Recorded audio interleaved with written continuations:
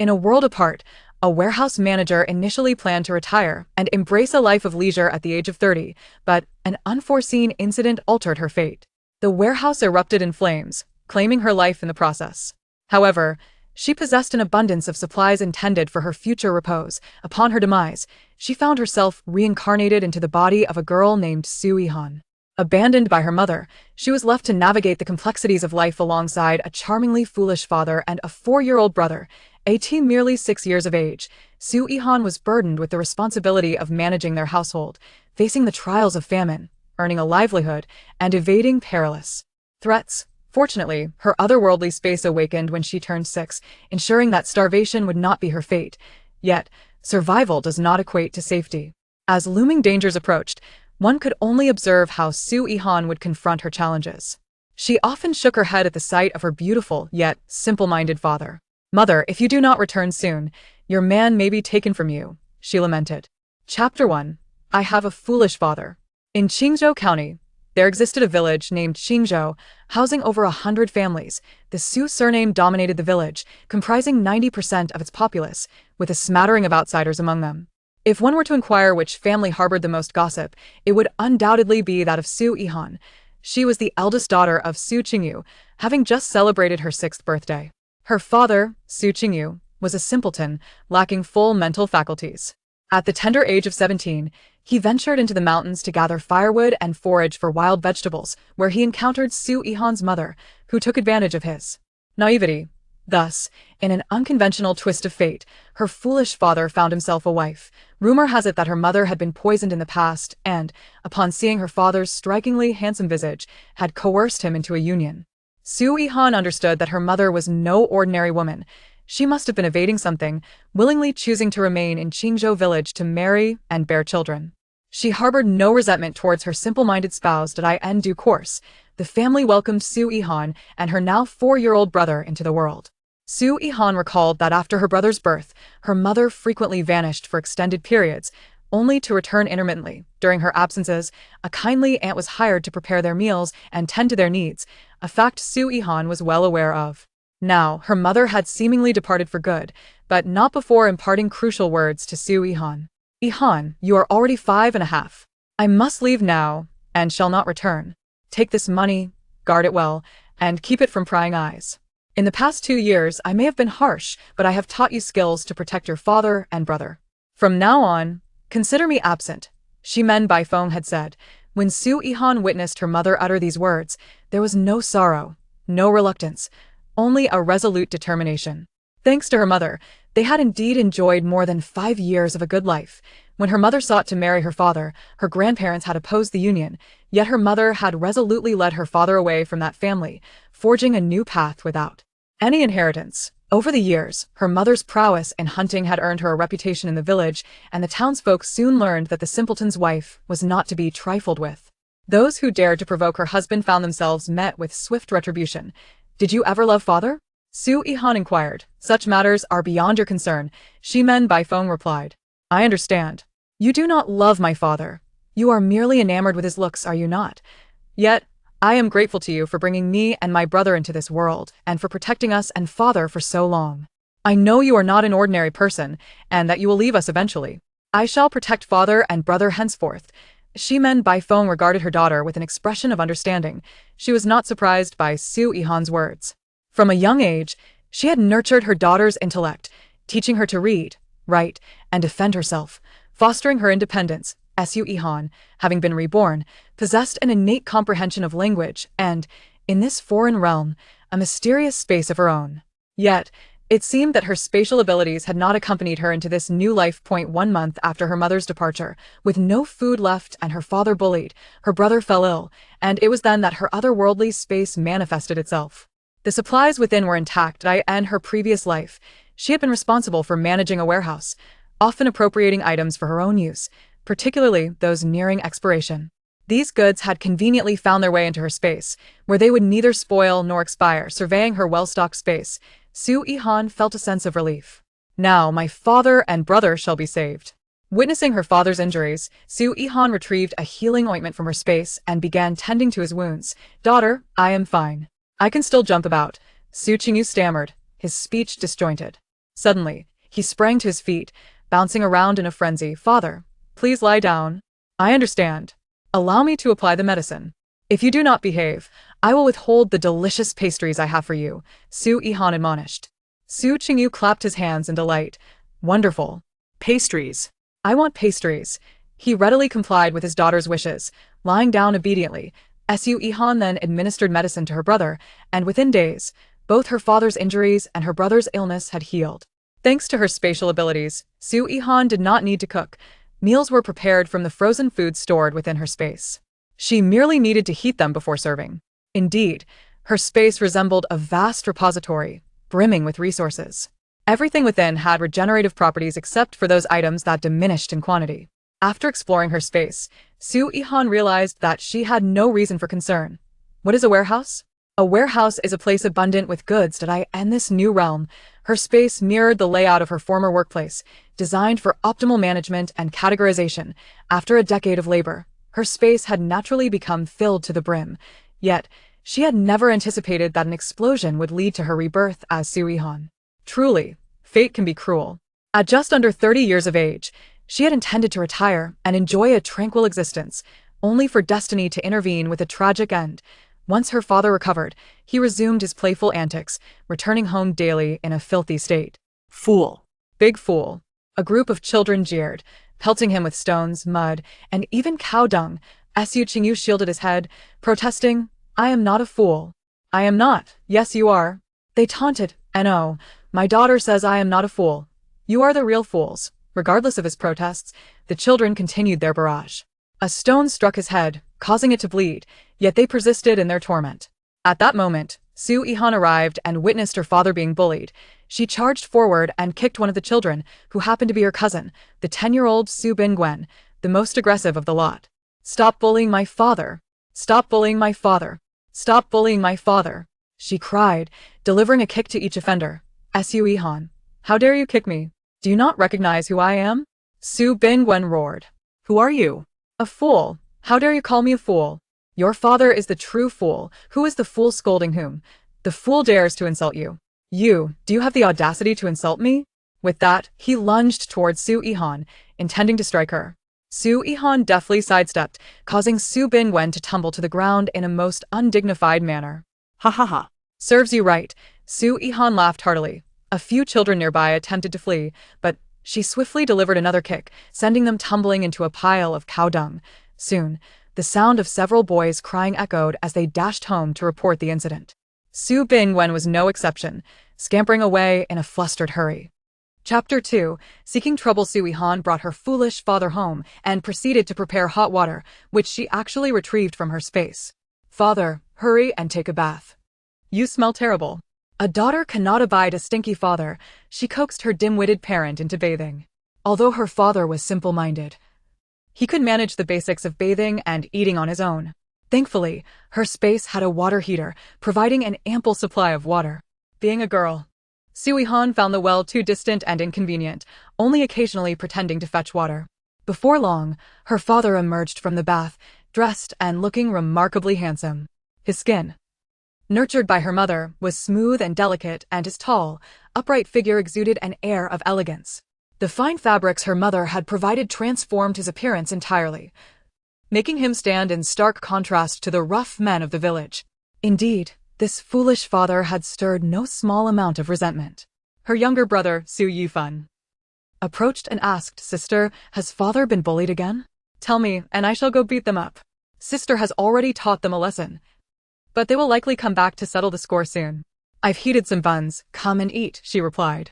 Her brother, clever and obedient, was privy to her secrets, believing her to be a fairy who could conjure items from thin air. The three of them soon finished the buns, with Su Qingyu devouring an impressive 8 large ones. Hardly had they finished when, indeed, those rascals who had bullied her father and their families knocked at the door. Su Yihan, anticipating their arrival, guided her father to sit at the threshold and took out some medicine to tend to the wound on his forehead. This was intentional. She wanted them to see that their stones had drawn blood from him. Despite his bath, the injury remained conspicuous, with occasional oozing of blood due to neglect. A group arrived, led by the village chief, with an intimidating air. Upon entering the yard, They fell silent at the sight of Su Yihan treating her father's injury. Father. It was that wretched girl, Su Yihan, who kicked me. I still feel pain. Su Bingwen complained. Yes, father, it was her. She just beat us all up. Look at my bruise. A little boy chimed in. You wretched girl, do you not know he is your brother? How could you strike him so fiercely? Uncle Su scolded her loudly. Unfazed, Su Yihan finished tending to her father's wound and looked up at them. Oh? What relationship do we share? He is my brother? Nonsense. We have long severed ties. I have a brother indeed. Fuming, Su Qifeng retorted, you cannot just go around hitting people. You must apologize. Yes. An apology is a must. You should compensate us at least 10 taels of silver each, one of the children's fathers greedily asserted. At the very least, 10 taels. Su Qifeng echoed. Suddenly, Su Qingyu interjected, but they bullied me first. Look, I'm bleeding. He threw the stone that hit me. Pointing at Su Bingwen. I did not. He fell by himself. Su Bingwen lied. My son does not lie. He must have tripped over something. Do not wrongfully accuse him. Su Qifeng defended his son. Turning to the village chief, Su Yihan said, Grandfather Chief, you must be well aware of how they routinely bully my father. Ever since my mother left. They have harassed him relentlessly. Each day he either comes home dirty or injured. You must stand up for us. The village chief, troubled, knew it was not Su Qingyu's fault. Now, you children, explain what happened, and do so truthfully, he commanded. Faced with his sudden inquiry, the children found themselves at a loss for words. Did you see him fall, or did you witness it? If you did not bully her father, how could she have hit you? The village chief pressed. Caught off guard, the children forgot their rehearsed excuses. You cannot articulate a response, can you? Have your parents incited you to slander others? The village chief continued, not allowing them a chance to speak. Look, his head is bleeding. If anything serious were to happen, you would be guilty of murder, he threatened. The children trembled at his words, while only Su Bingwen continued to act defiantly, thinking a fool's death was inconsequential. Su Yihan picked up a small stone from nearby and, with a slight effort, hurled it at Su Bingwen's leg. Ouch! That hurts, he cried, collapsing to his knees in pain. If you dare speak out again, I will show you who meets their end first, Su Yihan declared with authority. Village chief, look. She has injured my son. You must ensure justice is served. Su Qifeng shouted angrily. The village chief, recognizing Su Yihan's impressive skills, clearly taught by her mother before her departure, realized that this 6-year-old girl was not to be trifled with. What justice? Look at what your children have done. Have you considered your own weight in this matter? You dare provoke Yihan? Just because her mother is gone does not mean you can bully their family of 3. You adults should be ashamed. One is 6, the other merely 4. And their father is a simpleton, yet you still take pleasure in tormenting them. Is that not disgraceful? Qingyu is injured and bleeding, yet he has not demanded recompense from you. What audacity! Leave now, and should this happen again, handle it yourselves. Do not say I did not warn you. Yihan is not someone you can provoke. The village chief concluded, departing. Except for Su Qifeng and Su Bingwen, the others dispersed. You wretched girl, just wait, Su Bingwen grumbled as they made their way home. Father, we cannot let this go unpunished, he protested defiantly. Su Qifeng halted, scolding, you fool. Why do you persist in provoking a simpleton? You brought this upon yourself. That wretched girl has some skills. If you cannot outmatch her, then keep your distance. You are 4 years her senior, yet cannot best a girl. Enraged by his father's rebuke, Su Bingwen simmered with anger. This grudge shall be repaid. Chapter 3. Stealing upon returning home, Su Qifeng recounted the events to the family. Brother, how could you bring Bingwen to settle the score with her? Su Qingyan inquired. Silence. Who are you to side with outsiders? Su Qifeng snapped. Su Qingyan was the youngest son of the Su family, and also Su Yihan's uncle. After their mother disappeared, he had secretly aided Su Yihan's family, but was subsequently punished by their grandparents and 2 older brothers, leading him to cease his assistance. Enough. This matter is settled. What am I to do with my face after today's events? Old man Su interjected. Father, that fool's wife has left. Look at how they are dressed in fine materials. Who knows what treasures they may be hiding at home? Su Qingdong, the eldest son, remarked with a sly grin. As soon as the words left his mouth, everyone's eyes lit up, except for Su Qingyan, who was about to speak, but was halted by his wife. But that wretched girl has some talent, Su Qifeng noted. We could search their home while they are away. They live at the foot of the mountain. So secluded that no one will see us, Su Qingdong continued, grinning mischievously. His wife chimed in, Father, Mother, I believe my husband is correct. Let us proceed this way. Even if we do not find money, they possess good items that we can sell. Indeed, Father, the drought is severe now, the well has run dry, and the harvest has been poor. I have heard that many villagers have begun to flee in search of food, the second daughter-in-law remarked. The family deliberated on when to scavenge for supplies. They were warned that Su Qing'an would be heading to Gaomi.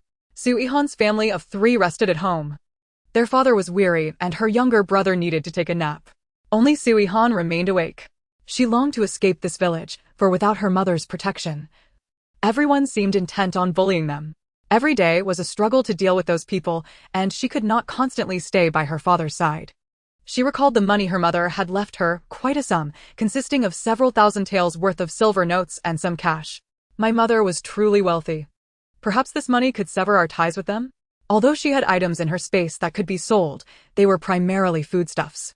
However, she only hoarded what was truly useful to her and had no desire to occupy space with items of little worth. Since she had money, there was no need to utilize her stored goods. I wonder if these silver notes can be exchanged. I should cash them in for safety within my space. The next day, Su Yihan took her feeble-minded father and younger brother to town. Su Qingdong and Su Qifeng, the 2 brothers, had been closely monitoring their family's movements. Upon seeing Su Yihan's family head to town, the brothers hurriedly sneaked into her courtyard to search for valuables. Brother, look, this fool's clothing is truly exquisite. Made from fine fabric. Let us take it all. The garments belonging to the 2 of them could fetch a good price as well. Su Qifeng packed all the clothes from the wardrobe, having rummaged through every cabinet in the room, yet found no money. Only in Su Yihan's room were there some pretty hair ornaments suitable for a young girl, which should be worth something. Then they proceeded to the kitchen, where there were no ingredients to be found. What do they eat? There's nothing here. Stop talking nonsense, see if there's anything valuable. In the end, they took some dishes and pots that could fetch a decent price. Brother, did we miscalculate? That fool's wife really left them with no money? Hurry up. Take everything of value. When they left, the house was in disarray, and not a single valuable item remained. Back home, they secured the door and sent the children away. Su Qingdong and Su Qifeng laid out the stolen items. No silver? Old man Su inquired. Father, I too am perplexed, we truly found no silver. And the kitchen is completely bare. This is already everything of value from their home, Su Qifeng reported. Father, truly, this is all of it. Even their furnishings are of decent quality, too conspicuous to move. Old man Su listened to his son's report. All right, you 2 should take these to town and sell them. If they are discovered here, we'll be in trouble. Converting them to cash is a different matter altogether. Sell them and buy grain with the proceeds. Old man Su commanded. Su Qingdong and Su Qifeng immediately set about their task, hastily loading the family's ox cart for the trip to town. We must be cautious. We cannot run into that wretched girl, Su Qingdong warned. Brother, don't worry, my eyesight is sharp. These clothes must be worth quite a bit, right? Su Qifeng grinned. Who knows? After all, they've been worn. I think those ornaments might fetch a higher price. Upon arriving in town, they were furtive, glancing around nervously, fearful of encountering Su Yihan. Fortune smiled upon them, as Su Yihan and her family were en route to the county seat. They went directly to a pawn shop and inquired about prices. The shopkeeper, upon seeing the garments, exclaimed in astonishment, "How did you come by such fine clothing?" Just as the shopkeeper was about to say more, he hesitated. These items can be pawned, they are quite new. For this many garments, I can offer you 100 taels. The brothers, upon hearing this sum, readily agreed. They then asked the shopkeeper to appraise the other items. Ultimately, they exchanged everything for a total of 220 taels. The brothers beamed with delight, having never seen such a sum of money before. Their excitement bordering on euphoria. They tucked the cash into their undergarments, anxious about the possibility of being robbed. After they left, the shopkeeper promptly dispatched a letter. He recognized that the fabric and the ornaments were likely from a noble family. Thus, he felt compelled to inform his master to ascertain whether a noble had been robbed. His master, situated in the county seat, arrived swiftly. "What have you collected?" a young man inquired. "Master, it is all of this." The young man examined the items. "Hand it all over to me. What about the 2 who pawned these?" "I have sent someone to follow them," came the reply. "Well done." Su Yihan and her family remained oblivious to the theft, unaware that upon their return, they would find themselves without even a change of clothes. The young man quickly dispatched individuals to return the garments to their rightful owner. Yes, they quietly restored the items and tidied the house to conceal any signs of a break-in. Chapter 4. Redemption. First, they used the silver notes to purchase a sizable cart, not luxurious, but ample for their needs. Then, they proceeded to the bank to exchange 3,000 taels in silver notes. Fearing deceit, Su Yihan repeatedly urged her father to stay close, though he was instructed not to speak. When silent, it was nearly impossible to discern that he was simple-minded. With an adult accompanying her, conducting her affairs became significantly easier. Exchanging such a large sum of 3,000 taels was bound to attract attention, especially with her father's striking appearance, which left a lasting impression. Once the money was loaded onto the cart, Su Yihan concealed herself within, safely placing the 3,000 taels into her space. Her younger brother watched in awe, as if witnessing a magic trick, both astonished and thrilled. Su Yihan also observed, exclaiming, "My daughter is a celestial being. Father, do you hear what your daughter says?" Su Yihan nodded vigorously. "You must remember, you cannot let anyone know about my magical abilities, or they will capture your daughter." Su Yihan coaxed. "No, I want my daughter. Father will not speak of it. He will listen to his daughter." After Su Yihan spoke, he covered his mouth, indicating he would not reveal the secret. "Brother, you will be responsible for keeping an eye on father. I cannot always watch over him." "Understood, sister. I will ensure father does not wander." "Father, you must also listen to your son. He is your son, and you must heed his words." Su Yihan reiterated to ensure her father comprehended. "All right, I will listen to my daughter and my son," Su Yihan stammered. Su Yihan felt utterly drained. "Sister, where are we going with the cart?" her brother asked. "I wish to take you both away from Qingzhou village. Father is constantly bullied, and I long to find a place where no one knows us." As noon approached, Su Yihan took her father and brother to a restaurant. She ordered an abundance of their favorite dishes. "Daughter, this is delicious," Su Yihan exclaimed, eagerly devouring the food. "My father has been spoiled by my mother. He devours all that is good, yet turns his nose up at anything less appealing." At that moment, a nearby table was engaged in conversation. "When do you plan to leave?" "In a few days, I shall depart. The drought has become severe, and soon there will be no clean water to drink. With the price of grain rising significantly, I too will be leaving shortly. It is said that the south is favorable, blessed with ample rainfall, though it is not without the occasional flooding. Some have ventured to the capital, but lacking funds, it may not be suitable for them either."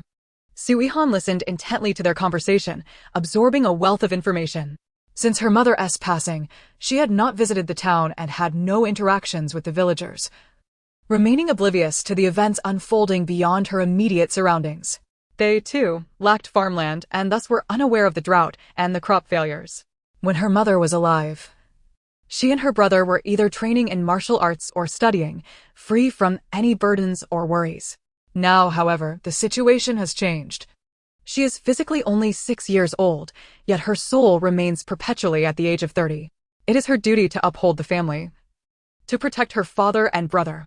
Now that she is aware of the circumstances, she must prepare diligently.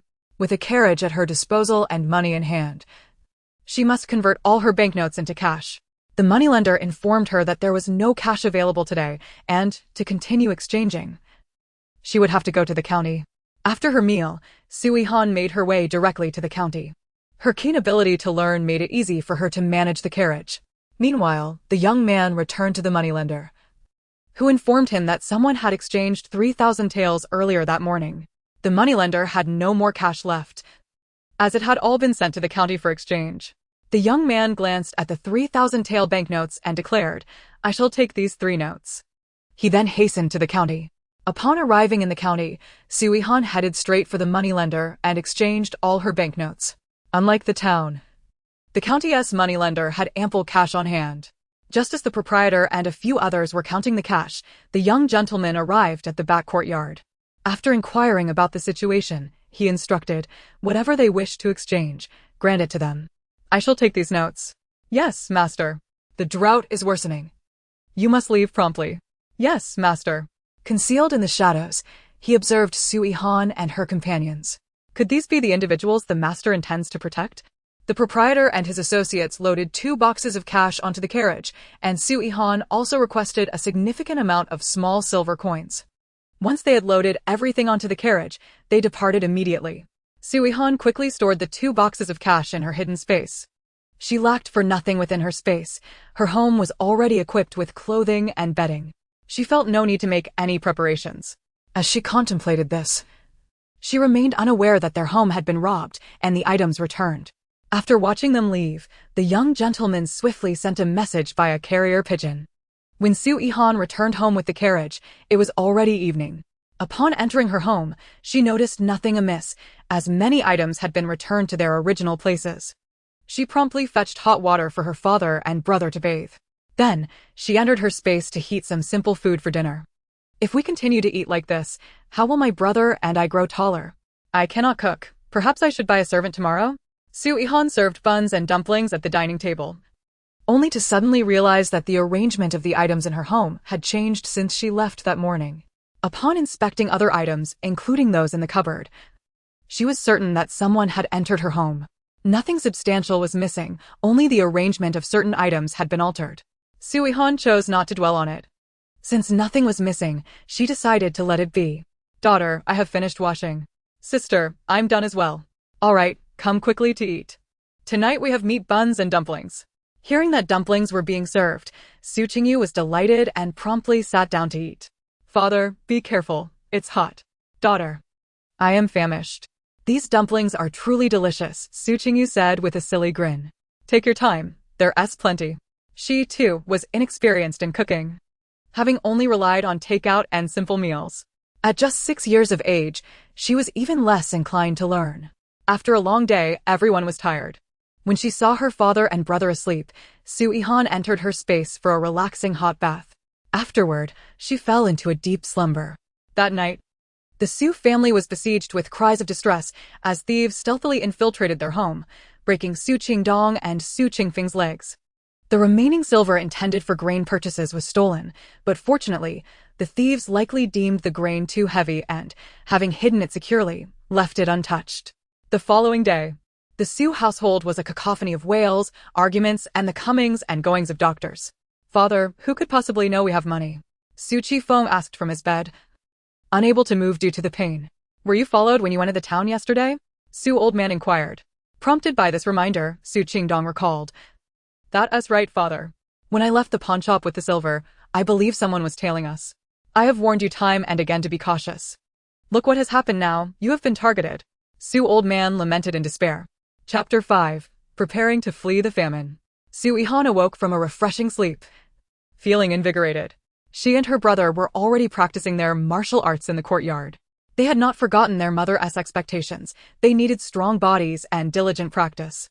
The village chief sounded the copper gong, signaling the villagers to gather at the threshing ground. Su Yihan attended, and indeed, it was to organize grain supplies in preparation for fleeing the famine. The villagers were in a state of panic, many lacking the spare silver to purchase grain, and some chose not to flee at all. The county magistrate advised that if they wished to escape the famine, they should head south, and those wanting to join the exodus needed to prepare well in the coming days. Each household was to safeguard their own household registration, and the travel permits would be distributed for safekeeping. This way, should they become separated, they would not panic as long as they had their permits. The village chief shouted loudly. What Su Yihan most desired to hear was that the household registration and travel permits would be kept by themselves. Now, she felt reassured. With the permits and registration in hand, they need not follow the crowd. However, at the outset, it would be unsafe for just the 2 children and their simple-minded father. So it was prudent to accompany the group for a while. Upon returning home, Su Yihan informed her brother of the impending flight from the famine. Sister, should we take everything from the house? Yes, I will store it all in my mysterious space. I plan to visit the town today to see about hiring a servant. It will be difficult for a child to care for you both alone on the journey. All right. Su Yihan similarly brought her father and brother along. Before leaving the house, she first stored all valuable and useful items in her space, fearing that thieves might have their eyes on them. In the face of famine, those without money to purchase grain would undoubtedly resort to thievery. Upon arriving in the town, she made her way directly to the servant agency. Sir, what kind of servants do you require? We have them all right here. The proprietor referred to Su Qingyu as Sir, nearly prompting her to speak, only to be halted by her daughter. These are all we have left. The better young ones have already been chosen. However, we just received a pair of siblings who possess some martial skills. The young man is strong and capable, while the young woman can wash and cook. The agency owner introduced. This pair of siblings stood out remarkably, and they did not resemble servants in the slightest.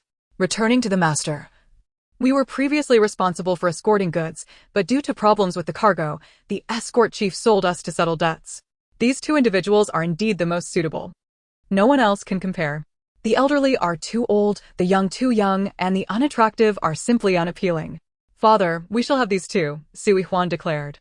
Heeding his daughter's words, he spoke as she had instructed him. Given the advantageous conditions of these two, each was worth 50 taels of silver.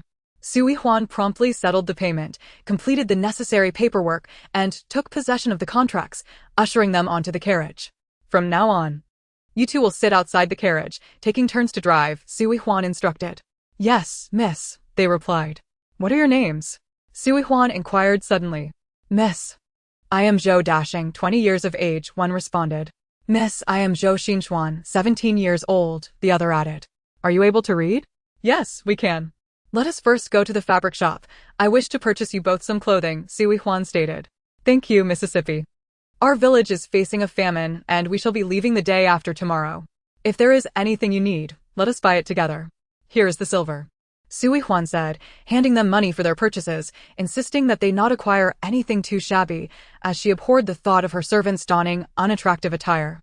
Understood, Mississippi. Once they had completed their shopping, Zhou Dashing inquired, Sir, Miss, have we procured water flasks for our journey? We have already acquired ours. You should buy some for yourselves as well. Additionally, purchase extra candles, a large water bucket with a lid, and more waterproof tarpaulin, Su Yihan instructed. Yes, Mississippi.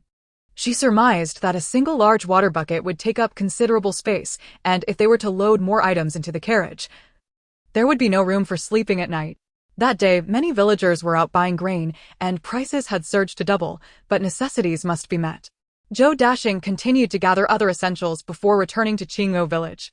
Upon arriving home, Su Yihan instructed them to organize their belongings while she went to the kitchen to fill all the barrels with water.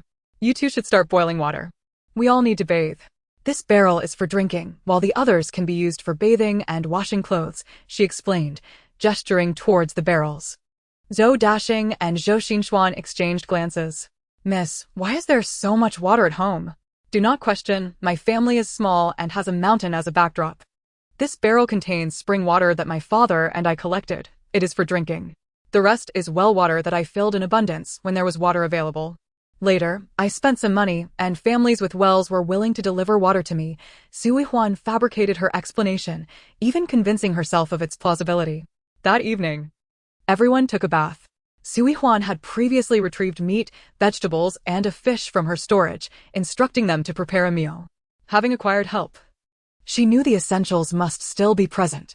Rice and water were indispensable, and she had taken out some cured meats and dried goods. The following day, Zhou Dashing and Zhou Xinchuan busied themselves preparing, filling the water flasks, and transferring the remaining half-barrel of spring water onto the carriage. One bucket of water was allocated for the horse, and they gathered some fodder from the mountain. Cured meats and rice were placed in a large basket, while other grains were secured atop the carriage in the designated luggage area. The siblings noticed their master's belongings were quite sparse.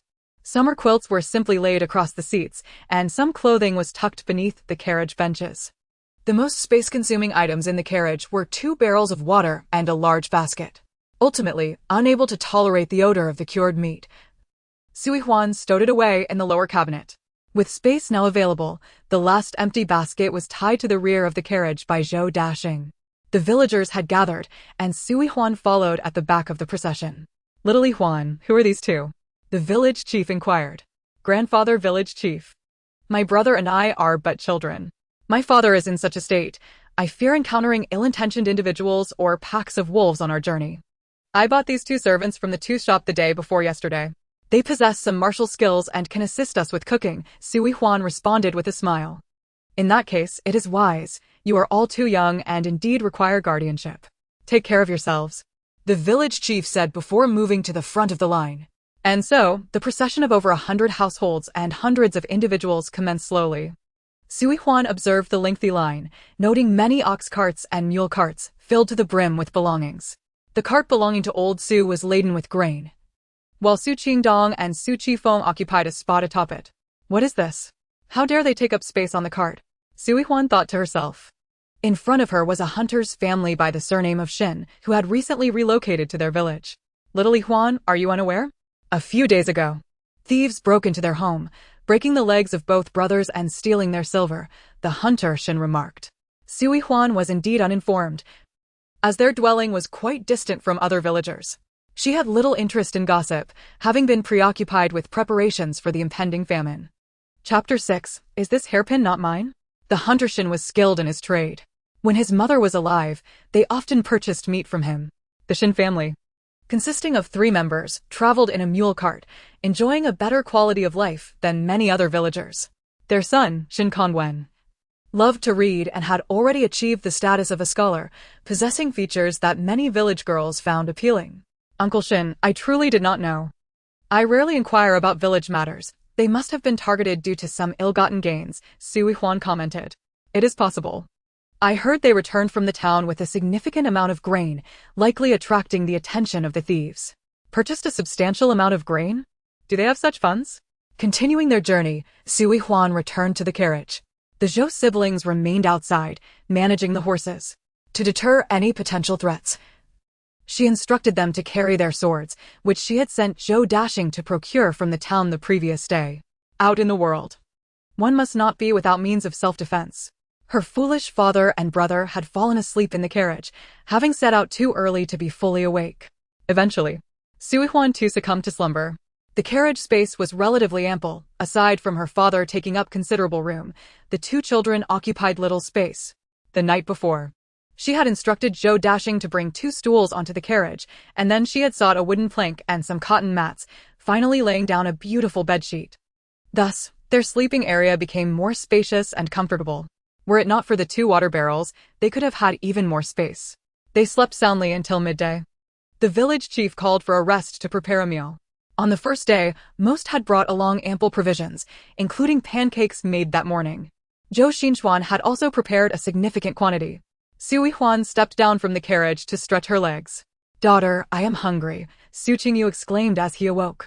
Father, here are the pancakes I made this morning, she replied, handing him a pancake.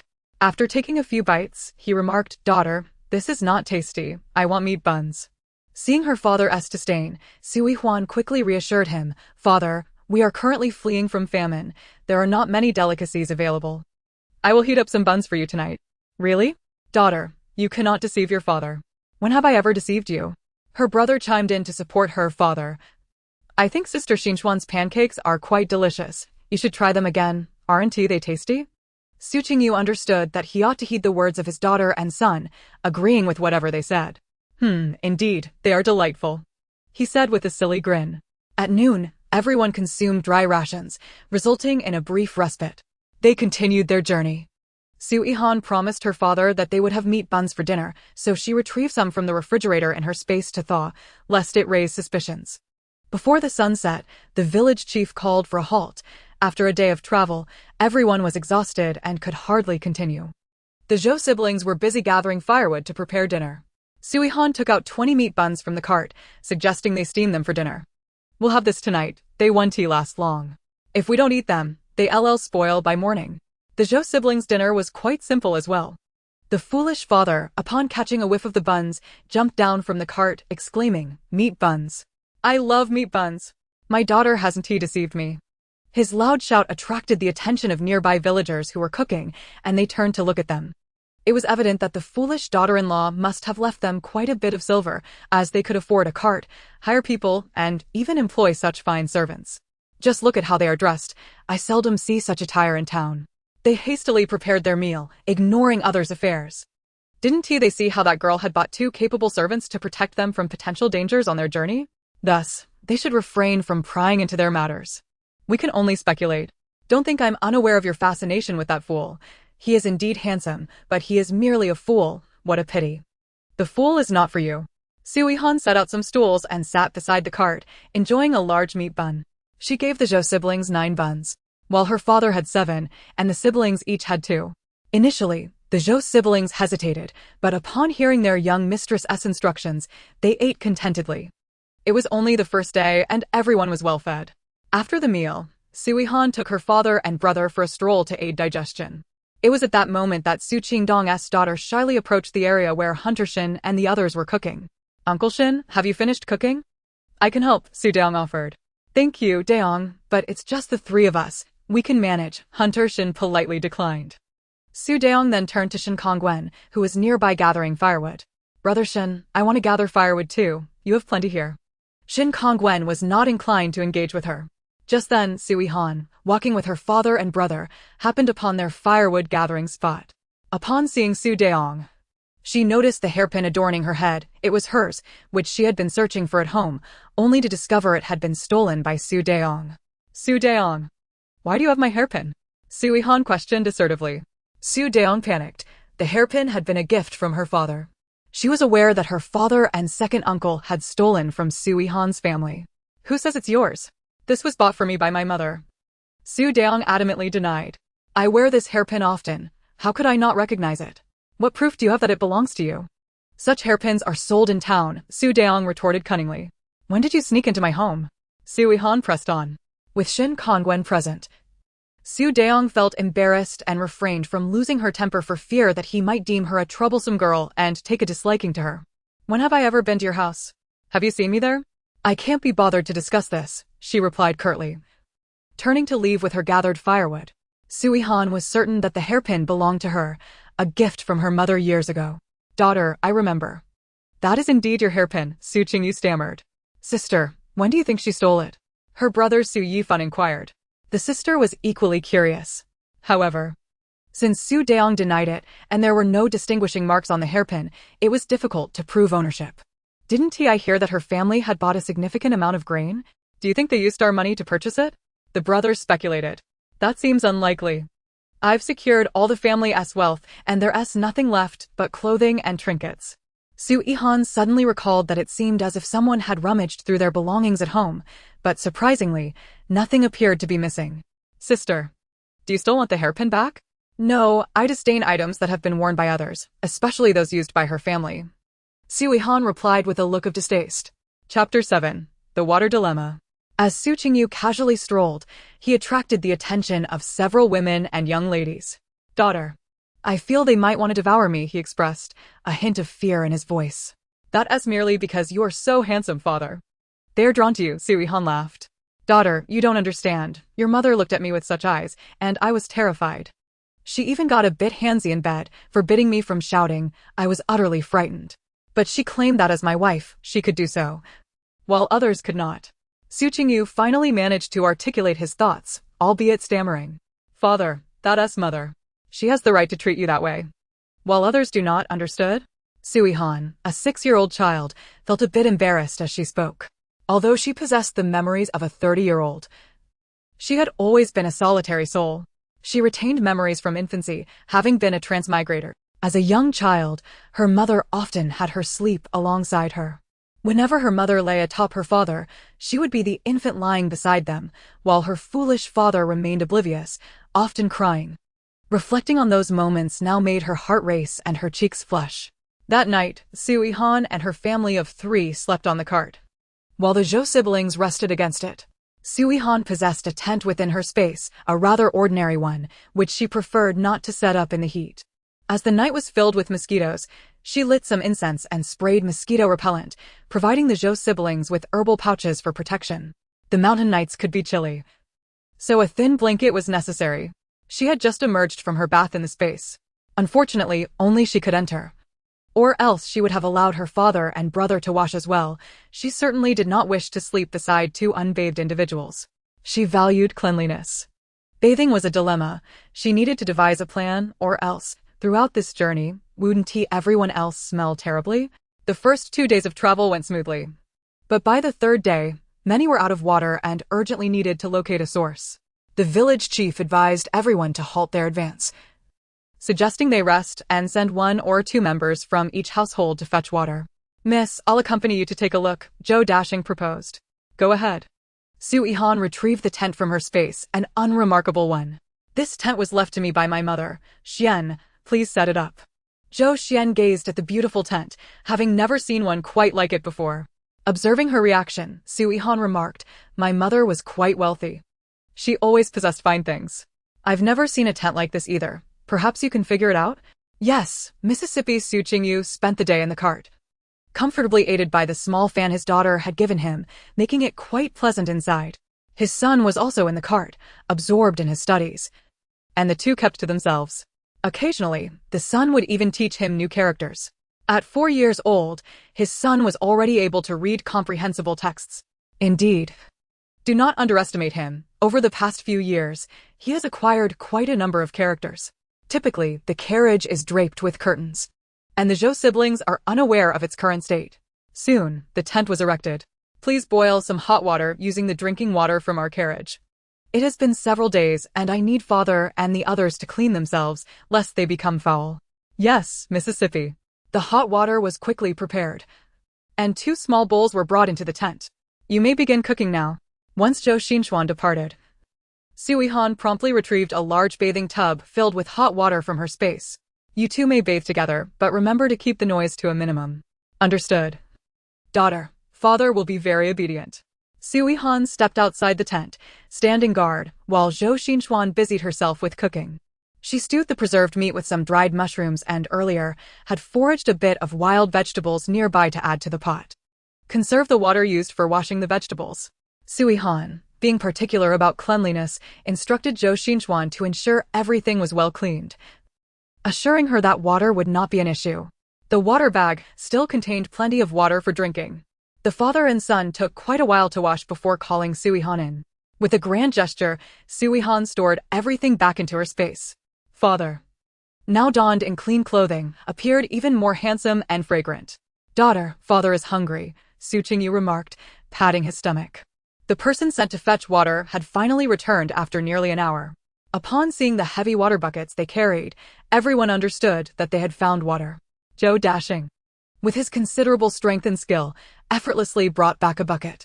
After dining, you two should see about fetching more water, take a bath, and change your clothes. With your stamina, it won't take long to make the round trip. Yes, Mississippi. Let us eat first. Their meal consisted of stewed preserved meat with mushrooms, an aroma so enticing that it made those nearby unconsciously swallow. The rice was hearty and substantial, not watery porridge. How could they not envy such fare? Especially when even the 2 servants dined so well? With access to water, everyone felt more at ease, enabling a good night's rest. The Zhou siblings proved quite capable, making swift work of their water-fetching task. They finally bathed and changed clothes. Su Yihan felt a surge of joy seeing everyone around her so clean. The hunter Shin had sent 2 of his family members to fetch water, as their household was small, and they could manage with water for several days. That evening, Zhou Dashing went to fetch water once more, ensuring that the horses also had enough to drink. That night, the Zhou siblings slept outside the carriage, taking turns to stand watch. Inside the tent, Su Yihan had already laid out beds, allowing everyone to enjoy a restful slumber. Early the next morning, she folded the bedding and encouraged her father and brother to continue sleeping in the tent. She retrieved a package of noodles from her space, tore open the packaging, and handed it to Zhou Xinchuan for breakfast, suggesting they boil a few eggs alongside. Thankfully, there were still some common provisions available. Miss, many of your items are unfamiliar to me. My mother was a wandering merchant, and some things were procured from foreign lands. It is no wonder you have not seen them before. I am weary, it is always a need to explain. Before departing that morning, someone ventured out early to fetch water, as many were afraid to do so the previous night, fearing encounters with wild beasts. After several peaceful days, Su Yihan felt the group was unusually quiet.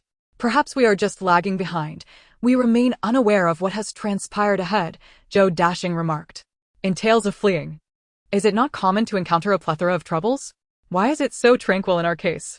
In truth, few dared approach. Given that 2 martial experts were present for protection, and she herself was also skilled, no one would contemplate courting death. The Su patriarch, who typically harbored deep-seated animosity towards their family, now found his 2 sons incapacitated and unable to leap about. Thus, they had been able to pass a few days in such tranquility. Chapter 8. The escalation of refugees and chaos. On the seventh day of fleeing, the number of refugees had evidently increased. The villagers of Qizhou had formed a throng of several hundred, encountering refugees from the neighboring village. It was said they had set off a few days earlier, yet moved at such a slow pace. After communication between the village heads, it became clear that the delay was also due to water scarcity. Currently, several hundred from the neighboring Dying village were at the front of the procession, with the refugees from Qingzhou trailing behind, leaving a considerable gap between the two villages. A fleeing caravan nearing 1,000 individuals was indeed becoming an increasingly grand sight. What is happening ahead? Su Yihan, who typically paid little heed to village matters, inquired. Miss, we have encountered the refugee caravan from the neighboring village. We are currently following behind them, Zhou Dashing replied. With so many people, it will be chaotic. Be vigilant tonight. Yes, Mississippi. Do you know where we are now? Su Yihan, being directionally challenged, only knew to head south, unaware of the towns they had to traverse. Replying to the miss. We have now entered the territory of Guangzhou County, but there remains a considerable distance to the county seat. Our destination is Zhao County in the south. At this pace, it will take at least 2 months to arrive, Zhou Dashing had long since ascertained. 2 more months? Has Guangzhou County been affected by drought? Replying to the miss. As far as I know, yes, but not as severely as Qingyou County. They are currently not accepting any refugees. Not accepting? Then I must continue following the caravan. It was once again time to rest in the evening. Dinner remained hearty. The siblings consistently received ingredients from their miss, with rice that was genuinely substantial. Just 7 days into their journey, many families had begun to experience food shortages. Some within the caravan had even resorted to stealing. Those who were caught faced violence and were driven away. That night, the Zhou siblings heightened their vigilance. Those fetching water went to do so, while the cooks prepared meals. Unbeknownst to them, a number of other refugees had begun trailing behind their caravan, as Su Yihan and her party were positioned at the rear. Miss, many more refugees have joined us. We must be cautious, Zhou Xinchuan warned. Fortunately, Zhou Dashing's imposing presence deterred them. During the day, he ascended to the top of the carriage, sword in hand, keeping a watchful eye on the refugees behind to prevent any attempts at theft. The same vigilance was maintained at night, with the two taking turns to stand watch.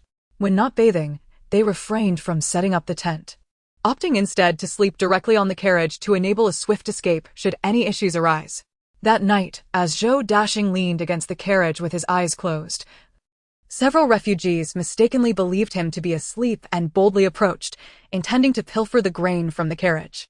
However, as they drew within 10 meters, Zhou Dashing unsheathed his sword, its blade gleaming ominously in the night, causing the would-be thieves to flee in terror. Su Yihan and the others slept soundly, entirely unaware of the danger, perhaps due to their profound trust in the Zhou siblings. Meanwhile, Hunter Shin also sensed something amiss and joined Zhou Dashing in driving away the intruders, utilizing arrows commonly employed in hunting. The following day, upon waking, Su Yihan once again produced noodles and eggs for the Zhou siblings to cook. Their diet had become monotonous, consisting nearly every day of egg noodles. They secretly indulged in dried meat and various fruits on the carriage, and the Zhou siblings also enjoyed a fair share of fruit.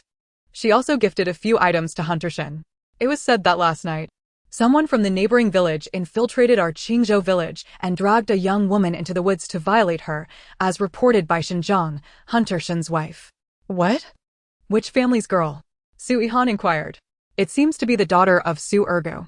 I heard she attempted to take her own life upon being discovered.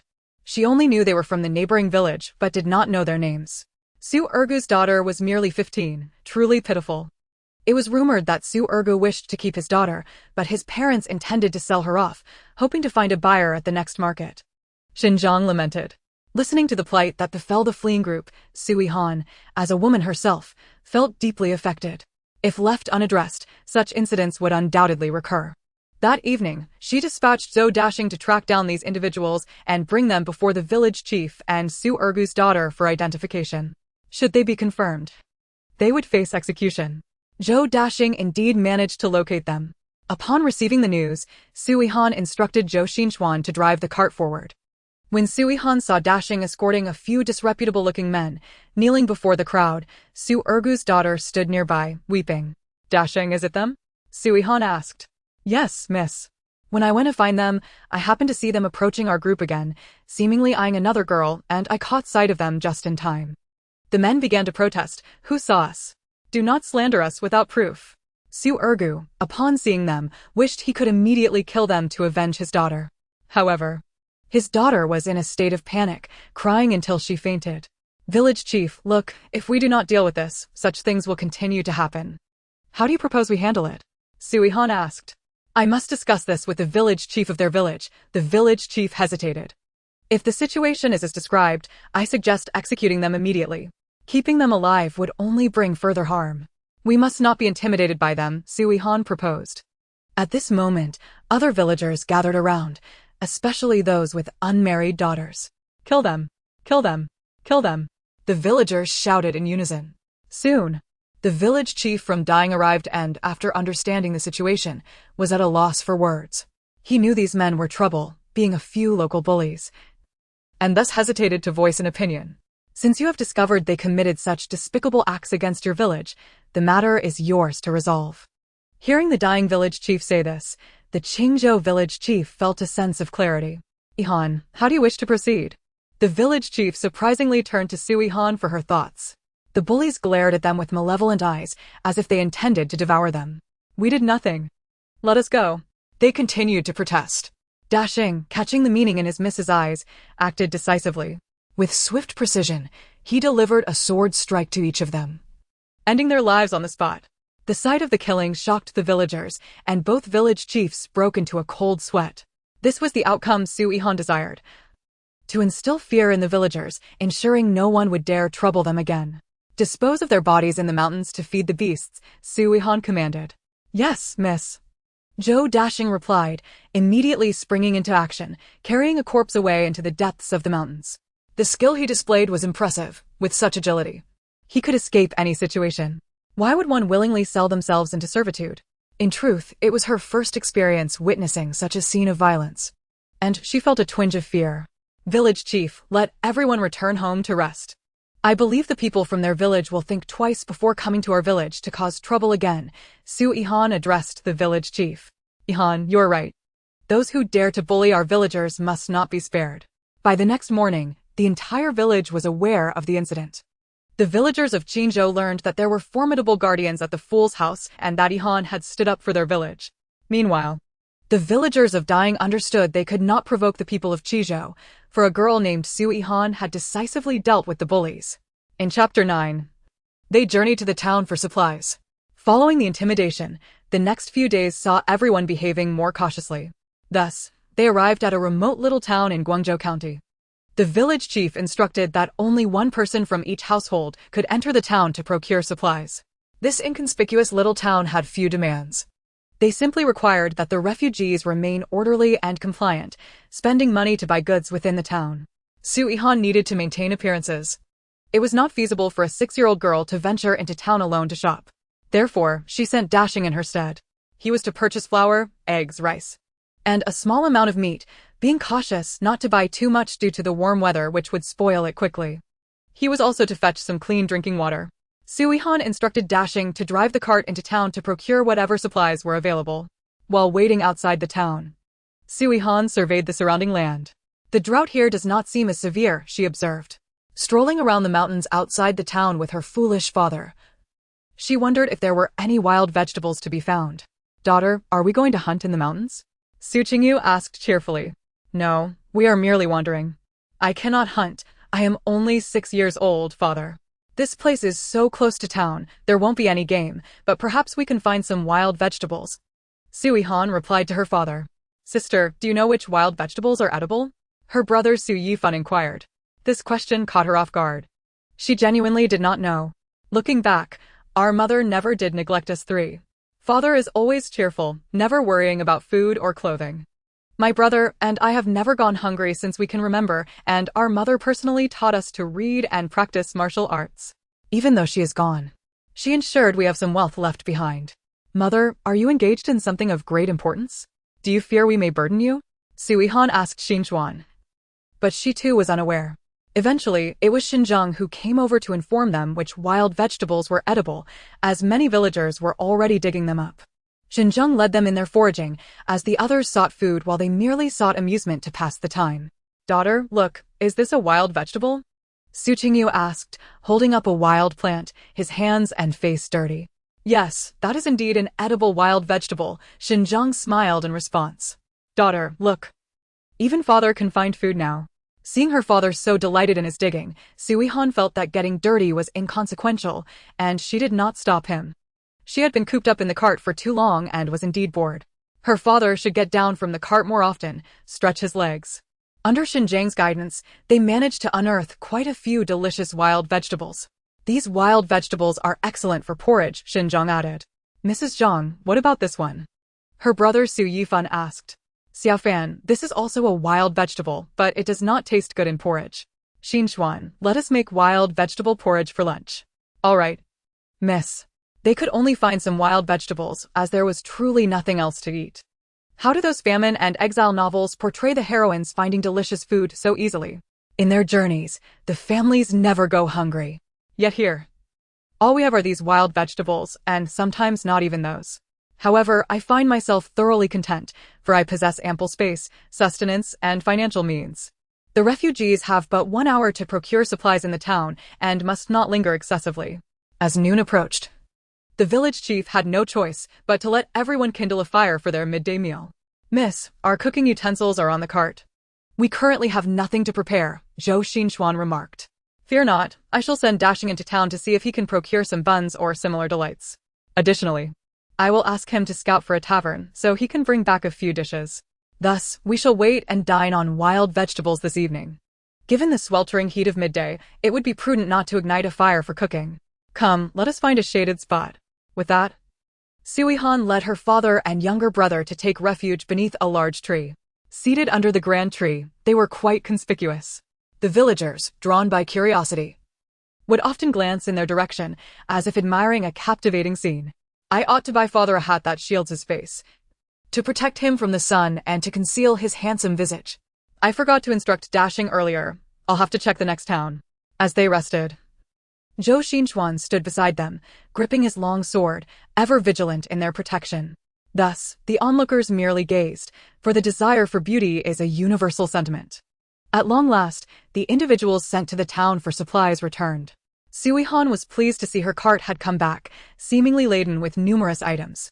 Miss, I have packed several dishes from the tavern, all of which the master adores. They are best enjoyed while warm, Dashing announced, retrieving the neatly wrapped food from the cart. Upon seeing her favorite dishes, Su Qingyu could hardly contain her eagerness to eat. Father, do take your time. Delicious. My dear daughter, son, and all of you.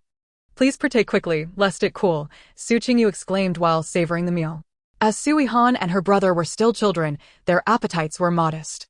Ultimately, aside from what their father consumed, the rest was devoured by the Zhang siblings. Leftovers were a concern, as they might spoil. Miss, I also procured dozens of buns and steamed buns. Very well, we shall have them tonight or for breakfast tomorrow. They should keep. Dashing, did you find a suitable hat for my father in town? Su Yihan inquired. Indeed, you need not return to town. I noticed some townsfolk selling hats as I was leaving. I shall acquire a few more, and I also spotted rain cloaks and hats. I fear we might need them should it rain, so I will purchase some. Very well, go ahead.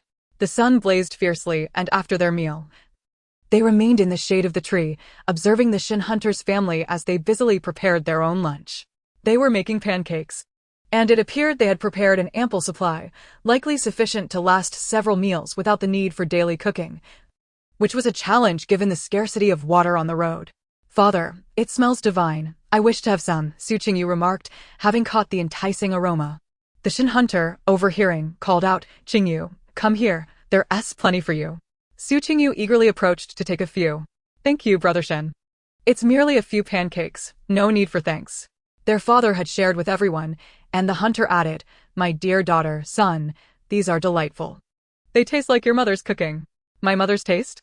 Su Yihan initially did not grasp the implication, but upon tasting a small bite, she realized it indeed resembled her mother's pancakes, which she often made. Could it be that my mother learned to make pancakes from the Shin hunter or Aunt Zhang? She pondered. Subsequently, Shin Kongwen brought over more. If you grow hungry on the road, these will serve as a light snack. My parents made plenty. We have enough provisions for several days. Having deposited the pancakes, Shin Kongwen took his leave. Seeing her father so pleased, Su Yihan accepted the gift. Tonight, I shall offer them a few meat buns as a token of gratitude. Excellent, excellent. Father relishes them. They remind me of your mother's flavor, my beloved wife. Su Yihan noticed her father had reiterated this several times, indicating that he still cherished memories of her mother. Chapter 10, Su Daya. The journey of fleeing continued for Su Yihan and her companions as they chose to remain at the rear of the group, as it provided them with a semblance of privacy. The number of refugees trailing behind had dwindled, as it seemed that with each town they passed, fewer followed. It was uncertain whether they could remain. Perhaps many had succumbed to hunger or thirst. In any case, only a handful of refugees persisted behind them, likely seeking the safety of the larger group. The heat was oppressive and they could not travel far. The procession soon came to a halt, having not ventured very far. At this pace, when shall we arrive? May I leave ahead? I fear encountering other refugees or bandits, outnumbered and at a disadvantage. I possess no golden finger. Only a space filled with supplies, mainly food to stave off starvation, but it offers no guarantee against banditry. Why am I reborn into this? I am but 6 years old. Su Yihan grumbled to herself. Today, she intended for her father to bathe, hence the tent was erected. After all, her father had a penchant for foraging wild vegetables. Daughter, shall we go foraging for wild vegetables? I recall my youth spent climbing mountains for them, where I first encountered my wife. However, she later forbade me from climbing, citing the dangers of the mountains. Su Qingyu had become quite fond of foraging. Very well. Once the tent is set, I shall have Dashing accompany us. Tonight, we shall feast on wild vegetable porridge and meat buns. Su Yihan smiled as she spoke to her father. Excellent, excellent. Wild vegetable porridge and meat buns. Su Qingyu clapped his hands in childlike excitement. Soon, the tent was fully erected. Miss, it is complete. While it is still light, we may go gather some wild vegetables, but we must return before nightfall.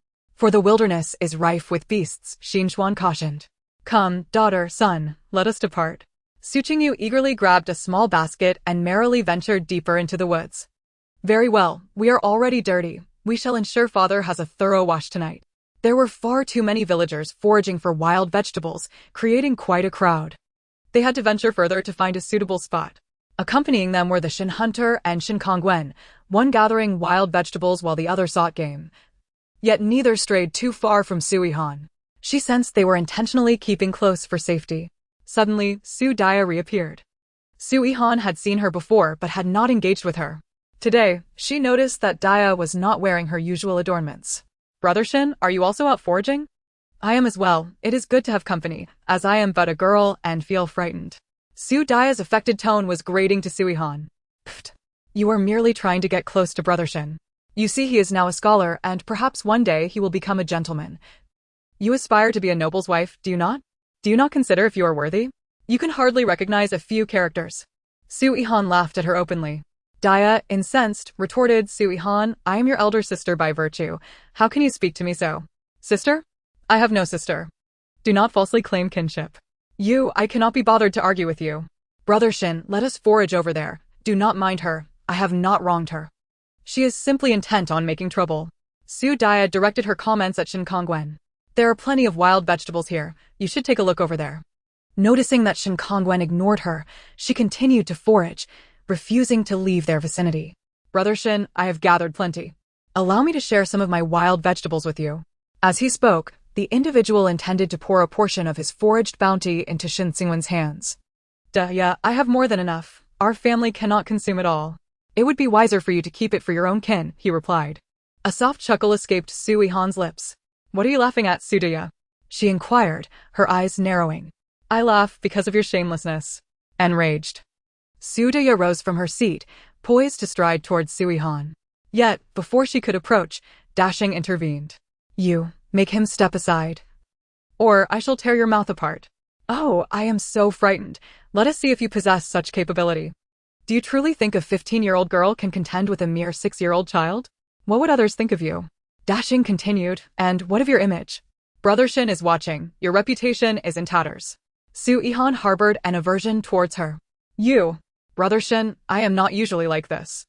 I simply lost my temper. Su Yihan's words were utterly excessive. Su Daya hastily attempted to salvage her image. However, Shin Kongwen seemed disinclined to engage with her. Daya, your family must be awaiting those wild vegetables. You should hasten back to prepare the meal. Another soft chuckle escaped Su Yihan. You are being dismissed.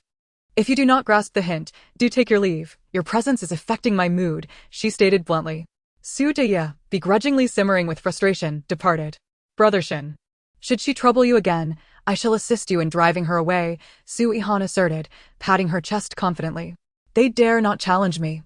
They are merely bullies who prey on the weak. Shin Kongwen politely clasped his hands in gratitude. I appreciate it, Miss Yihan. Do not call me Miss. Simply refer to me as Yihan, she replied. Thank you, Yihan. No need for thanks, it was but a trifling matter. Shin Kongwen smiled. It was the first time Su Yihan had witnessed him smile. After so much time spent fleeing, he had mostly occupied himself with books in the mule cart. Brother Shin is not unappealing, he simply does not resemble the Shin hunters much. At that moment, Su Qingyu, who had been observing the scene, clapped and remarked, Daughter. When did you become so adept at arguing? You were never like this before. How is it, father? Am I impressive? I chased away that insufferable Su Yihan. Impressive.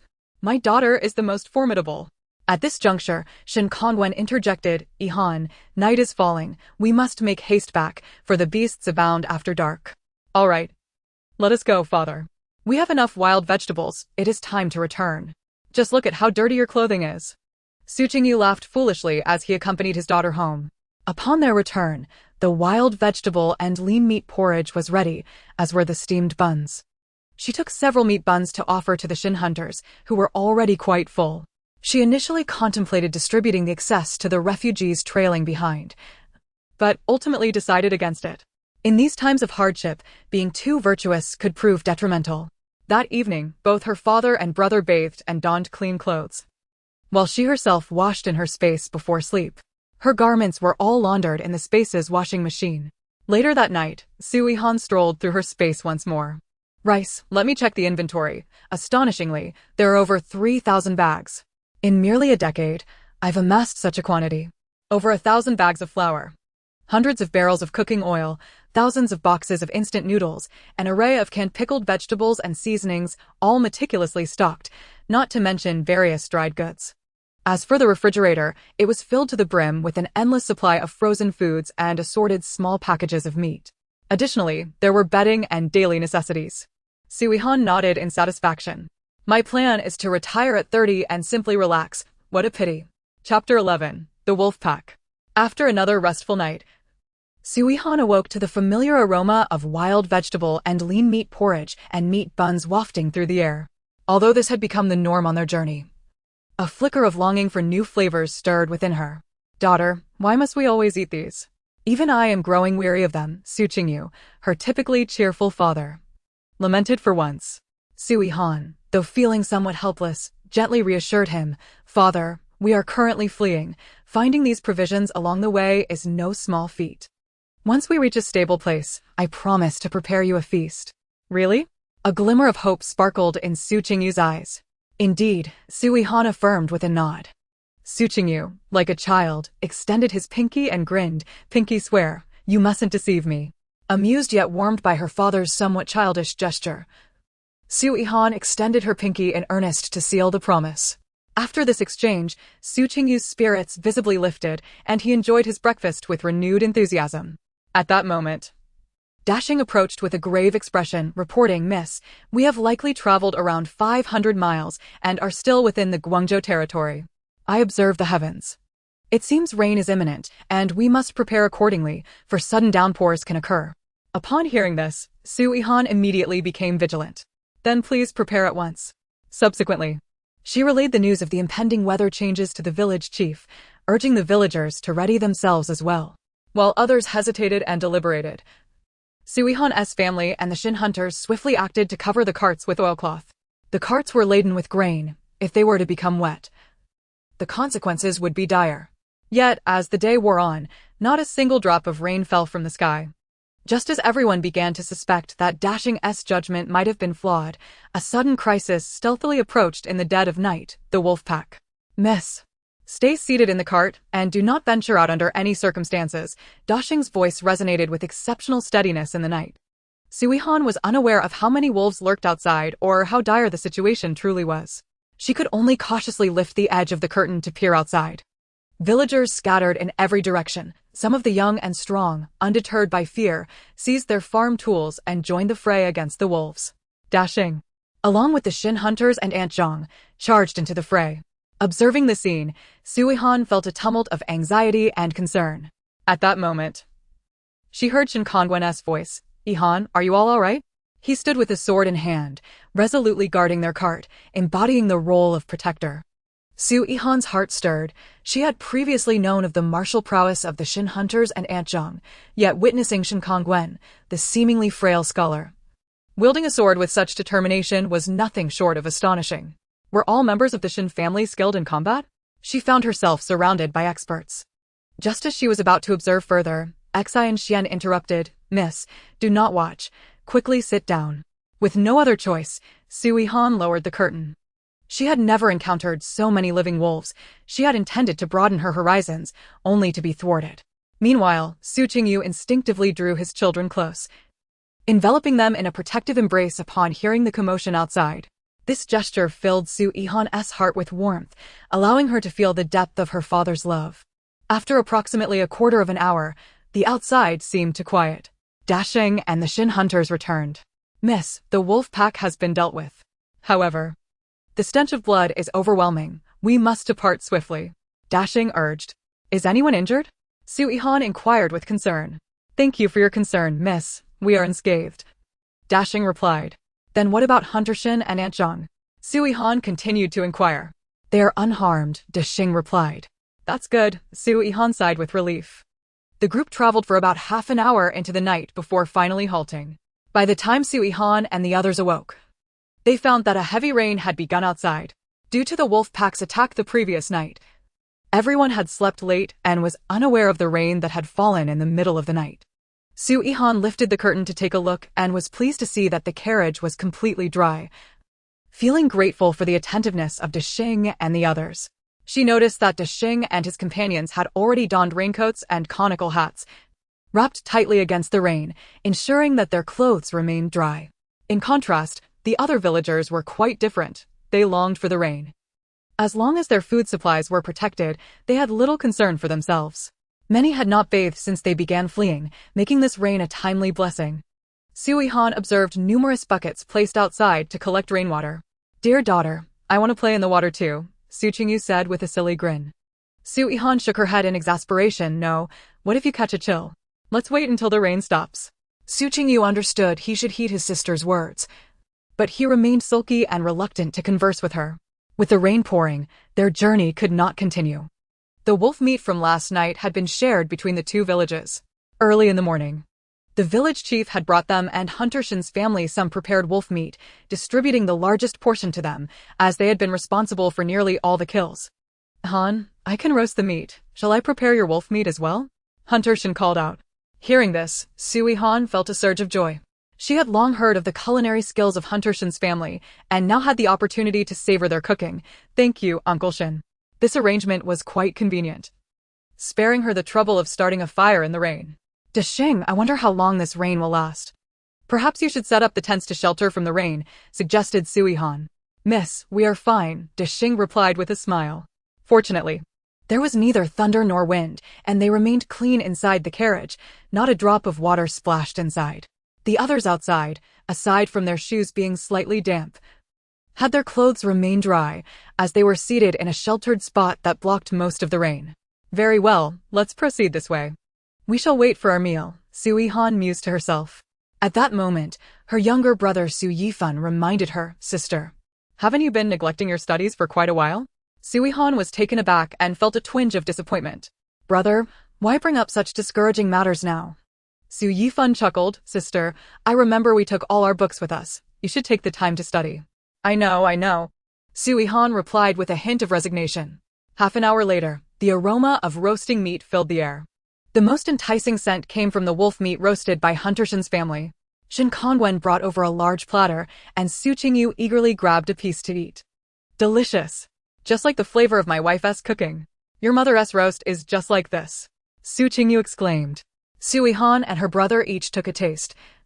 Nodding in agreement, Sister, it truly is identical to what Mother used to make. Reminiscing about their mother-esque culinary skills, Su Yihan felt a warm surge of nostalgia, the familiar taste transporting her back to their cozy home. Yihan, do you have enough? Would you like some more? Shen Kongwen inquired loudly. Su Yihan lifted the curtain and smiled. We have enough. You all can finish the rest. In truth, Su Yihan did not particularly enjoy wolf meat, finding it too tough. However, for the villagers, it was a rare feast since they began their flight. Once everyone was satisfied, with nothing to do in the rain, they gradually returned to their tents to sleep.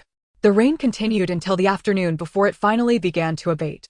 Chapter 12, Su area is sold. In the evening, everyone busied themselves preparing for dinner. Those who gathered wild vegetables did so, while others collected firewood. Su Qingyu insisted on joining the vegetable gathering, and Su Yihan had no choice but to accompany him. The siblings squatted beside their father, who was digging up wild vegetables, and they imitated his actions. Father, be careful. Your clothes have just been put on. Don't get them dirty, Su Yihan complained. Although the clothes were washed, she still disliked them being soiled. Daughter, my clothes are not dirty, look. All right, they are not dirty. Let us continue gathering wild vegetables, Su Yihan soothed. At that moment, they heard Su Bingwen's voice. Su area, hurry up and collect firewood. Grandma and Grandpa said, if you don't hurry, you won't have dinner tonight. Grandma and Grandpa told us to gather firewood together. What I have collected is not enough. Su area retorted angrily. I don't care, I want to gather it. Grandma and Grandpa want to scold me if I go home, Su Bingwen replied with an arrogant expression. Saying this, he picked up a small stone from the ground and threw it at his sister. Ouch! Su Bingwen, you've gone too far. Su area seemed to have endured his antics for long enough. She seized a thick branch and struck Su Bingwen. At 14, Su area was no longer lacking in strength, and she relentlessly struck him, causing Su Bingwen to scream in pain. Wah! I'll tell Grandma and Grandpa to teach you a lesson, he cried as he ran away. Su area dropped the branch and began to cry, visibly trembling. She then collected a bundle of firewood and returned home. Her brother Su Yifan said, Sister, do you think Area will be beaten? It's possible. What should we do? Area has helped us fetch water when our mother was away. She is a good person. Su Yihan could not forget the time Su area had secretly helped them. Their uncle had also discreetly brought them food. Sister, should we go check on her? Su Yifan asked, looking worried. Daughter, your brother wants to go see. Do you wish to go? Their father Su Qingyu chimed in. On the road to fleeing, Su Yihan actually preferred to avoid complications. Reluctantly, she followed to where old Su and the others were resting. Initially, they kept their distance, but many could hear the shouting. Smack. Su area received a slap from her father. You've grown bold, hitting your brother. You worthless child. Although Su Qifeng's leg was still injured, his hand remained strong. Father. He threw a stone at me first, Su area cried while covering her face. You can be hit, but you cannot retaliate. He is your brother. As Su area attempted to defend herself, Su Qifeng delivered another slap, knocking her to the ground. The surrounding villagers dared not speak, as this was a private family matter. Su Qingyan wanted to intervene but was ultimately stopped by his wife. Get out of my sight, I have no daughter like you. Su area's mother scolded. This girl cannot be kept, her heart is wicked, sell her. Her grandmother declared. Upon hearing that she was to be sold, Su area cried out, pleading, Father, Mother. Please don't sell me, I will never dare again. But her pleas fell on deaf ears. Some villagers, aware of the intention to sell Su area, a 14-year-old young lady on the verge of maturity, contemplated acquiring her as a bride for their unmarried sons. Yet, a few villagers still held Su area in high regard. Su Deya, hidden away, chuckled to herself, thinking it served her right. At that moment, a villager inquired about the selling price. 10 taels, Su Qingfeng replied. Upon hearing the price being discussed, Su area felt despondent, sitting on the ground, her gaze vacant. Perhaps it's for the best, as long as I leave this home, anywhere else would be preferable, she thought. Noticing that Su area had ceased crying, Su Yihan pondered, it seems she too wishes to escape this household. 10 taels is exorbitant. On our journey of fleeing, we shall require substantial funds upon reaching our destination, one villager remarked. 10 taels, whoever offers that amount can claim her as their own, shouted Su Qingfeng. Indeed, 10 taels was a considerable sum for the average villager. Suddenly, someone tugged at Su Yihan's sleeve. It was her younger uncle's son, Su Bingquan. Yihan, you have money, why not purchase her? She can help with chores and look after your brother. Sister Arya is truly pitiful. Constantly subjected to scolding and beatings at home. Leaving this place would be a blessing for her. Did your father send you to speak to me? Su Bingquan nodded. In truth, even without prompting, Su Yihan would have offered assistance. Desheng, you go, she instructed, unwilling to engage further with them. My young lady will buy her. But only upon the exchange of a contract, declared Zhou Desheng loudly. Seeing the allure of silver, Su Qingfeng promptly summoned the village head. Are you genuinely selling Arya? The village head inquired, already aware that it was Yihan who intended to make the purchase, recognizing it as a fortuitous event. Though he inquired out of formality. That S10 tails. During betrothal negotiations, suitors may not even offer such a sum, Su Qingfeng chuckled. Shortly thereafter, Zhou Desheng obtained the contract and handed over 10 taels of silver. Su Arya rose and followed Zhou Desheng without taking any belongings. Upon reaching the cart, she immediately knelt down and expressed her gratitude. Yihan, thank you. Sister Arya, please rise. You no longer need to endure their mistreatment, said her brother. Su Yihan, as he helped her up. Sister Arya, I assure you, you will not be ill-treated here. There is little to do aside from cooking. Su Yihan instructed. Turning to Su Qingyu, third uncle, she called. Hearing the address brought Su Qingyu great joy. Wonderful. Arya has come to stay with us. After introducing the Zhou siblings, the time for dinner arrived. That evening marked the most fulfilling meal Su Arya had ever experienced. As they dined, she suddenly burst into tears. Why are you crying, Arya? No need to cry, eat all you want, Su Qingyu kept urging her. Sister Arya, do not weep, you will no longer go hungry, Su Yihan comforted. I am simply overwhelmed. I have never eaten so well, Su Arya expressed, her heart swelling with emotion. Su Yihan, though adept at soothing her father, was not particularly skilled at comforting others. Sister Arya, no more tears, you have us now. If you lack clothing, you can wear xin xians for now. It may be a bit large, but we will buy you new ones in the next town. Thus, Su Arya quickly became integrated into their family. Naturally, the chores of washing and cooking fell to her, as one Zhou sibling needed to stay and protect them while the other fetched water or hunted. A cook was indeed needed. Chapter 13, Su Yihan comes to taunt Su Arya. The absence of a laborer in the Su family's household meant that many burdensome tasks now fell upon Su Yihan's shoulders. Regretful, she thought to herself that she should never have so easily allowed Su Arya to leave. Had she waited until the famine subsided to sell her, she wouldn't be burdened with such arduous labor now. Presently, all the filthy and laborious tasks were hers and her fourth aunt's, leaving Su Yihan filled with resentment. One day, while gathering firewood, she approached Su Arya with the intention of mocking her. With a disdainful smirk, she remarked, "Oh Arya, you've been bought by that wretched girl. I thought you might lead a better life, that she would remember you as her sister and spare you from work. But it seems nothing has changed. Look at you, cooking all the meals. How pitiful." Su Arya looked up, her gaze steady as she regarded Su Yihan and replied calmly, "Aren't you supposed to be gathering firewood? Hurry back, or you'll face scolding again. I am no longer associated with you, so you needn't concern yourself with my well-being. Cooking is just cooking. If I were not sold, I'd still be preparing meals for you. It's the same. The only difference is that I no longer face scorn, beatings, or hunger. I am far better off than you." Though typically reticent, Su Arya could no longer contain her frustration at having been sold, all while Su Yihan felt compelled to taunt her. Su Yihan, incensed, retorted mockingly, "It's not the same.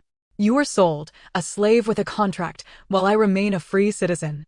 Su Arya chuckled coldly, countering, "And why would a free citizen converse with a slave? Would you be pleased if others learned you have a sister in servitude? So do refrain from seeking trouble with me. You wouldn't want it to hinder your prospects of marriage, would you?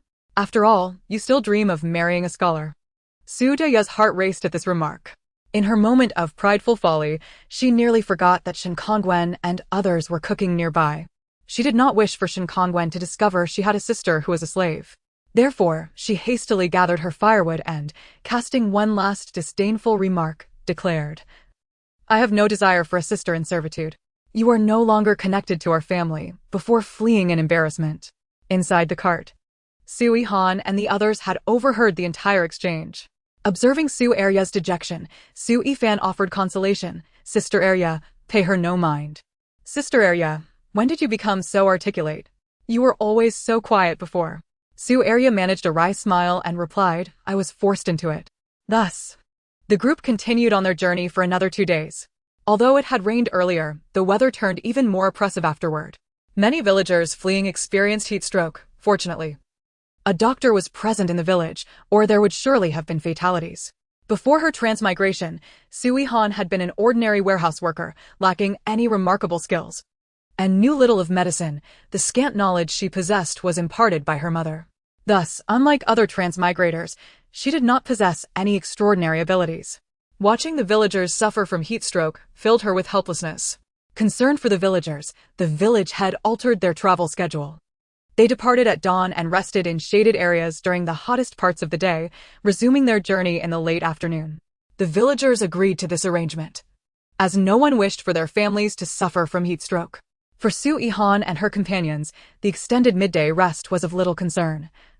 But it inevitably led to some growing restless and seeking trouble. Among them was Su Yihan. As soon as the rest began, she sauntered over again. Su Yihan, noticing her approach, asked irritably, Su Yihan, do you have nothing better to do? Why are you back again? Su Yihan scoffed, is this place yours? Why can't I come? Besides, I'm here to see Brother Shin, not you. As she spoke, she cast a coy glance at Shin Kongwen. Seeing her affectation, Su Yihan could hardly contain her disdain and retorted, what do you seek from Brother Shin? He clearly does not fancy you. What are you saying? When did I ever express my admiration for Brother Shin? Su Yihan retorted loudly. Brother Shin is destined for greatness. You should refrain from disturbing him. You are unworthy of him. Su Yihan deliberately provoked her. How can you say that, Su Yihan? I am your sister. You should support me. Su Yihan's face flushed with indignation. Sister? You only refer to me as such when you seek assistance. I am afraid we are no longer related, Su Yihan coldly replied.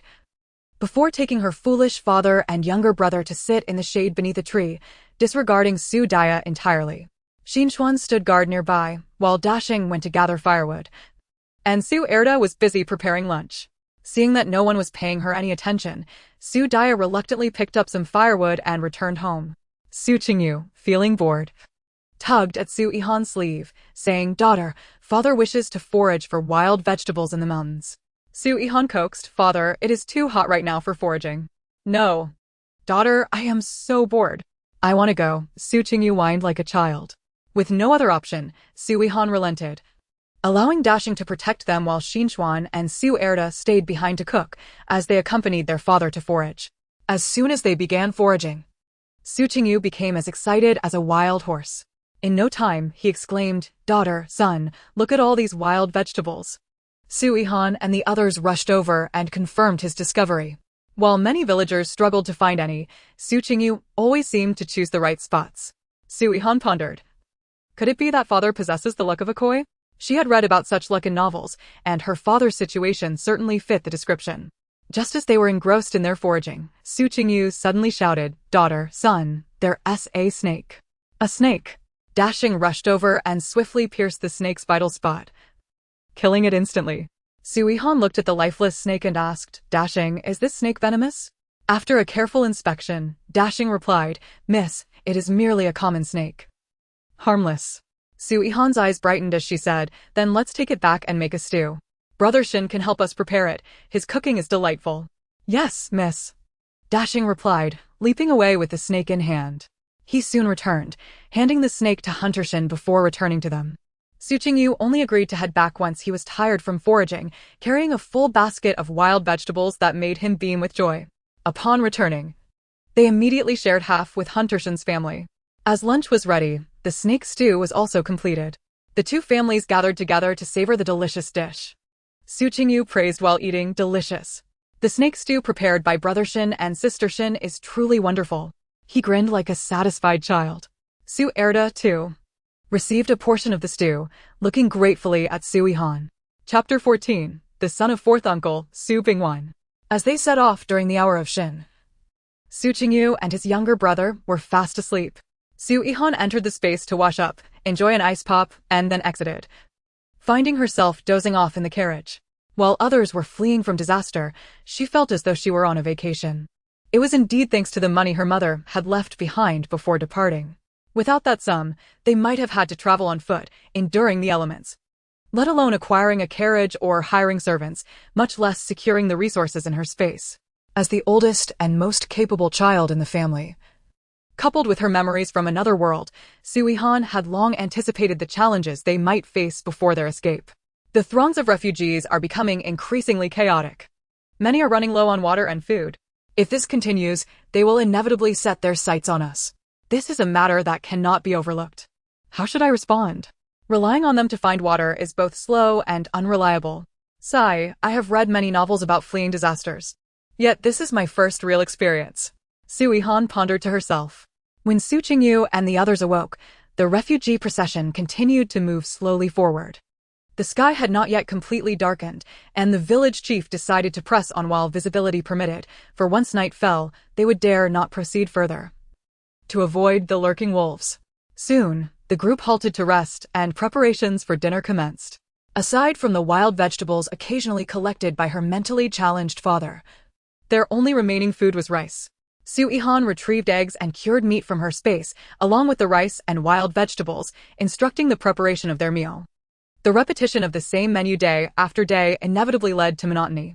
While she could easily enter the space to change flavors for herself, doing so for her father and brother would surely raise suspicions due to the enticing aroma wafting from the food. How troublesome it is. If only I were an adult or a skilled individual, but alas, I am merely an ordinary 6-year-old girl, Su Yihan lamented inwardly. The aroma of the cured meat inevitably caught the attention of other villagers. How come their family still has meat?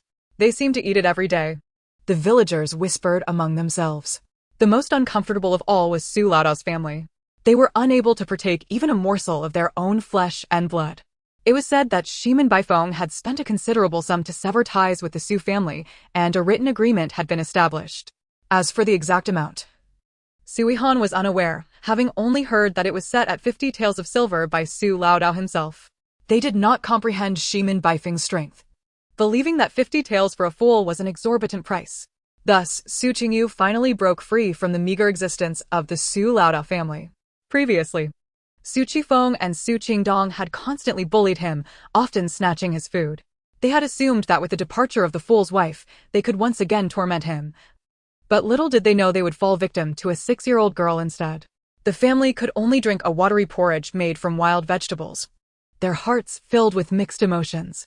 In contrast, Su Qingyu and his family enjoyed meat with every meal, living more comfortably than anyone else. Truly embodying the saying, fools enjoy fools' luck. Though darkness had fallen, everyone began to light fires to cook, the flames illuminating their surroundings. As long as they did not venture too far, the light was sufficient. Su Erda, being perceptive, spotted Su Bingquan, her fourth uncle's son, gathering firewood. Yihan, look. That S. Bingquan, Su Erda whispered. Su Yihan glanced over and noticed that they were at the front of the procession. It was rare to see each other, and she was surprised to see how frail Su Bingquan had become since the escape. Brother, take 2 boiled eggs to Bingquan and let him eat them now. Also, give him some water, so he doesn't choke, Su Yihan instructed. Understood, sister, Su Yifan replied, pocketing 2 eggs and grabbing a water pouch before heading towards Su Bingquan.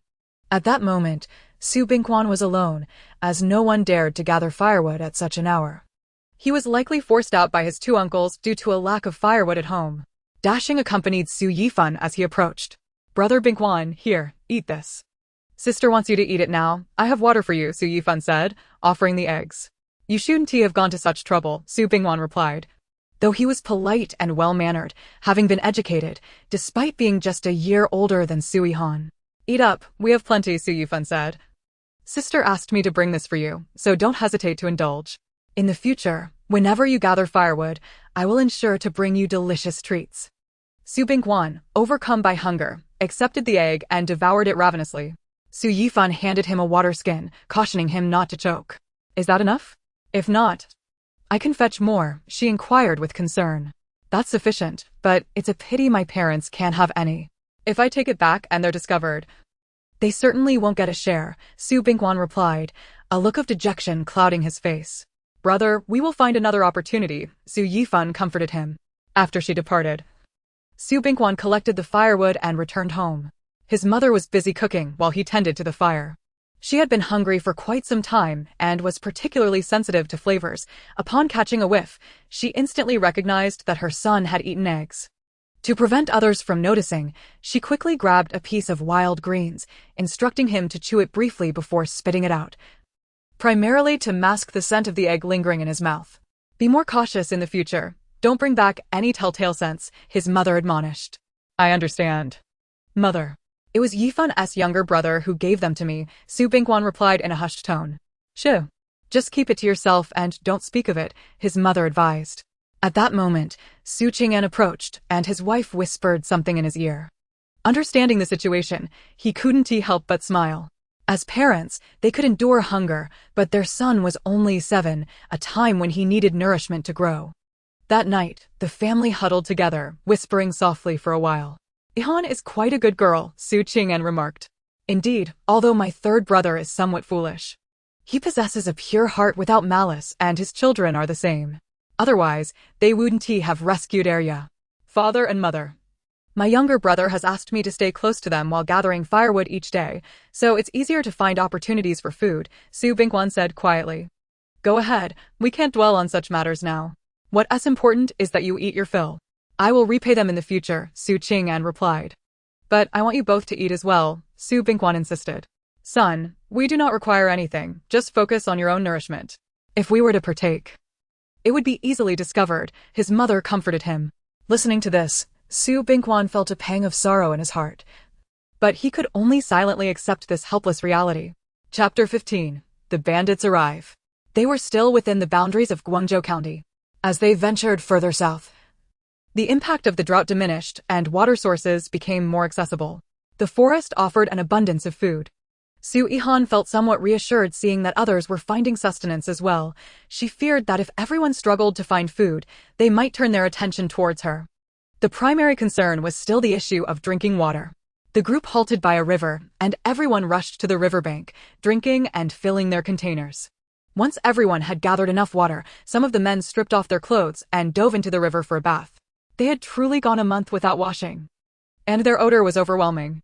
Drinking like this, aren't you worried about bacteria? But rural folk are accustomed to it. They've survived without falling ill, someone remarked. Due to upstream contamination, those washing vegetables and clothes moved to the upstream area. Su Yihan symbolically took some already clean clothes, instructing them to wash. It wouldn't do to mention that their garments had been laundered previously. The river teemed with fish, and those capable were eager to catch some to eat. Villagers who hadn't tasted meat in ages eagerly jumped into the river to fish. Dashing, being quite skilled, managed to catch several large fish.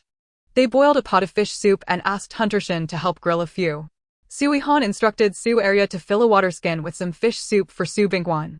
Everyone was consuming fish, so the smell was of no concern. The water skin was filled to ensure that the three of them could partake. All right, Su Arya said, filling the water skin to the brim. When Su Bingguan arrived, he had already eaten 2 eggs. This water skin holds fish soup. Everyone is eating fish today, so the scent won't matter, Su Yihan informed him. Thank you all very much, Su Bingguan said without hesitation as he took it. His heart ached for his parents. His uncles were still recovering from their injuries. And it was his father who managed to catch the fish. His father could hardly catch much, and 2 of the fish were gifts from Dashing.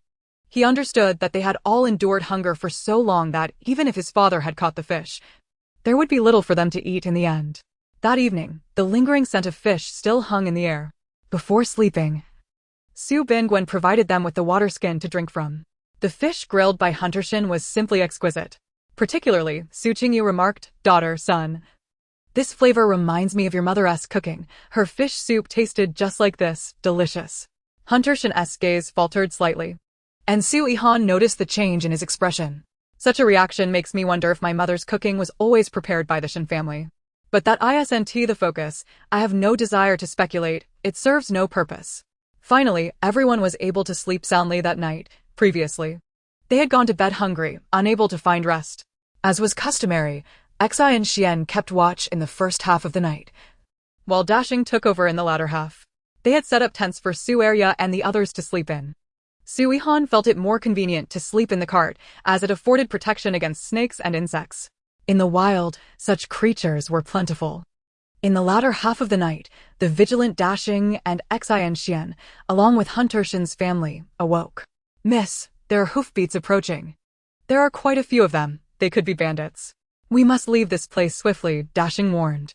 Su Yihan was also jolted awake. All right. Let us not worry about the tents for now. Where shall we flee?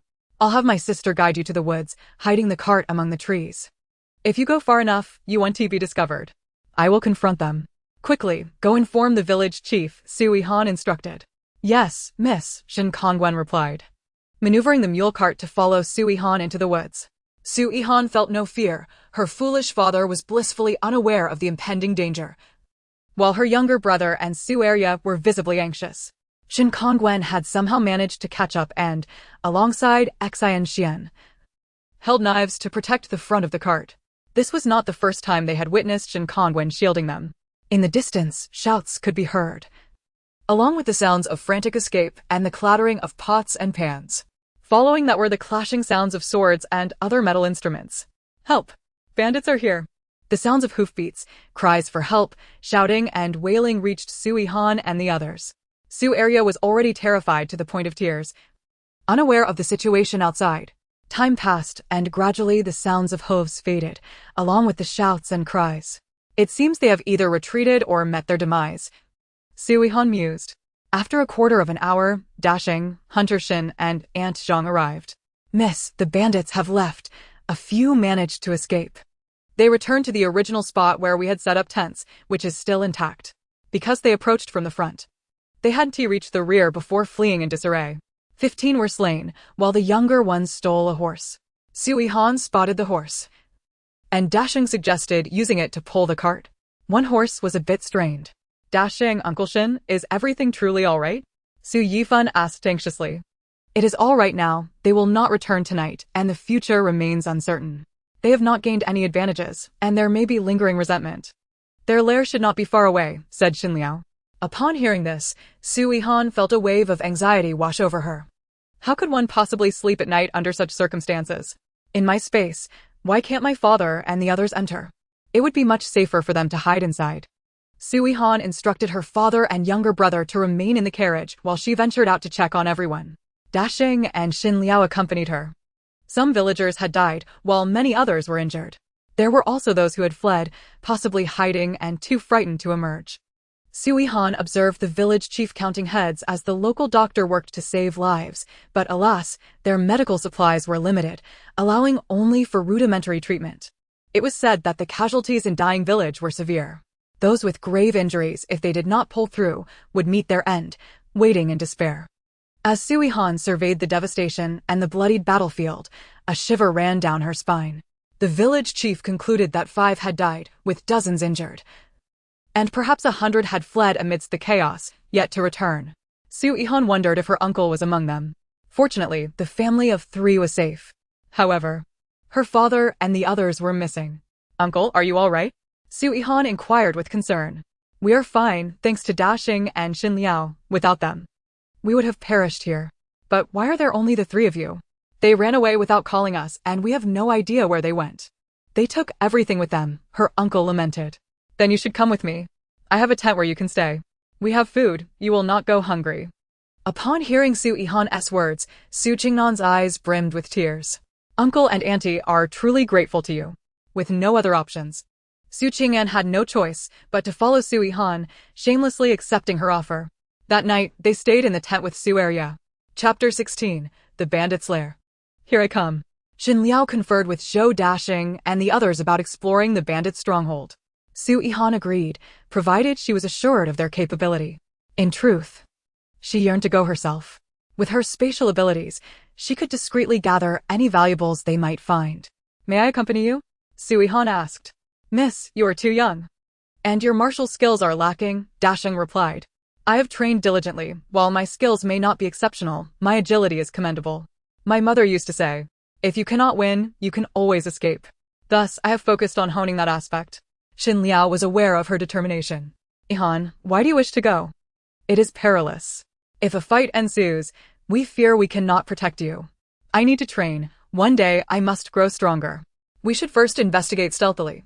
There is no need for a direct confrontation, Su Yihan reasoned. Xin Liao and Dashing exchanged glances before Xin Liao finally spoke. We can take you along. But you must stay in a secure location. If there are not many of them, we shall eliminate them. Agreed. I will prioritize my safety. That evening, many were injured, and families tended to the wounded, yet spirits remained high. The village chief expressed profound gratitude for their intent to confront the bandits, hoping for their safe return. Ultimately, Shen Kongwen, Xin Liao, and Zhou Dashing set out with Su Yihan. All of them were exceptionally agile, including Shen Kongwen, which Su Yihan was finally able to witness. They are quite adept at concealment.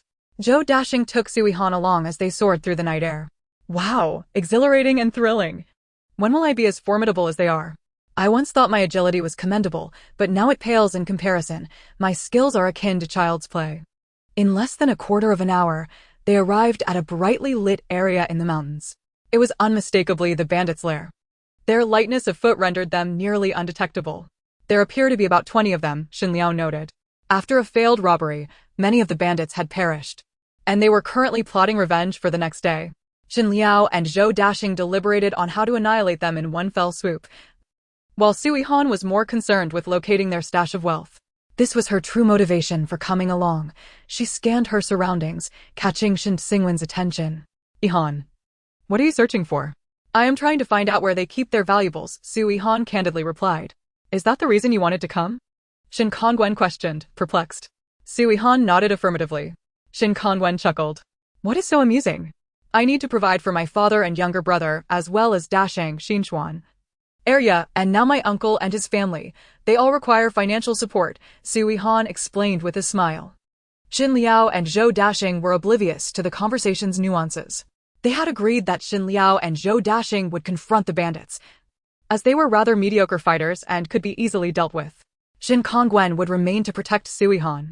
Once they departed, Shen Kongwen grinned. Come, I shall lead you to their treasures. Su Yihan's eyes sparkled with excitement. Really? Then let us hurry. Shen Kongwen guided Su Yihan as they leaped between the various hideouts of the bandits. Soon, they located the stash. Shinge, you stay outside to keep watch while I investigate, Su Yihan suggested purposefully. Shen Kongwen did not object, recognizing the necessity of having someone guard the entrance.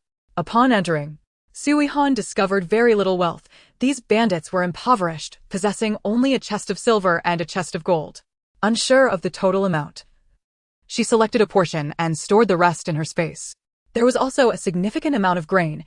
She left half behind and stored the other half as well. Finally, Su Yihan placed the selected silver and other items into a large chest.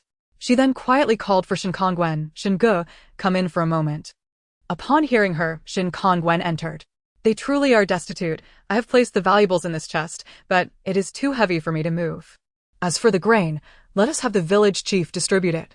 Very well. We shall not use this large chest for the money. When they return, we can each take a share, which should suffice. As for the grain, we shall summon the villagers to carry it tomorrow. They are all starving. Xin Liao and Zhou Dashing swiftly dealt with the bandits, returning to find Su Yihan and Shen Kongwen. In the end, the three of them each mounted a horse, making the retrieval of the wealth easier. Su Yihan had already devised a plan for how to communicate with the village chief upon their return. As they neared their destination, Zhou Dashing used his agility to first escort Su Yihan back to their carriage, conveniently dropping off the valuables before seeking out the village chief. Village chief, we have eliminated all the bandits. Their lair is not far from here, and while we did not uncover much in terms of wealth, we did find some grain. With these few hundred taels, our young lady suggests we use the money to purchase grain at the next town for distribution among everyone. The village chief was overwhelmed with gratitude. Regardless of whether the sum was truly as modest as claimed, the willingness to share was commendable. They had risked their lives to confront the bandits, so it was only fair that the spoils belonged to them. That night, excitement filled the air. No one could sleep well, all eagerly anticipating the morrow's grain retrieval. Su Yihan, too, remained awake, directly placing the valuables onto Xin Liao's mule cart. We shall split it evenly, Su Yihan declared with a smile. Yihan's word is final, they agreed. These bandits are truly destitute. Su Yihan even feels compelled to voice such sentiments. In the end, they each received approximately 1,000 taels. Su Yihan deliberately allocated 100 taels to Dashing. Miss, I cannot accept this, Dashing protested. This is rightfully yours. Take it, Su Yihan insisted, pressing the money into his hands. Reluctantly, Dashing accepted it. He returned to the cart and directly placed the items into his spatial storage. Her uncle and the others were sleeping in the tent, unaware of her return. Sister, how did you acquire so much money? Her brother inquired upon waking.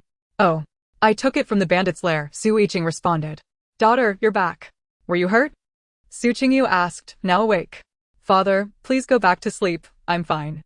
Su Qingyu, still in a half-sleep state, heeded his daughter's words and turned over to sleep again. Brother, you should also get some rest. Once everyone was asleep, Su Yihan entered her spatial realm. She counted the spoils, approximately 10,000 taels of silver and 1,000 taels of gold. The remaining items were mostly jewelry, which should also hold considerable value.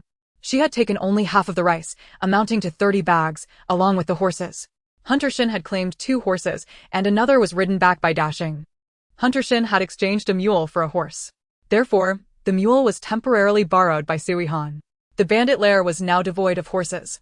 She instructed Dashing to check tomorrow for any carts or wagons that could be used for her uncle's family. The load on Su Yihan's cart was already rather substantial. Chapter 17, Distribution of Grain Leads to Chaos. Knowing that the bandits would not return, Su Yihan enjoyed a restful night's sleep, having spent it in her spatial realm. The following morning, the village chief led several villagers to the bandits' lair to collect grain. 30 bags were initially intended solely for the villagers of Qingzhou, ensuring they could enjoy a few hearty meals. However, the villagers of Dying also sought a share. The bandits had not been slain by members of their village, but by those from Qingzhou. The villagers of Qingzhou felt that the others were unworthy of any allocation. Amidst the argument, someone attempted to seize the opportunity to snatch the grain. Just as Dashing passed by, on his way to find a wagon, he joined the villagers. He also took the lead. Dashing drew his sword and pointed it at the instigator of the chaos. The crowd gasped in shock. This act of intimidation deterred anyone from attempting to steal the grain. The distribution was set at 25 bags for Qingzhou and 5 for Dying. Take it as such. If you do not want it, then leave, Dashing threatened. The village chief of Dying replied, very well, we shall take 5 bags. We are already grateful to you. After they moved away with their 5 bags, Dashing departed. The village chief felt a headache coming on, with so many villagers. 25 bags would barely suffice for a few meals. Ultimately, he distributed the grain according to the number of households. With the grain secured, they could rest easy for the next few days. Dashing successfully found a wagon. He and Su Qingyu tied it to the mule so that their family could travel comfortably. Yihan, thank you, uncle, he expressed.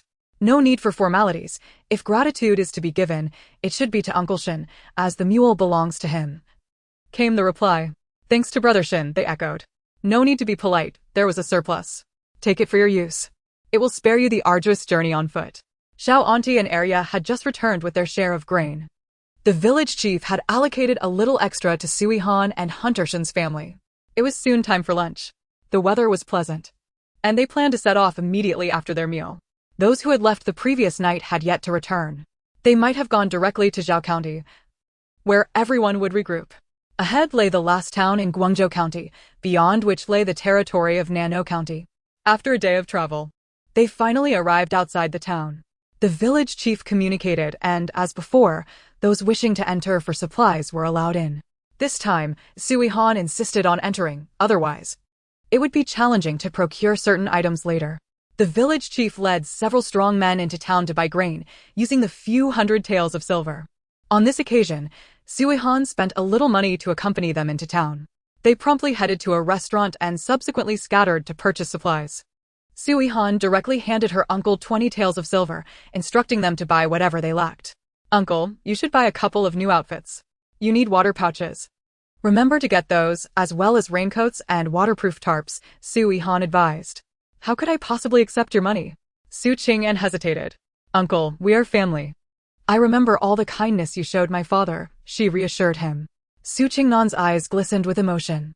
Uncle, please don't be so sentimental every time. It leaves me at a loss. Just go and buy what you need, we will meet here afterward. Arya, you should accompany your uncle as well. You need a few new outfits too, she said, handing her another 10 taels. Su Yihan then set off to procure various non-perishable food items. She bought the most eggs and noodles, acquiring a substantial haul, all to maintain a facade. Daughter, I want to eat candied hawthorn, Su Qingyu exclaimed upon spotting some. Su Yifan purchased 2 skewers, one for each of them. Ultimately, Su Yihan bought dozens of buns and at least 50 steamed buns, clearing out an entire stall of buns. This way, they would not need to cook that evening, with plenty of cakes and pastries as well. The small town offered little more. There was nothing better or additional to be found. Finally, they regrouped and exited the town. Uncle had purchased 2 sets of changeable clothing for Auntie and 2 for his son, while he himself only bought 1 set. Su Yihan also acquired 2 sets and a pair of shoes. The cart was filled to the brim with supplies, enough to last a while. The village chief and others had spent the entirety of the few hundred taels on grain. Upon their return, they distributed it as they had previously. The villagers were elated. The village chief proclaimed, "You should express your gratitude to young Yihan and Hunter Shin, for it was they who risked their lives to confront the bandits and retrieve the wealth and grain for all to share." Su Yihan and her companions had already eaten, and with nothing pressing to attend to, she instructed Dashing to transfer some items from the cart to the wagon, as it felt rather cramped. They had already donned the new clothes they had purchased, as their current attire had not been changed for quite some time. Nearby, there was water, and they hurriedly washed up, changed, and also laundered their clothes. They had acquired a significant amount of grain this time, ensuring ample distribution for each household. In the forthcoming journey, everyone should remain relatively settled. Silly father wants to play in the water again. Su Yihan and her brother had no choice but to accompany him. "Daughter, I want to go to the river to catch fish," Su Qingyu said, fiddling with his fingers. "Father, the river is quite deep. You mustn't go in. It's dangerous." Hearing his daughter's admonition, Su Qingyu felt a pang of disappointment, his displeasure evident on his face. He felt a sense of reluctance. His father merely wished to play in the water, and, while the river might be deep for a child, it was not a concern for his foolish father. Since they had already eaten lunch, everyone was unoccupied. Uncle and Su Bingquan also joined them. The river water was refreshingly cool, and this area did not accept refugees. Otherwise, they could have settled here without worry, but venturing further posed other dangers. With his brother's assistance, Su Qingyu had a delightful time. Su Qing'an even caught a large fish. "The younger brother is quite remarkable. My dear daughter, your uncle has caught a fish. What a sizable one it is. We shall have fish to eat." Su Qingyu clapped her hands joyfully. "Father, look, I have caught one too." "Albeit a small one," Su Bingquan said with a smile, holding up a fish of moderate size. 4-year-old Su Yihan was growing increasingly restless by the riverbank. "Sister, may I go into the river?" "I promise to be careful." Su Yihan replied, "Look at your height. Do you have any sense?" Su Yihan felt a deep sorrow, yearning desperately to grow taller. Su Qingyu, frolicking in the river, radiated joy with her beaming smile, captivating all who beheld it. Su Yihan observed the women and girls by the river, washing clothes and vegetables, and found no shortage of admirers for her foolish father, who, despite his simplicity, exuded charm at every moment. "Oh, mother, where have you gone? Do you still want father? If not, many women are coveting him." Chapter 18. The daughter of Su Ergu is to be sold. After Su Qingyu had her fill of play, she finally returned to the carriage. At that moment, Su Yihan had thoughtfully prepared warm water, awaiting Su Qingyu's return for a refreshing bath. With water at hand, Su Yihan no longer needed to worry about bathing. Foolish father had also bathed and emerged refreshed. They all packed their belongings, preparing to continue their journey of fleeing from calamity. However, a commotion nearby shattered the tranquility. Su Yihan, now also fond of spectacle, inquired curiously, "What is happening over there?" Upon hearing this, the aunt walked over to take a look and returned to inform Su Yihan there's trouble at Su Ergu's home. His parents intend to sell Su Ergu's daughter, the girl who was previously defiled by several bullies from Dying Village. Su Ergu and his wife are vehemently opposed to selling their daughter, and the family is embroiled in a fierce argument. Upon hearing this, Su Yihan felt intrigued and approached to join the fray. She had little impression of Su Ergu and even less familiarity with his daughter. However, a fleeting glance at the girl revealed that Su Xiaohong possessed a modicum of beauty. Had she not been sullied, she might have fetched a handsome price. After watching the spectacle for a while, Su Yihan found it rather uninteresting and prepared to leave with her aunt. Yet Su Xiaohong, with keen eyes, spotted her and, seizing her last hope, dashed to Su Yihan's feet, kneeling with a thud and gripping her leg tightly, pleading, "Sister Yihan, please, you are a good person. I beg you to help me. I do not wish to be sold in this town. You have money, please buy me. I am very hardworking and can do any task." Su Yihan was taken aback by this sudden display, while Dashing and the aunt hurried to pull her away. But Su Xiaohong was relentless, continuing her tearful pleas, "Sister Yihan, I implore you. Buy Su Yihan and me as well. I do not consume much. Please help me." The surrounding villagers began to murmur, some expressing sympathy for Su Xiaohong's plight, while others attempted to persuade Su Yihan to extend a helping hand. Yihan, please have compassion for her, she is also a pitiable soul. Had it not been for this incident, she would surely find a good family. Indeed, Yihan, by her. Your family is food, it would merely mean one more mouth to feed. Listening to these discussions, Su Yihan felt a disquiet in her heart. She was no saint.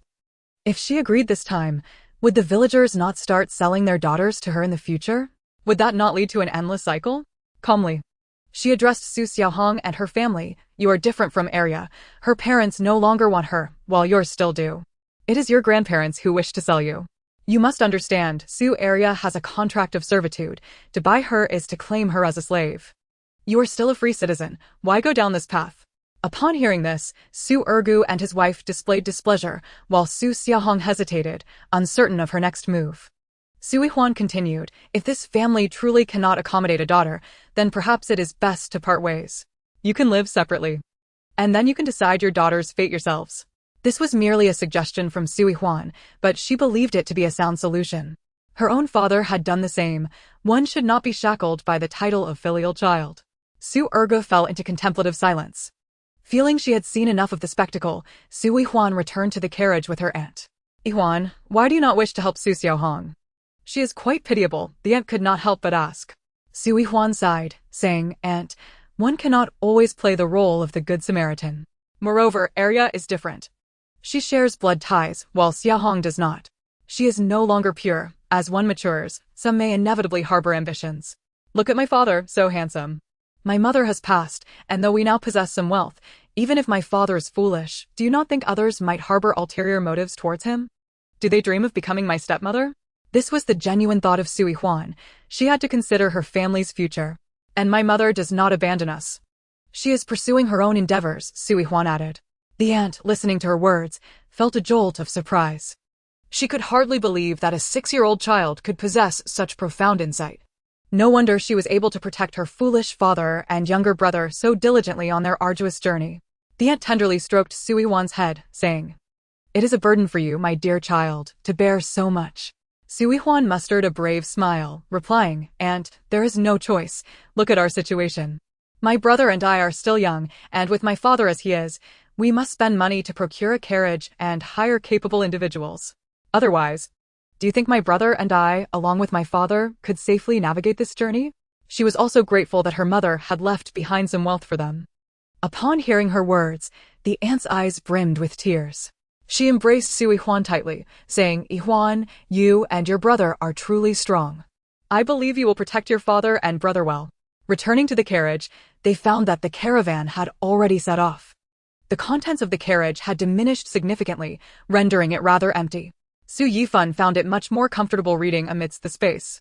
When boredom struck Su Qingyu, Su Arya provided him with a puzzle to occupy his time. Su Arya had also learned to drive the carriage, allowing the siblings to take turns resting to avoid exhaustion during the night watch. As for Su Ergu's family, they indeed heeded Su Yihan's advice and decided that if their parents opposed their daughter staying, they would part ways. They were already struggling to feed themselves while following their parents, receiving little sustenance from the meager rations. Ultimately, Su Ergu and his wife, along with their daughter and son, separated, and Su Xiaohong was spared from being sold.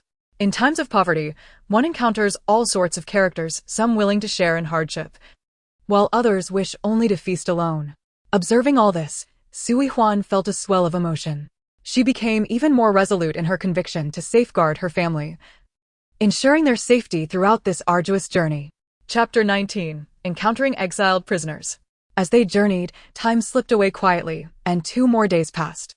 The distance between Qingzhou village and Dying village gradually stretched further with each passing day. Reflecting on the recent days, the heat had been unbearable, scorching the earth mercilessly. The village chief of Qingzhou was acutely aware of the villagers' limited stamina. Recognizing the potential for heat stroke under the merciless sun, he ordered a halt during the most sweltering hours of the day for rest. Consequently, the duration of their journey was significantly curtailed, resulting in a slower pace. In stark contrast, the contingent from Dying village persisted in their unyielding march, adhering to their daily routine without pause. On this particular day, the sky was devoid of clouds. The blazing sun hung high, mercilessly scorching the earth. The ground, heated to an unbearable degree, seemed capable of frying an egg. Under this oppressive heat, the fleeing villagers found their steps increasingly labored, their speed dwindling. The procession resembled a weary dragon, sluggishly writhing along the dust-laden path. Eventually, they discovered a patch of shade, whereupon the entire group collapsed onto the ground, gasping for breath, beads of sweat rolling down their foreheads and soaking their tattered garments. Just as they prepared to rest, a cacophony of footsteps and shouts erupted from another direction. They looked up to see a convoy of exiles approaching them slowly. This group was quite sizable, with an estimated 50 to 60 prisoners. Accompanying them were several dozen guards clad in identical uniforms, wielding long whips, their expressions stern as they scrutinized every move of the captives. The adult males were shackled with heavy chains on their hands and feet, the clanking sound echoing as they moved, a grim testament to their suffering. Women and children appeared somewhat less restrained, unbound by chains, yet their faces bore the same marks of exhaustion and despair. The clothing of these exiled prisoners was even more ragged than that of the refugees, patched beyond recognition, their colors indistinguishable, worn to the point of being blown away by the slightest breeze. Each prisoner was gaunt, their cheeks sunken, their eyes reflecting a numbness towards life and bewilderment about the future. Within the group, women and children who lagged were met with harsh rebukes from the guards, their cruel words piercing like daggers, inflicting emotional wounds. Meanwhile, men who fell behind faced merciless lashes. With each strike, blood marked their skin, their cries reverberating in the air, evoking deep sympathy. Su Yihan, filled with curiosity, rose to her feet, keenly observing the expressions and movements of each individual in the procession. They do not appear to be guilty of heinous crimes. Judging by their condition, they are likely wronged. A flicker of compassion crossed her eyes as she pondered this. The Shin family, known for their benevolent nature, felt a surge of concern upon witnessing the convoy. Disregarding the heat, they stepped forward to ascertain the situation. Su Yihan's gaze followed them intently, only to notice Shin Singwen's face turn ashen, as if suddenly unwell, his steps faltering. Instinctively, Shin Kongwen attempted to approach the group of exiles, seemingly drawn to a particular individual, but was swiftly halted by Shin the Hunter, who grasped his arm and whispered a warning. Observing their peculiar behavior, Su Yihan's heart swelled with suspicion. Do they know these exiled prisoners? The shaded spot where the villagers of Qinzhou rested became a temporary refuge for all. The guards, recognizing the oppressive heat and the lack of shelter ahead, ordered the convoy to pause for lunch. Rest here, bellowed one of the commanding officers. Immediately, the exiled prisoners, as if granted a reprieve, dragged their weary bodies to find cool spots to sit. Their strength seemed utterly drained, and once seated, they had no desire to move. Subsequently, several guards descended from their carts, carrying baskets of steamed buns to distribute. The buns, hard as stone, might have spoiled in the sweltering heat. Yet, as the prisoners received the buns, their eyes betrayed no joy. They mechanically stuffed the food into their mouths, as if this were their sole means of survival. Witnessing this, the Shin family hurriedly returned to their cart, gathering ample provisions and water, and approached one of the guards. Shin the Hunter produced some silver coins from his pocket, offering them to the guard with a beaming, ingratiating smile, whispering something. The guard accepted the coins, weighing them in his hand, and, seemingly satisfied, nodded in agreement to their request. The Shin family then approached a group of a dozen exiles, offering them food and water with gentle words. Here, eat. We have water. Shin Singwen's eyes glistened with tears, his voice choked, as if 1,000 sentiments lingered unexpressed in his heart. Su Yihan observed from a distance, a surge of inexplicable impulse rising within her, compelling her to take action. She turned to her companion, Arya, and inquired urgently, "Do we have any provisions?" After a moment's thought, Arya replied, "Yes, we have some pastries, buns, and pancakes." Su Yihan's eyes lit up, exclaiming, "Bring them out. The buns need to be warmed, and fetch a few more water bags." At that moment, Shin Kongwen seemed to sense Su Yihan's intentions and approached, asking, "Yihan, do you still have any provisions? I wish to share with them." Without hesitation, Su Yihan turned to Arya, saying, "Have you prepared everything?" "I've asked Arya to steam the buns." Arya handed over the organized provisions. Shin Kongwen accepted the food with gratitude, murmuring thanks before hurrying off. With these supplies, more of the exiled prisoners would receive sustenance. Given the brevity of the lunch break, under the scorching sun, everyone could only nibble on dry rations or buns to satiate their hunger. Su Yihan noted that among the exiled prisoners, some appeared to come from better circumstances, purchasing white buns from the guards. These white, plump buns emitted an enticing aroma, standing in stark contrast to the stale, hard buns clutched in their hands. Those without funds had no choice but to gnaw on the unpalatable stale buns, each bite a bitter reminder of their dire existence. Chapter 20. Someone covets the foolish father. Shin Kongwen was seated among a group of several dozen individuals, engaged in a hushed conversation with two of them. Their expressions were focused and absorbed, as though the world around them had faded into insignificance. From their demeanor, Su Yihan sensed a familiarity. As Shin Kongwen and the hunter conversed with the two, they discreetly slipped them some silver coins and left behind water bags. The prisoners received the coins and bags with gratitude, tears glistening in their eyes. Get up! Get up! Continue your march. The commanding officer shouted once more, his voice imbued with an undeniable authority.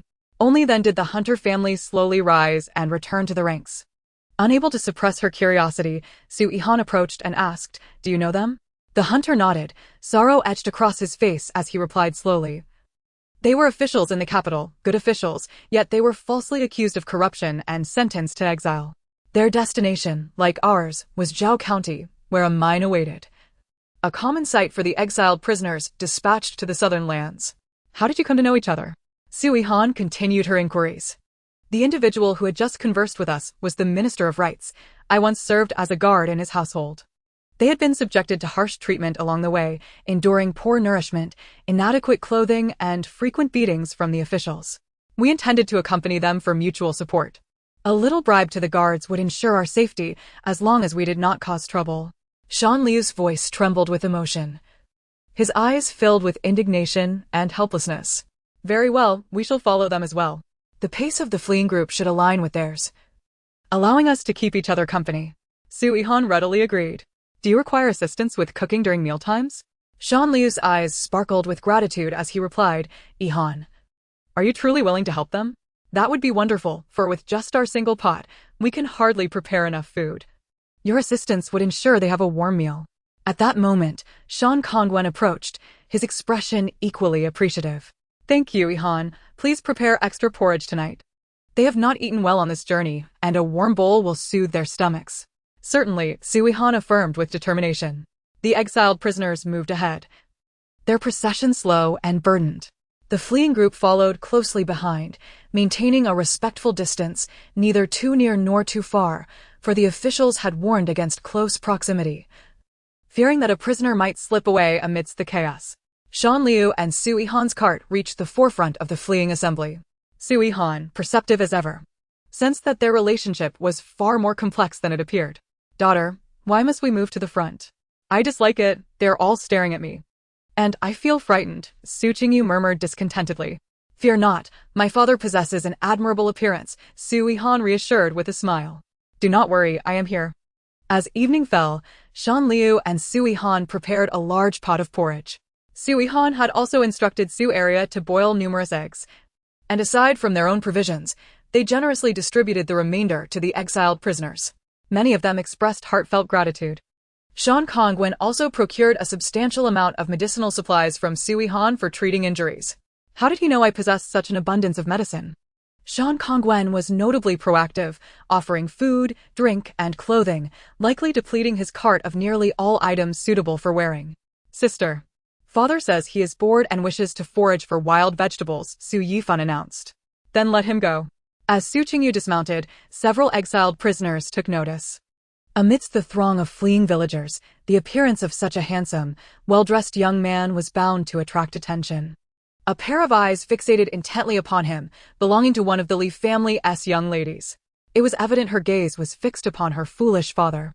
Su Yihan positioned herself in front of him, but her stature was insufficient to block the view. It seems prudent to ensure my father wears less conspicuous clothing during our escape to avoid unnecessary complications.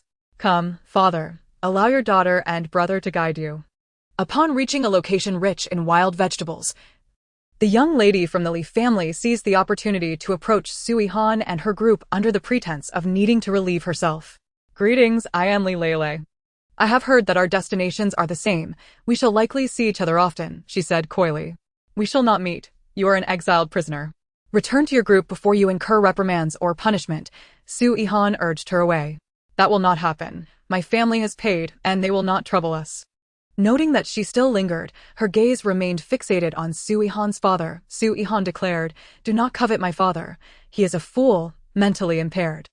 "I do not believe you. I can see you lack a mother. Your father must surely be single," Li Lele retorted, leaving Su Yihan speechless. "So what?"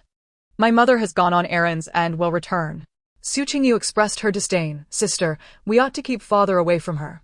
Let us move to the back of the group." Indeed, staying at the rear would help avoid such troubles, but Su Yihan was undeterred. She would not be intimidated by her. If she approached, she would simply send her away, or worse, confront her directly. For the following 2 days, Shan Liu's family busied themselves at mealtimes, utilizing every pot available. To save time, Su Yihan enlisted the help of Su Area and their uncle. Shan Kongwen even provided them with a cart, though they were forbidden to lend their mule, as the officials and other prisoners disapproved. Nevertheless, a cart would suffice, enabling them to transport the elderly and injured. Su Qingnan's wife and Su Bingquan joined Su Yihan in her cart, while Su Qing'an rode the mule. To create more space, Dashing rode alone, and Xinchuan sat atop the cart horse, while Area handled the reins. Chapter 21. Did Mother teach us lip reading? Thus, they traveled for another 2 days. Upon arriving at a town, the escorting officials also sought supplies, as did the fleeing villagers. Shan Liu's family returned with a cart brimming with provisions. Su Yihan, feeling compelled to assist, similarly purchased a considerable amount of grains, eggs, noodles, and other essentials, including a variety of meat buns, steamed bread, and preserved pastries. As she passed a clothing shop, her steps faltered. She spotted Shan Kongwen emerging, burdened with numerous packages, revealing an assortment of garments and shoes. While the fabrics were not luxurious, they were sturdy and practical. The shoes were meticulously crafted and evidently selected with care. It appears their acquaintance is indeed more than superficial. This is excessive. Su Yihan mused internally. Shan Kongwen had also acquired an additional cart. After replenishing their supplies, they resumed their journey. Observing the family of exiled prisoners that Shan Kongwen attended to with particular care, Su Yihan was pensive. She witnessed them donning new garments, their former rags discarded. The elderly and children settled into the cart, their wounds healing gradually, and they enjoyed sufficient meals at every stop. Su Yihan felt a surge of emotion, understanding that they too were fleeing, and the journey itself was fraught with scarcity. She noted how much more haggard Shan Kongwen appeared. Upon their return from the town, he had even delivered a substantial amount of goods to the officials. While some exiled prisoners expressed discontent, a few wealthier ones engaged in similar acts of generosity. As the rain fell, everyone sought refuge in a dilapidated temple. The refugees had been driven out, forced to set up tents in the downpour. The hunter, Shin, and his family generously delivered a meal to the tent, along with a portion meant for the officials. Of course, this was supplemented by the food prepared by Su Yihan and her companions. Fortunately, during the resupply, they had also procured a large pot and some bowls and utensils. Su Yihan's willingness to assist stemmed not only from a sense of duty, but also from the understanding that Shin's family had always extended a helping hand in their times of need. Traveling with the escorted group of exiles, the refugees felt a greater sense of security, and their journey had been smooth for several days. As lunchtime approached, Su Yihan approached his sister and whispered, "Sister, I saw Brother Shin calling them grandfather, and also father and mother." Su Yihan turned in surprise to look at her 4-year-old brother, taken aback by his observation. "How do you know that?" she inquired. Su Yihan tilted his head, pride illuminating his face, and replied, "I can tell." "Can't you see it, sister?" Furrowing her brow in contemplation, Su Yihan shook her head. "I can't see it." Frustrated, Su Yihan stamped his foot and whispered, "Sister, are you being lazy? Mother taught us how to read lips. Have you forgotten? We learned it together." "Did Mother really teach us that? When did it happen?" Su Yihan asked, her expression one of confusion, as she genuinely couldn't recall. With hands on his hips, resembling a miniature adult, Su Yihan proclaimed seriously, "It was before Mother left. She told us to read more, observe more, and practice more. Since we've been fleeing, I've been studying in the carriage whenever I have the chance, unlike you, who seems to be slacking off." Amused yet exasperated, Su Yihan thought, "I feel like I could just give him a light smack. What should I do? I wonder if Mother really taught us. Perhaps I was dozing off. I've never been a studious person, so I often drift away." Who would be thought my 4-year-old brother would be more astute than me? She quickly gestured for silence and whispered, "Shh, keep it down, just knowing is enough." So, the hunter and his wife are not his real parents. No wonder I thought he resembled a master. After lunch, the group continued to rest. Su Yihan and her brother took their charmingly foolish father for a stroll.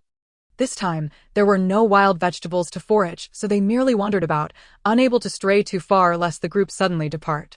Su Qingnan and his wife accompanied them, searching the forest for anything edible.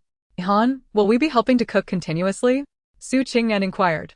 "Yes, if they need us. We'll lend a hand. The hunter's family has been assisting us throughout our journey. Each time we faced danger, Hunter Shin and Dashing would confront the threats, with Brother Shin standing guard before our carriage to protect us. Helping to prepare a little porridge and vegetables is within our capabilities," Su Yihan explained. Understanding dawned on her uncle, who admitted he had been too stingy. "I see, I apologize," Su Qing'an replied. "It's fine, everyone is fleeing and naturally. One would first think of their own well-being. Just knowing this is enough. They have indeed been looking out for us. My mother often purchased the game that Hunter Shin brought in when she was alive." Her uncle acknowledged this. "What about our food supplies?" This was Su Qingnan's primary concern. "Do not fret, if we run out, we will replenish at the next town." "I have enough money," Su Yihan reassured him. Upon hearing this, a look of guilt washed over Su Qingnan's face. He scratched his head and said, "I understand now. Yihan, for one so young, you possess such a generous heart. I am ashamed in comparison."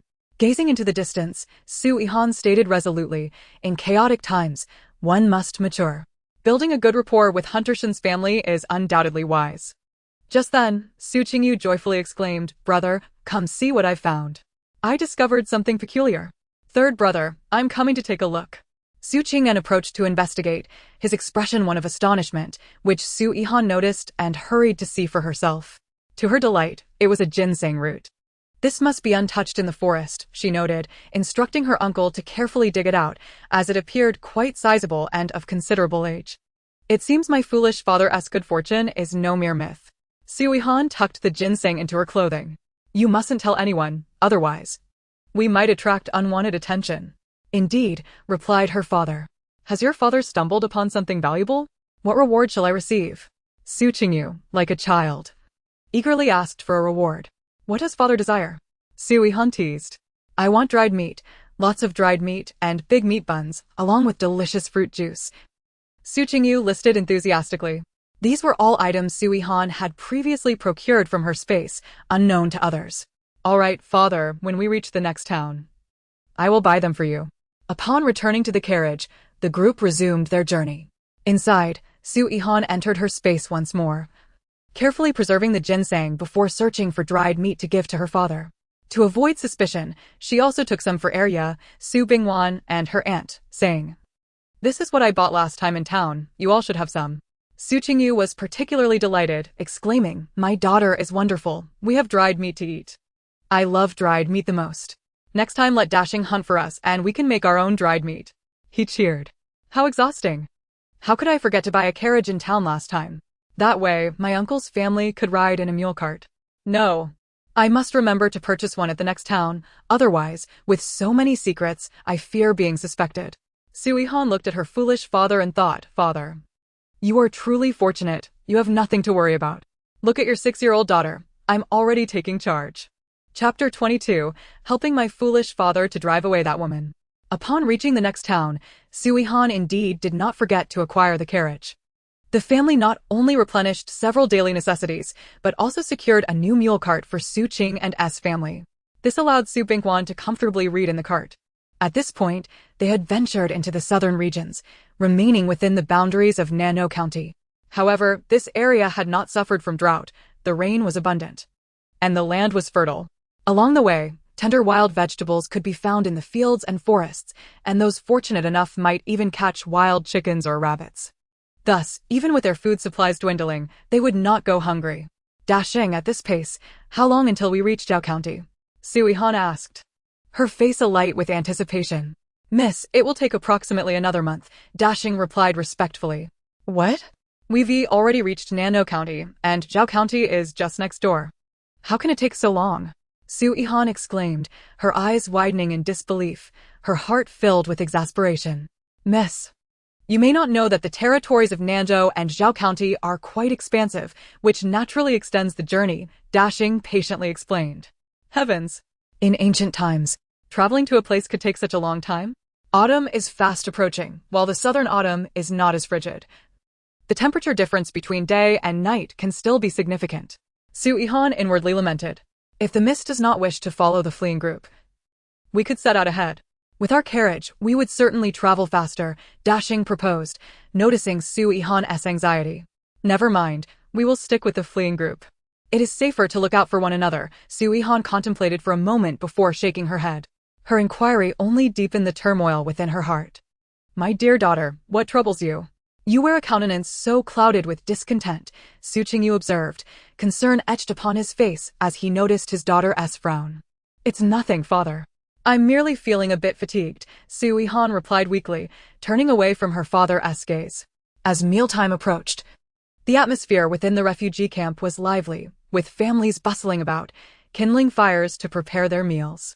The wisps of smoke spiraled gracefully into the twilight sky, infusing a sense of warmth into the otherwise desolate journey. Among the exiles, some families took it upon themselves to cook. However, Chen Kongwen refrained from allowing his family to light a fire, believing that rest should be devoted to relaxation rather than the triviality of meal preparation.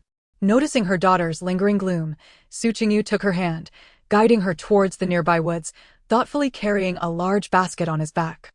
As Su Qingyu merrily foraged for wild vegetables, a melodious voice rang out. Brother Su. Upon hearing the voice, Su Yihan's brows furrowed into a frown, irritation bubbling within her. Are you an exile? How can you stray so far from the group? Su Yihan coldly inquired, her eyes narrowing with caution. As long as I pay. It's no concern of theirs. Being a frail girl, they won't be overly strict with me, Li Lei replied, a sweet smile adorning her face.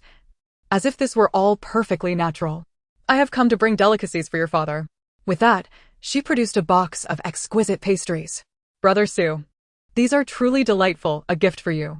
As she gently opened the food box, a waft of sweet fragrance enveloped the air. Inside, the pastries gleamed with tempting colors, their intricate designs eliciting a mouth-watering response. Su Qingyu was instantly captivated by the elegant treats, his eyes sparkling with delight as a broad smile spread across his face. A gift for me? He exclaimed, reaching eagerly for the box. Li Lei nodded, her smile brightening. Indeed, they are for Brother Su. Unfettered by reservations. Su Qingyu seized the food box, plucking a pastry from it and taking a bite, mumbling through his mouthful, delicious, truly delicious. Witnessing this, Su Yihan felt a surge of indignation. She stepped forward, positioning herself protectively in front of her father, her gaze sharply fixed on Li Lei as she demanded, Miss Li, what is your true intention? Your family is wealthy, and even here in exile, you ought to fare well. Why divert your attention towards my father? He is simple-minded and utterly oblivious to such matters. I have no qualms about it, Li Lei replied, her demeanor calm. Even if my family possesses wealth, my current status as an exile limits my prospects for a suitable marriage. Rather than wait for my family to wed me off to a stranger I do not wish to marry, I would prefer to choose someone I genuinely care for. At the very least, I believe I would not be subjected to hardship alongside your father. Rest assured, I am willing to care for him and even bear children for him, she added, her tone resolute. Su Yihan, taken aback by Li Lei's words, felt a flicker of emotion within her heart, but soon her rationality prevailed. Taking a deep breath, she asserted, Miss Li, we have a mother who has gone on an errand, and she will certainly return to us. Our family will reunite. I can be a concubine, Li Lei suddenly declared, biting her lip as if summoning great resolve. At her proclamation, the surrounding air fell silent, all eyes widening in astonishment as if they had witnessed a most outrageous declaration. Impossible. My father will have only my mother as his wife, he shall never take a concubine. Su Yihan shouted, her face flushed with anger, her fists clenched tightly. Yes, my father will not take a concubine. Isn't that right, father? Su Yihan turned to her father, seeking his affirmation. With his mouth still occupied by the pastries, Su Qingyu, without a moment's thought, mumbled, yes, what your daughter says is correct. See, Miss Li, you heard it, my father does not want you. So abandon this notion, Su Yihan asserted, snatching the food box from her father's hands and thrusting it toward Li Lei with a firm tone. I have plenty of delicious pastries on my cart. You should take these back. We do not require them. Yes, please leave and keep your distance from my father. Do not attempt to pursue him again. Su Yihan added vehemently, her eyes filled with disdain. Li Lele, witnessing this, felt a rush of color wash over her face, a fleeting hint of disappointment flickering in her eyes before she regained her composure. Silently, she accepted the food box, turning to depart with heavy steps. As they watched her retreating figure, Su Yihan remained seething with anger. She turned to her father, speaking sternly, "Father, you are not to converse with her again. Keep your distance, understand? She undoubtedly harbors ill intentions." "Indeed, I heed my daughter's words," Su Qingyu responded absently, still savoring the sweetness of the pastries. The family standing nearby observed the scene with growing concern for Su Qingyu. Chapter 23. The road blocked by heavy rain. The caravan continued its march. Su Yihan, her father, and her younger brother remained within the cart, their vigilance for their father heightened. With little to occupy them, the siblings found solace in waiting for meals to be prepared by others. However, the unusual weather over the past few days had instilled a sense of unease in Su Yihan. The ominous clouds above grew ever thicker, resembling a heavy gray curtain that pressed down upon her, making it hard to breathe. Gazing at the overcast sky, she furrowed her brow, contemplating. "It seems we cannot evade this deluge. We must find shelter quickly. Uncle Shin, it appears a heavy rain is imminent.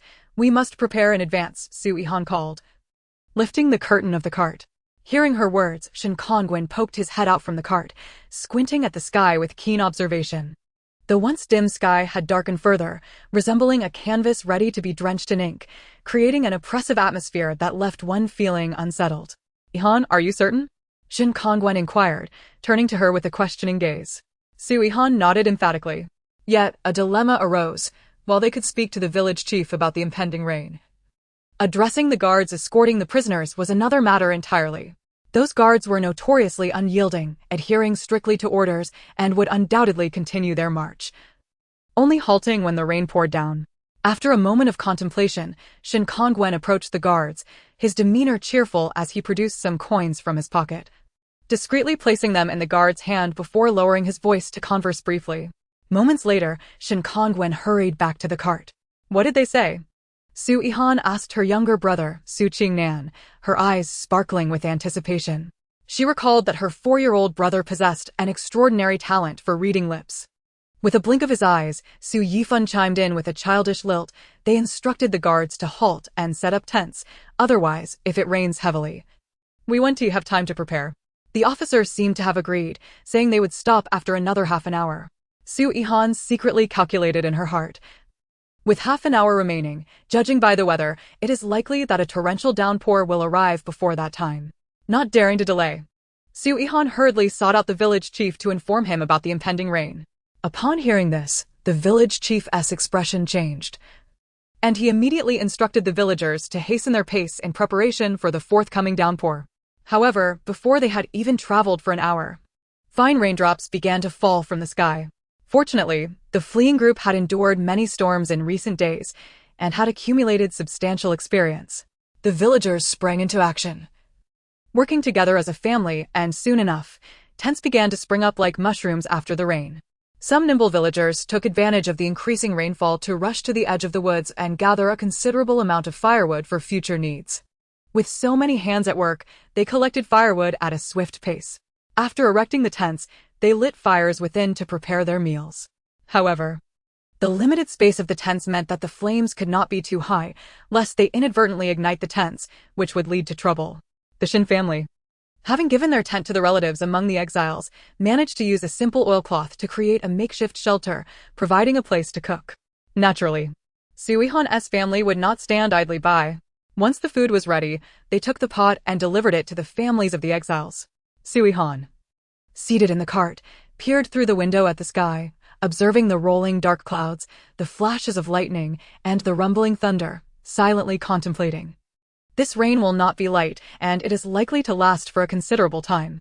At the outset of their flight, the villagers had hoped for rain, believing it would nourish the earth and bring vitality, but now they merely wished for favorable weather and a safe arrival at their destination. "Dear daughter, it's raining. Can I go out to play?" Su Qingyu, with the innocence of a child, gazed out at the rain and could not help but ask. Su Yihan quickly reached out to pull him back, sternly saying, "No, the rain is getting heavier. Going out now would make you catch a cold. And given the current situation, I cannot allow you to bathe." Su Qingyu pouted, his face filled with reluctance, but ultimately nodded obediently. "What are we having for dinner tonight?" "I want meat buns," he later asked, gazing at Su Yihan with eager eyes. The three of them spoke quietly inside the cart. Su Yihan gently coaxed, "There are many people, and if the aroma of cooking wafts outside, we could be discovered. Once we reach the next town, we will buy more meat buns. And I can exchange some of the meat buns in my space for you, so you can enjoy delicious meat buns." "Really?" Su Qingyu's eyes brightened with excitement. "Really? But shoo, keep your voice down." Su Yihan hastily gestured for silence. Su Qingyu immediately covered his mouth, falling silent. Su Yihan perhaps forgot that the Zhou siblings were martial artists with keen hearing, and so were the Shins, possessing sharp auditory senses. Nevertheless, it was likely they would not comprehend the mention of space and such. The rain intensified, pouring down like a deluge, mercilessly pounding the ground. Among the fleeing group, many tents were rather rudimentary, trembling precariously under the onslaught of the torrential rain. The best tents belonged to Su Yihan and the Shin family. Su Yihan and her siblings, along with their father, remained in the cart, having tied the horse tightly to a robust tree to prevent it from bolting in fright.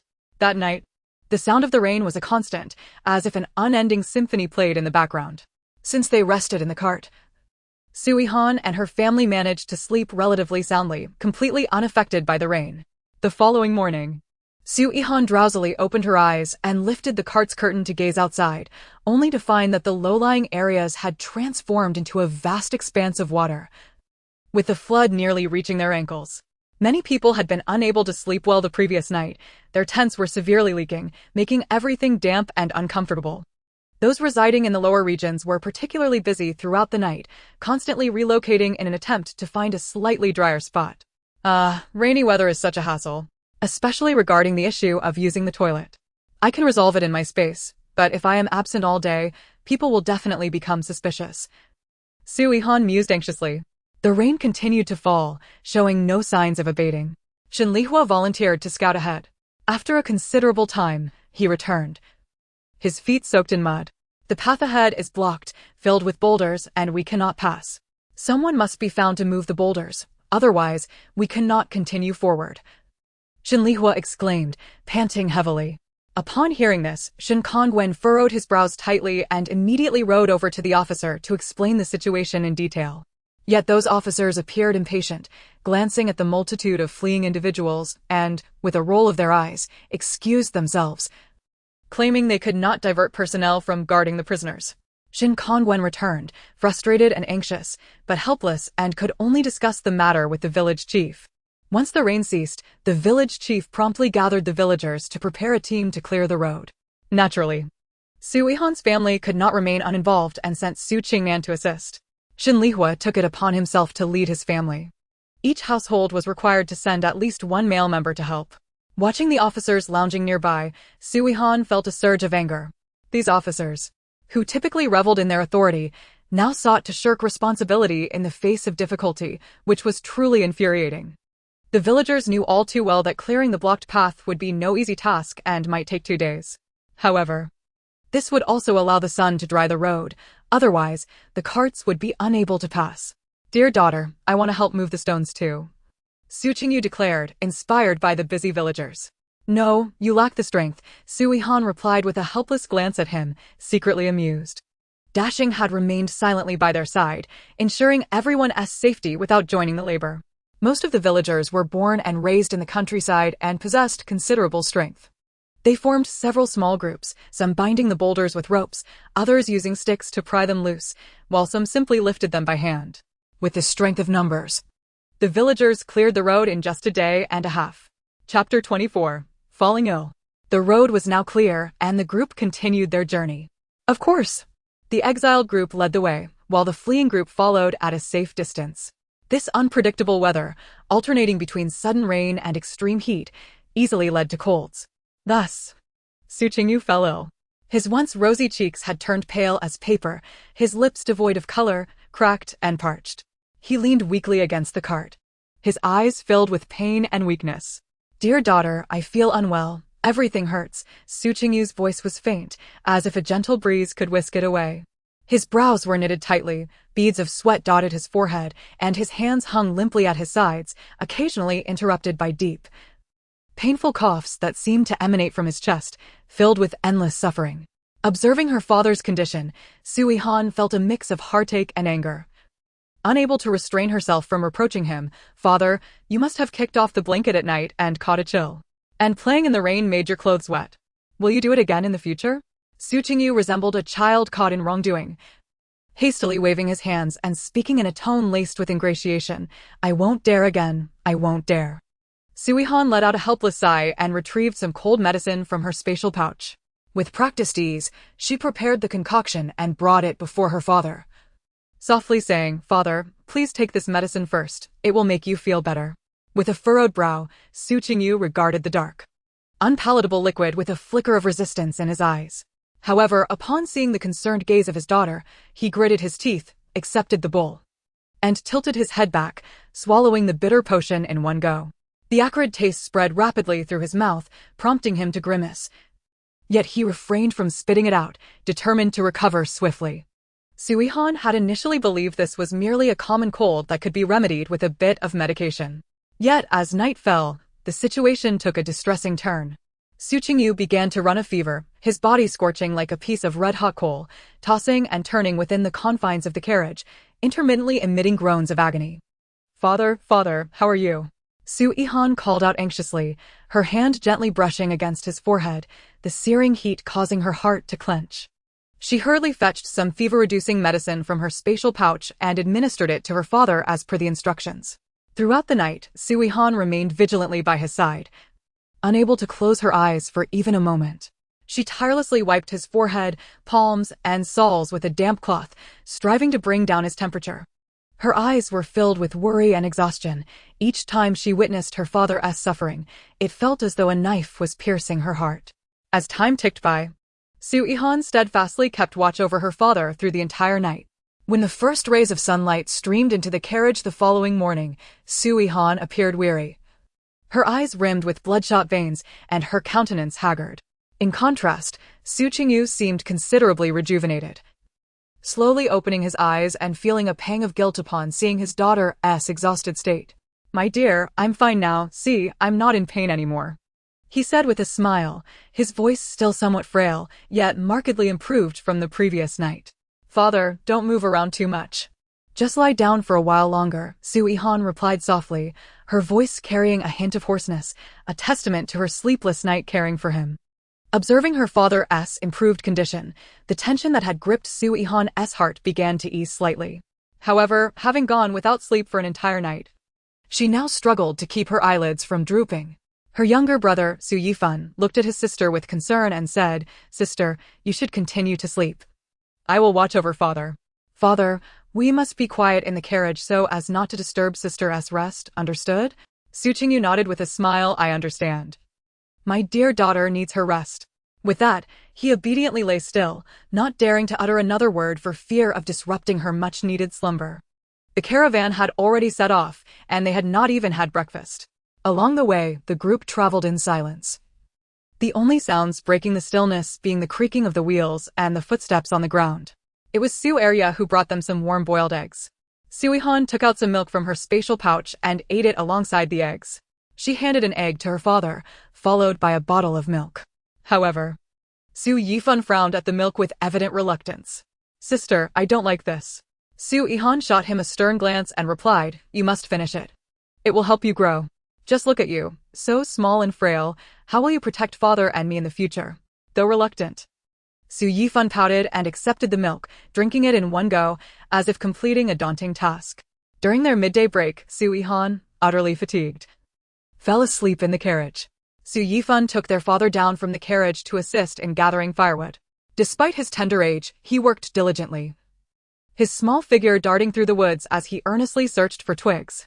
Just then, Shen Kongwen hurriedly approached them, his expression fraught with urgency, beads of sweat dotting his forehead, and his eyes betraying deep concern. "Xiaofan, do you still have any medicine? Can you spare some?" "Someone in our group has a fever," he implored, his voice trembling as if beseeching for something vital.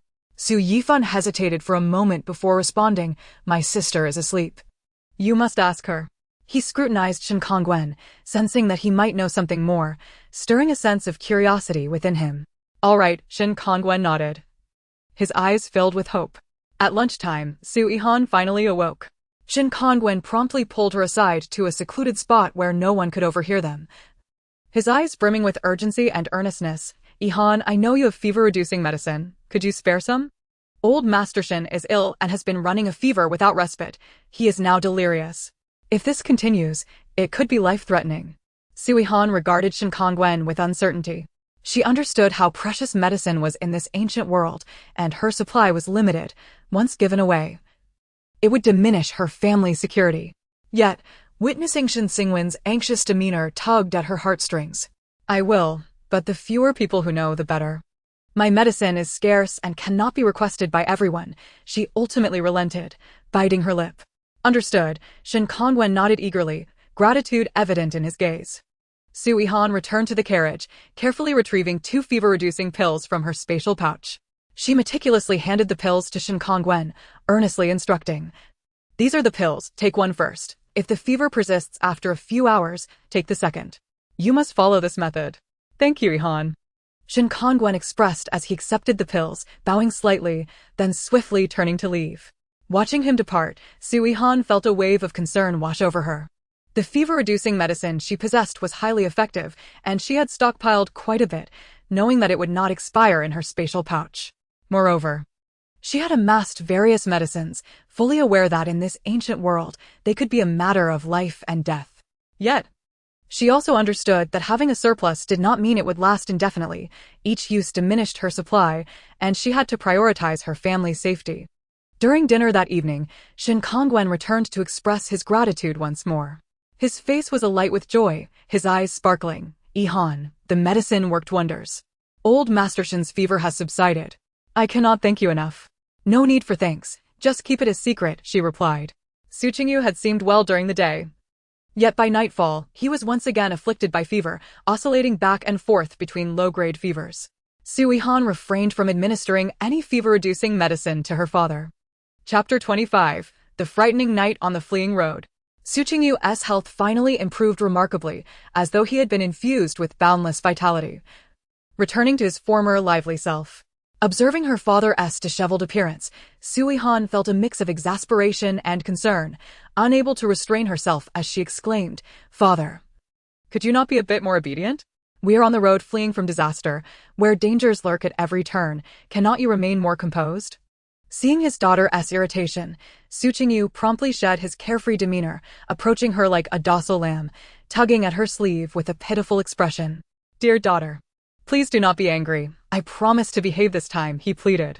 Su Yihan, witnessing her father's contrite demeanor, let out a resigned sigh, her anger dissipating significantly. As the night descended quietly, darkness enveloped the world like a vast shroud. The weary souls fleeing from calamity had long succumbed to slumber, leaving the camp steeped in silence, occasionally pierced by the faint chirping of insects, shattering the tranquility of the night. Yet, amidst this serene encampment, 2 figures remained ever vigilant. Eyes wide open, Zhou Xinchuan and Shen Lihua. The Zhou siblings took turns on watch, their keen gazes sweeping through the darkness, missing not a single subtle movement. Likewise, Shen Lihua and Shen Kongwen alternated their vigil. This night, with its inky blackness and gusty winds rustling through the leaves, held an air of foreboding. Suddenly, both Shen Lihua and Zhou Xinchuan's ears pricked, acutely aware of an unusual disturbance. They exchanged a glance, their eyes instantly alight with caution, whispering in unison, their S movement. This low exclamation roused the slumbering De Xing and Shen Kongwen, as if awakened by an invisible force.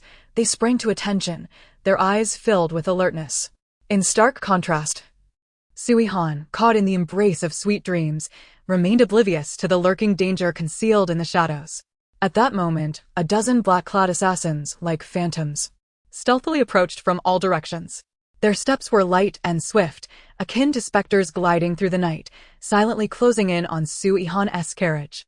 It was evident that their target was none other than Su Yihan and her companions. In an instant, The glint of blades flashed ominously in the darkness as the assassins brandished their weapons, resembling a pack of ferocious beasts lunging at the carriage.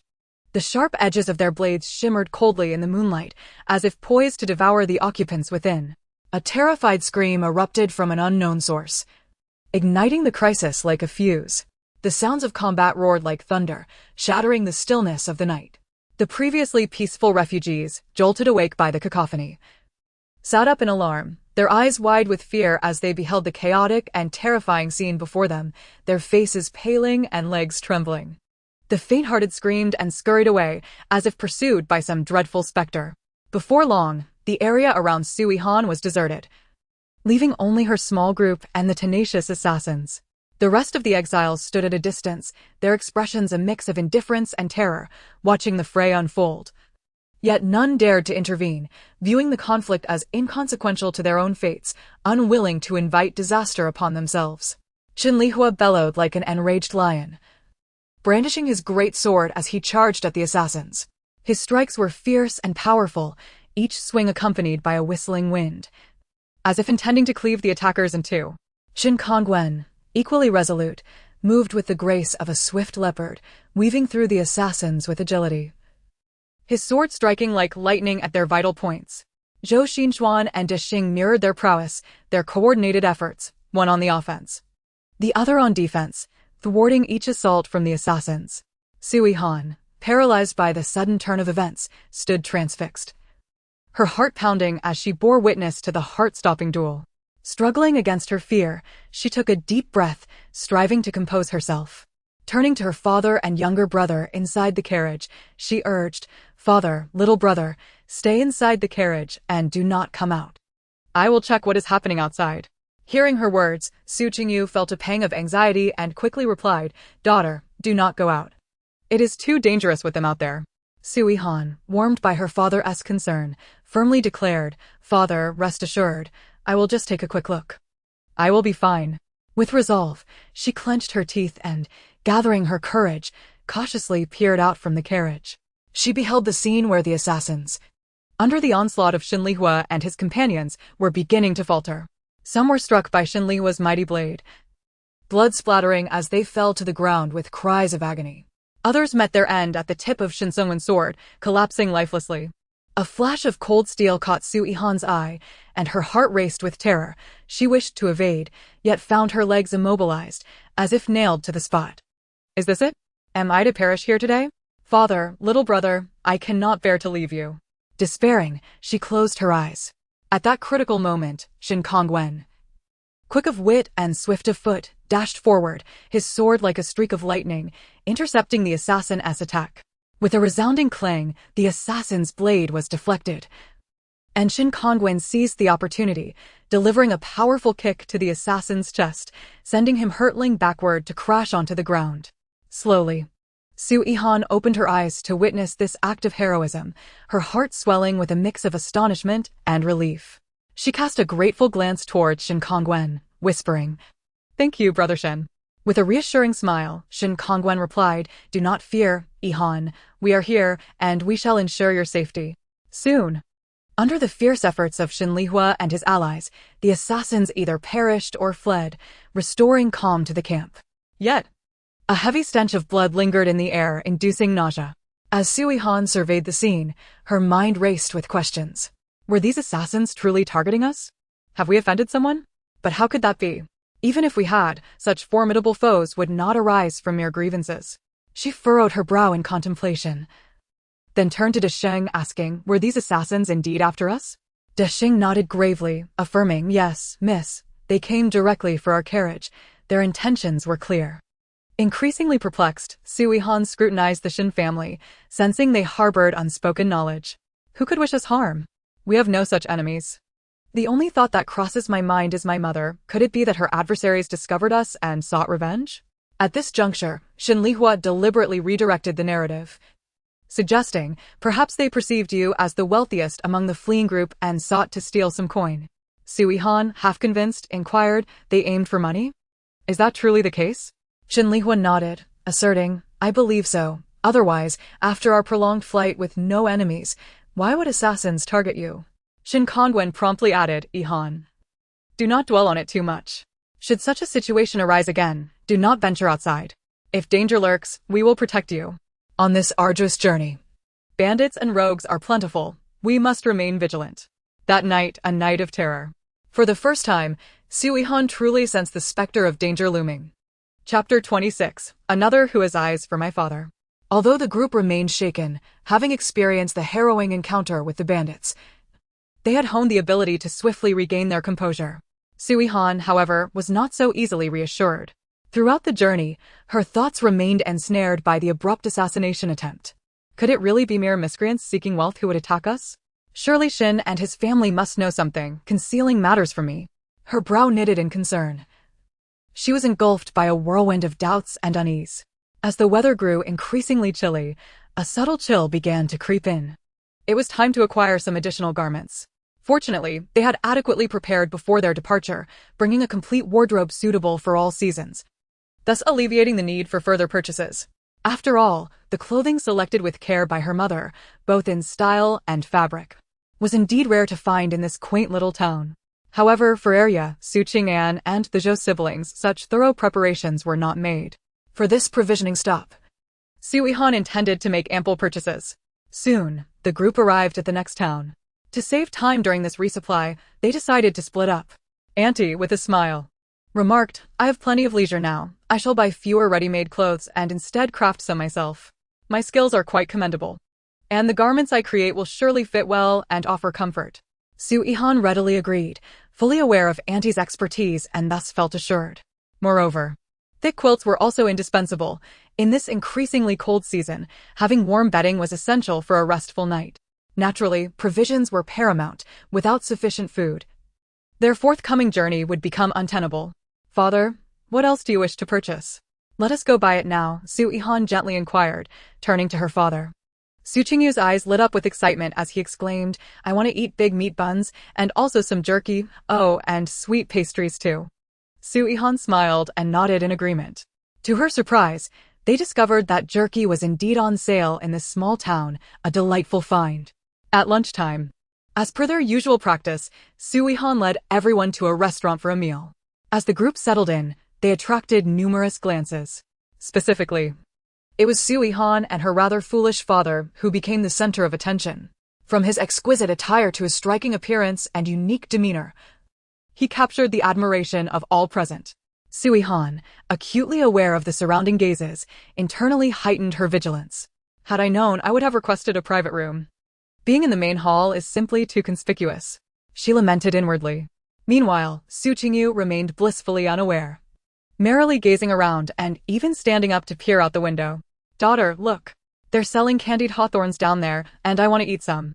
Su Qingyu exclaimed, his eyes sparkling with childlike excitement as he pointed outside.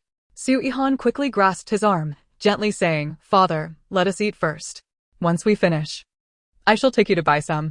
Please, come sit down. Our meal is about to be served. At that moment, Su Yifan also approached, with a childish voice saying, Father, after we eat, I'll take you to buy some too. I want candied hawthorns as well. Su Yihan then turned to her uncle and aunt, inquiring with concern. Uncle, Auntie, have you gathered all your clothing? What about the thick quilts and those for Sister Arya, are they all taken care of? Su Qingyan, feeling a bit bashful, scratched his head and replied, Yes, everything is bought. I also got clothes for Xinchuan and Dashing. It indeed cost quite a bit of silver. Su Yihan smiled reassuringly. Silver is meant to be spent. As the weather grows colder, falling ill from the chill would be troublesome, leading to even more expenses and suffering. Just then, the family of Hunter Shin arrived at the restaurant.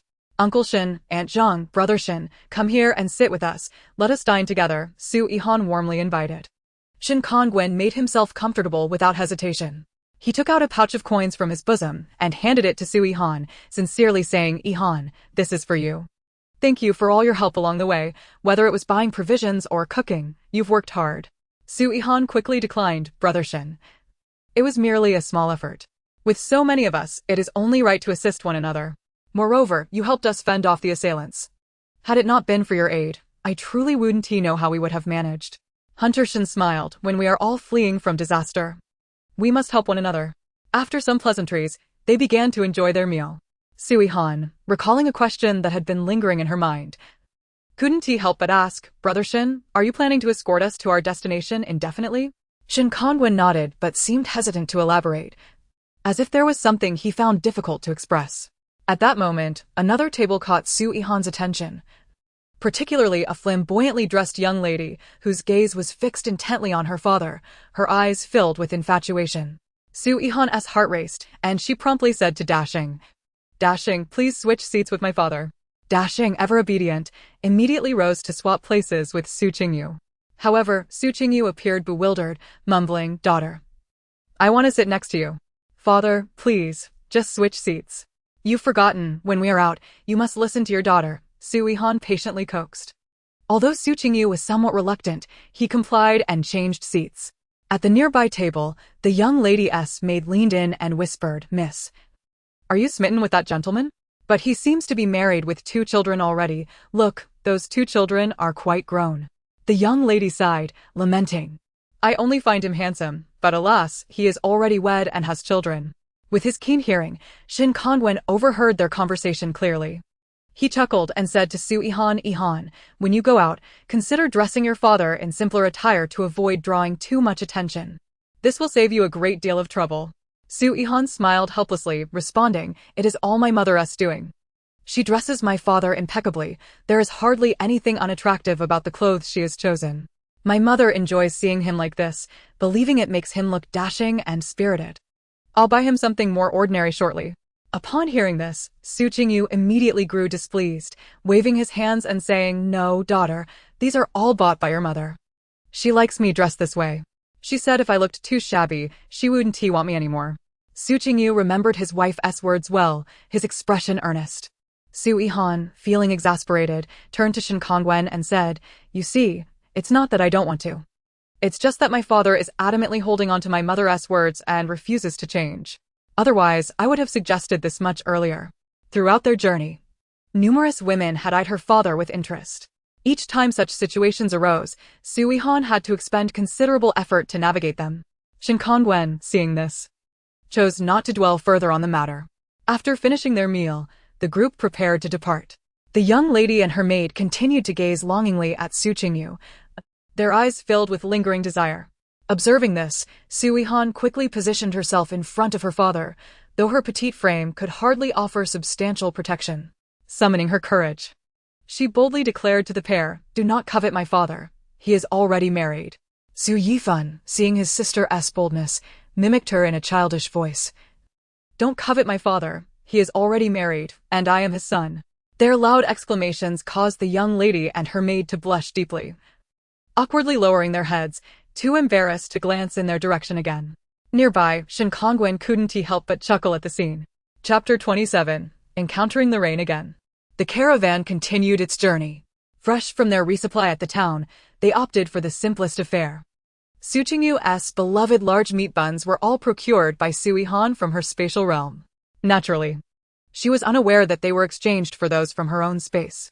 For several consecutive meals, they had subsisted on plain congee paired with meat buns and steamed buns. Perhaps due to the cooling weather, the food was less prone to spoilage. Although her own meals were modest, Su Yihan still insisted on preparing proper meals for everyone, considering they needed to assist Shin Kangwen in cooking for the families of the exiles. As time quietly passed day by day, 2 days swiftly elapsed. Ripples of thought began to stir in Su Yihan's heart. She couldn't help but ponder whether, upon the caravan's eventual arrival at Zhao County, they would truly be welcomed as the rumor suggested, generously provided a place to settle and a means to survive. She harbored a deep-seated fear that the hardships endured throughout their journey might culminate in nothing more than endless wandering and disappointment. Brother Shin, she ventured, expressing her doubts. Do you believe that when we reach Zhao County, we will indeed be permitted to settle there? Will our journey not be in vain, only to be driven from one place to another again? Upon hearing her words, Shin Kangwen smiled gently. Rest assured, Yihan. To my knowledge, Zhao County is not only affluent, but also situated far from the capital. The magistrate there is reputed to be a compassionate official who cares for the well-being of the people. Zhao County is vast and rich in resources, and it is precisely the time when labor is needed to cultivate the land. With more people, the land can flourish and the harvest will be bountiful. Therefore, our journey will surely lead us to a place of refuge. Upon hearing this, Su Yihan felt a weight lift slightly from her heart.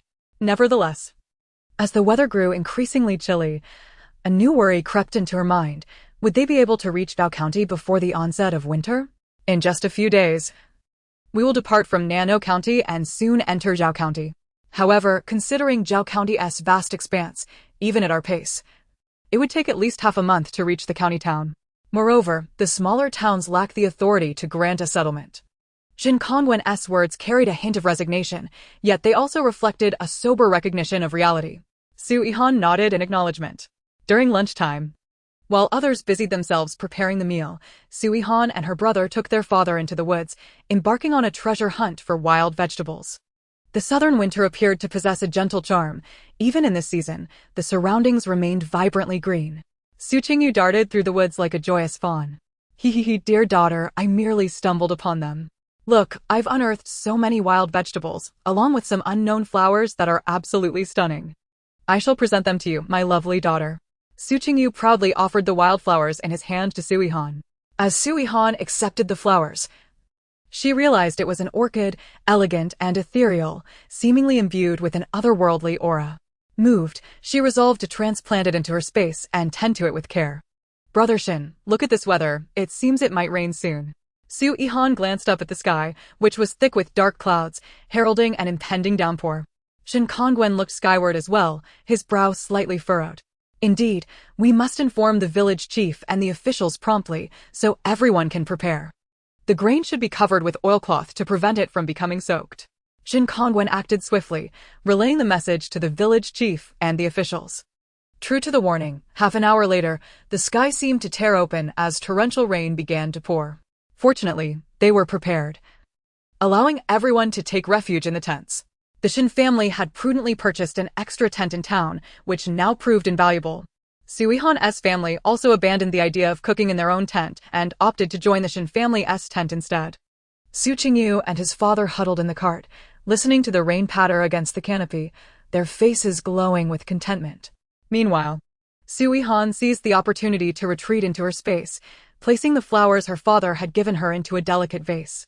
As the downpour intensified, it became evident that for those without adequate shelter, this rain was nothing short of a calamity. They could only huddle beneath a large tree, praying for the rain to subside.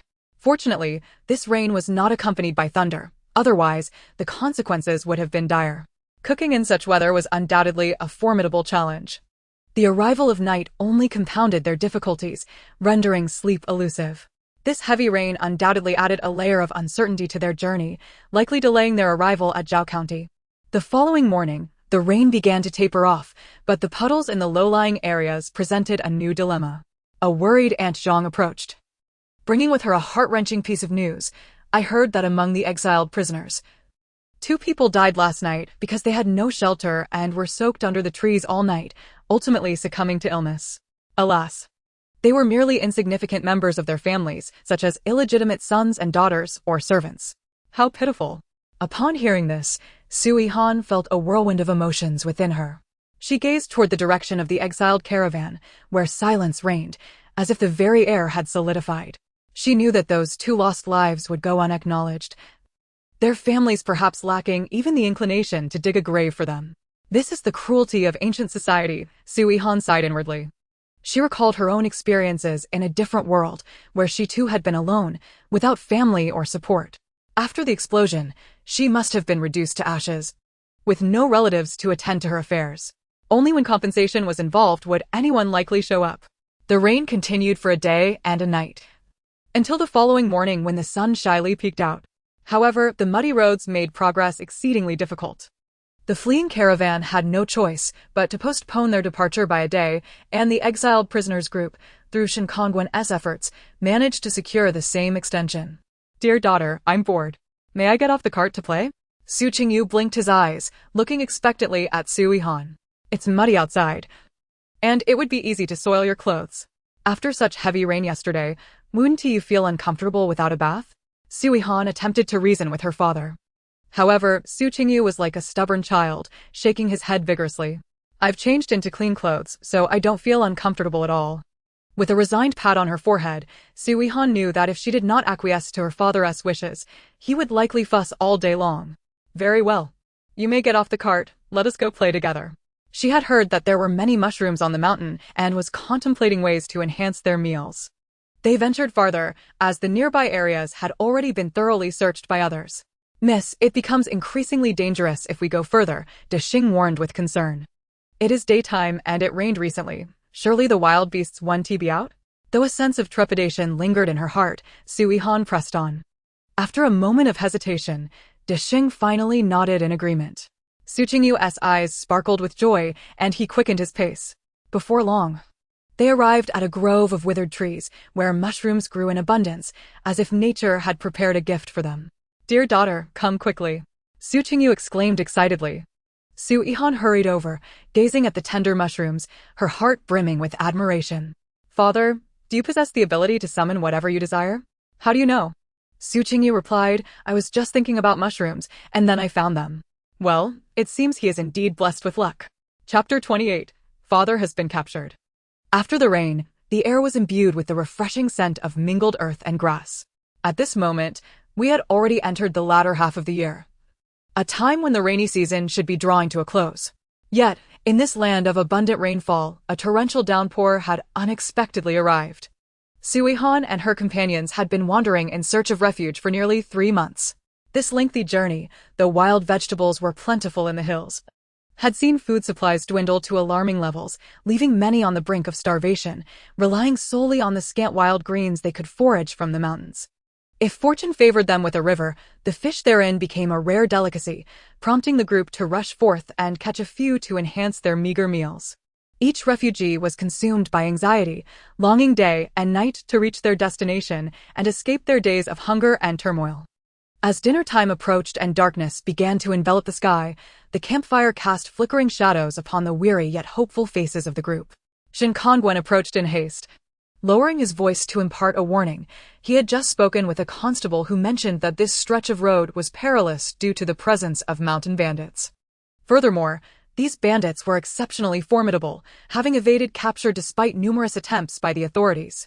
Although they were escorting prisoners, it was uncertain whether they would spare the refugees. Everyone was advised to remain vigilant through the night. Upon hearing this, the Zhou siblings exchanged grave glances, while Su Yihan's demeanor shifted to one of heightened alertness. As night fell, the entire encampment fell into an eerie silence, a silence that concealed an undercurrent of tension and unease. Sleep evaded them, and vigilant eyes scanned the surroundings, ready to react swiftly to any impending danger. Suddenly, the tranquility of the night was shattered by the chaotic sound of galloping hooves. The bandits had indeed arrived.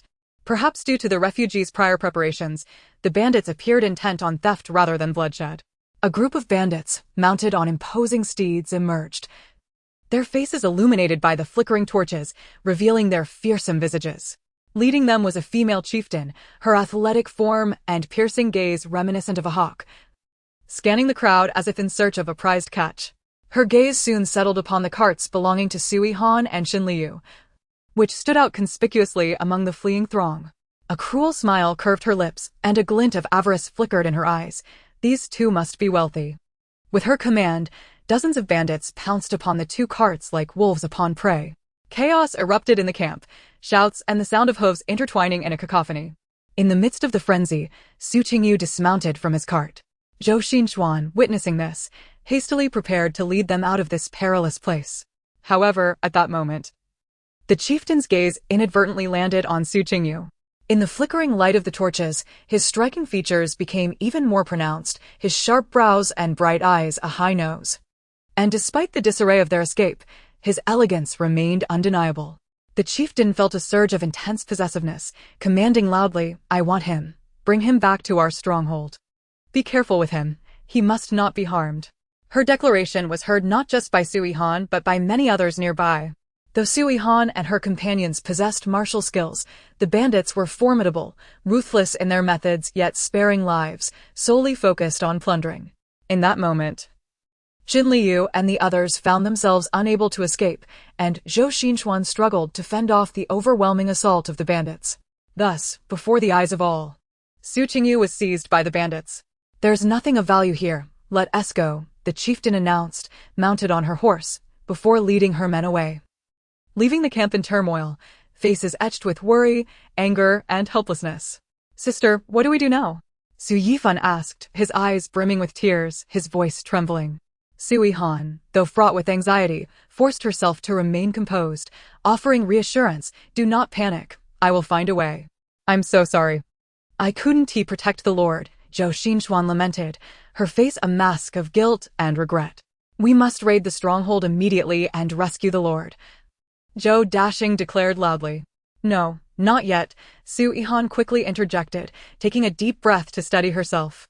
"My father is safe for now, after all. The chieftain is interested in his appearance and will not easily harm him." Just then, Shen Kongwen arrived in haste, suggesting, "We should scout the stronghold. Take me with you." "I want to go too," Su Yihan insisted. Shen Kongwen regarded her for a moment before nodding in agreement. Zhou Xinchuan stayed behind to protect Su Yihan while Shen Kongwen mounted his horse, taking Su Yihan along as they sped toward the bandits' lair. Before long, they located the bandits' stronghold, built against the mountains, its treacherous terrain fortified by towering walls patrolled by sentinels. Shen Kongwen and his companions cautiously crept along the wall, observing the situation within. Meanwhile, deep inside the stronghold, Su Qingyu found himself surrounded by several bandits, being attended to while bathing. Fear was etched across Su Qingyu's face as he clutched his arms around himself, stammering, "Let me go, my daughter will come to rescue me soon." The female chieftain strode into the room and, upon hearing his words, erupted into laughter. "So, you're a fool with a daughter? It seems you're dim-witted yet physically intact. Who are you? Get out, I'm bathing, you shameless creature." Su Qingyu exclaimed, his face flushed with indignation. Unfazed, the chieftain advanced toward the tub, a mocking smile gracing her lips. "This is my room now, you are my prisoner and you dare to be fierce?" As she spoke, she grasped his chin, her gaze wandering toward the water. Panicked, Su Qingyu quickly shielded himself with his hands, crying out, "You're a rogue. Utterly shameless for peeping at me. Leave me alone." Even in this dire predicament, Su Qingyu's mind remained clear. He understood the gravity of his situation. "Dry him off and take him to my bed," the chieftain ordered, ignoring Su Qingyu's struggles. At her command, several bandits swiftly pulled Su Qingyu from the tub and roughly dried him with coarse cloths. Despite his desperate resistance, he was soon left bare and unceremoniously tossed onto the bed, devoid of any clothing. In pain from the fall, tears welled in Su Qingyu's eyes as he clutched the blanket tightly around himself, sobbing, "My daughter has money. She will pay you handsomely if you let me go." Chapter 29, Rescuing Father and Checking the Storehouse. Su Qingyu, already somewhat inarticulate, spoke with a stutter. The chieftain crossed her arms, her gaze scrutinizing as it remained fixed on Su Qingyu. She inquired, "You keep mentioning your daughter. Judging by your appearance, it seems you've lost your wife. Haven to you?"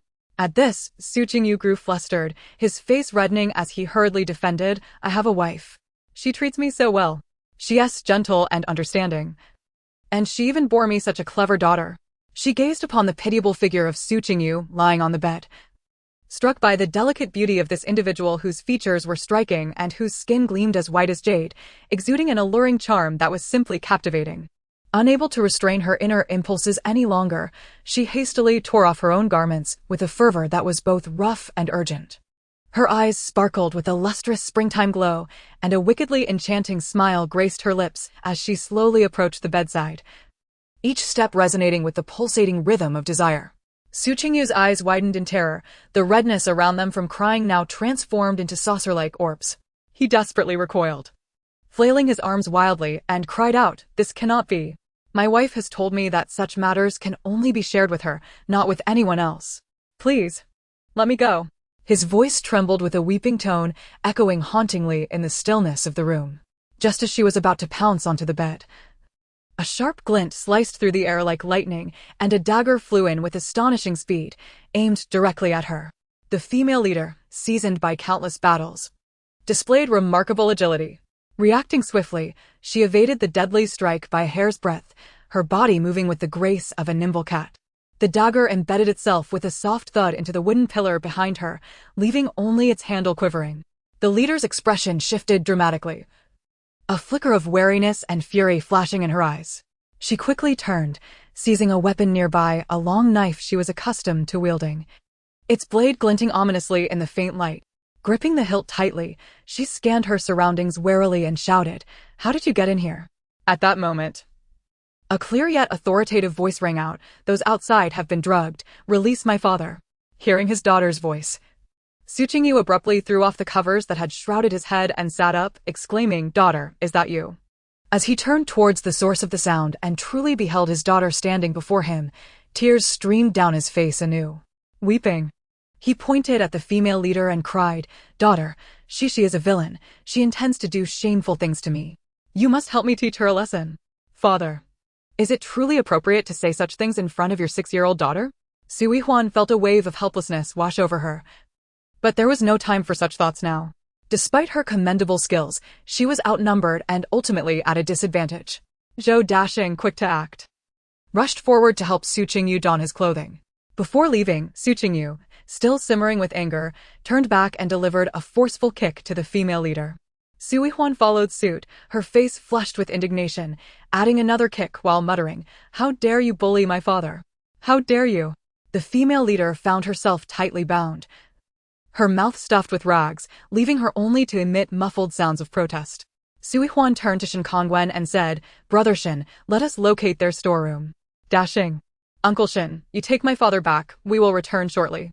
Once at the storeroom, Su Yihan instructed Shen Kongwen to stand guard outside, while she cautiously ventured in to inspect. This time, the storeroom was overflowing with gold, silver, and jewels, glimmering enticingly in the dim light. Yet, without hesitation, she set to work, swiftly claiming 3/4 of the treasures. "Brother Shen, come in," she called softly. Upon entering, Shen Xingwen's eyes widened in astonishment at the sheer volume of riches before him. "Are we taking all of this?" he asked incredulously. Su Yihan shook her head, replying, "We cannot take it all, we can manage a portion. Use a cloth to gather some, and I will do the same. We must hurry. It will be troublesome if they awaken." "Very well, it must be done," Shen Kongwen agreed, quickly springing into action. They moved with the swiftness of bandits, gathering as much gold and silver as they could, their movements efficient. As for the jewelry, they deemed it too cumbersome and left it behind. "Brother Shen, let us go," Su Yihan urged, burdened by a heavy cloth bag that appeared quite weighty. "Let me take it," Shen Kongwen offered. "You are too small, do not overexert yourself." However, Su Yihan stubbornly shook her head, insisting, "No, just help me lift it a little. I can manage." Upon exiting the bandit stronghold, they were surprised to find that Shenlai Hunter and the others had been waiting outside. After regrouping, they decided to divide the spoils so as to avoid suspicion upon their return. Once safely back, just as dawn began to break, they wasted not a moment and set off, anxious that the bandits might pursue them. Su Yihan approached the village chief and recounted the events of their theft from the bandits, promising to buy provisions for the villagers during their next visit to town and to distribute a few silver coins to each household. The village chief, his face flushed with shame, responded, "Young Lady Yihan, we have not contributed much. How can we accept your generosity?" Su Yihan smiled reassuringly. "This is beyond your means to assist. Grandfather, I see that everyone is indeed in need. This little amount is but a token of my goodwill." The villagers, upon learning of her deeds, were filled with gratitude. They praised her kindness, bravery, and intelligence, and Su Yihan's benevolence was etched deeply into their hearts once more. "Third brother, are you all right?" Su Qingnan inquired with concern. Recalling his harrowing experience in the bandit stronghold, Su Qingyu felt a mix of anger and embarrassment, shaking his head vigorously. "I am fine. That woman is utterly shameless. She dared to impose such things upon me." As he spoke, he seemed oblivious to the presence of others nearby. Auntie and Arya felt a wave of embarrassment wash over them, their faces flushing deeply as they averted their gazes. Seeing this, Su Yihan quickly stepped forward, taking her father's hand and saying, "Father, let's go inside and rest. No more foolish talk." With that, she guided him into the cart. Inside the cart, Su Yihan looked at her father, silently resolving to have a serious conversation with him. "Father, may I discuss something with you?" she asked softly. "Do you wish to encounter such situations again?" Su Qingyu shook his head vigorously, exclaiming, "No, I do not want that." His expression reflected the terror of those moments when he faced the female leader's intimidation. "Then, can we dress more modestly from now on? It will ensure our safety. Since Mother is not here, when we see her again, you can wear the clothes she favored. Does that sound agreeable?" Su Yihan spoke in a hushed tone. After a moment's contemplation, Su Qingyu relented. All right, I will heed my daughter's counsel. In truth, Su Yihan had already procured new garments, which she retrieved from her space for her father to change into. Once he was dressed, his stunningly beautiful visage remained unchanged. Having gone without sleep the previous night, Su Yihan retired to her space for rest, taking a moment to review the treasures she had acquired from the bandit stronghold. Not bad, quite a fortune indeed. She also retrieved some of the promised silver for the villagers, which amounted to roughly 1,000 taels, a mere fraction of what she had brought back. Chapter 30. Encountering the female leader in town. After 3 more arduous days of travel, the desolate landscape gradually gave way to signs of habitation, and at last, the faint outline of the next town emerged on the horizon. A subtle relaxation crossed the weary faces of the group, and their footsteps instinctively quickened. Su Yihan had always been a woman of her word. Upon entering the town, she unhesitatingly retrieved the silver coins she had prepared in advance, solemnly handing them to the village chief with a clear and resolute voice. Village chief, this is the money for purchasing food. Please send someone to procure supplies. Our subsequent journey depends on these provisions. The village chief accepted the coins, gratitude shining in his eyes, and promptly set about arranging for the purchase. Only then did Su Yihan allow herself a moment of relief, though it was swiftly replaced by concern for her own family supplies. Recalling her previous experience in the bandit stronghold, she couldn't help but slap her forehead in frustration, silently berating herself for being so foolish as to focus solely on amassing gold and silver treasures while neglecting the vital necessity of food. This time, she resolved to ensure that the great sage and the others received provisions in the same quantity as before. Turning her gaze to her father, who was watching her with eager eyes, she instantly donned a gentle smile. Father, we will buy more meat buns this time so that you can indulge yourself. Upon hearing this, Su Qingyu's face lit up with childlike joy, his eyes sparkling as he waved his hands excitedly, exclaiming, Yes, yes, daughter. I want to eat those large meat buns, the ones filled with rich, fragrant meat. Amused by her father's enthusiasm, Su Yihan led him to the town's clothing shop, where she carefully selected several sets of coarse cotton garments. It must be noted that despite Su Qingyu's efforts to dress modestly, his tall stature, handsome features, and the effortless grace he exuded could not be entirely concealed. Su Yihan initially contemplated applying some dark ash to her father's face for safety, hoping to make him less conspicuous. However, upon hearing her suggestion, Su Qingyu shook his head vehemently, refusing outright, and muttered, Daughter, that would be so unflattering. I don't want that, I prefer to look like this. With no other choice, Su Yihan relented. At midday, the group arrived at a bustling tavern. The atmosphere was lively, filled with the hustle and bustle of patrons, and the tantalizing aromas of various dishes wafted through the air. However, Su Qingyu wrinkled his nose in distaste, casting a critical look at the food on the table, quietly muttering, Daughter, none of this is appetizing. I miss your mother's cooking. Seeing her father's displeasure, Su Yihan felt a pang of helplessness, but gently reassured him, Father, we will buy those large meat buns soon. For now, let us eat something else to tide us over. Just as they were enjoying their meal, Desheng, one of the Zhou siblings, suddenly stiffened, lowering his voice to inform Su Yihan, Miss, someone is watching us. A jolt of alarm raced through Su Yihan, and she instinctively halted her chopsticks. Following Desheng's gaze, she spotted a familiar figure at a nearby table. It was the female leader from the bandit stronghold. Today, she was clad in plain, coarse garments, her hair casually tied up, and without a trace of makeup, yet her piercing gaze remained as sharp as an eagle's, coldly fixated on their table. The Zhou siblings immediately heightened their vigilance, gripping their swords tightly, their bodies leaning forward, ready to confront any threat. Su Qingyu, having overheard the conversation, turned pale, his demeanor transforming into that of a frightened deer. He quickly shrank behind his daughter, grasping her sleeve tightly, his voice trembling, Daughter, I'm scared. Taking a deep breath to steady herself, Su Yihan gently patted her father's hand, offering reassurance, Father, there's no need to fear, we are here. She then turned to face the female leader, boldly declaring, Are you here to seek death? You're alone, you cannot hope to contend with us.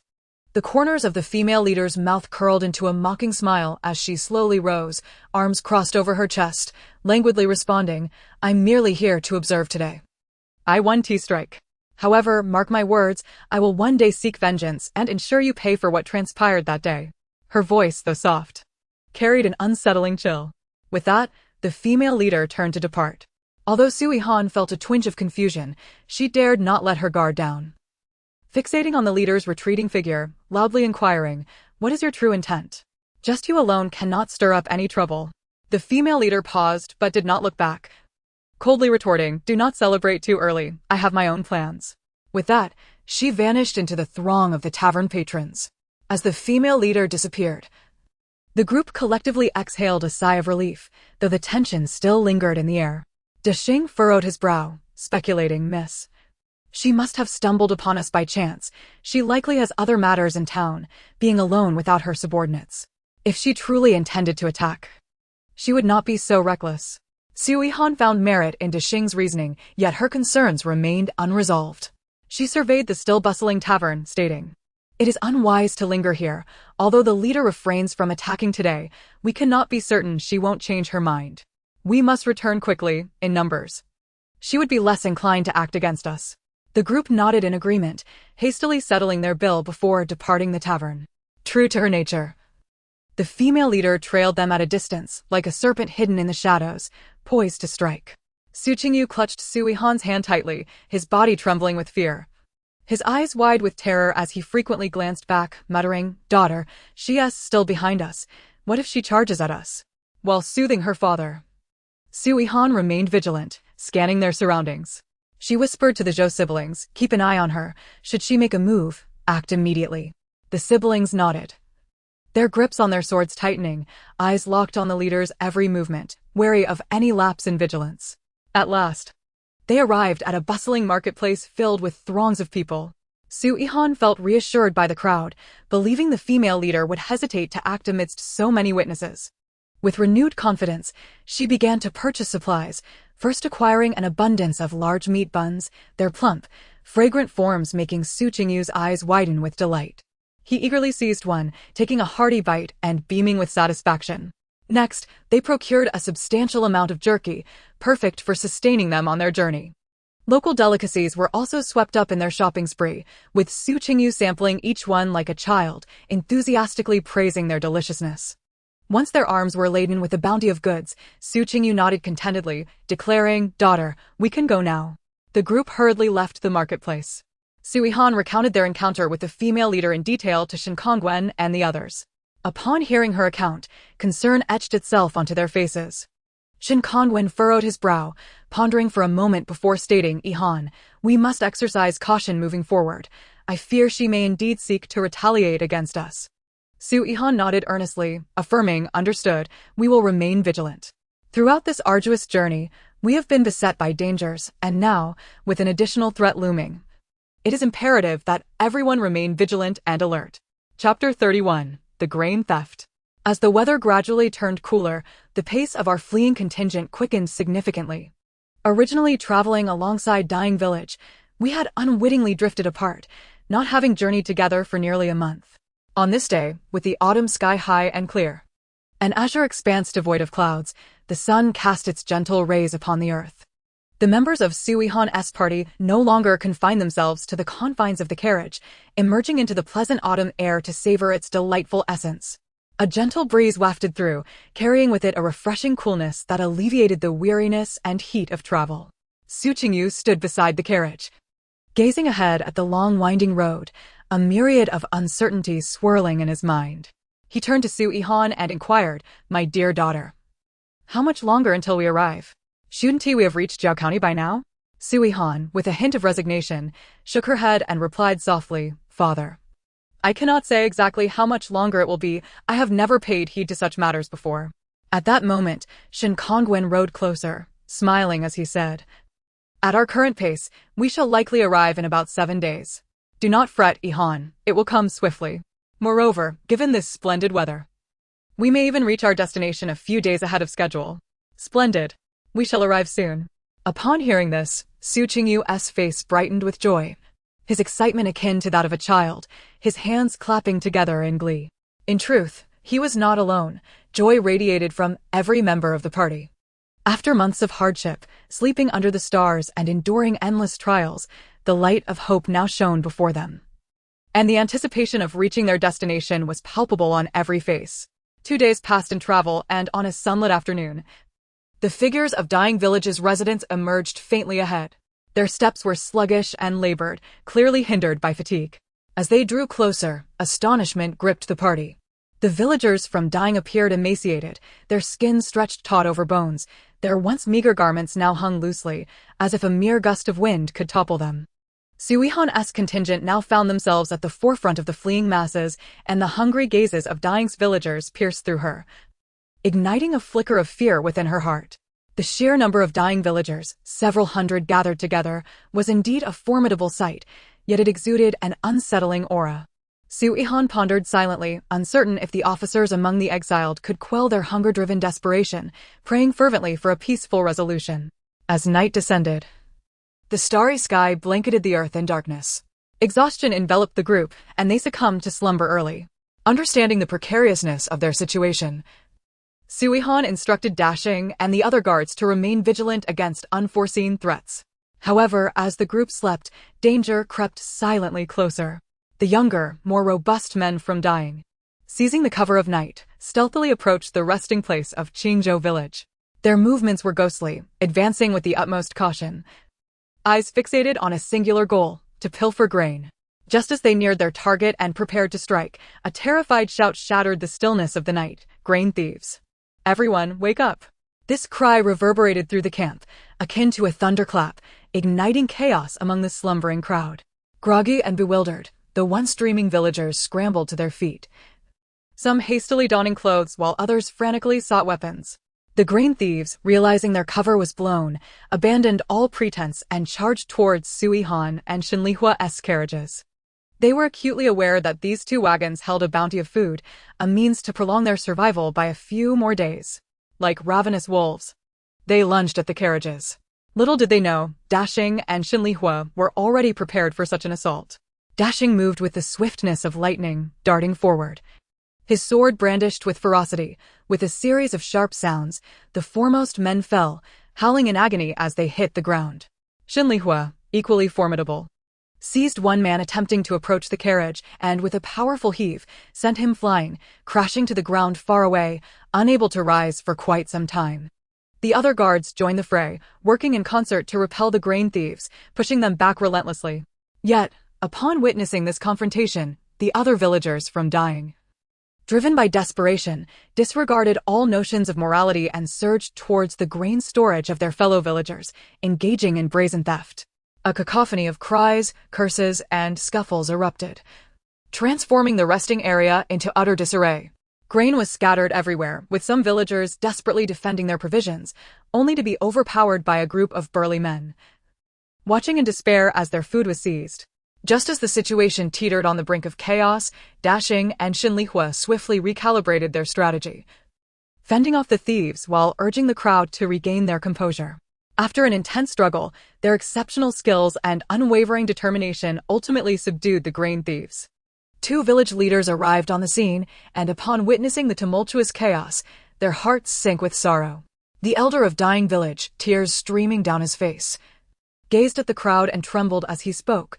"We are utterly powerless. Many in our village have perished from hunger. At this juncture, they heed not my words. Only the instinct to survive. Have mercy on the people of dying village. We have gone days without food. Even the wild vegetables have made us ill.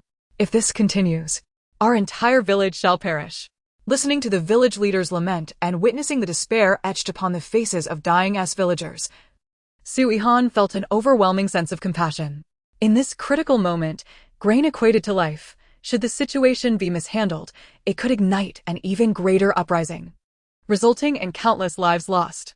After conferring with Shenlihua, she resolutely declared, "We shall return the stolen grain to them.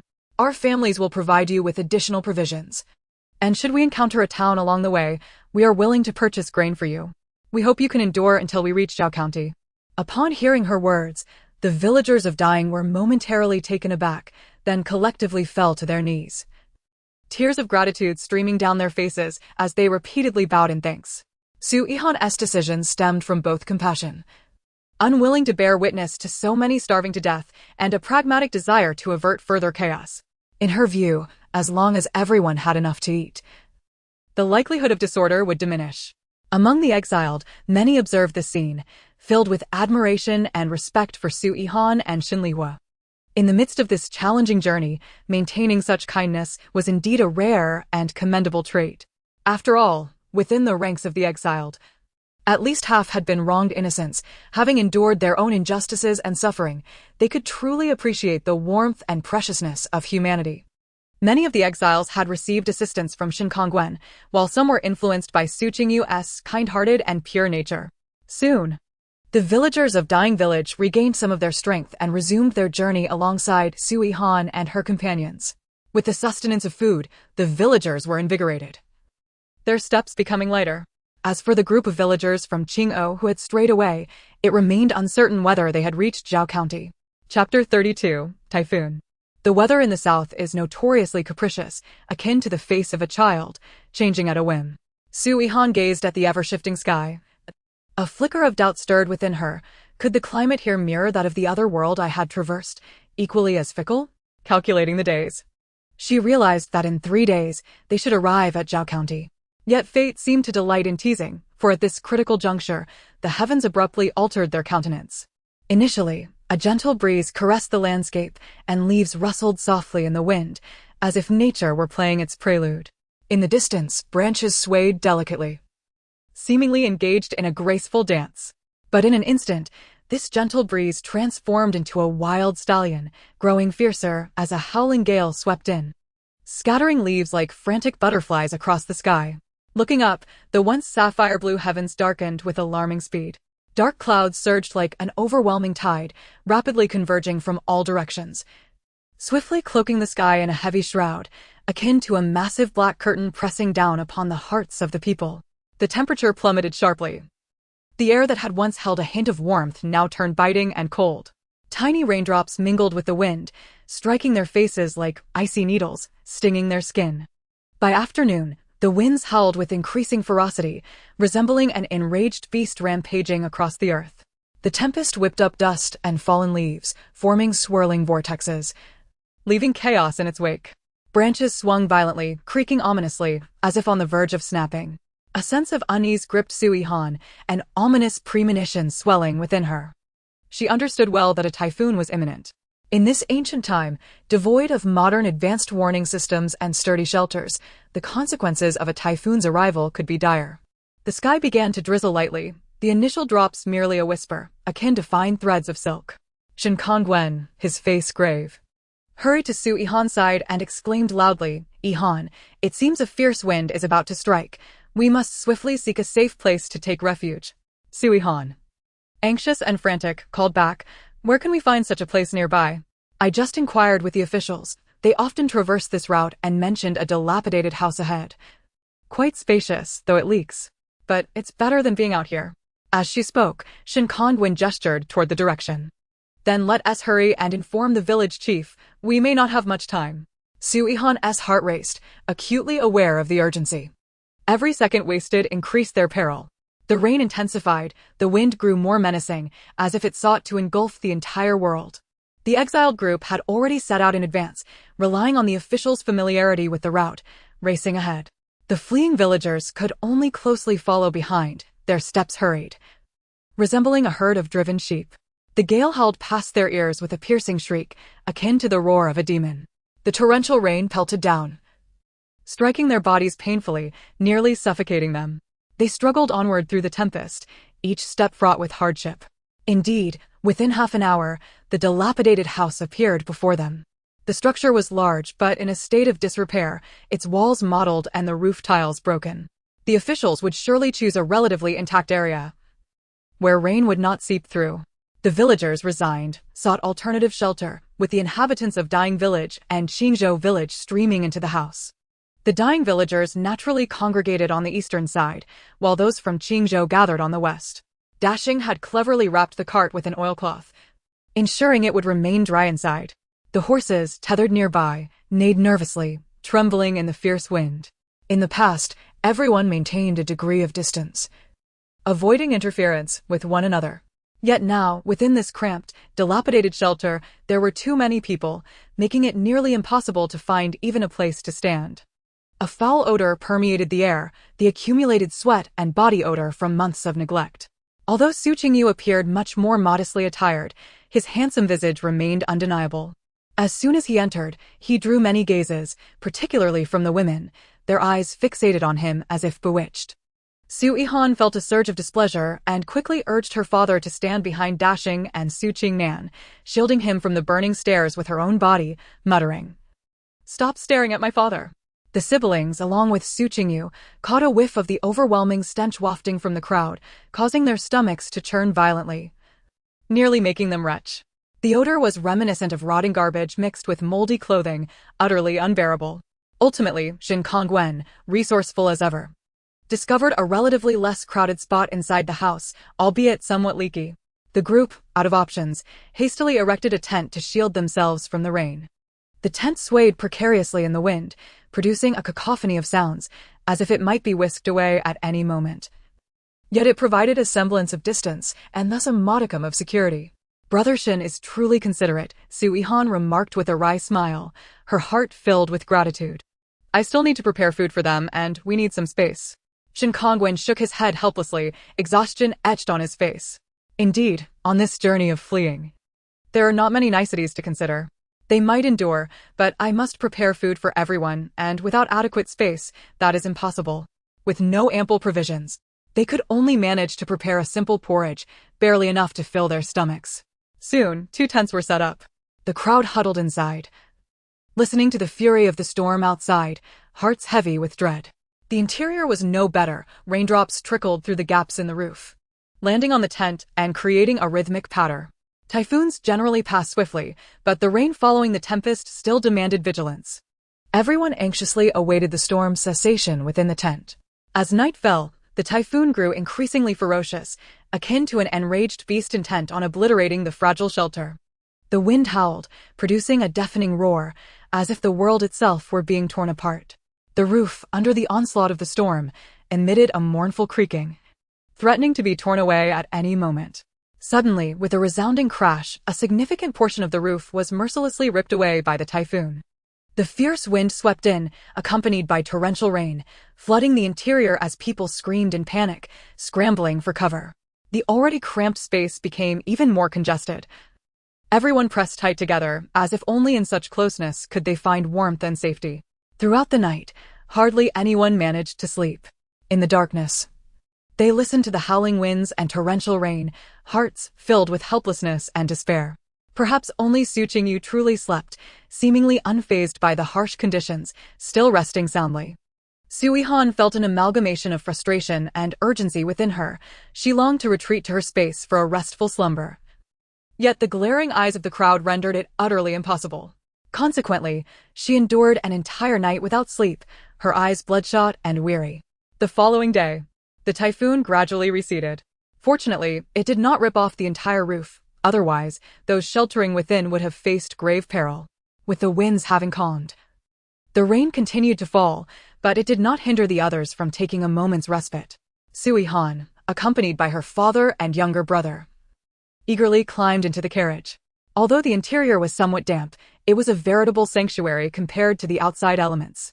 "Father, I am utterly exhausted. I wish to sleep," Su Yihan declared as she plopped onto the soft cushion, exhaling a long breath of relief.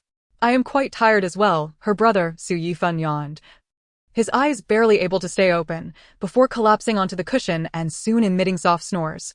Another day passed, the winds had ceased, the rains abated, and the sun finally graced them with its warmth. As the temperature rose, the villagers emerged from their dilapidated homes. Before their departure, everyone busied themselves preparing meals, for a full stomach was essential for the journey ahead. Su Yihan and her family were undisturbed during their slumber, only rising for lunch before continuing their travels. Along the way, they encountered branches torn from trees by the fierce winds, and some paths were obstructed, necessitating collective efforts to clear the debris. Observing the surrounding disarray, Su Yihan recognized the extent of the typhoon's ferocity. Thankfully, while the roof had been blown away, no one had sustained injuries. Chapter 33, Arrival at Zhao County. At long last, they arrived at Zhao County. The exiled group entered the city ahead of them. After exchanging a few words with his family, Shin Kongwen parted ways. "Daughter, we have finally arrived," No more sleeping in the carriage. I thought I would suffocate from the confinement, Su Yihan exclaimed, his hearty yet slightly foolish laughter akin to a warm ray of spring sunshine, instantly lifting Su Yihan's spirits. As he spoke, he vigorously stretched his limbs, as if attempting to shake off the fatigue from their journey. Watching her father's childlike demeanor, Su Yihan could not help but smile gently and respond, "Father, yes, we have arrived." Zhao County welcomed them with open arms. In fact, before they even entered the city, Su Laodao and the others had already settled in. The arrangement placed the two villages in different locales, yet they remained in close proximity. Qingzhou village was assigned to Shitu village, located near the quarry. With numerous prisoners in the exiled group, despite the villages being slightly distanced, they would inevitably interact frequently. The village was marked by scarce arable land, though vast stretches of wasteland lay unutilized. It was precisely due to the abundance of uncultivated land that they had been assigned there to cultivate it. After understanding the situation, Jin Kongwen hurried back to relay the news to Su Yihan. "Yihan, we have been assigned to Shitu village, close to the quarry. Those in the village seeking to earn a living can work at the quarry. However, with little arable land and much wasteland, it is clear they intend for us to clear and cultivate it." Su Yihan furrowed her brow, contemplating the connection between the quarry and the exiled prisoners, and softly inquired, "Is the quarry where the exiled prisoners are sent?" "Indeed. Most sent south are assigned to this quarry. Each household is allocated land based on population, free of charge for 2 years, after which taxes are to be paid. As for housing, there are some dilapidated structures available. Those with limited funds must reside in the most decrepit ones, while those with money can pay to choose better accommodations," Jin Kongwen explained in detail. Suddenly, Su Yihan recalled the promise she made during their exile to distribute 3 taels of silver to each family. Now that they had arrived for resettlement, it was time to fulfill her vow. She turned to Zhou Dasheng beside her and said, "Dasheng, please take the money to the village head." "Understood," Zhou Dasheng replied, accepting the pouch of money and hastily making his way towards the village head. As the villagers lined up to register, money suddenly fell from the sky, causing a momentary pause before erupting into joyous exclamations, their faces radiant with uncontainable delight. They expressed their heartfelt gratitude to Su Yihan, their appreciative gazes akin to twinkling stars, converging upon her. "Brother Shin, I must choose the house made of blue bricks and large tiles. I wonder if any are available?" Su Yihan inquired, now possessing the means to do so. "I will inquire on your behalf." Shin Liar, who had always trusted Shin Kongwen, delegated the arrangements for housing to him. Shin Kongwen began asking around about the housing situation. Just then, Su Qing'an approached Su Yihan with a worried expression, saying, "Yihan, our household registration is with your grandfather. What shall we do?" This was indeed a thorny issue. In ancient times, household registration served as an individual's identity marker. Without it, they could not even enter the city. Su Yihan furrowed her brow, pondering for a moment before saying, "Uncle, do not panic. Let us wait for Brother Shin to return and ask." Before long, Shin Kongwen returned, a glimmer of excitement in his eyes. "Yihan, I have inquired, and there are 2 adjacent blue brick houses available. The larger one can be reserved for you, but it will cost approximately 300 taels. "Very well, we will take it. Additionally, my uncle's household registration is with Su Laodao. What shall we do?" Su Yihan hurriedly asked. "I inquired about that as well. They are in the same village. However, they have separated your uncle's household registration, which signifies a division of households," Shin Kongwen explained, handing the household registration he procured from the officials to Su Qing'an. Su Qing'an accepted the registration, his eyes glistening with unshed tears, his hands trembling slightly. Yet he remained silent. Observing this, Su Yihan stepped forward to offer comfort. "Uncle, separation is a good thing. You will no longer have to endure grievances, and Aunt will no longer be treated like a beast of burden. Brother Bingquan can also study properly, can he not?" Upon hearing this, Su Qing'an considered her words and found them quite sensible. If they continued living with Su Laodao, it would indeed be difficult for his son to pursue his studies. With this thought, the clouds of worry began to dissipate, and a hint of relief graced his countenance. "This is quite good." Subsequently, Su Yihan entrusted Shin Kongwen with the household registration for processing. In the end, Su Yihan secured the large house for 300 taels and was allotted 5 acres of wasteland. Shin Kongwen acquired the adjacent house for 80 taels, also receiving 5 acres of wasteland.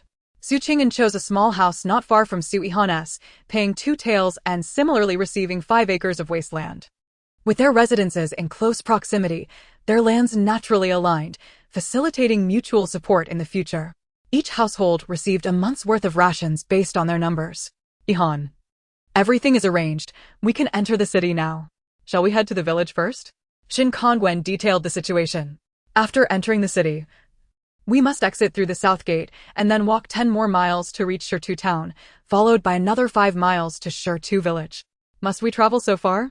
This is the east gate, and we must exit through the south gate. Does that not mean we will have to cover over 20 more miles? Su Yihan calculated, feeling a twinge of difficulty in her heart. Indeed, Shin Kongwen nodded. Let us first enter the city for supplies. Dashing. Please ride ahead to the village and inspect the housing. If anything is missing, we can purchase it now to avoid making another trip after entering the village. Su Yihan instructed. In the end, Hunter Shin and Zhou Dashing rode off together to expedite the process. Meanwhile, Su Yihan and her family settled at a bustling tea house. The air thick with the fragrant aroma of tea as they dined and awaited news from Zhou Dashing. After approximately an hour, they returned. Zhou Dashing wore an expression of excitement as he remarked, "Miss, the house is indeed a grand structure of blue bricks and large tiles. A remnant from the village's original landlord.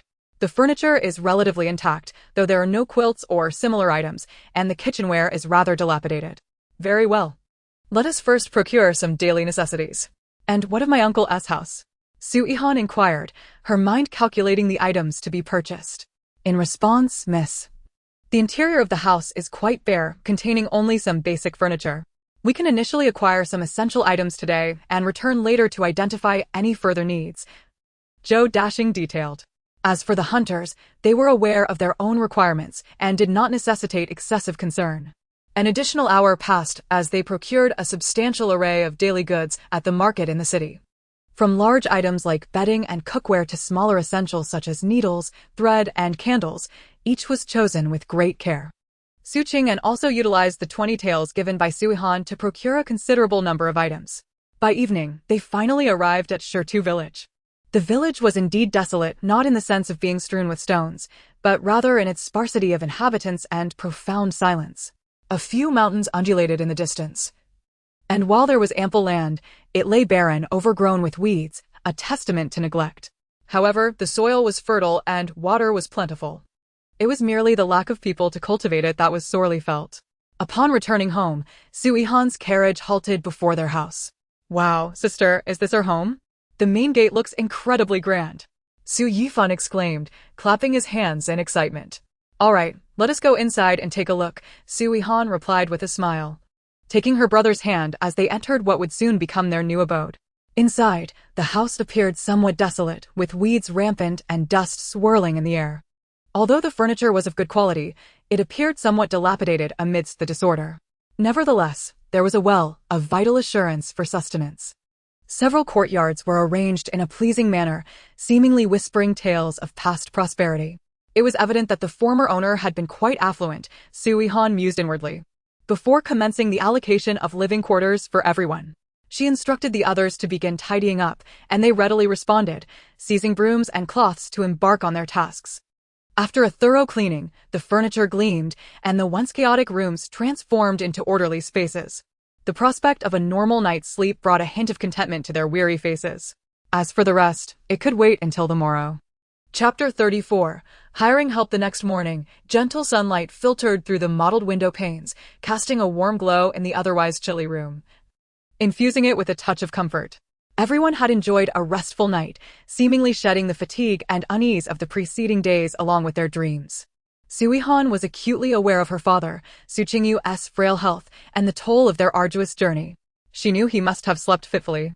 Thus, she deliberately arranged for her brother, Su Yihan, to share a bed with their father, believing that his presence might provide some reassurance. As dawn broke, Su Yihan and Su Yihan rose early and began practicing their martial arts in the courtyard.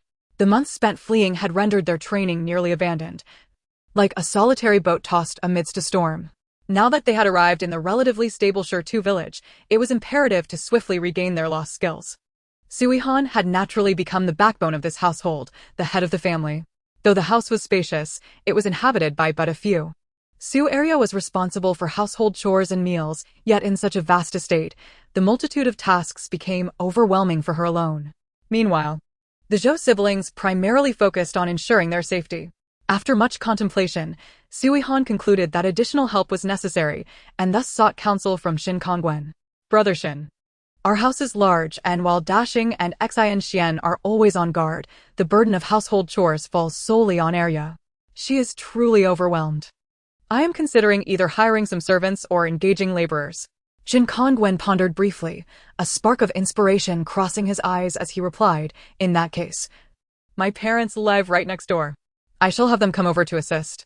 My mother is an excellent cook, and your father enjoys her meals. My father excels in hunting and can manage the heavier tasks around the house with ease. What do you think? Su Yihan discerned the underlying intent in his words. His family was hardly in want. Throughout their journey, Shin Kongwen's family had extended them unwavering support, and she was well aware of this. A flicker of doubt crossed her mind. Is that truly acceptable? She asked, slightly frowning. It is indeed feasible. As for the clearing of the wasteland, we can hire help for that. My parents assisting you will ensure everything is well managed. Furthermore, if additional manpower is still needed, we could also invite your uncle and aunt over. They're familiar faces, and you can trust them, Shin Kongwen patiently elucidated, his gaze earnest. Su Yihan found his reasoning compelling. After a moment's contemplation, she nodded in agreement. Very well, let us proceed with this plan. I shall offer 5 taels of silver per person each month. This sum was remarkably generous, even for Shirtu village and its surrounding areas. Agreed. You are already offering a generous wage. My parents will come over today to help. The house is quite large and there are still many tasks unfinished. If they lend a hand early, we can prepare the house and courtyard for the new year, allowing us to usher in a more comfortable celebration. Shin Kongwen said with a bright smile, radiating enthusiasm. Excellent. Also, regarding the wasteland, please assist me in finding someone to work. I shall now go seek my uncle. Su Yihan declared, turning towards Su Qing's home. Upon arriving at Su Qing's residence, Su Yihan noted that while the house was not particularly grand, it was tidy and well kept, akin to the dwelling in Qingzhou village. She surveyed her surroundings and realized that their 3 homes were somewhat distanced from the other villagers' houses, which inexplicably brought her a sense of peace.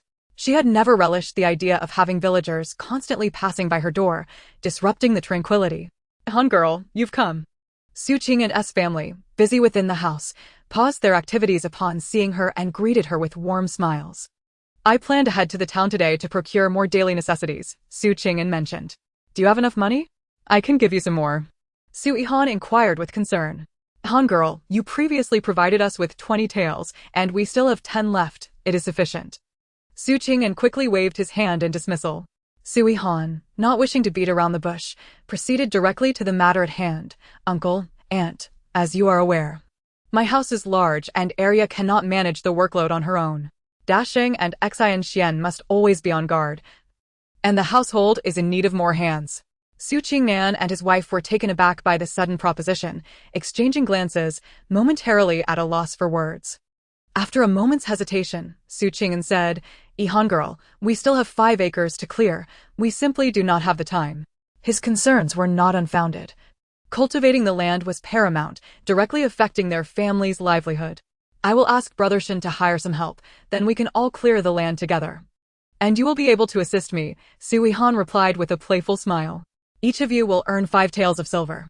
Hunter Shin and Aunt Zhang will also come to help. I am not fond of hiring strangers in the house, which is why I thought of you. Su Qing'an and his wife remained hesitant. 5 taels was no trifling sum, and they had never envisioned receiving such a generous wage. Uncle, aunt, do you think anyone in our family is capable of the work? My brother and I are still quite young, and you are well aware of our father's situation. All the labor must be undertaken by others. We cannot afford to leave the wasteland untended, nor can we neglect the clearing of new land. Thus, I am left with no choice but to hire help. Moreover, once we have established ourselves, we can seek out an academy for brother Su Bingwan to pursue his studies. Is this not a splendid prospect? Upon observing their hesitation, Su Yihan continued to persuade them. Su Qing'an exchanged glances with his wife, and a flicker of temptation passed through their eyes. They fully understood that their son, Su Bingwan, was intelligent and eager to learn. However, he had previously been constrained by the burdens of life, unable to devote himself to his studies. Now that an opportunity had arisen, they were naturally reluctant to let it slip away. Thus, they acquiesced.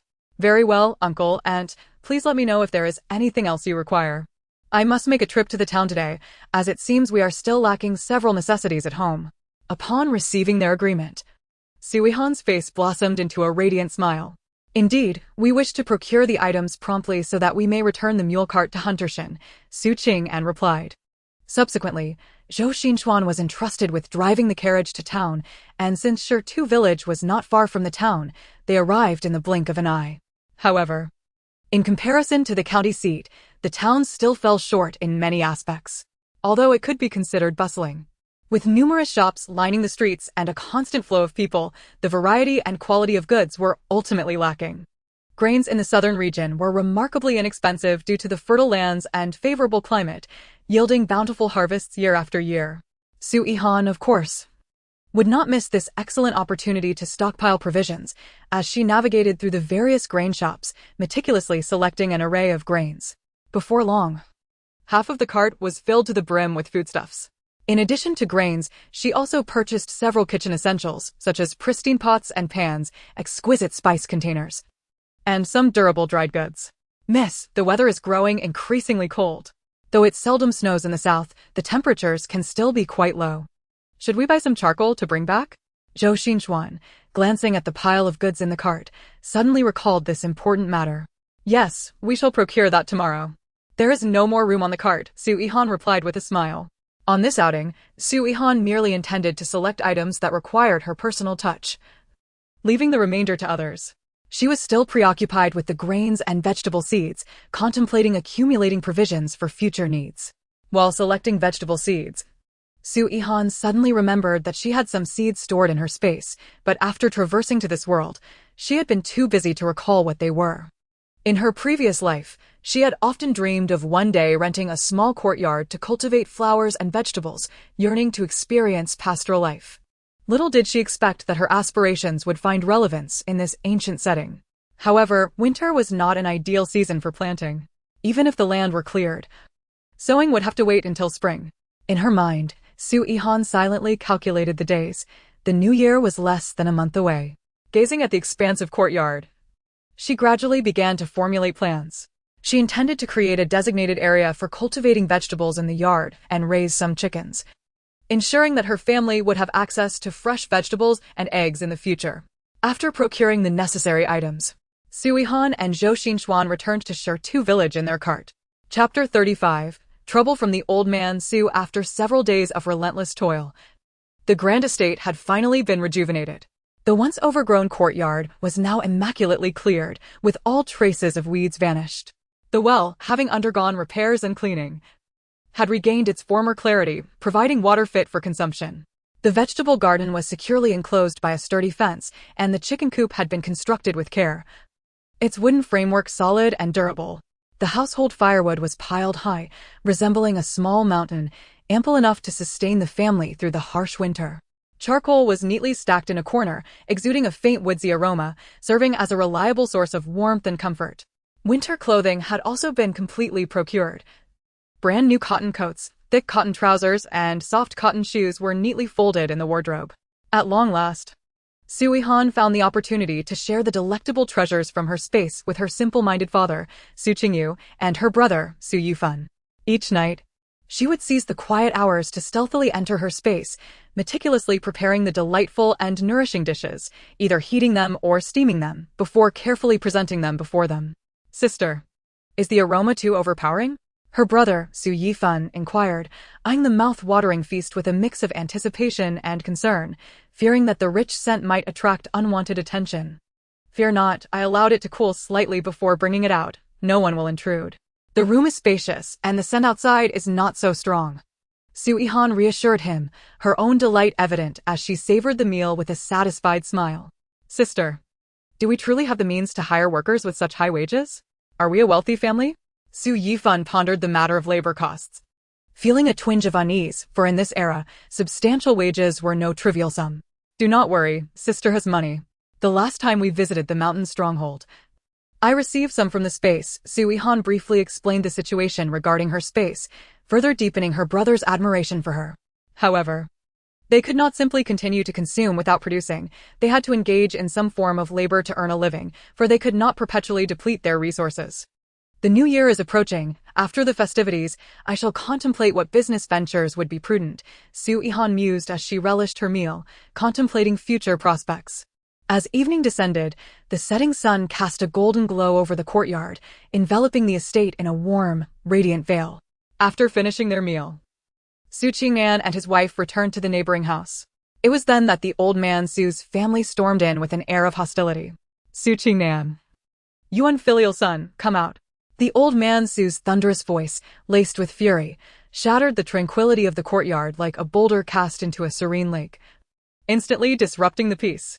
Upon hearing the shout, Su Yihan's heart tightened, and he hurriedly stepped outside. There stood the old man Su's family, a formidable presence, as if they were about to unleash a tempest, raising doubts about whether a confrontation was imminent.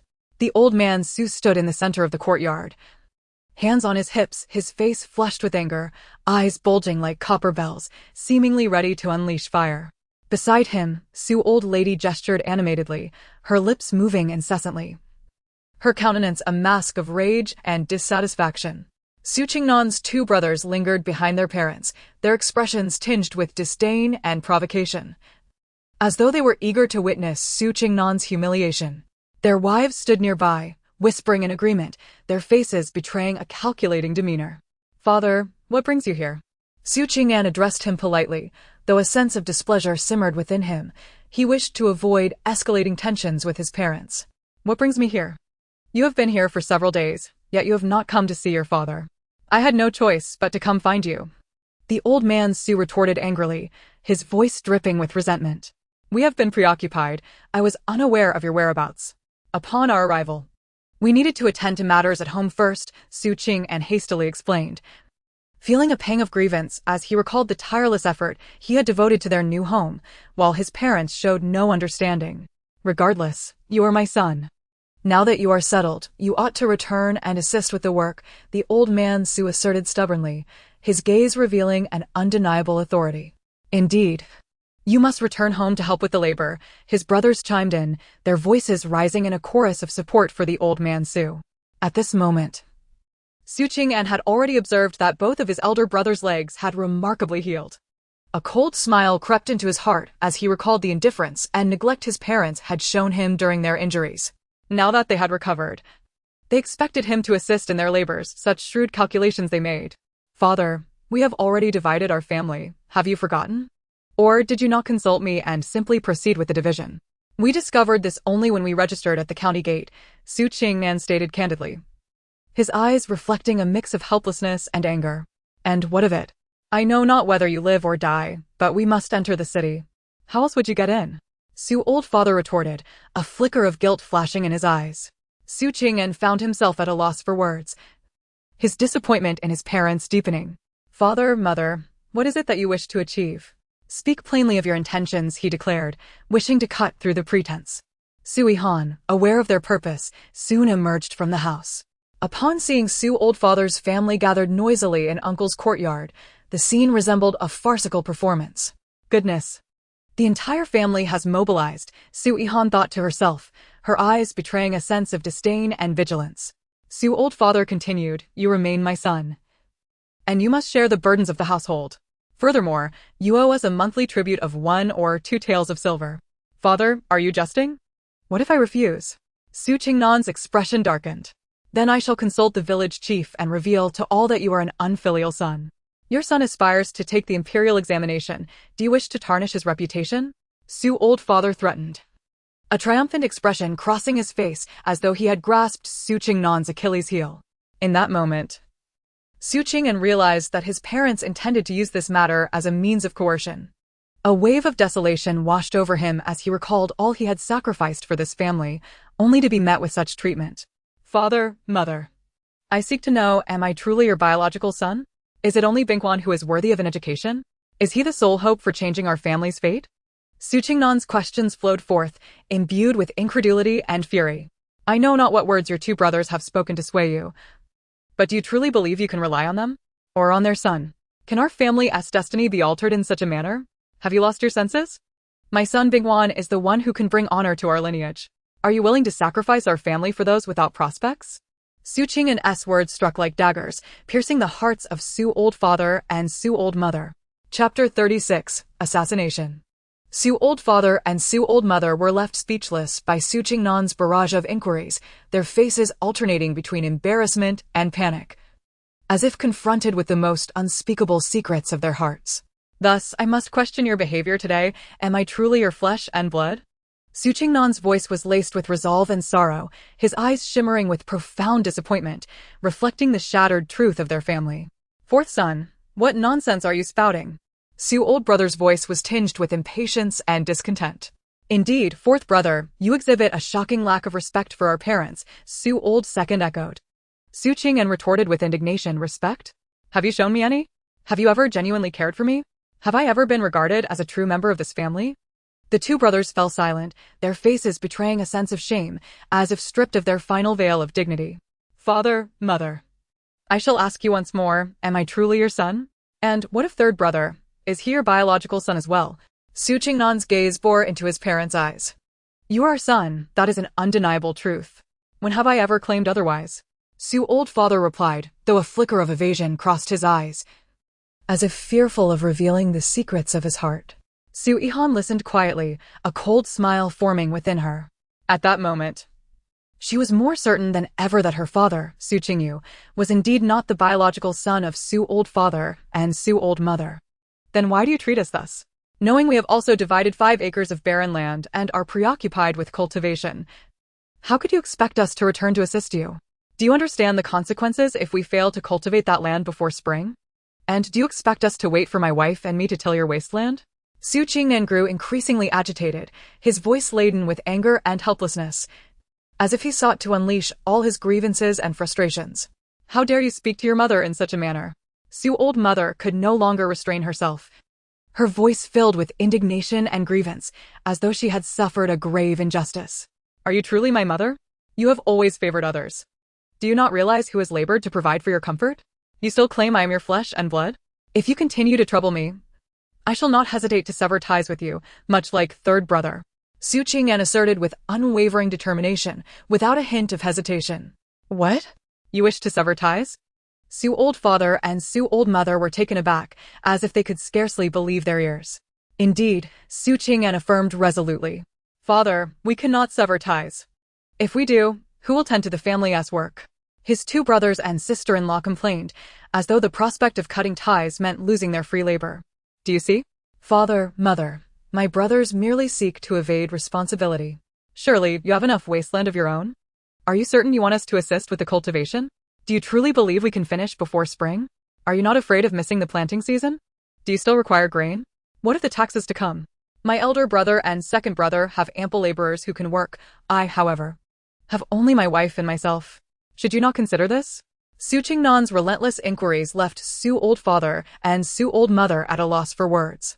Eldest brother, witnessing their parents' contemplation, quickly interjected, Father, do not be swayed by his clever arguments. They have always been capable. What is a mere patch of wasteland to them? Then let us sever ties, Su Yihan declared outright, denying them any opportunity for reflection. No, we cannot sever ties. We do not agree, Su old mother protested loudly. Then return to your labor. Do not squander your time here. Do not think that causing a ruckus will ensure someone cultivates your wasteland. If you do not work, you may find yourselves without grain come next year. Su Yihan had tolerated them long enough. His patience finally erupted. In the end, Su old father and his family could only retreat, their heads hung low. As they departed, they cast disdainful glances at Su Yihan, as though she were inconsequential. Yet, upon seeing her well-dressed and healthy, jealousy flickered within them. Su Yihan approached to console them. Uncle, you performed admirably today. You finally stood your ground. Su Yihan, however, felt a lingering ache in his heart. Though he had resisted, he sensed he had not truly achieved anything. Uncle, aunt, I believe they will not return to disturb us for a while. They fear severing ties, Su Yihan said with a smile, attempting to lighten the mood. She had initially wished to inquire about her father, but ultimately decided against it. After all, this uncle was nearly the same age as her father, merely a year apart. and likely knew nothing of the matter. Finally, they had managed to secure someone to cultivate the wasteland. They must hasten to cultivate the land and ensure it is adequately irrigated. Only the fields belonging to the three families are adjacent to one another. The others lie on the opposite side. The weather grows increasingly frigid. Although it does not snow, a pervasive chill envelopes the day. For those native to the southern regions, there is no need to purchase charcoal for warmth. Simply donning additional layers and using thicker blankets suffices. Yet, they still require time to acclimatize. On this particular night, Su Yihan, seeking warmth, retreated to her space for rest. However, as she lay awake, she could discern sounds from outside. Could it be an assassin? A sudden jolt of fear coursed through her, prompting her to strain her ears for clarity.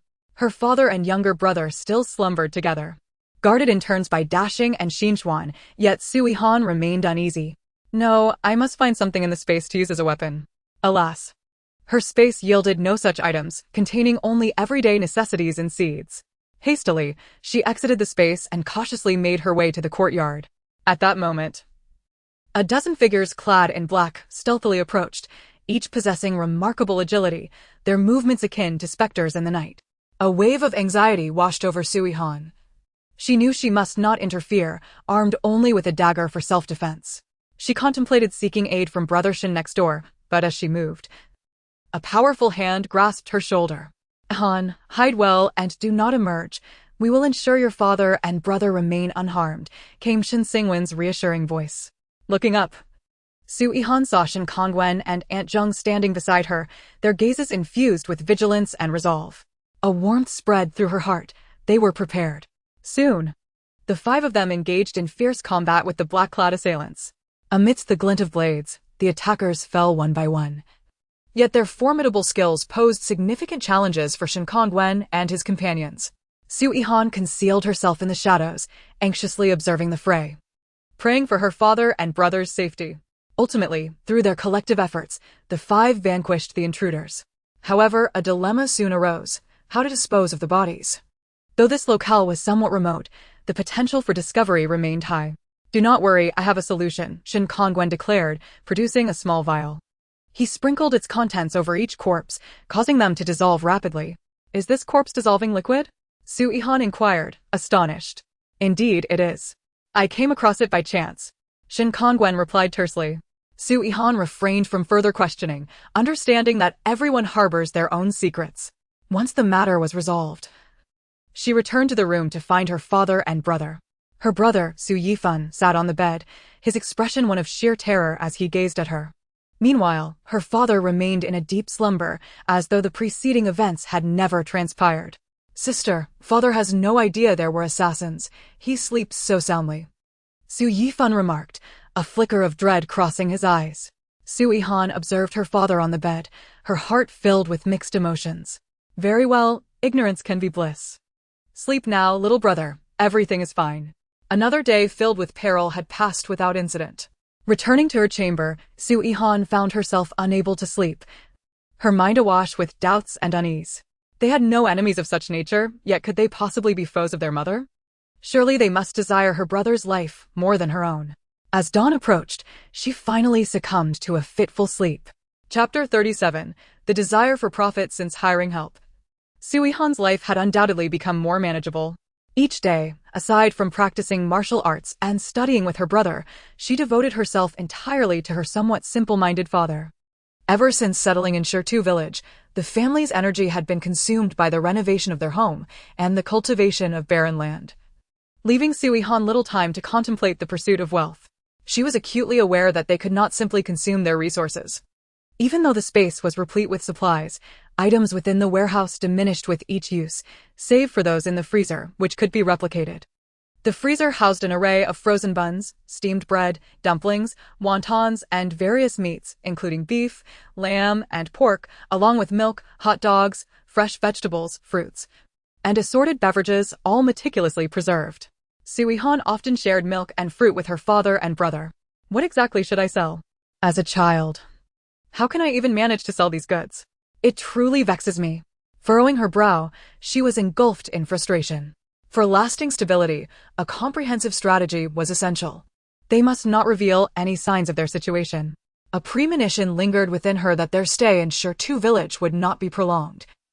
They might soon embark on a quest to find their mother. Consequently, the notion of selling food from the freezer became untenable. Nevertheless, the wealth within the space could sustain their family for a lifetime, providing a measure of security. Perhaps I should invest in land, buy a farm, or acquire shops to rent out. This way, I would not have to worry about managing them, while still ensuring a steady income. How splendid that would be. Su Yihan felt a spark of inspiration, deeming the idea quite favorable, and resolved to discuss it with her brother and father. Sister, I think this idea is excellent. We are still quite young, and if we were to engage in business, it might not be suitable. Besides, you mentioned we might seek our mother.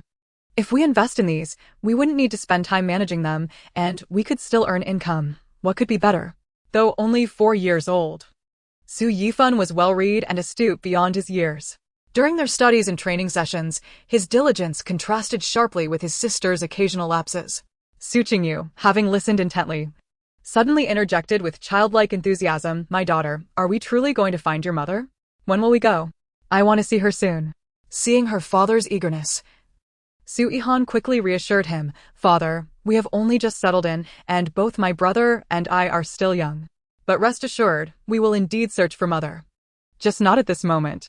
Upon hearing this, her father's smile faded, his expression resembling that of a child who had been wronged. Observing this, Su Yihan quickly added, "Father, do not be disheartened, we will definitely seek out mother. However, you must also learn to read. If mother writes to us and you cannot understand it, that would be unfortunate. She would surely wish for you to be literate." Su Yihan recognized the necessity of giving her father something to occupy his time, lest he drift aimlessly through each day. Moreover, she harbored concerns that if her mother's identity was indeed extraordinary, her simple-minded father might not be worthy of her. In truth, Su Qingyu had improved considerably since their marriage. Prior to that, he had received no instruction in basic life skills and had been rather oblivious. However, under the attentive care of their mother, his condition had markedly improved. "My daughter, is what you say true?" Su Qingyu blinked, eyes gleaming with anticipation. "Of course, it is. Father, why not join us in our studies each day? Brother Shin has offered to teach us, so we need not hire an outside tutor." Su Yihan replied with a smile. Since Shin Kongwen had voluntarily proposed to instruct them, Su Yihan saw no reason to decline. After all, the two families live next door to each other, making everything convenient, and it alleviates the hassle of her younger brother taking a carriage to town for school each day. Shin Kongwen implied that it would not be too late for Su Yihan to attend the academy when he is a few years older. Furthermore, both she and her father are not required to go to school. Once the matters concerning earning money were settled, Su Yihan broached this topic with dashing. "Miss, the new year is fast approaching. Shall we visit the tooth shop after the holiday?" Dashing replied respectfully. "All right, let us plan for after the new year then." With just 5 days until the celebration, Su Yihan suddenly remembered they still needed to purchase some items. They were short on essential New Year goods. And since the chickens they had raised were not yet ready for consumption, they would need to buy some meat. Dashing carefully calculated their needs. "Very well. You go ahead and by tomorrow," Su Yihan agreed readily. "Yes, miss," Dashing acknowledged and departed. Su Yihan has always ensured that those around her are well treated. The Shin Hunter's family and Dashing received their monthly wages in double, as did Su Qingnan's family. However, since they had already received a substantial amount from Su Yihan previously, they only requested their usual wages this time, considering the extra as repayment of some debts. Su Yihan did not elaborate further, content to provide for them in other ways, such as by making new garments. Her little aunt assisted in preparing new clothes, except for her father's, as he had an abundance of clothing. Far too much to wear. Moreover, the town did not stock any styles akin to those her father possessed, and her aunt's skills could not replicate such unique designs. Su Yihan then entered her space, this time to retrieve some tissues. In this foreign realm, she was, after all, a woman, and women tend to hoard such items. Within her space, numerous brands of tissues, in various sizes, filled several shelves. She typically used them herself, occasionally allowing her father and brother to use them discreetly, though they must never be seen by others. Even her trips to the restroom were conducted within her space, rendering her indifferent to the ancient toilet facilities. After acquiring the tissues, she casually glanced at her collection of gold and silver jewelry. Gazing upon the piles of precious items, Su Yihan could not help but murmur, Such an abundance of gold and silver, yet they serve little purpose. The craftsmanship in this era is astonishingly crude. I yearn to sell them all and exchange them for silver, allowing for more practical use. Upon closer inspection, she noted that the quality of these jewels paled in comparison to those worn by her mother, clearly not of superior grade. She resolved to organize these items and sell them in the county town, fetching whatever price they might yield, as leaving them in her space felt unnecessary. Earning money. Earning money, exchanging these superfluous items for cash, will surely provide greater wealth. Chapter 38. Seeking opportunities during the new year. In Shertu village, the first new year must be celebrated properly. Everyone simultaneously prayed for a bountiful harvest in the coming year, hoping to escape their hardships and improve their lives. Su Yihan and the others donned new garments, including her father, who wore what her mother had prepared for him and never had the chance to wear. The New Year's Eve dinner was lavish, specially prepared by Su Yihan for her father. She exchanged some items from her space, ensuring they would go unnoticed. The dinner also included her little uncle's family, gathering everyone together. For the first time, Su Yihan felt the joy of the new year. Previously, her life had been consumed by labor. Even during the festive dinner, she rarely enjoyed any delicacies, as her parents only ensured she wouldn't starve. Often reserving the good food for her brother. Tears streamed down Su Yihan's face. "What is wrong, Sister Yihan?" Su Yihan inquired upon seeing her. "Yihan, do not cry. You need not endure such a life anymore," her little aunt comforted. "Indeed, Sister Yihan, our family often struggles to have enough to eat. Let alone you. Grandfather and grandmother have always favored uncle and second uncle. It has always been this way. My father and mother work the hardest." Perhaps because they lack the ability to flatter, Su Bingquan also offered words of comfort. "Sister Yihan, eat quickly. It's the new year. We must not cry." Su Yihan chimed in. "Yes, what my daughter says is true. We must not cry," Su Qingyu added.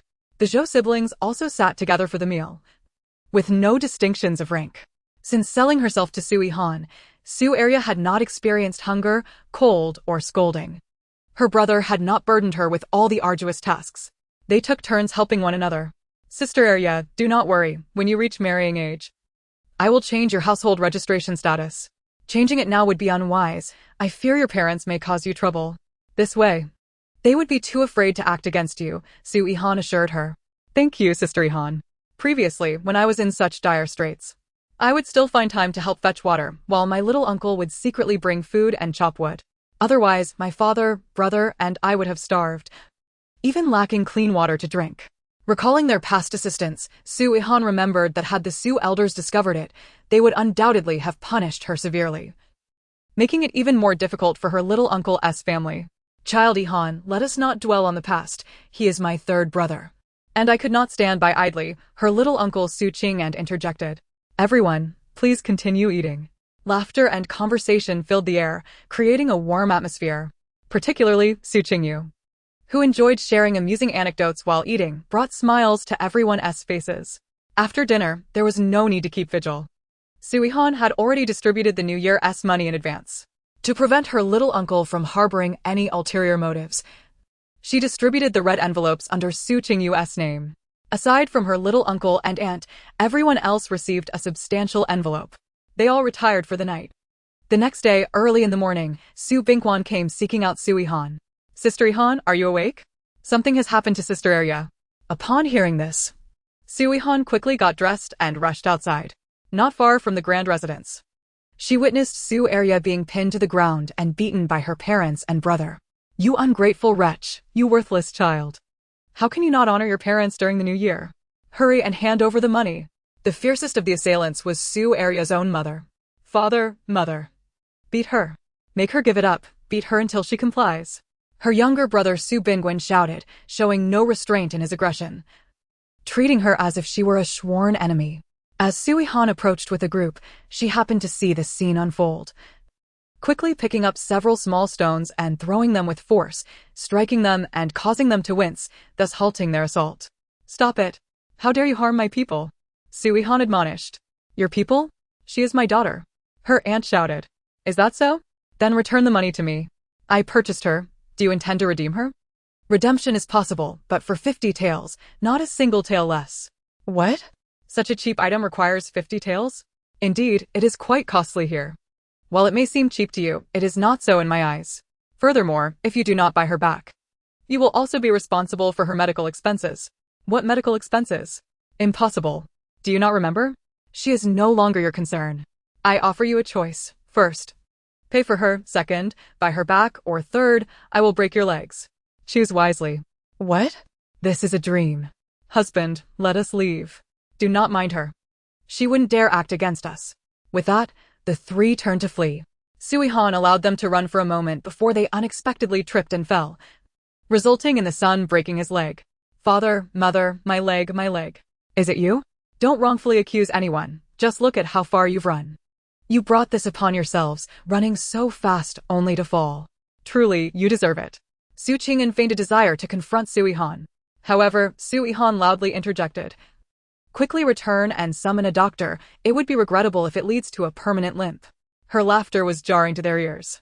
Su Yihan helped Su Arya to her feet. It's all right, Sister Arya, don't cry. Are you hurt anywhere? Let us have a doctor examine you. No need, I'm fine, just a bit of pain. It will pass in a couple of days.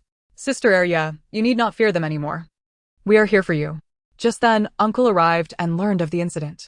This is inhumane. How could they treat their own daughter this way? Arya, from now on, you mustn't go out alone. You need to take someone with you. Uncle was furious. Upon hearing that Su Bingwen's leg might be crippled, he declared. Serves him right. This is karma. Su Yihan, however, refrained from revealing that it was her doing. Sister, your skills are improving remarkably. It seems you haven't been idle lately, praised her younger brother, Su Yihan. How could I be idle?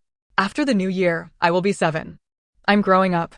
The others, hearing her declare that turning 7 equated to growing up, nodded in agreement, not daring to contradict her. Completely oblivious to the situation was Su Qingyu, still asleep. It was the first day of the new year and the household was still in slumber. So not many knew of the recent events. What's going on here? Old man Su inquired. Su Qing'an recounted the events that had just transpired. Are you all foolish? It's the new year. Can't this wait until after the holiday? Look at your grandson's injury. It's bad luck to spend money on a doctor now. Admonished old lady Su. Mother, let us first call for a doctor for Bingwen. We fear it will be too late, and his leg may truly become irreparable. Seeing her beloved grandson's severe injury, the elderly couple reluctantly agreed to summon a physician. Chapter 39. Shen Kongwen brought some new clothes. On the second day of the new year, there was truly little entertainment in ancient times. Su Yihan and her family had no relatives to visit, nor did they have grandparents. Thus, they had no obligations to pay social calls.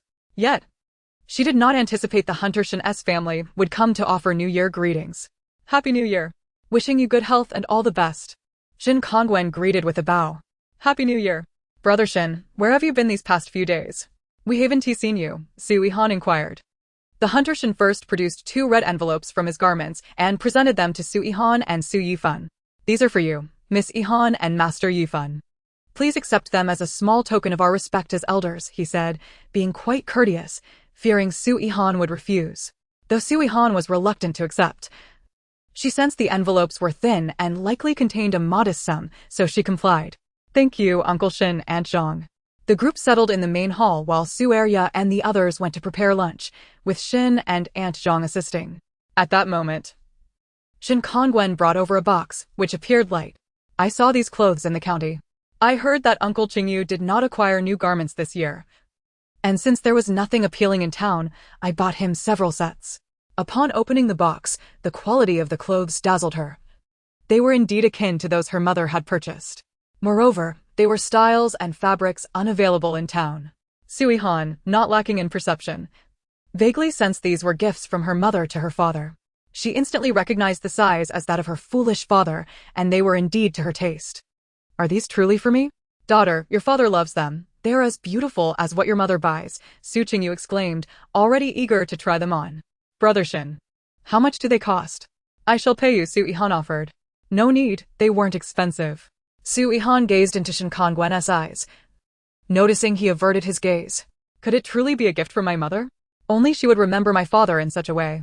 She always adored seeing him in clothes she had purchased. Su Yihan ceased to dwell on the issue of payment. Then thank you, Brother Shen. It's merely a small favor, no need for thanks. The two continued their conversation about their experiences in the county. Suddenly, Shen Kongwen spoke. Miss Yihan. You must be aware of my background by now, and I have a request. Su Yihan knew his origins were not simple, yet she was unaware of the specifics. Speak. Shin Kongwen glanced around at the others, and Su Yihan understood immediately.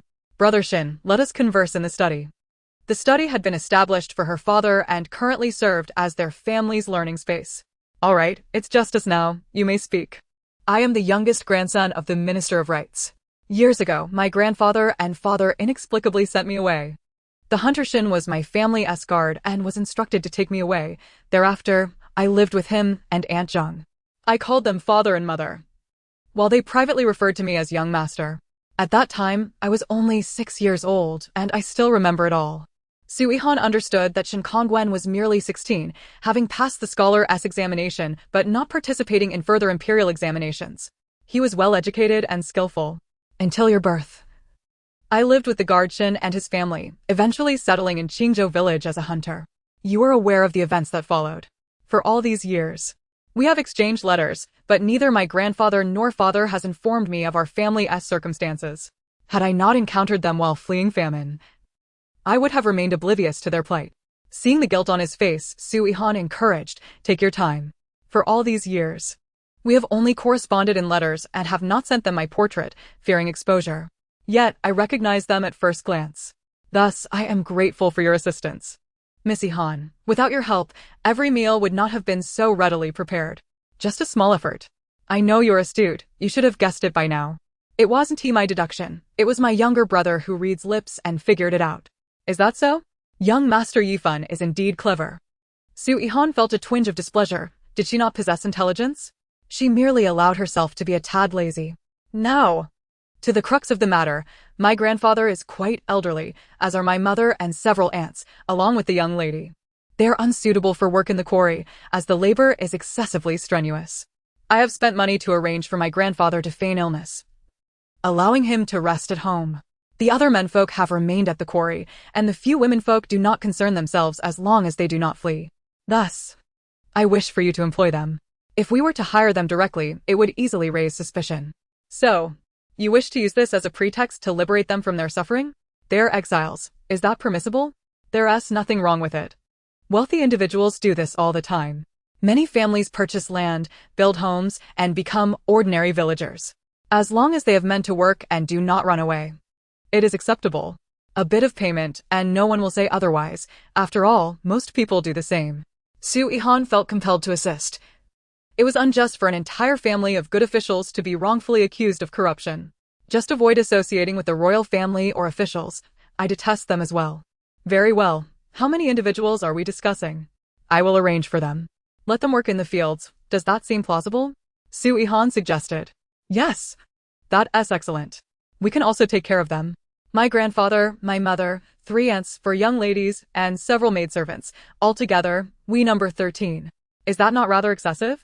Fear not, you need not concern yourself with the expenses. I shall bear the cost of their upkeep.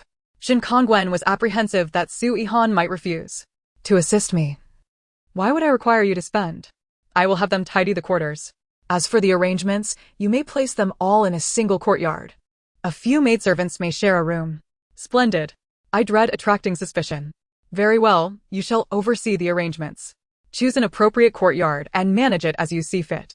Thank you, Miss Yihan. It has been said that addressing me as Yihan suffices. Such a designation will not raise eyebrows. Su Yihan felt a certain logic in this. As you wish. When shall we convene? We have much to procure. Allow me to handle the shopping. There is no need to trouble Miss Yihan with it. Very well. Whatever you deem best shall be accepted. Whether to directly engage workers or to have Su Qingyu, as an adult, negotiate is yet to be determined.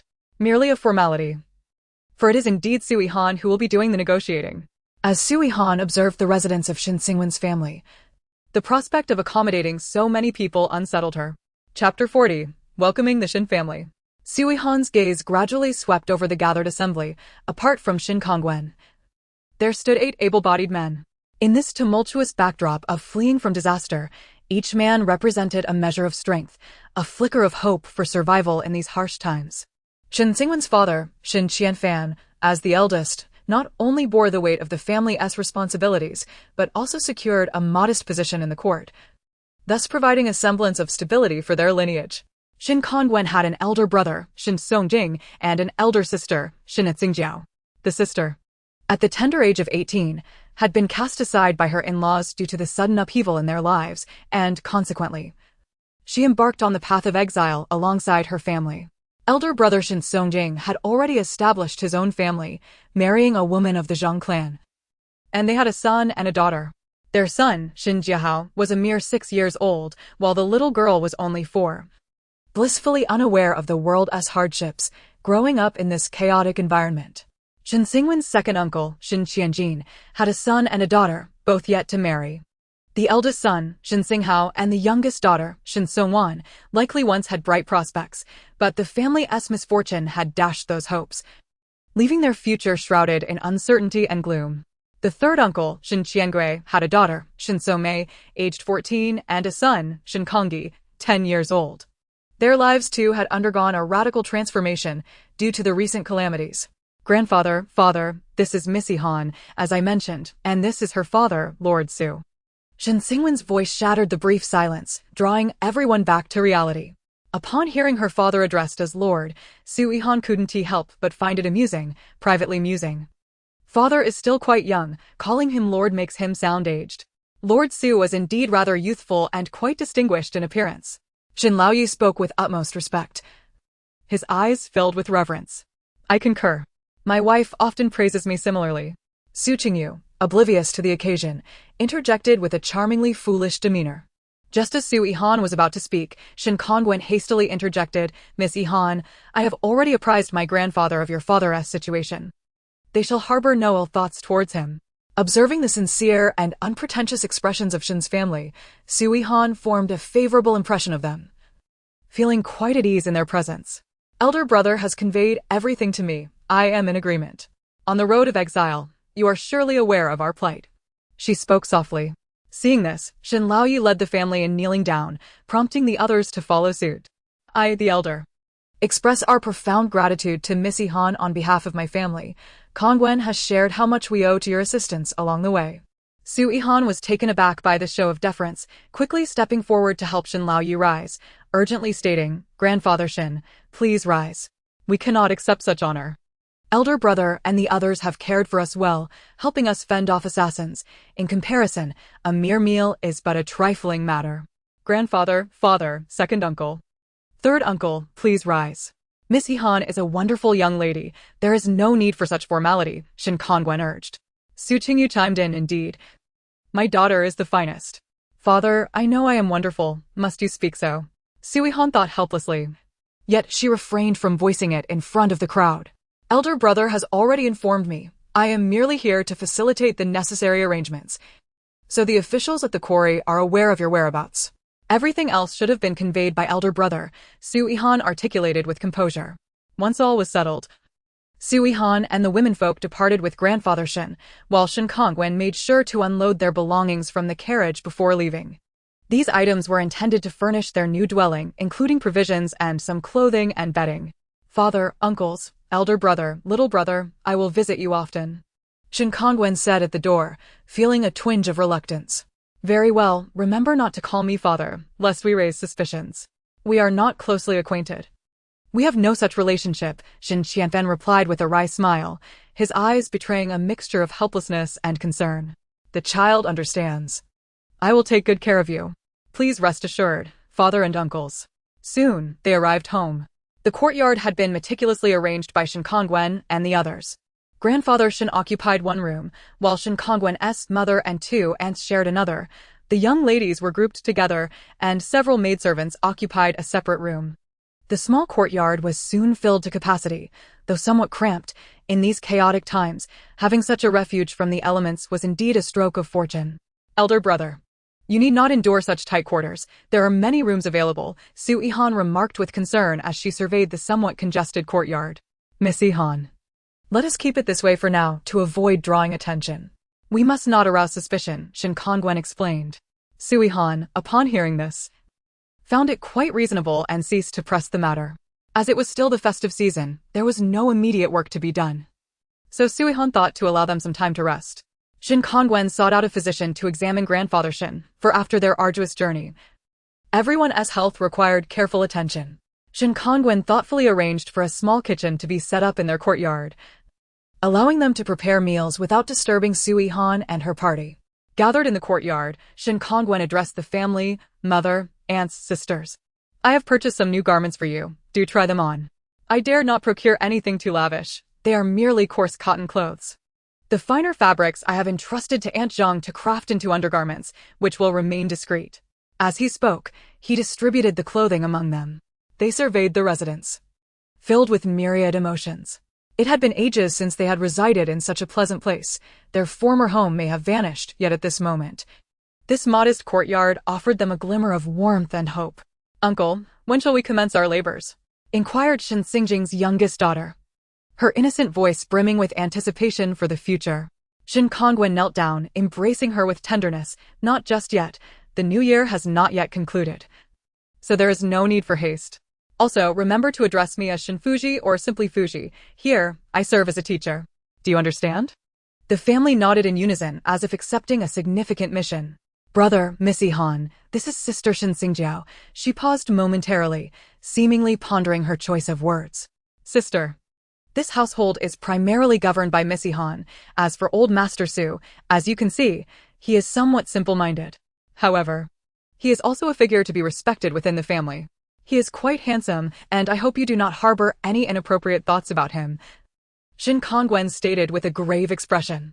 These words were directed towards several young ladies of suitable age.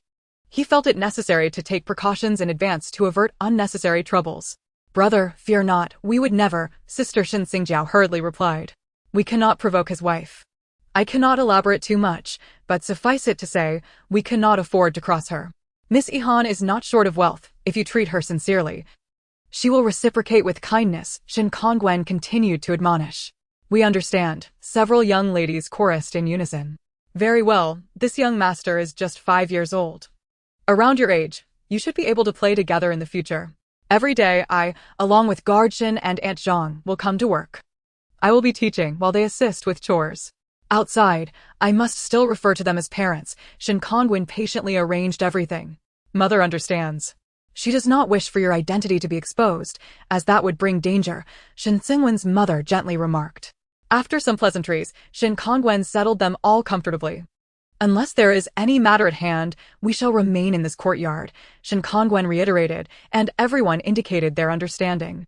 Chapter 41. The Riverbank Incident. Thus, several days passed in tranquility. In the village, some families were already shouldering their hoes, greeting the dawn as they headed to the fields to commence the New Year's agricultural toil. Those families who had yet to fully cultivate their barren lands were particularly anxious, acutely aware that spring plowing waits for no one. Every moment of delay could affect the year's harvest. The entire village was enveloped in a bustling atmosphere filled with hope, as each household toiled diligently, sweat pouring forth in pursuit of a fruitful year ahead. Meanwhile, the other members of the Shin family remained in the courtyard, either attending to simple household chores or gathering together for quiet conversations. She quickly adapted to the life of the Shin family, even encouraging Shin Jiahua and her brother Su Yihan to play together and granting them the freedom to roam the courtyard. Time sped by, and the workdays arrived. Although the fields had been tilled, there remained a few corners that required meticulous attention. In truth, Su Yihan merely sought to provide them with tasks to occupy their minds, preventing restlessness from setting in. During their leisure time, the Shin family members took up brooms and cloths, scrubbing the grand residence until it sparkled. Initially, Su Yihan found it somewhat disconcerting to have so many new faces in the large house, yet with the various courtyards maintaining their own space, all was peaceful. Jiahua, shall we go play outside? There's a river with plenty of fish, Su Yihan exclaimed, tugging at Shin Jiahua's hand. However, Shin Jiahua frowned, urgently advising, young Master Yihan, we are still quite young. We cannot go near the river. It is too dangerous. What if we fall into the water? Fear not, Sister Xinchuan is quite capable. She will protect us, Su Yihan declared confidently, patting his chest. At that moment, Su Qingyu, having overheard his son's words from a distance, approached with a smile. Son, are you not bringing your father along? I want to catch fish too. Su Yihan looked at his father with concern. Father, that won't he do? It's still very cold outside. What if you fall ill? Undeterred, Su Qingyu confidently patted the shoulders of Dexing, assuring, no worries, Dexing will help me. With Dexing and Xinchuan around, We will surely be fine. Father, is that outfit appropriate for this outing? Su Yihan scrutinized his father's attire with a look of disdain. Then I shall change. With that, Su Qingyu dashed back to his room to change clothes in a whirlwind. Su Yihan witnessed the scene and stepped outside as well. Upon her arrival, the group fell silent, none daring to speak. With arms crossed and feigning annoyance, Su Yihan exclaimed, "Really? You are all going to have fun without me? I want to join too." Thus, what began as a plan among a few children transformed into a spirited expedition. Although the weather was still a bit chilly, the southern climate did not bring snowflakes or icy conditions. The grand residence was situated not far from the river, and soon the group found themselves at the riverbank. In truth, most stayed on the shore, while only Desheng, Huntershan, and Suqing ventured into the water. Fish were indeed present in the river, but the noise and commotion frightened them away. Let us keep quiet, Su Yihan whispered, gesturing for silence. Remarkably, after everyone hushed, a few fish swam leisurely back into view. Huntershan, an adept fisherman, brightened at the sight, seizing the perfect moment to plunge his hands into the water. Swiftly catching a large fish, he placed it in a basin, and Jinjiahua found it incredibly amusing. Squatting by the basin with her eyes fixed on the fish as if it were the most precious treasure in the world. At that moment, a group of village children, having heard of their fishing exploits, flocked over like a swarm of sparrows, chattering eagerly to join in the fun. Everyone was so engrossed in watching the fishing that no one noticed Jinjiahua's predicament. Suddenly, a sharp cry shattered the joyous atmosphere. Turning around, they saw a roughly 10-year-old boy with a fierce expression wrestling with Jinjiahua for the fish. The boy clutched the fish tightly, pulling it away, while Jinjiahua clung to its tail, her face flushed and tears brimming in her eyes. "This is our fish. Give it back," Jinjiahua cried out in distress, her voice trembling yet resolute. "I caught it, so it's mine," the boy shouted stubbornly, attempting to flee with the fish. Seeing this, Xinchuan and Su Yihan were about to intervene, but were halted by Su Yihan. "Let me handle this. You dare to bully my sister." Su Yifan's face flushed with anger, his small frame seemingly ablaze with fury. He angrily picked up a small stone, his gaze focused as he hurled it with all his might. The stone flew through the air like a shooting star, and with a splash, the boy slipped and fell heavily to the ground, the fish tumbling from his grasp and flopping in the mud. Jinjiahua, undaunted, charged forward like a brave little lion, seizing the large fish with both hands and sprinting back. "Take that. You want to get away with stealing our fish," she shouted, her voice filled with indignation. Mother. It hurts. Mother, I'm in pain." The boy wailed from the ground, his cries echoing as if they could rend the very heavens. Before long, a crowd gathered around. Everyone knew this boy was often a mischievous troublemaker, always trying to take advantage, and they recognized that Su Yihan's family was not to be trifled with. Yet, the boy's family insisted on provoking them, truly asking for trouble. "You? My poor son. If his leg is broken, I will hold you responsible," the boy's mother shrieked, rolling on the ground like a lioness protecting her cub, her hands flailing and her eyes fierce. "Your son attempted to steal the fish and fell on his own. What does that have to do with us?" Su Yihan replied fearlessly, his voice clear and resonant. "Ask your son. He'll tell you the truth," the boy stammered, his eyes darting, unable to articulate a coherent response. "I don't care. My son was hurt in front of you, and you must pay." The boy's mother was relentless, hands firmly planted on her hips, glaring fiercely at Su Yihan and the others. "It's impossible. My fish are almost dead, and I haven't even asked him to compensate yet." Su Yihan, equally defiant, clenched his fists tightly, determination evident in his gaze. "I want the village chief to adjudicate this matter." "Not a problem," Su Yihan calmly replied. Chapter 42, The Grand Fish Feast at the Manor. Before long, the village chief hurried to the riverbank. Held in high esteem within the village, he had dealt with countless trivial domestic disputes over time, amassing great respect. As he stood among the crowd, he needed no inquiries. A mere glance at the tense atmosphere made the situation abundantly clear. With piercing eyes, he fixated on the boy known as Ergo, his voice booming with authority. "Ergo, did you indeed steal someone else's fish? There are many witnesses here. You must not lie." Under the chief's stern gaze, Ergo shrank back, lowering his head, his voice barely above a whisper, akin to a mosquito's buzz. "I didn't steal. I just picked it up to look. I didn't steal." The crowd, however, regarded his words with disdain, their expressions revealing their disbelief. Just picked it up to look? And ran so far? That's clearly a blatant lie, an attempt to evade responsibility. At that moment, Shin Jiahua, feeling utterly aggrieved, pouted. Tears welling in her eyes as she lamented with a quivering voice, he just picked it up and ran. I tried to seize it back. But I couldn't compete with him, and he pushed me. I fell, and it hurt. Her pitiful demeanor elicited sympathy from the onlookers.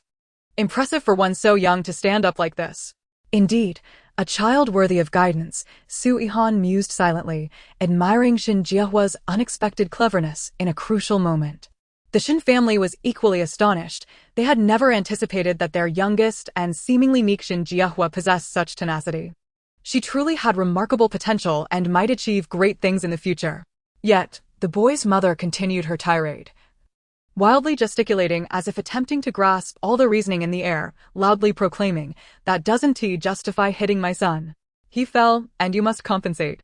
Su Yihan, standing tall, met the boy's mother's gaze without trepidation, firmly responding, "No. He fell on his own. It has nothing to do with us. If you don't believe me, ask him if he fell by himself." Under the scrutiny of the crowd, the boy stammered, unable to articulate a coherent response. His face flushing crimson like a ripe apple, his eyes darting away, unable to meet anyone's gaze. Observing this, the village chief interjected, "Everyone, disperse. It is commendable that Yihan and her companions are not holding this against you. You ought to take this opportunity to retreat gracefully and spare yourselves further embarrassment." The surrounding villagers chimed in, rebuking the boy and his mother, their voices overlapping. "Exactly. Yihan and her family are always so good to us. They've helped us countless times. Yet here you are, bullying them." Ergo, known for his mischievous antics, had finally met his match today. Given the villagers' gratitude towards Su Yihan, they naturally sided with her. Realizing the tide had turned against them, the boy and his mother retreated, their demeanor akin to a chastened dog with its tail between its legs. As the crowd gradually dispersed, they returned to the joy of fishing. After considerable effort, they had caught dozens of fish. Carrying buckets brimming with their catch, they made their way back to the manor, where the atmosphere was lively. Everyone gathered in the courtyard, preparing to process the fish together. Naturally, the former noblewomen and young ladies of the Shin family, accustomed to a life of privilege, were not adept at such tasks. It was left to Shin Lianhu and Su Qingnan, along with Aunt Zhang, Su Erya, and several maids from the Shin family, to handle the fish processing. Shin Lianhu and Aunt Zhang were culinary masters. Before long, enticing aromas wafted from the kitchen. Ultimately, a large pot of rich, creamy fish soup was presented at the table, accompanied by steamed fish, tender and succulent, alongside grilled fish, crispy on the outside yet tender within, seasoned with a variety of spices that filled the air with an irresistible fragrance. A grand fish feast was laid out before everyone, making their mouths water in anticipation. Initially, the Shin family members were somewhat reserved. However, Su Yihan and her brother were exceedingly warm and hospitable, urging everyone to partake in the meal. Soon enough, the atmosphere lightened, and everyone joyfully picked up their chopsticks to eat. Su Qingyu was particularly delighted, exclaiming between mouthfuls, "Daughter, son, this fish tastes just like what your mother makes, so fragrant." Shin Lianhu and Shin Kongwen exchanged silent glances, sharing unspoken thoughts as they quietly enjoyed the meal, their eyes revealing a complex mix of emotions. Despite the crowded setting, Shin Kongwen maintained a respectful distance from the Shin family, avoiding unnecessary misunderstandings by refraining from direct conversation. Su Yihan, beaming with joy, approached Shin Jiahua with a freshly grilled fish in hand, saying, "Sister Jiahua, here. This fish is large, you should eat more." Shin Jiahua glanced at her uncle, feeling a bit shy, hesitating to accept. Shin Kongwen encouraged her, "It's from young Master Yihan, you should enjoy it." Fortunately, the girl did not call him uncle in front of everyone, Shin Kongwen thought, feeling relieved. Only then did Shin Jiahua accept the fish and approach her mother, saying, "Mother, let us eat together." In truth, each person had their own serving of fish, and everyone was thoroughly enjoying the meal. Although the Lantern Festival had yet to arrive, work needed to commence according to the agricultural calendar. "Uncle, isn't it time to start preparing seedlings?" Su Yihan inquired of Su Qingnan. "Indeed, in the south, we have 2 rice crops a year. I've looked into it, and it's about time to prepare the seedlings," Su Qingnan replied. "Then I'll leave that to you. When it's time to transplant, we'll hire help as usual. With so few of us, we can't manage it all, Su Yihan stated. She was well aware that, despite the many people in the manor, only Su Qing and S family of 3 and Su area truly understood farming. The rest had little knowledge of it. The Shin family, originally settled in Qingzhou village as hunters, had no land and thus no farming experience. Moreover, the Shin family members were all accustomed to a life of luxury and were not likely to be adept at agricultural tasks. Therefore, managing the 15 acres of land across the 3 families would undoubtedly prove overwhelming for just a few individuals. Even if they could assist, their pace would be slow, making it more practical to hire help. Shin Kongwen would not allow them to do such laborious work, considering their pampered upbringing. Miss Yihan, I will go and hire some help. I already made arrangements with them last time, and they agreed to return for the transplanting season, Shin Kongwen volunteered. All right. Su Yihan nodded, as she typically did not involve herself in such details. She merely entrusted the finances and the hiring of labor to others. As Shin Xingwen's mother attempted to interject, she was silenced by Shin Xingwen's gesture. He understood her intention was merely to suggest that they could also contribute. However, Su Yihan had no intention of allowing the Shin family to engage in such labor. Chapter 43. The interrupted purchase of a shop. Subsequently, Su Yihan inquired of Desheng. Desheng, after the Lantern Festival, please check in town to see where there are shops or stalls for sale. ID like a stall in the county town. Understood. Miss, Desheng respectfully responded. Upon hearing this, Shin Kongwen was taken aback and inquired, Miss Yihan intends to purchase a farmhouse and some shop lots? Indeed. Su Yihan replied earnestly, my brother and I are still quite young and incapable of conducting business, nor do we possess any acumen for it. Hence, we have decided that becoming landlords would be a prudent choice, as we could at least collect some rent. We cannot afford to live off our resources indefinitely. Shin Kongwen, brimming with enthusiasm, offered, leave this matter to me. I shall accompany Dashing to assist you in your search. I am truly grateful for your help. Su Yihan expressed her appreciation.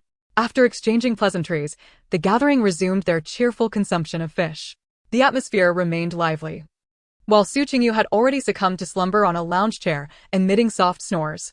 Observing this, Su Yihan quickly instructed Xin Xuan to fetch a blanket, gently draping it over her father to shield him from the chill. Madam Shin Kongwen's mother, interjected, Miss Yihan, you might also assign us some tasks. Su Yihan regarded them thoughtfully and replied, firstly, my grand residence requires daily cleaning, which will necessitate several individuals. Moreover, you will need to tend to Grandfather Shin. As for the others, I shall await instructions from Brother Shin. There will be labor required during the rice planting season. Additionally, the vegetable garden in the back courtyard ought to be cultivated with some new crops, and you may assist with that as well. Very well. I do not have specific tasks to assign, as I am not skilled in labor myself. Whenever assistance is required, I will consult my uncle, Uncle Shin, and Brother Shin. Many matters fall under their purview, so simply heed their guidance. Su Yihan relinquished the initiative to Shin Kongwen. Understood. Madam Shin exchanged a knowing glance with her son, Shin Kongwen, and smiled in agreement. The elder Shin, who had remained indoors, found his legs somewhat improved, allowing him to rise from bed. Though he was unable to walk far due to his advanced age and the inclement weather exacerbating his ailment, he had already been served fish soup and grilled fish. That evening, in the Shin family courtyard, the group conversed in hushed tones. Do not worry about the work, mother. I will ensure you are occupied. However, it may not require much of your effort, as I have arranged everything. Regarding Miss Yihan, I had discussed this with her when I brought you here, and she has consented. After the 15th day of the first lunar month, Su Yihan, Dashing, and Shin Kongwen ventured to the county town, primarily to inspect the shop lots and a farmhouse. Shin Kongwen and Dashing had already scouted some options at the pawn shop, finding the prices reasonable. Yet Su Yihan wished to see them for herself. Shin Kongwen led her to view 2 shops, both of which met her satisfaction, prompting her agreement to purchase. Upon arriving at the 3rd shop, the largest and most strategically located, they discovered it was already occupied. Is it you? My apologies. But I have already purchased the shop space, spoke Li Lele. Li Lele? Isn't she a fugitive? How can she buy a shop? Su Yihan thought. You? You seem to be a fugitive, don't you? Su Yihan remarked. Fugitive? Who says that? I am a law-abiding citizen now, Li Lele replied with a smile. Law-abiding citizen? Has the emperor pardoned you? Of course. My family is wealthy and the emperor needs funds. By paying a sum, we are no longer in trouble, Li Lele boasted. Her pride evident. Su Yihan was left speechless. Money truly is omnipotent. Congratulations, Miss Li. We shall take our leave, as this shop is not meant for me. With that, she turned to exit. Li Lele called out to them, if you allow me to be your stepmother, I could gift you this shop. Su Yihan was taken aback by Li Lele's persistence. I did not expect that, even after shedding her fugitive status, she still harbored thoughts of her foolish father. My father is simple-minded and is not a suitable match for you. Besides, Miss Li is no longer a fugitive, now she wields wealth and power. With your superior conditions. Why must you marry my father? Su Yihan questioned, perplexed. Li Lele chuckled shyly. I find your father quite appealing. He is handsome and has produced intelligent offspring like you. Marrying him would surely not be a mistake. Moreover, I have no desire to marry. I prefer to take in a son-in-law. You may not agree, but your father would not hinder my business endeavors or my public presence. I could support him well, providing for him and our children. Su Yihan discerned her intentions. This is not about finding a husband. Rather, it seems she wishes to thwart her family from using her marriage as a bargaining chip to climb the social ladder. Eager to wed herself off. Are your family members pressuring you into marriage? Su Yihan asked directly. Li Lele's expression soured. Su Yihan understood. With so many options available, you could easily choose someone else. Surely, there are many men eager to marry into your family. My father is not an option. I have a mother who is still alive and could return for him at any moment. My mother is not easily trifled with. Su Yihan had made her point clear, hoping Li Lele would retreat. She genuinely intended to leave, unwilling to prolong the conversation, as she still needed to explore other shops and had a farmhouse to inspect. If she wasted any more time, they would not return today. Wait, can we talk for a moment? Li Lele once again intercepted them. No, I am busy. Su Yihan curtly declined. Where are you headed? I'll accompany you. We can chat as we walk, Li Lele pleaded. Finding Li Lele oddly non-threatening today, Su Yihan relented. The two boarded the carriage simultaneously. Thank you for agreeing to talk with me. Li Lele's demeanor softened considerably. Speak your mind, we have time before we arrive.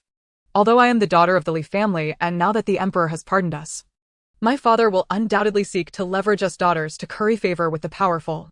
My mother, originally a merchant adept in business, became a concubine to my father, leading to her demise, after which the First Lady naturally took over my mother's enterprises. The only reason I can make public appearances is that, currently, no one in the Li family possesses greater business acumen than I. They need me, I still hold value. Su Yihan had little interest in her family affairs. Get to the point. I intend to reclaim my mother's property and will not let them profit at her expense. Thus, I seek to marry a suitable husband. If that fails, I will settle for a family I can control. Ultimately, I must retain management of the family business and keep it firmly in my hands. Li Lele elaborated on her strategy. Finding mutual affection would be ideal. If not, a false marriage can suffice, and we may part ways after a few years. With your wealth, how hard can it be to find a partner? Su Yihan queried, puzzled. Human hearts are fickle and cannot withstand scrutiny. It is easy to find someone, but often it is for the sake of money. Inevitably, they may seek extramarital affairs, jeopardizing my finances. Moreover, I currently do not have possession of many of my mother's assets. In the future, I will still be in a position of assisting with their management. My father will not bequeath my mother's inheritance to me. I must proceed slowly, reclaiming my mother's legacy step by step. Chapter 44. Reaching a consensus. Su Yihan now comprehended the specifics of her plan. You simply need to find a trustworthy man. Do you not have one? As a woman who can earn money, do you think men who linger around me have no ulterior motives? I cannot take that risk. The First Lady and several concubines have introduced their relatives for me to choose from. What do you think their intentions are? Without me as the family's cash cow, should the emperor require funds again, do you think the Li family would manage? What consequences will ensue? Thus, they will neither harm me nor dare to. Li Lele divulged much about the Li family's circumstances. Su Yihan remained silent, lost in thought. As you fled from hardship, I knew you were kind-hearted individuals. And considering you truly lack maternal companionship, I dared to speak such words. You may choose to disregard my statement entirely. Su Yihan raised her gaze to look at her, uncertain of how to respond. You questioned the utility of a little girl, but my father would never agree to such a notion. Yet, you could seek someone to act in his stead. As long as it is someone you choose, I would place my trust in them. If you cherish me, we shall be as true spouses. If not, I can permit him to take concubines, and that would be entirely reasonable as well. I would consent to it all. Were it not for the fact that the otherworldly Su Yihan is already 30 years of age, even at her current state as a 7-year-old girl. She would be utterly bewildered by such words, unsure of how to reply. She could empathize with a woman's helplessness. Even in another world, there exists considerable unfairness towards women, especially in this ancient era that reveres men. Aside from the great sage, Su Yihan had only Shen Kongwen by her side. The great sage was 18. And Shen Kongwen would soon turn 17 after the new year. Both had reached the age of marriage. Setting aside her previous prejudices against Li Lele, she found that the latter was indeed quite beautiful and likely very capable, not the type to engage in cunning schemes within the confines of a harem. Su Yihan focused solely on her ability to generate wealth, which aligned perfectly with her requirements. It seemed Li Lele had perceived her thoughts. May I call you Sister Yihan? I am quite useful and can assist you in making money. You are still young and may find certain tasks inconvenient. I can help you. Undeniably. Li Lele had struck a chord deep within her. Must you truly insist on being married? Su Yihan inquired. Not necessarily.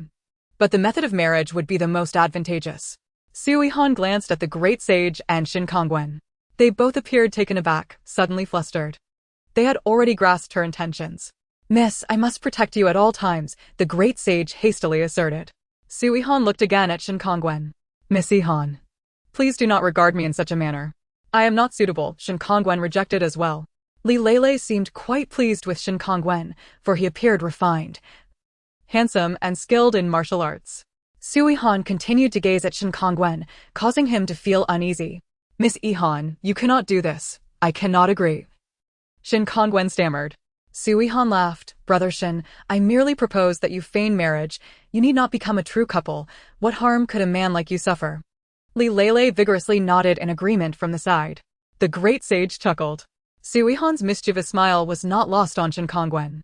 Surely, this Miss Yihan does not intend to sell me off, does she? Shen Kongwen glanced at Li Lele, devoid of any affection or aversion. I know your name is Shen Kongwen. During our exile, you frequently assisted Lord Shen and his family. I can surmise your relationship with them, as you bear a striking resemblance to them. However, rest assured, this is merely speculation, and I shall not disclose it. If you can aid me, we could establish a mutually beneficial arrangement. I should be able to help Lord Shen's family secure less burdensome tasks.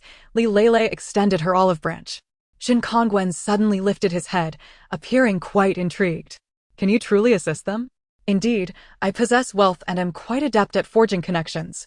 Here's a proposition. I will assist you first, and if I succeed, you may then agree to the marriage.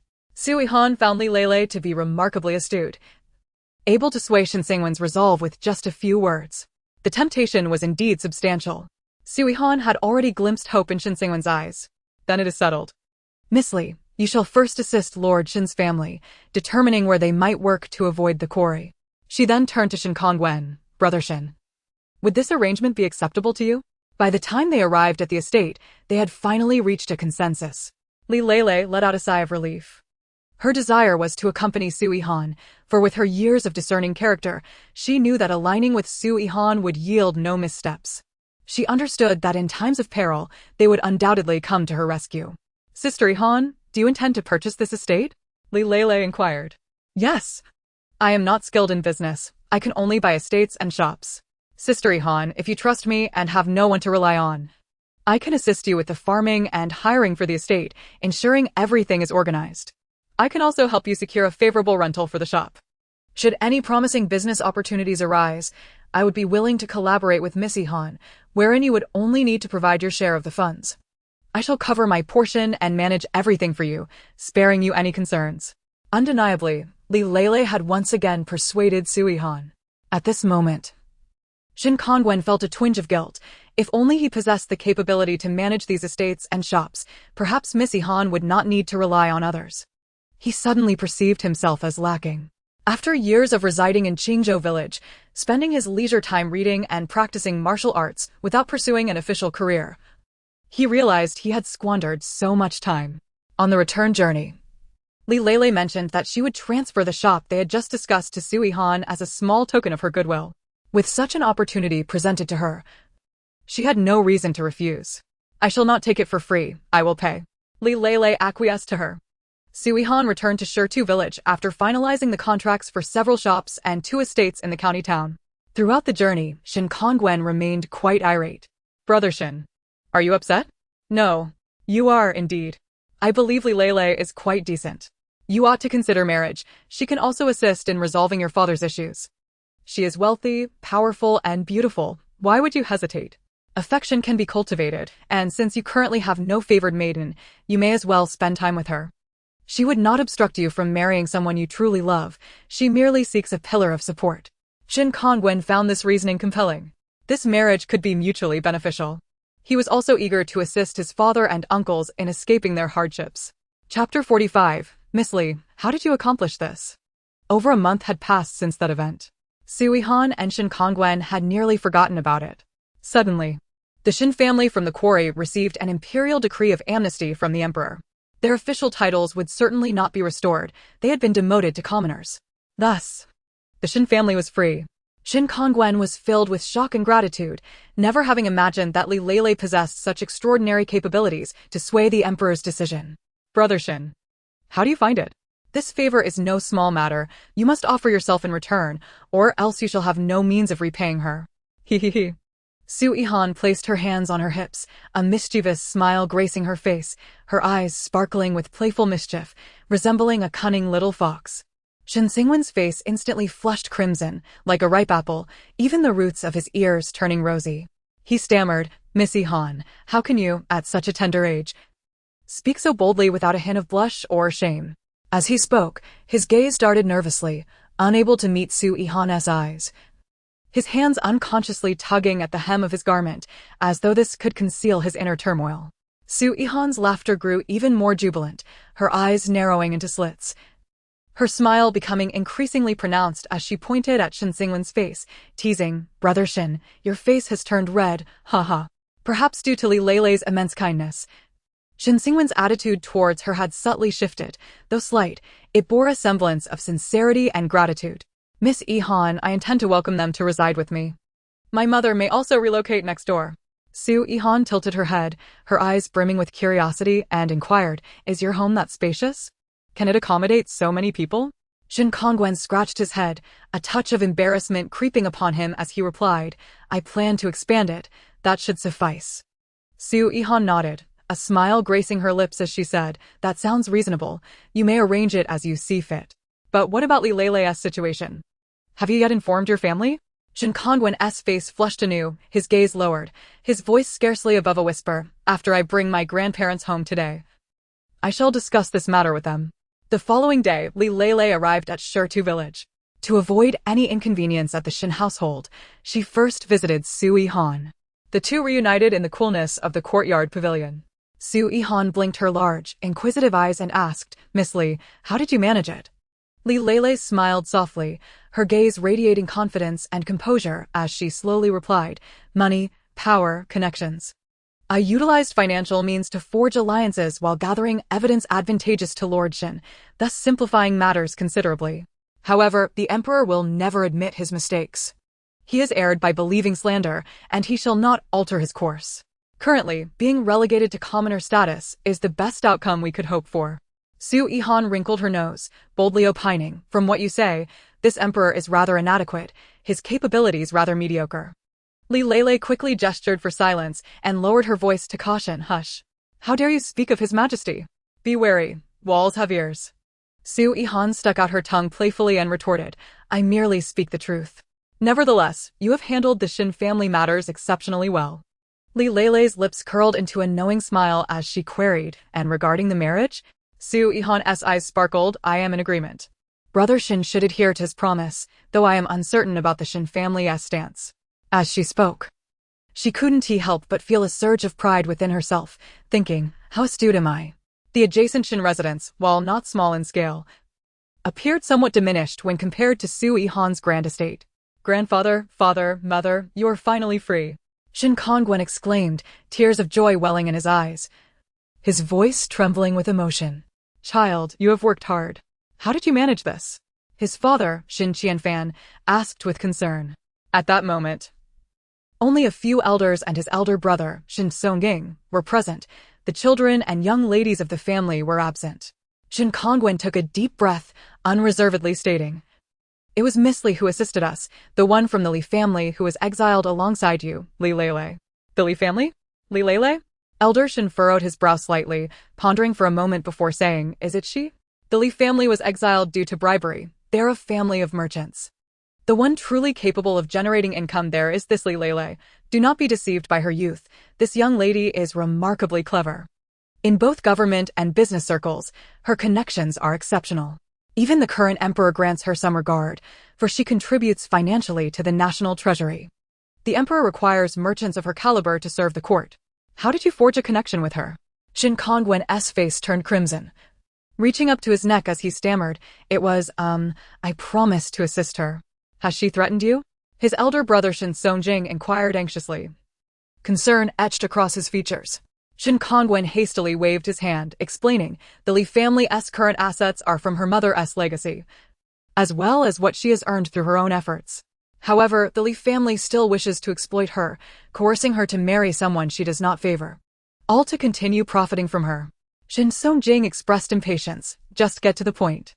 Shin Kongwen inhaled deeply, summoning his courage to declare, "I have agreed to marry her." "No, it's a false marriage. She needs a matrimonial arrangement to secure her wealth and status within the Li family. Thus she sought out Miss Yihan." After hearing Shin Kongwen's account, Elder Shin pondered for a moment before saying, "You're of similar age, although they are merchants. We are now merely commoners without official titles. You two may indeed be well suited." "Grandfather, do you mean?" Shin Kongwen's eyes sparkled with anticipation and trepidation. Elder Shin regarded him solemnly. "I do not oppose this. However, I hope it is not merely a sham marriage. After your union, you should attempt to understand one another. She is indeed a fine young lady." At this moment, Madame Shin also interjected, "Kongwen, when shall we have the pleasure of meeting this Miss Li?" Shin Kongwen quickly replied, "She should be next door. I will have someone invite her over." Upon learning that the Shin family was deliberating over marriage arrangements, Su Yihan cleverly refrained from intruding on their discussion. She settled in her own courtyard, gazing at the sky, thoughtfully reflecting.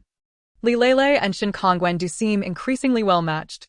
Before long, Li Lele arrived at the Shin residence, clad in a delicate blue gown that fluttered gently in the breeze, reminiscent of a blossoming lotus. She greeted them with graceful decorum. Elder Shin smiled and nodded, saying, "Miss Li, on behalf of the Shin family, I express our gratitude for your assistance. Without you, we might have remained bound to the quarry for a lifetime." Li Lele's voice was bright and melodious. "Elder Shin, I am aware of the injustices you have faced and recognize you as a commendable official. It is not difficult to find evidence in the capital. The emperor can only do so much. Being a commoner is quite favorable, allowing one to distance themselves from the capital and the court." Chapter 46. My beautiful yet foolish father has caught someone's eye. Their dialogue bore an official tone, the atmosphere somewhat grave. Gradually, the conversation shifted to the crux of the matter. Elder Shin hesitated briefly before asking, "I have heard that your request is for Kongwen to take on the role of a son-in-law?" Li Lele paused in surprise, then sincerely replied, "It would be ideal for him to do so, though not absolutely necessary.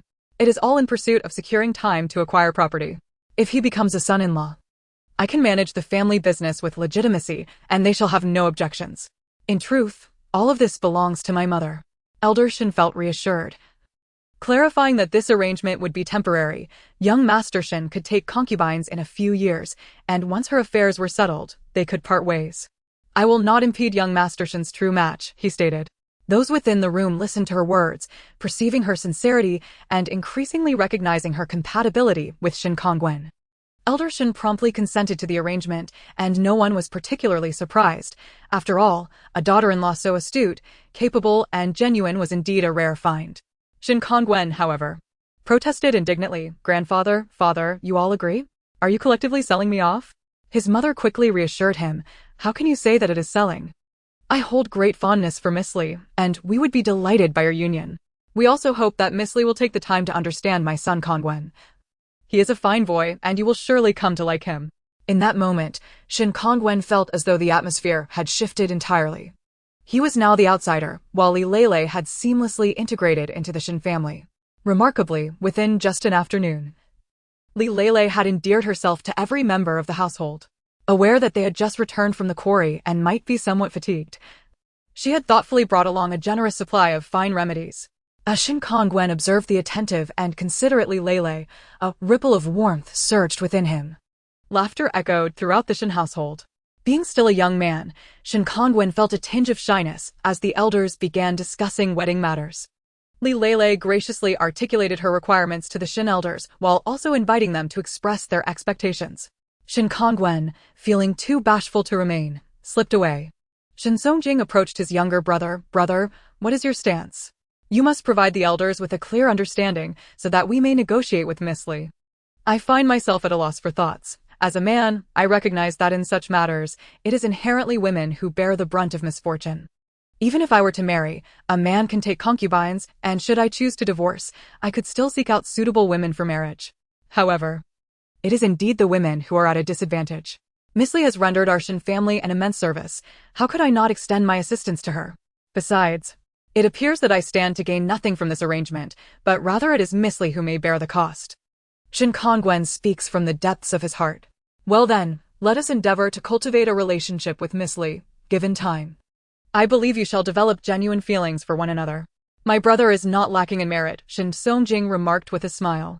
Eldest brother. Shin Kongwen felt a blush creeping upon him once more.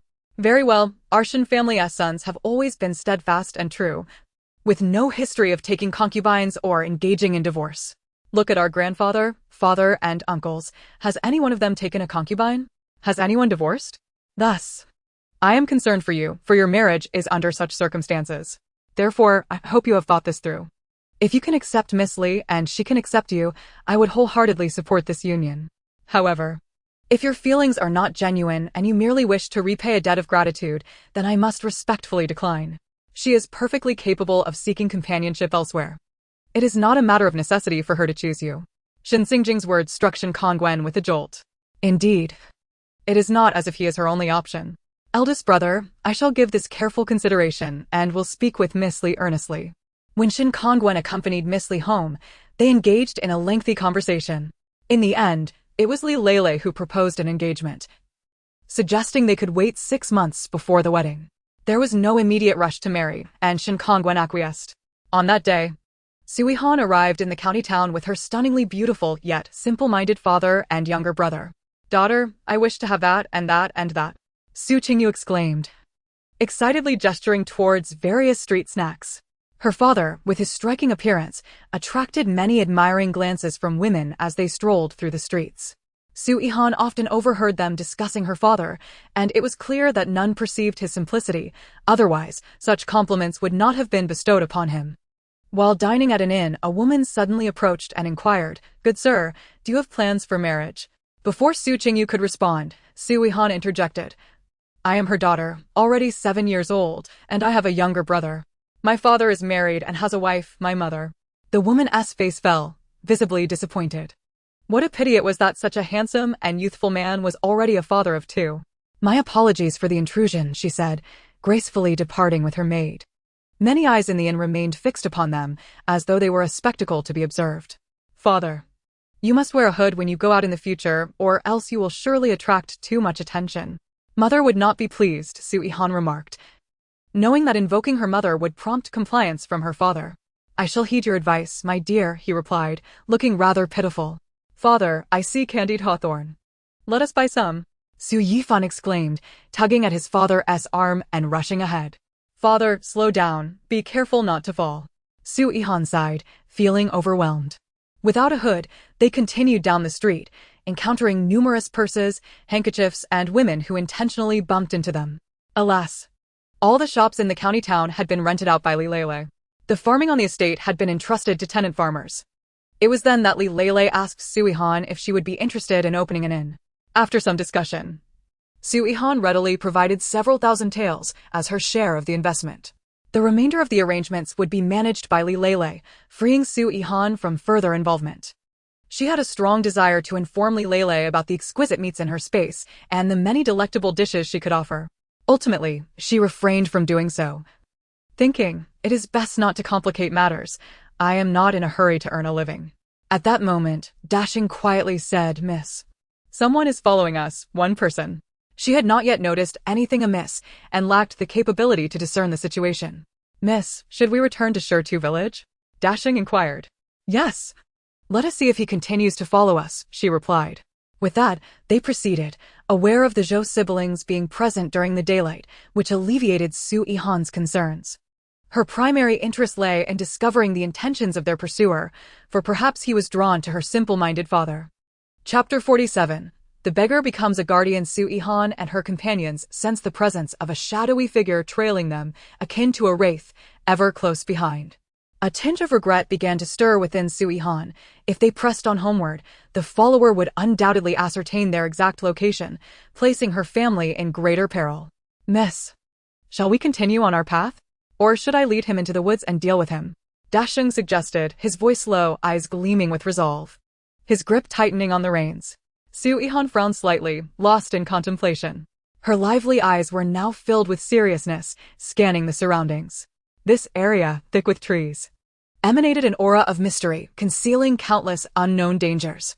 To the woods, Su Yihan finally decided, her voice soft yet imbued with undeniable determination.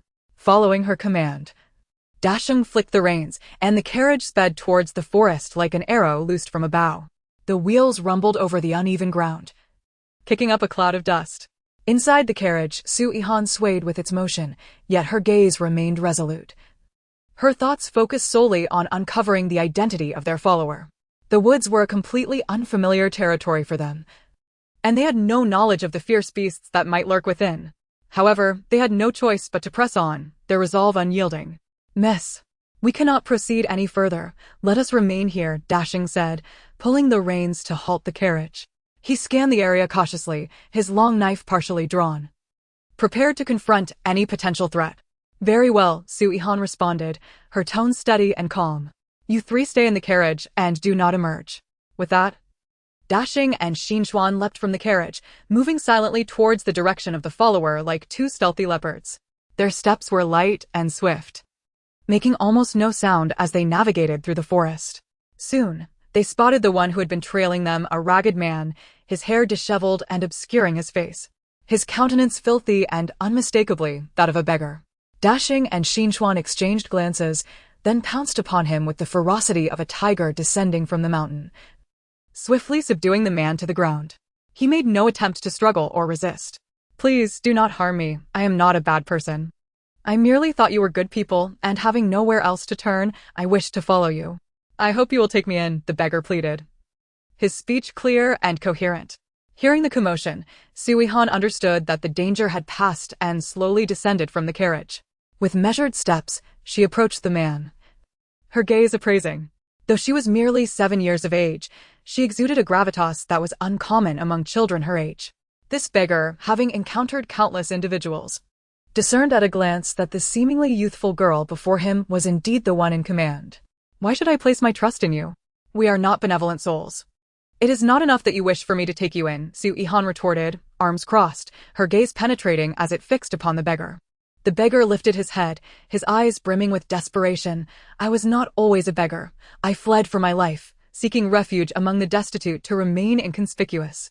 Then that implies you are a perilous individual, and I have no inclination to assist you. You would only bring us danger, Su Yihan replied, her voice cold and unwavering. In a hurried tone, the beggar implored, I can read and I possess martial skills. I could serve as the young lady's protector. Grant me a new identity, and no one will find me. They will believe I have perished, and thus they will cease their pursuit. Su Yihan felt a flicker of intrigue, yet maintained her composure. She remained disinterested in his words, perceiving him as a potential source of endless trouble due to his ambiguous background. No, my brother and I are young. We do not wish to entangle ourselves in complications. You must have seen my father in a state of foolishness. My brother and I are still children.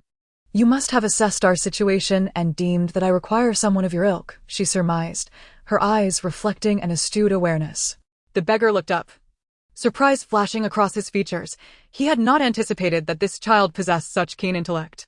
Indeed, I can read and fight. I see that the young lady is in need of someone like me to devote my life to her service, he asserted, stepping forward, only to be met by the immediate intervention of Dasheng, whose blade was drawn in warning. In a sudden burst of movement, The beggar sprang to his feet with an ethereal swiftness, launching an attack on Dashing. His motions were as swift as lightning, elusive, and difficult to decipher. Dashing, taken aback, hastily defended himself with his blade as the two engaged in fierce combat. Though the beggar wielded no weapon, he seized a branch, utilizing it as a makeshift armament, and matched Dashing's swordplay with impressive agility. With each swing, the branch transformed into a formidable sword, slicing through the air with a resounding whoosh. Despite Dashing's advantage in weaponry, the beggar's relentless assault began to turn the tide of battle. Seeing the situation deteriorate, Xian shouted and joined the fray, agile as a monkey, weaving between the beggar and Dashing, seeking an opportunity to strike. Su Yihan observed intently, astonished by the beggar's prowess.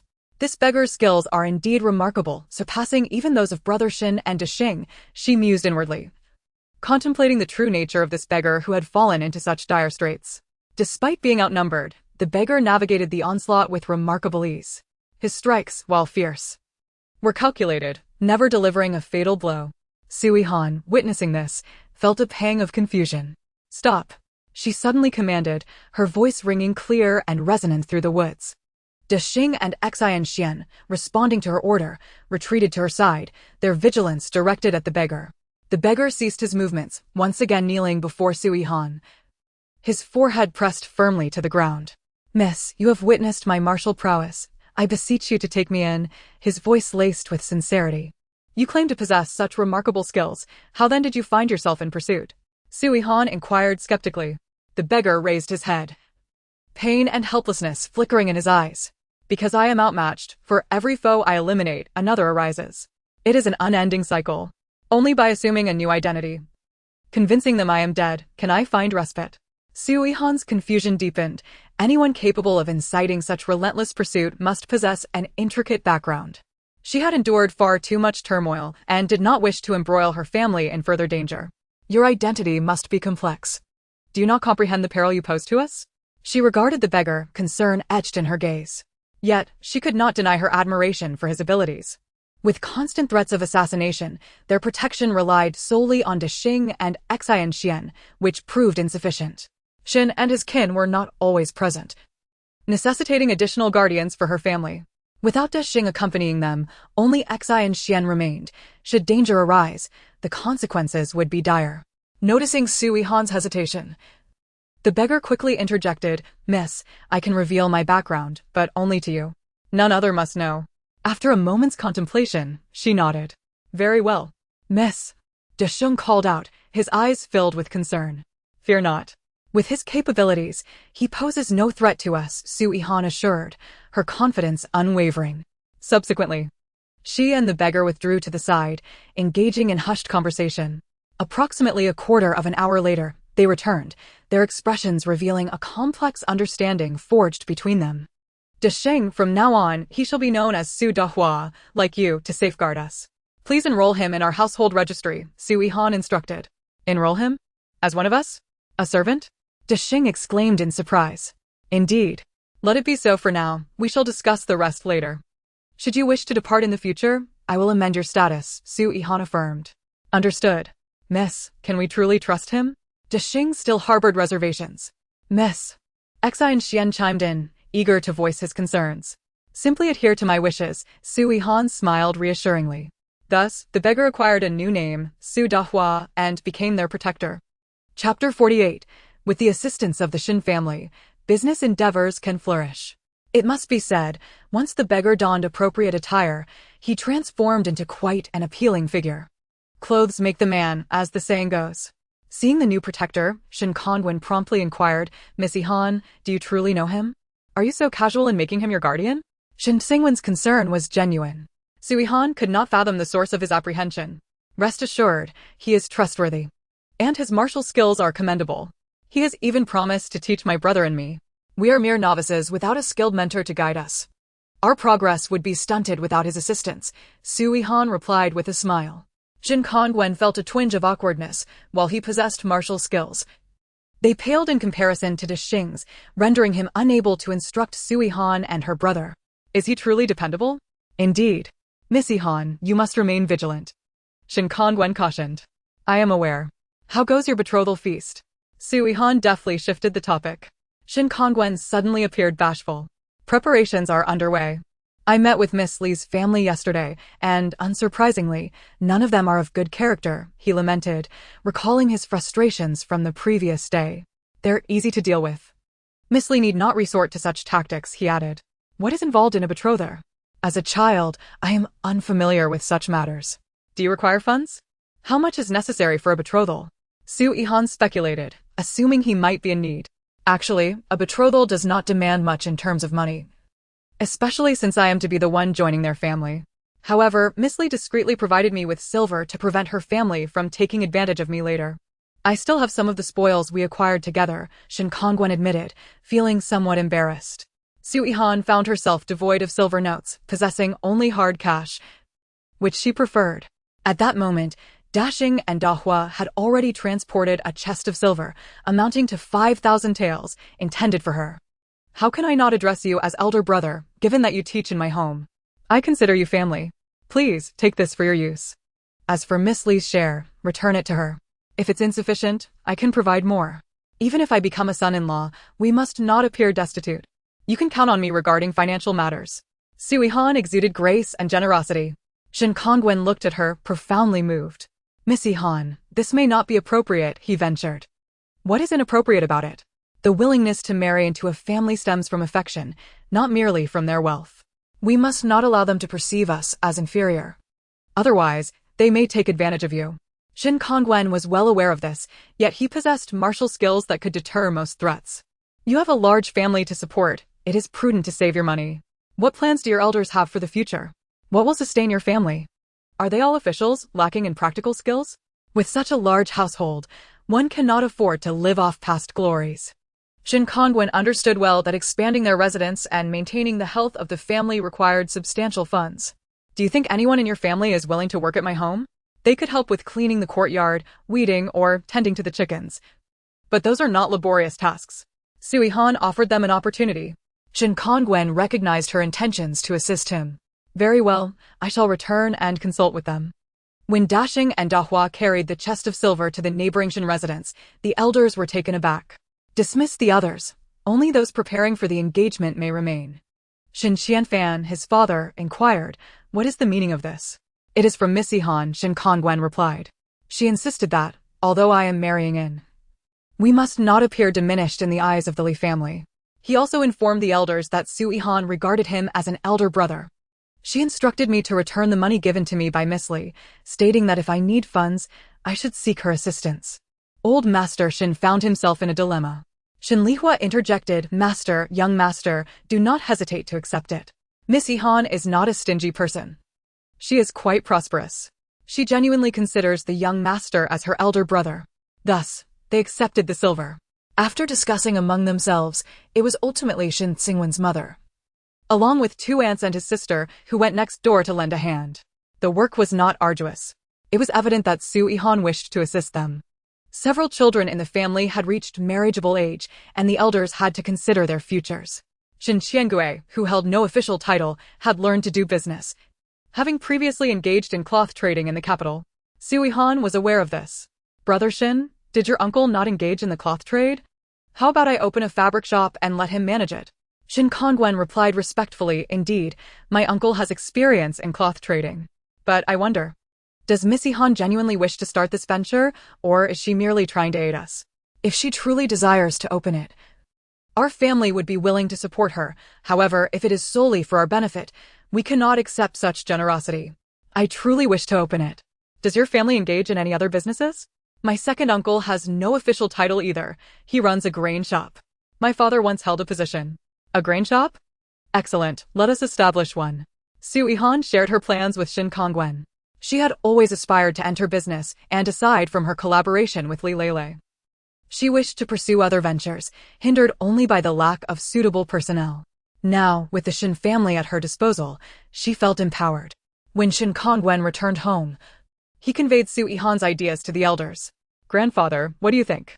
Miss Yihan has always wanted to engage in business, but as she is still young, it is inconvenient for her to do so. Since we, the Shin family, possess the skills, she intends for us to assist her. Su Yihan proposed that she would provide the premises and funds while they would supply the labor, sharing 20% of the monthly profits with them. Old Master Shin was immensely grateful and readily agreed. With specific tasks at hand, his second and third uncles would now have work, ensuring their livelihood would be secure. The pressing concern now lay with Shin Qianfan and Shin Kongwen, who had previously pursued official careers and possessed no commercial experience. The eldest daughter-in-law managed the household, while the eldest grandson held a minor official title. Shin Kongwen was uncertain of what roles his father and brother would be suited for. Su Yihan pondered for a long time. She had already planned to open a tavern, a fabric shop, and a grain store. What other business could she establish? Ultimately, Shin Kongwen suggested opening a bookstore, noting that both his father and brother were scholars and thus well-suited for such an endeavor. Su Yihan concurred. Lastly, there was the matter of securing locations for the shops. The original spaces had already been rented out. Su Yihan purchased several properties in both the town and the county. Once acquired, she instructed the Shin family members to handle the renovations and the procurement of goods. For the bookstore, she offered them 50% of the profits, understanding that it would not be as lucrative as other ventures. Everything proceeded according to Su Yihan's wishes. In the end, those remaining at the main residence to assist included Madame Shin, Shin Xingjiao, Shin Soman, and 2 daughters-in-law. Shin Somei, naturally, began learning the ropes of business. Shin Xingjuan's family did not intend for her to assist at the grain shop, primarily due to her impending marriage negotiations. They did not wish for her to be in the limelight. At just 14, Shin Somei, the eldest daughter, was already expected to learn the art of commerce. The other children were being educated by Shin Kongwen at the main residence. When old Master Shin was in good health, he would also hold lessons for the children. With everyone organized, the engagement banquet for Shin Kongwen and Li Lele was soon upon them. Chapter 49, The Engagement Banquet Turmoil. Due to the nature of the marriage arrangement, the engagement ceremony was to be held at the Li family's residence. The Li mansion, appearing grand yet rife with intrigue, was currently shrouded in a subtle yet oppressive atmosphere. The Li family did not place much importance on this engagement. Ordinarily, such a significant occasion would warrant an extensive invitation to relatives and friends, a grand feast, and a jubilant celebration to showcase the family's glory and joy. However, the Li family chose otherwise. There were no elaborate decorations, no festive displays. They did not even invite other guests. Instead, a few tables of food were hastily arranged in a side hall, marking the engagement banquet. Inside the hall, the arrangement of tables and chairs appeared somewhat haphazard. Although the food was plentiful, it lacked the meticulous preparation that one would expect for such an event. Li Lele, the protagonist of the day, sat quietly nearby. As a daughter of the Li family, her status had always been lowly. In the past, she had endured the scorn and bullying of the legitimate heirs. Yet, due to her exceptional ability to earn, she had carved out a niche in the business world, bringing considerable wealth to the Li family. It was precisely for this reason that the Li family felt compelled to concede her some respect and begrudgingly agree to the engagement. At that moment, the legitimate daughter, Li Sisi, sat nearby, wearing a mocking smile, her eyes filled with disdain. Dressed in lavish silks and adorned with jewels, her exquisite makeup could not conceal her sharp tongue. So it's just a mere engagement for a concubine. How dare they gather the whole family for a meal? Her voice echoed in the hall, eliciting laughter from the surrounding legitimate heirs. Indeed, courting a husband is not a glorious matter. The Li family, after all, is a reputable and distinguished clan. Such conduct is truly beneath our dignity. An accompanying direct descendant echoed this sentiment, his face etched with disdain. I have had my fill, declared a legitimate daughter as she rose, delicately wiping the corners of her mouth with a handkerchief, her eyes betraying profound dissatisfaction with the betrothal feast. I too have had my fill, chimed in another direct descendant, rising as well and speaking with a sarcastic tone. What a waste of everyone's time. It would be far more productive to engage in meaningful endeavors. Shin Kongwen sat quietly to the side, refraining from speaking. Dressed in a simple, unadorned long robe, his visage was handsome, and his demeanor exuded grace. Despite being ensconced in an atmosphere rife with ridicule and disdain, his expression remained serene, though a flicker of helplessness occasionally danced in his eyes. Li Lele listened to these caustic remarks, and a surge of anger ignited within her. She abruptly stood, hands on her hips, and proclaimed loudly, "There's been fighting in the north again. The emperor intends for merchants to contribute funds, and we, the Li family, are among them." If you possess the means, then earn your own money, otherwise await the emperor's decree. Thus, in this household, whether you are pleased or displeased, my dignity must still be upheld. Her tone was far from pleasant, laced with fury and resentment. Upon hearing her words, the expressions of elderly and fatherly instantly drained of color, their legs buckling beneath them. They were acutely aware of the emperor's methods over the years. He had employed such tactics to threaten prominent merchants. Whether they were lacking in funds or not, he would demand contributions. To refuse could spell disaster for their family. They dared not entertain thoughts of leaving the table and could only sit there, awkwardly steeling themselves. The atmosphere in the hall grew increasingly oppressive, with everyone suppressing their discontent as they continued to partake in this tasteless betrothal feast. Occasionally, hushed murmurs would emerge, but they were quickly drowned out by the stifling ambience. Finally, after what seemed an eternity, the betrothal feast concluded. Li Lele was filled with grievance and anger. She wished to leave this malicious place at once. The following morning, brimming with anticipation yet tinged with anxiety, she arrived at Shurtu village, where the Shin family was hosting their own betrothal banquet. In stark contrast to the somber and oppressive atmosphere of the Li residence, the Shin household was bustling with joy. Bright red lanterns hung high, swaying gently in the breeze as if whispering tales of delight. Colorful silks danced in the wind, imparting a festive spirit to the entire Shin estate. Su Yihan and her family were also present. Clad in a delicate blue gown, she resembled a fresh and exquisite lily. Her radiant smile illuminated her face, and her sparkling eyes shone as she entered, exclaiming joyfully, "Congratulations, Brother Shin, sisterly."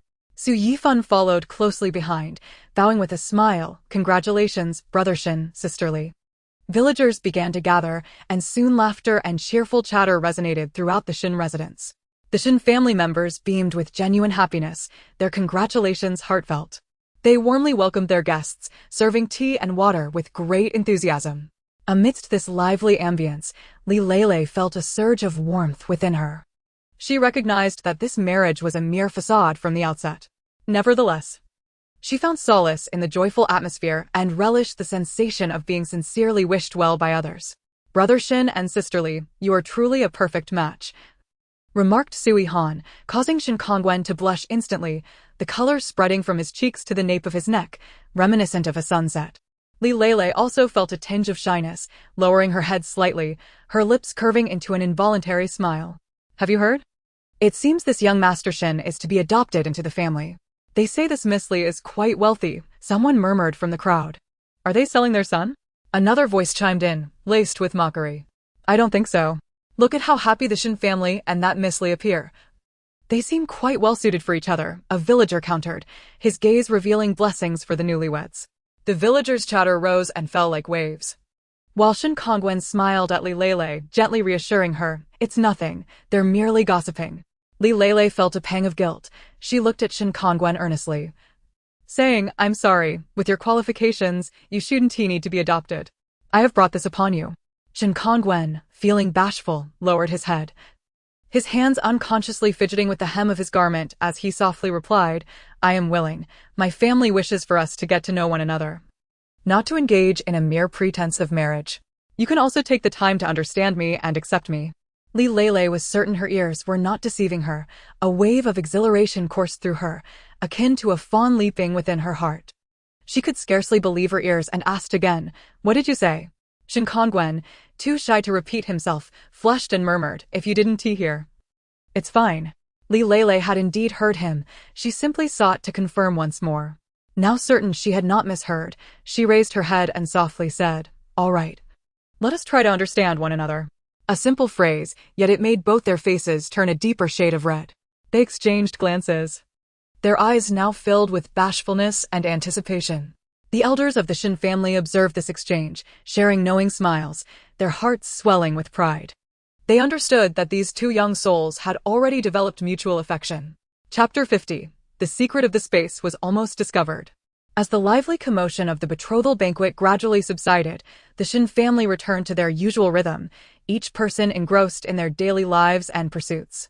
Shin Kongwen continued to reside in the grand estate, diligently teaching the children with the wisdom of a scholar. The scholarly atmosphere of the classroom frequently resonated with the sound of enthusiastic reading as children gathered around him, attentively listening. Shin Qianfan and Shin Songjing were particularly zealous. They established the first bookstore in the town and opened another in the county, filled with a myriad of books, from classic literature to poetry, attracting numerous scholars and literati to browse and purchase. They also founded a school, spacious and bright, equipped with ample facilities. As their reputation grew, they successfully enrolled many students. According to their plans, in due time, the children would attend school in the county, right in the academy they had established. This idea sparked Su Yihan's interest, as she contemplated purchasing a residence in the county. After all, most of their business was conducted there, where affluent individuals abounded and opportunities were limitless, not to mention the proximity. However, considering the implications of long-term residence and the time spent commuting, she found herself hesitating. Su Donghua consistently performed admirably within the Shin household, whether in labor or in his dealings with others, leaving no room for criticism. Time flew by, and soon it was harvest season once again. Shin the hunter had arranged for assistance in the reaping, coordinating with 3 families for the task. Observing the bustling activity around him, Su Qing and felt a pang of guilt. He had already been generously compensated for his help in the grand estate, and now he felt embarrassed to be assisting with the harvest for free. Approaching Su Yihan, he scratched his head awkwardly and said shyly, "Yihan, I'll cover the wages for my work. I feel truly guilty for always imposing on everyone." Su Yihan smiled and waved her hand dismissively, saying, "Uncle, you're being too formal. You've already been quite busy helping at the estate. The cost of harvesting a little field is negligible. We are all family, so there's no need for such formalities." In the Shin household, everyone had a clear role to play. Su Qing primarily undertakes the task of chopping wood. He consistently ventures into the forest before dawn, wielding an axe and returning with bundles of firewood, which he meticulously stacks in the courtyard. Meanwhile, Shin the hunter specializes in hunting.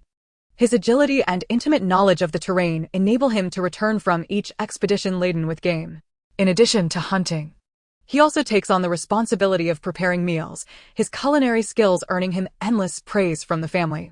Aunt Zhang and Su Arya assist by washing and chopping vegetables and doing the dishes, reveling in their busy yet joyful tasks. The little aunt contributes by tending to other chores. The Shin family's duties mainly consist of cleaning the house, watering the plants, and feeding the chickens.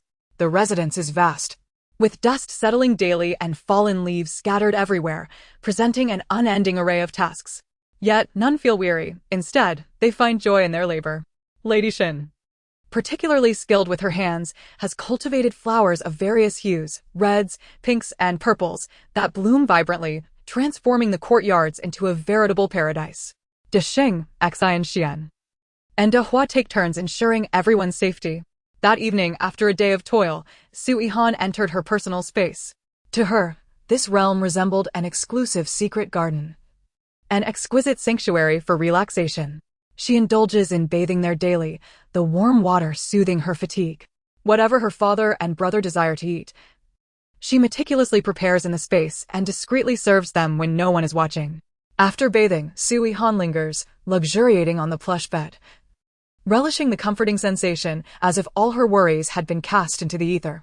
Here, she can freely indulge in a plethora of delectable treats, savoring each bite while completely immersed in her little world.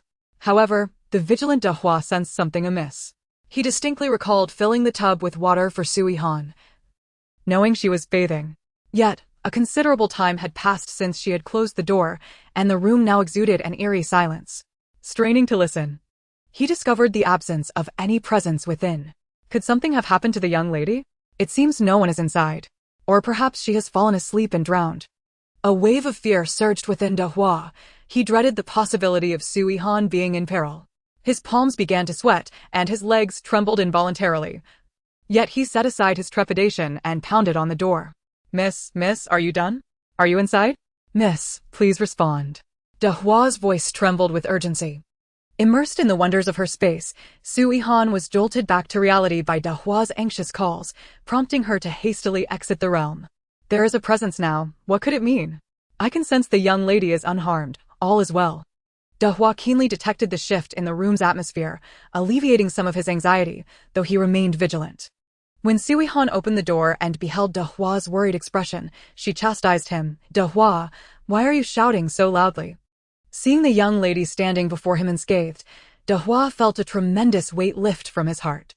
He exhaled deeply, stammering, "Miss, it is a relief that you are well. My skills allow me to sense anomalies in the room. I thought I detected an absence of presence, which frightened me. Hence my urgent call." At his words, Su Yihan's heart skipped a beat, caught off guard by Donghua's formidable inner strength that enabled him to perceive changes in the room's atmosphere. "I never anticipated he possessed such remarkable abilities. If he had burst in earlier, my secret would have been exposed. I must remain cautious around Donghua in the future."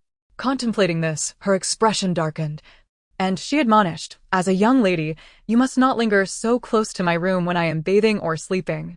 Donghua lowered his gaze, resembling a child who had erred, stammering, "I apologize, miss. I shall be more mindful in the future. I am going to sleep now," she declared, slamming the door shut behind her. Yet, as she lay in bed, sleep eluded her. Her mind was consumed by thoughts of the soft mattress in her space, its luxurious feel lingering on her skin. She longed for the conveniences of that realm, the pristine restroom, and the overall comfort it provided, incomparable to the hardships of ancient life. "This won't do. I can't allow him to guard me at night anymore. I shall request a Xing or Xian instead. That should solve the issue." The following night, Donghua was assigned to keep watch over her father and brother. Perfect, Su Yihan mused, relieved that she could now bathe and sleep in her space without concern. Each day, she filled ancient water bags or cups with milk for her brother, utilizing a cow she had discreetly acquired for the backyard through Shin the Hunter to maintain the facade. Daily, she would milk the cow and prepare the milk for her father and brother, ensuring it remained untainted. The dried meats were all preserved goods, not from any freezer, and her father had enjoyed them immensely. She also had an abundance of snacks in her space, chocolates, potato chips, and the like, but could only surreptitiously share them. Moreover, she ensured her father's favorite large meat buns were prepared in the kitchen and would often return with a large stash, completing the swap unnoticed. However, she struggled to figure out how to retrieve the meats from her space, as they were not procured by her for cooking. Gazing at the fresh meats within her realm, she felt a pang of worry. Perhaps it was best to leave them untouched for now. The ancient world had its own sources of meat. Although the quality of her space's meat was superior, to avoid arousing suspicion, she decided to let it be. In any case, whatever existed in the ancient realm could remain undisturbed, as it wouldn't spoil and might prove invaluable in the future. Chapter 51. Acquiring Land. Su Yihan and her brother attended lessons punctually each day, studying alongside the children of the Shin family, which brought a lively atmosphere to their learning. Su Qingyu also joined in, already familiar with many characters. The old adage, "My mother favors my father's literacy," proved effective. Beyond academics, they also practiced their skills. Naturally, Su Yihan and Su Yifan had a much stronger foundation, especially Su Yihan, whose rapid progress was attributed to Donghua's guidance. She could now spar with Xian for several rounds. After harvesting the rice, and since there were no taxes due the first year, Su Yihan retained a portion while selling the remainder to the grain shop. The upcoming season promised another rice harvest, ensuring ample supply. This year, the villagers had set aside enough for their own consumption, selling off the excess, all of which Su Yihan acquired. Her grain shop required rice, and her space could stockpile it. 1/3 of the rice from her estate was reserved for the shop, while the rest was transported to the main residence for her to store in her space. Thus, she collected as much as she could, offering villagers a price far superior to that of the outside market. "Village chief, you should encourage the villagers to plant sweet potatoes. I will buy them," Su Yihan proposed. "Why on earth do you want sweet potatoes, Yihan?" the village chief inquired, perplexed. "I consume it myself and my father delights in it. I dry it and turn it into snacks for my father to enjoy." "Very well, I shall converse with the other villagers. Those willing to spare some land for cultivation will surely plant some crops. After all, with no taxes to pay for the next 2 years, they will have enough to eat and even sell, ensuring their livelihood is secure. If you can provide them with additional income, they will undoubtedly express their gratitude towards you." The village chief displayed a look of appreciation. In truth, Su Yihan was genuinely making snacks for her father. The sweet potato, sliced and subjected to 3 rounds of steaming and drying, emerged delectably soft, fragrant, and chewy, absolutely delightful. It also boasts a long shelf life. Su Yihan had not anticipated that these sweet potato snacks would eventually yield her considerable profits. Stone Village still harbored plenty of uncultivated land, yet no villagers had the manpower to tend to it. Families with a larger number of members often owned at least 10 acres and were already quite burdened. The remaining barren land was unwanted. With only 3 members in Su Yihan's family, 5 acres was the minimum necessary for cultivation. Village chief, I wish to acquire more land. Yihan, that is quite feasible. The uncultivated land will cost you nothing, though taxes will be due after 3 years, the village chief reminded her. I am aware. I will hire laborers, as I cannot manage it alone. Very well. There is a vast expanse of uncultivated land at the foot of the mountain near your residence and close to the river. Does that location suit you? Su Yihan contemplated the nearby wasteland. Perfect. We shall take that, as it is near our original fields. Village chief, I wish to acquire all that is available there. Su Yihan smiled as she spoke to the village chief. Excellent, Yihan. I will gather people this afternoon to measure the land. Indeed. There was still much barren land in that area. For other villagers, the land was somewhat distant, but for Su Yihan and her family, it was quite convenient. Lying by the riverside at the mountain's base. A few villagers expressed interest in acquiring more land, yet those with small children lacked the workforce to do so. The demands were simply too great. In the end, Su Yihan secured 50 acres of uncultivated land, while Shen Kongwen obtained 20, and Su Qing did not request any. To prepare for the upcoming planting season, Hunter Shin had already engaged laborers. Su Yihan's plan was to cultivate 2/3 in rice and 1/3 in sweet potatoes. Su Yihan truly struggled to conceive of what else could be planted, as her storage space contained few seeds for grains. Alas! Had I known I would traverse to this ancient era, I would have stockpiled some seeds from the past. My intention was merely to enjoy a leisurely retirement, focusing on sustenance and daily necessities. In her space, Su Yihan savored an ice pop while observing the newly acquired grains. She noticed that her storage seemed to have expanded, with additional shelves appearing. Is this a new feature? Then I need not worry about space anymore. Hee hee. In the future, I will collect as much as I desire. Having a space was indeed a blessing. That night, assassins struck once more. Su Yihan felt quite familiar with the assassins lurking around this grand residence. If, in the future, 100 assassins were to attack at once, they would undoubtedly be outmatched. It was truly vexing. Tonight's assassins owed much to Su Donghua, who could single-handedly fend off 10 adversaries. Hunter Shin and Shen Kongwen from next door also rushed to assist. Their senses were remarkably sharp. With a dozen assassins, the slain ones were dealt with using corpse-disintegrating fluid, yet when Su Yihan requested some from Shen Kongwen, he refused, citing her youth and inappropriateness for such items. Am I seeking to play with it? I merely want to be prepared for unforeseen circumstances. Su Yihan, irritated, decided to ignore him. I shall inform Sister Li that you are bullying me. Su Yihan invoked Li Leilei's name, causing Shen Kongwen to panic. No, Miss Yihan. Such matters are not suitable for her knowledge. Su Yihan extended her hand, indicating her desire for the fluid. Miss Yihan, this is genuinely perilous. I truly cannot give it to you, Shen Kongwen stammered, caught in a dilemma. Then very well. I shall go complain to Sister Li tomorrow. Su Yihan feigned a retreat to her room. Shen Kongwen grew anxious. Miss Yihan, you are putting me in a difficult position. I can only give you a little. Not much. Use it sparingly if absolutely necessary. Su Yihan received the corpse-disintegrating fluid and joyfully returned to her room, leaving Shen Kongwen feeling helpless and tricked. Su Donghua also harbored suspicions regarding Su Yihan's family. Who were they, and why were they being targeted? Neither was Shen Kongwen a simple man. The next day, Su Yihan, accompanied by her brother and father, journeyed to the county town. Their first stop was a tavern where they dined with Li Leilei, followed by a request for her assistance in locating a residence near the bookshop. What size are you considering? How many courtyards? Asked Li Leilei.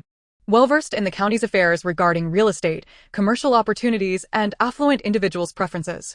Let us go take a look. Li sister. Why have I not seen you in Stone Village lately? Inquired Su Yihan. I have been quite busy. I only returned from the capital yesterday. The Li family has numerous business ventures to manage. Originally, our business was based in the capital, and I have been revitalizing that, hence my preoccupation, Li Leilei replied honestly. You are truly impressive, Li sister. I wish to emulate your success in earning money, Su Yihan admired. Dear Yihan, you need not feel that way. You can entrust me or seek someone skilled in business to manage it for you. As your business expands, the complexities and interpersonal relationships will multiply. You need not humble yourself before others. Should your business flourish and profits swell, you will attract the attention of the powerful or even the emperor, who may demand donations from you. Thus, discretion is paramount. Li Lele sincerely wished to dissuade her from embarking on such a challenging path, especially as a woman, which made it all the more arduous. Chapter 52. The legitimate daughter of the Li family. The matter of acquiring a residence in the county progressed swiftly. Now that they were in the county town with Li Lele at her side, Su Yihan knew she would receive valuable counsel regarding pricing. After some searching, they identified a large 3-courtyard residence near the bookshop. Yihan, your family is not particularly large. Do you truly wish to purchase such an expansive abode? The prices in the county are already quite steep. The 2-courtyard residence we just saw was also quite satisfactory, Li Lele suggested. Su Yihan had not initially planned to acquire such a large house, given the small size of her family. However, this 3-courtyard dwelling was precisely to her liking. The house was relatively new, and its layout perfectly suited her needs, requiring little to no renovation before she could move in. Li sister, I am particularly fond of this one, mainly because it is so new, Su Yihan expressed. This grand residence had previously belonged to a wealthy merchant who had seemingly relocated to the capital, prompting the sale of the property. The price was reasonable, possibly due to their eagerness to sell, as it was not set excessively high. I shall negotiate with the real estate agent to see if we can lower the price further, Li Lele stated. After her discussions with the real estate agent, the price was reduced by 200 taels. Ultimately, the house was acquired for 3,100 taels. With the payment completed and the deed finalized, everything was settled. Li sister, you may return to your endeavors. My brother will soon begin his studies at the bookshop, and I dare say Brother Shin will frequently reside in the county, allowing you two to meet often, Su Yihan teased with a smile. Li Lele's cheeks flushed as she playfully chided, Yihan, what are you saying? Who wishes to see him? With that, she hurriedly departed. Having said that, Li Lele shyly departed in haste. Su Yihan and her entourage arrived at the new residence. It seemed necessary to enlist someone to tidy up the place, Su Yihan remarked. Miss, should we procure some servants? Su Donghua inquired. I shall ponder it further. Su Yihan contemplated.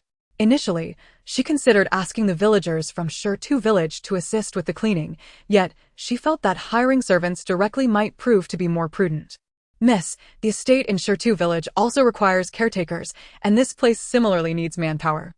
We can only hire a few servants, Su Donghua continued to persuade her. But I do not wish to employ so many people, Su Yihan expressed her hesitation. Perhaps just a few maidservants would suffice, ideally skilled in some arts, Su Donghua suggested. Aware of the truth in Su Donghwa's words, Su Yihan recognized her need for maidservants and young men adept in martial arts. Donghua, I entrust this matter to you. I require 4 maidservants and 4 young men, Su Yihan commanded. Yes, miss, I shall attend to it immediately, Su Donghua acknowledged and departed. Su Yihan meticulously inspected each courtyard. Daughter, I favor this courtyard, Su Qingyu said with a silly grin. Very well, this courtyard shall be for father, Su Yihan arranged. Your brother's courtyard is to your left, and mine is to your right. She hoped for the family to reside in proximity, providing mutual care. Subsequently, Su Yihan continued her inspection, assessing what else might be lacking. While she murmured her thoughts, Xian and Dashing diligently took notes nearby. After a full 2 hours, they completed the inventory of required items. Su Donghua returned with the hired maidservants and young men. At a glance, Su Yihan discerned that these individuals possessed remarkable abilities. Could they be his people? Such quality is rare in the pawnshop. Alas, so long as they mean me no harm, I shall employ them. Trust those whom you use, and distrust those whom you do not. Su Yihan mused quietly to herself. After settling them in, Su Yihan intended to return to Shirtu village before nightfall. As for the procurement tasks, she planned to have Xian handle them the following day. 2 days later, the county residence was nearly in order, ready for habitation. Soon, the children of the Shin family also arrived in the county, taking up residence in the academy. Shin Kongwen, meanwhile, resided in Su Yihan's abode, as he was responsible for instructing both Su Yihan and Su Qingyu. Occasionally, Shin Kongwen would also teach classes at his own academy. In essence, his life was quite liberated. The expectations of Su Yihan and Su Qingyu were modest. They merely wished to expand their literacy. This was a matter Su Yihan had already mastered. Continuing their studies would likely lead to discussions of women's virtues and the 3 obediences and 4 virtues, which she was reluctant to learn. Once literate, she could read on her own. Were it not for the complexity of traditional characters, she would not need to study them again. After her brother joined the academy, Su Yihan often took her father out to sample delicacies.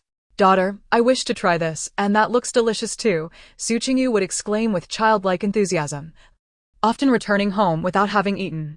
Recently, during the day, it was Su Donghua and Xian who safeguarded them, while De Xing was responsible for protecting her brother. Su Yifan. Suddenly, Su Donghua became alert. He noticed someone was tailing them, but upon assessing that the pursuer's skills were inferior to his own, he felt less concerned.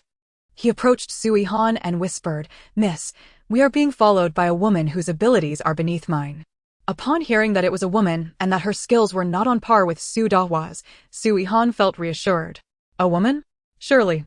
She must be after my father," Su Yihan remarked. Turning to her father, she feigned anger, saying, "Father, I have told you to wear a hat when outside. How could you forget again?" Su Qingyu looked aggrieved. "Daughter, I forgot. The weather is growing warmer and I dislike wearing one. Next time we go out. If you do not wear it, I shall not take you with me," Su Yihan said sternly. The 4 entered the fabric shop, curious about its business. No one was aware that this fabric shop was, in fact, an enterprise owned by Su Yihan. Upon entering, Su Qingyu immediately attracted the attention of a group of women. The shop was predominantly filled with women, both married and unmarried, who gazed at Su Qingyu with unabashed interest, whispering amongst themselves. "Father, let us look over there." Su Yihan raised her voice intentionally, calling out father loudly so that the women would recognize that Su Qingyu was already married and had children. The 3rd son of the Shin family, Shin Qiangu, along with his wife and daughter, was also present in the shop. Yet they did not make a point to greet Su Yihan, as she had requested they act as if they were strangers in this place. Miss Li Sisi, the legitimate daughter of the Li family, was there as well, accompanied by her half-sister Li Chunyi. Both were equally captivated by Su Qingyu's appearance.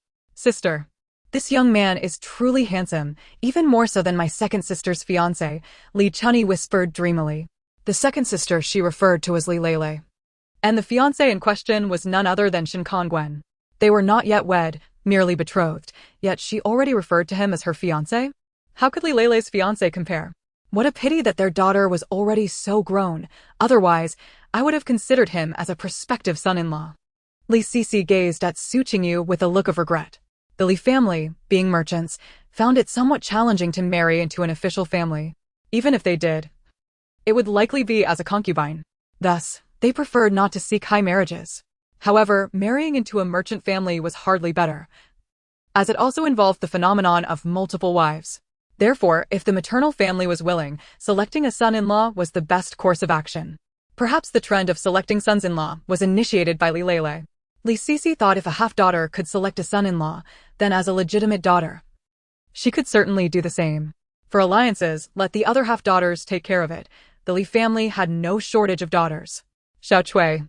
Find someone to investigate their backgrounds, Li Sisi instructed her maid beside her. Noticing they were accompanied by guards, she surmised they must belong to a family of some means. She had never seen them in this county before. Su Yihan discovered that the fabric shop was thriving. Having opened not long ago, it was already beginning to turn a profit. Ultimately, Su Yihan ordered some garments for the young men and maidservants from the shop, as well as a few sets for the guards. She insisted they should frequently change their attire, as she disliked unpleasant odors. On their way home, Su Donghua informed her that they were no longer being followed. Chapter 53. The Misdeeds of Su Daji. Days passed in this manner, finally arriving at the day of Su Yifan's respite. The family, having prepared themselves, returned together to Shi village. Although they had only been away for a fortnight, upon entering the house, Su Yihan keenly sensed that the atmosphere was somewhat off. The usually lively and cheerful Su area had become taciturn, enveloped in a pall of gloom, silent and withdrawn. As for the others, the Su Qingyan family remained unchanged, with their son Su Bingquan accompanying Su Yifan back from the academy. The Shin family also maintained their routine, life proceeding as usual. Only Su area's peculiar behavior caught Su Yihan's attention, her intuition telling her that her sister harbored some hidden concern. Aunt Zhang, who had remained in Shi village, was well acquainted with all the village's affairs. Su Yihan hurriedly pulled her aside and quietly asked, Aunt Zhang, what is troubling Arya? Did anything occur while I was away? Madame Zhang hesitated for a moment before lowering her voice and saying, Miss Yihan, I heard from others that day. Su Daya's father intends to marry her off to an old man from the town, but Su Daya vehemently refused. I don't know what means she employed, but that day, the old man actually came to Shirtu village and mistook Arya for Daya. In front of everyone, he seized Arya and refused to let go.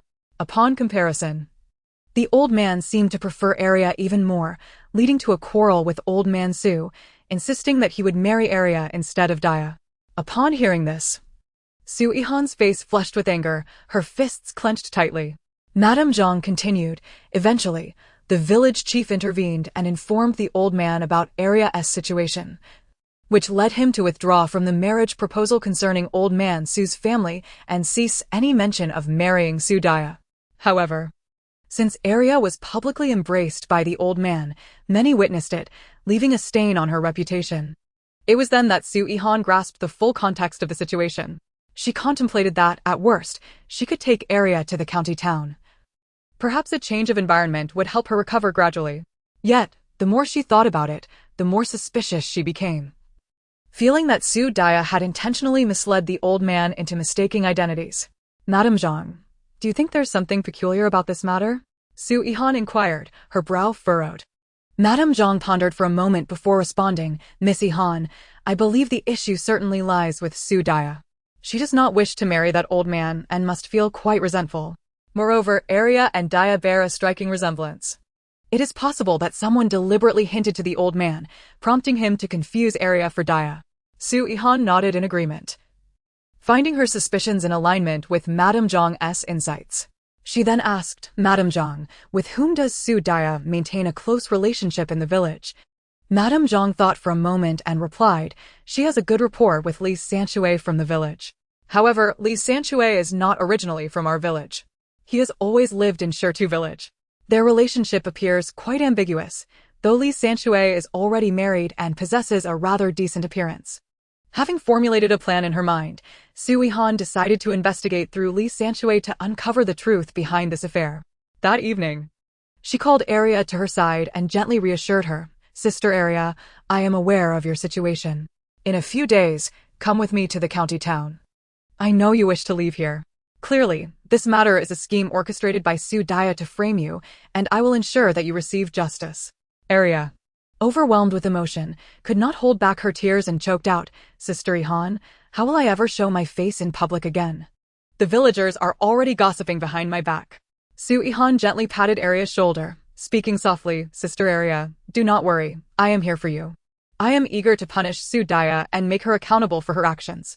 Summoning Dashing, she whispered her command, Dashing. Find out when Su Daya and Li Sanshue will meet. I need to expose her. Dashing took his leave, while Arya looked at Su Yihan with confusion and asked, Sister Yihan, what do you mean? Su Yihan looked at Arya earnestly and said, Sister Arya, just as you have heard. Your predicament is indeed a plot by Su Daya to frame you, and she is involved with Li Sanshue in an illicit affair. I will not let her escape.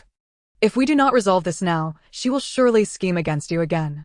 Your kindness has made you a target for her malice. Arya's eyes widened in shock and disbelief, her lips moved, yet no words escaped her.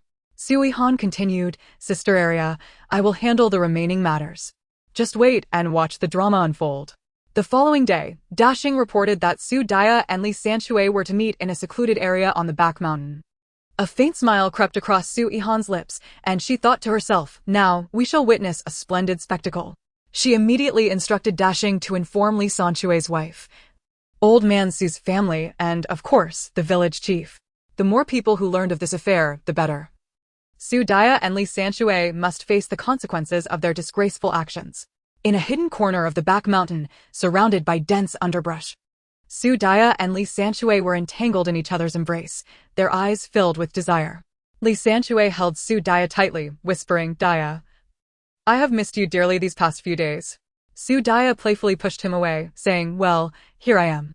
Li Sanshue, panting, let his hands wander over Su Daya's body, saying, having helped you with such a significant task, you must reward me well tonight.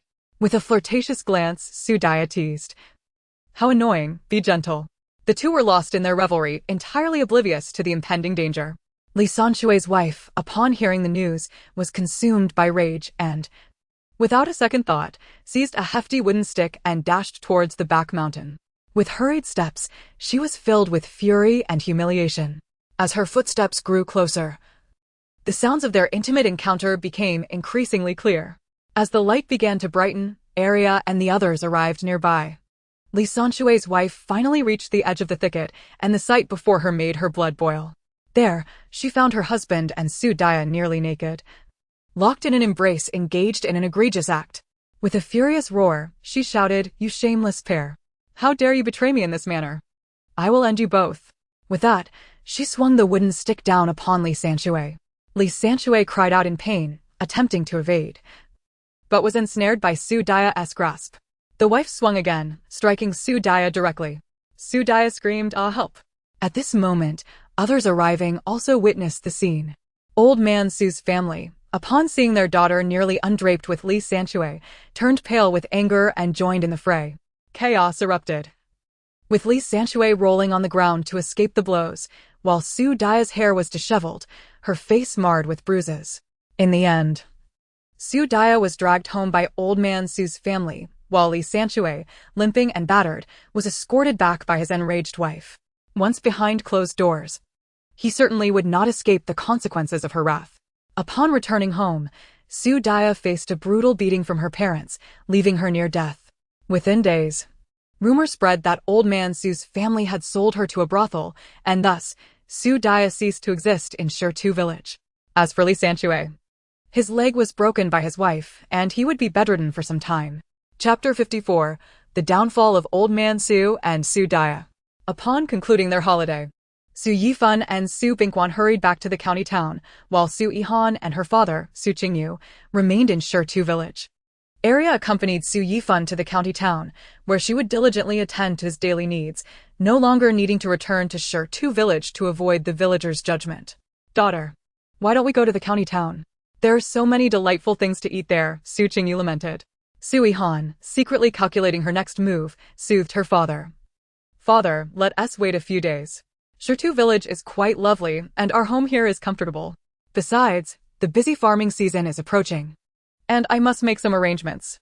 In truth, she merely wished to enjoy a brief respite at home, avoiding the rigors of study.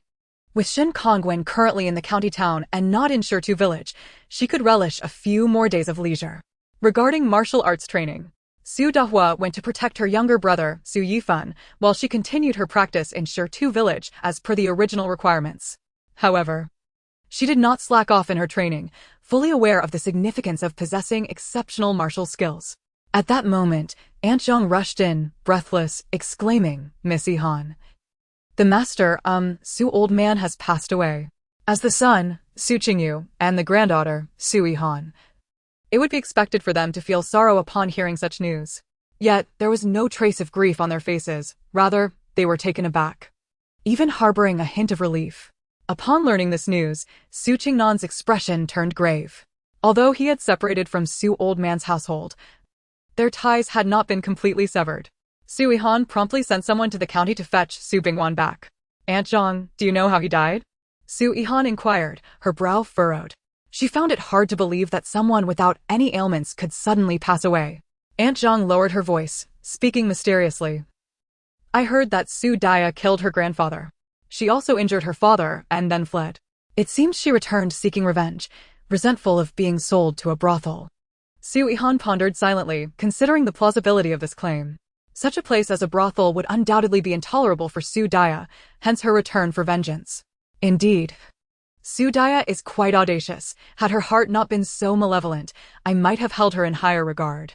Alas, she is inherently wicked, deserving no sympathy. This outcome is her own doing. Who instructed her to provoke me? Su Yihan mused. Has Su Yihan not been captured yet? She pressed. Unknown. There's been no news so far. It seems she was taken back by the brothel people, Aunt Zhang replied. How did she commit the murder? Su Yihan continued her inquiry.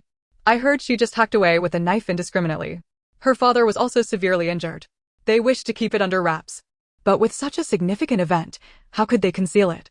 They have pushed Su Yihan to the brink, and now their family is in disarray, Aunt Zhang elaborated.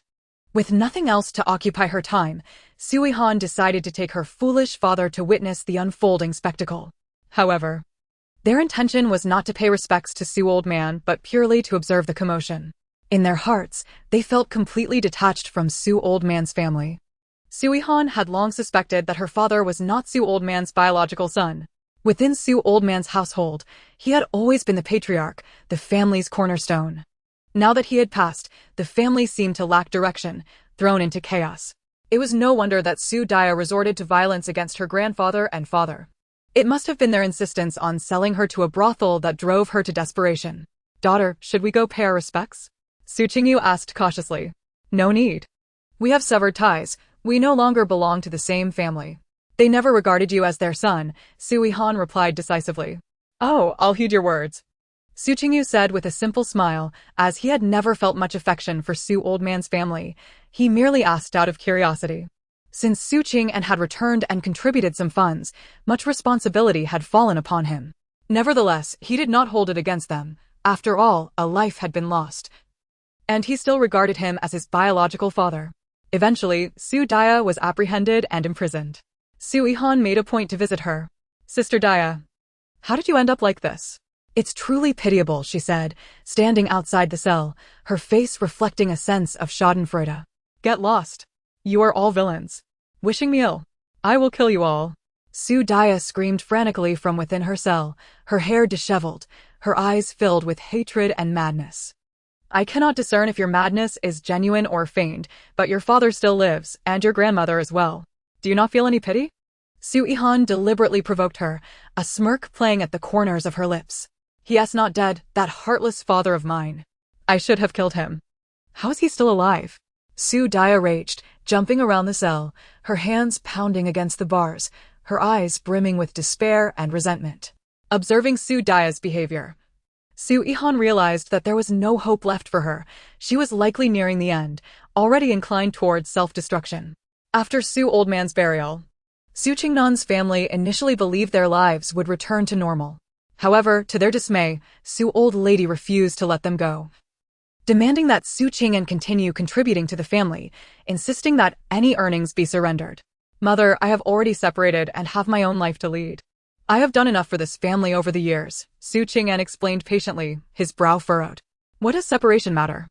You carry the blood of the Su family and must exert yourself for this household," Su Old Lady retorted obstinately, hands on her hips, exuding an air of righteousness. "Mother, I also have my own family to support. This cannot continue." "I have already been more than accommodating," Su Qingnan argued, raising his voice slightly. "You ungrateful son. Have you grown wings? You dare to defy me? If you leave, I will die right here," Su Old Lady declared, dropping to the ground and throwing a tantrum. Watching her, Su Qingnan felt both anger and helplessness. After a heated exchange with Su Old Lady, he resolved to ignore them entirely. The following day, he accompanied his son to the county, intending to avoid them and their incessant troublemaking.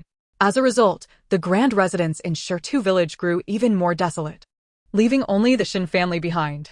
Meanwhile, Su Daya's days in prison became an unending torment. The guards subjected her to relentless cruelty, and the other inmates bullied her.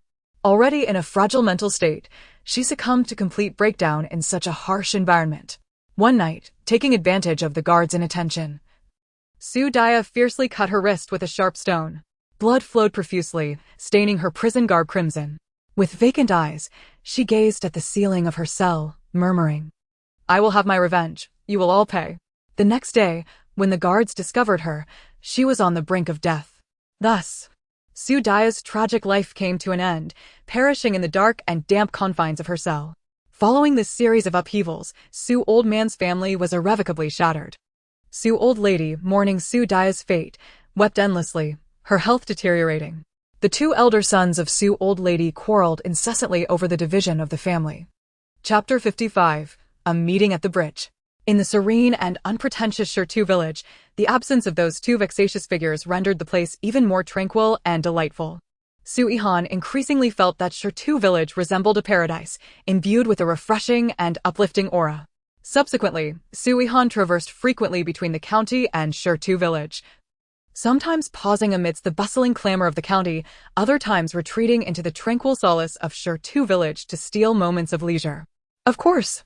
She was well aware that her frequent comings and goings were primarily driven by her desire for the ease and comfort of Shi village, seeking to evade the trivial and convoluted matters of the county. The residence of Shinkongwen had long since been renovated and expanded. Meanwhile, family members in the county returned with increasing regularity, often expressing their desire to visit their aging father, gathering together to relish familial bonds. On one such day, Su Yihan arrived once more in the county. Her father was seated in the courtyard, behaving like a mischievous child, alternately clamoring to visit this place for amusement and that place for culinary delights, his enthusiasm for learning having waned compared to earlier days. Nevertheless, although his pace in recognizing characters had slowed, with the passage of time, he had made notable progress. His handwriting became increasingly neat, and his vocabulary expanded considerably. With nothing pressing to attend to, Su Yihan decided to visit the restaurant in collaboration with Li Lele. Upon entering the establishment, she found Li Lele busily darting between tables, attending to guests and directing servers to deliver dishes, her forehead glistening with beads of sweat. "Sisterly, you seem quite occupied," Su Yihan remarked with a smile. Approaching her softly, Li Lele lifted her head, and upon seeing Su Yihan, managed a strained smile as she responded, "I am always this busy. Once the restaurant's business is on track, I plan to delegate management to others. I have numerous other ventures to oversee, and I cannot remain tethered to this one place." With a playful grin, Su Yihan teased, "What about Brother Shin? You are about to be wed. Will he not be left to guard an empty house?" Li Lele's face flushed instantly, and she shyly lowered her gaze, murmuring, "Our wedding is in the works. I've been so busy lately that I haven't seen him much. Primarily, I'm occupied, and he doesn't often reach out to me." There was a subtle hint of complaint in her tone. Su Yihan quickly reassured her, "Sisterly, that's because Brother Shin is shy too. He might worry about disrupting your work. You both seem to be in the same place as before, with little advancement." Tilting her head thoughtfully, Su Yihan's eyes sparkled with a clever idea. "Sisterly, tomorrow is the Lantern Festival, a splendid opportunity. You could invite Brother Shin to go out together." Li Lele hesitated, lacking confidence as she replied, "If I invite him, will he come?" Su Yihan confidently patted her chest. "I will go out with him tomorrow. We can meet on the bridge and pretend to run into each other. Afterward, my father and I can venture elsewhere. This way, it won't be awkward for you, and it will create a chance for you two to be alone. What do you think?" After pondering for a moment, Li Lele found the plan feasible and, blushing, nodded in agreement. Then it settled. The following evening, as the lanterns illuminated the night, the entire county was adorned with vibrant lights, creating a dreamlike atmosphere. Su Yihan, along with her family and Shinkongwen, strolled through the bustling streets. "Miss Yihan, be cautious in the crowd," Shinkongwen said with concern, his gaze closely following Su Yihan, fearful of any mishap. With a smile, Su Yihan waved her hand dismissively. "Brother Shin, there's no need to worry. We have Dashing with us. Nothing will happen." The group chatted merrily as they headed towards the bridge. Su Yihan deliberately quickened her pace, reaching the bridge first. Just as they were about to ascend, she inadvertently looked up and spotted Li Lele engaged in conversation with a young gentleman atop the bridge, both wearing radiant smiles as if they were deeply engrossed in their exchange. Following Su Yihan's gaze, Shin Xingwen's complexion turned pale, his eyes betraying a flicker of panic and disappointment. He instinctively took a step back, his voice trembling as he suggested, "Miss Yihan, let us not go this way. Let us head over there instead." He attempted to turn away. However, Su Yihan grasped his arm, her expression serious. "Brother Shin, do not react this way. Perhaps Sisterly simply encountered an acquaintance and exchanged a few words. You cannot leave with misunderstandings. Doing so will create distance between you." At that moment, Su Yihan spoke with the gravitas of someone far beyond her years. She understood that the young man's gaze was filled with admiration for Li Lele, his attention wholly fixated on her, as if the world around them had faded away. It was no wonder Shinkongwen felt so insecure. "Brother Shin, aren't you going to greet her? You are about to wed, and yet you have never had a proper conversation, have you? Do you think you are inferior to that gentleman? Are you afraid to approach?" Su Yihan purposely provoked him. Her words ignited a spark of determination within Shinkongwen. Taking a deep breath, he summoned his courage and walked up the bridge with a heavy heart. Noticing his resolve, Su Yihan smiled subtly, choosing not to follow but instead leading her father and brother to explore other areas. As Shin Kongwen stepped onto the bridge with a weighty stride, Li Lei immediately caught sight of him. A flicker of surprise crossed her eyes, and her lips instinctively curled into a sweet smile as she called out, "You're alone? Where is Sister Yihan?" Upon uttering those words, Li Lei regretted her choice of phrasing, realizing it might have been inappropriate. Shin Kongwen understood that Su Yihan had orchestrated this encounter, and he smiled awkwardly, turning to the young gentleman beside him, his eyes filled with hostility. The young man seemed to sense Shin Xingwen's animosity and met his gaze with equal defiance, eyes brimming with challenge. Shin Kongwen recognized that this gentleman harbored affections for Li Lei as well. To assert his position and not appear weak, he took a deep breath, gathered his courage, and boldly stepped closer to Li Lei, taking her hand and declaring, "They have gone elsewhere to play. Seeing you hadn't come, I came to find you." May I ask who this is? Chapter 56, Young Master Zhao Causes Trouble. Li Lei was momentarily taken aback by Shin Kongwen's sudden boldness. She hadn't anticipated such audacity from him. Yet, internally, she felt a surge of happiness, her cheeks flushing, though she endeavored to maintain her composure in front of outsiders. She gracefully introduced, "Allow me to present to you young Master Zhao, son of the Zhao family St. business. We have business dealings with the Zhao family. And we happen to run into each other just now." Shin Kongwen nodded slightly, politely acknowledging, "Young Master Zhao." Young Master Zhao returned the gesture with a bow, replying, "Young Master Shin." The two exchanged courteous greetings, yet an unmistakable tension thickened the air. Noticing that young Master Zhao showed no intention of departing, Shin Kongwen grew increasingly impatient. To further declare his intentions and discourage Zhao, he deliberately reached out and adjusted Li Lei's hairpin, despite it being perfectly in place. It was merely a ploy to demonstrate his closeness to her. Li Lei recognized Shin Kongwen's motive and couldn't help but stifle a laugh. Observing his somewhat clumsy but earnest demeanor made her find him exceedingly endearing. Young Master Zhao noticed Li Lei's bashful reaction, understanding that lingering would only lead to awkwardness. Thus, he feigned calmness and smiled, "Miss Li, enjoy your time. My friends are over there. We shall chat another time." "Young Master Zhao, do take care," Shin Kongwen promptly said, his tone laced with a hint of triumph. Once young Master Zhao departed, Li Lei could no longer contain her laughter. Shin Kongwen, taken aback by her mirthful display, stammered, "What are you laughing at? Is it that amusing?" At that moment, Shin Xingwen's face was flushed to the roots of his ears, resembling a ripe apple. Li Lei stifled her laughter as she gazed at Shin Kongwen, her eyes brimming with tenderness. She softly murmured, "So adorable." Shin Xingwen's face flushed deeper, and he awkwardly lowered his head, pondering, how could one refer to a man as adorable? It was at that moment he realized his hand was still firmly clasped with Li Lei's. A sense of panic washed over him as he contemplated releasing her grasp. Yet Li Lei tightened her hold, as if fearing he would vanish the moment he let go. Shin Kongwen distinctly sensed her response and stammered, "Why you let go?" But Li Lei, in a playful tone, replied, "I want tea. Don't be angry, I truly have nothing with young Master Zhao. It's merely a business collaboration. I do not harbor feelings for him." "Really?" Shin Kongwen lifted his gaze, searching Li Lei's eyes, filled with anticipation. Li Lei smiled and nodded vigorously, affirming yes. "Come. Let us go look over there." With that, she took Shin Xingwen's hand and walked toward another direction. Su Yihan and the others, who had been watching from a distance, felt a surge of happiness for them. "Sister, let us go. You're a girl," Su Yihan declared, hands on his hips in annoyance. All right, I'm coming." "Little brother," Su Yihan replied with a conciliatory smile. Su Yihan was her most understanding sibling. When they first returned to the county, he had scolded her for hiding away in Shirtu village, accusing her of evading her studies. Su Yihan had not contested his words, for he had her number.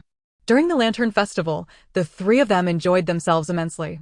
As night deepened, silence enveloped the surroundings, with only a few dim street lamps flickering in the chilly breeze.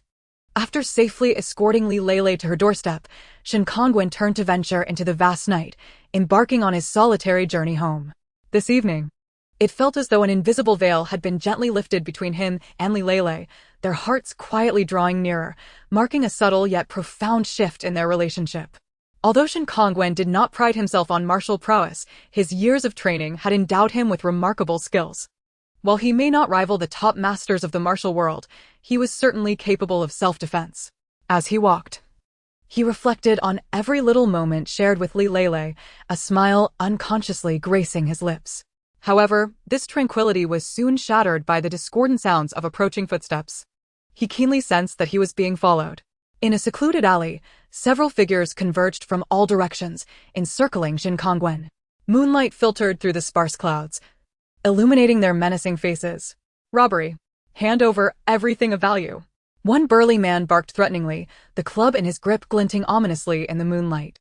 Shin Xingwen's gaze sharpened as he surveyed the group. Though they masqueraded as thieves, their demeanor and conduct resembled that of bodyguards from a wealthy family. Esteemed gentlemen, I believe you have mistaken your target. I, Shin, am merely a scholar without any valuables. He feigned ignorance, attempting to glean more information. Stop the nonsense and hand it over quickly, lest you suffer the consequences. Another burly man barked impatiently, lunging a fist toward Shin Kongwen. Shin Kongwen deftly sidestepped the blow, a glint of coldness flashing in his eyes. It seems you are not genuine robbers. Speak, who sent you? Young Master Zhao? He speculated. Before his words could dissipate into the air, a familiar voice emerged from the shadows. Shin Kongwen, you are indeed clever. Young Master Zhao slowly stepped into the light, a playful smile adorning his face, yet his eyes glinted with malice. Young Master Zhao, we bear no grievances from the past nor animosity in the present. Why must you resort to such coercion?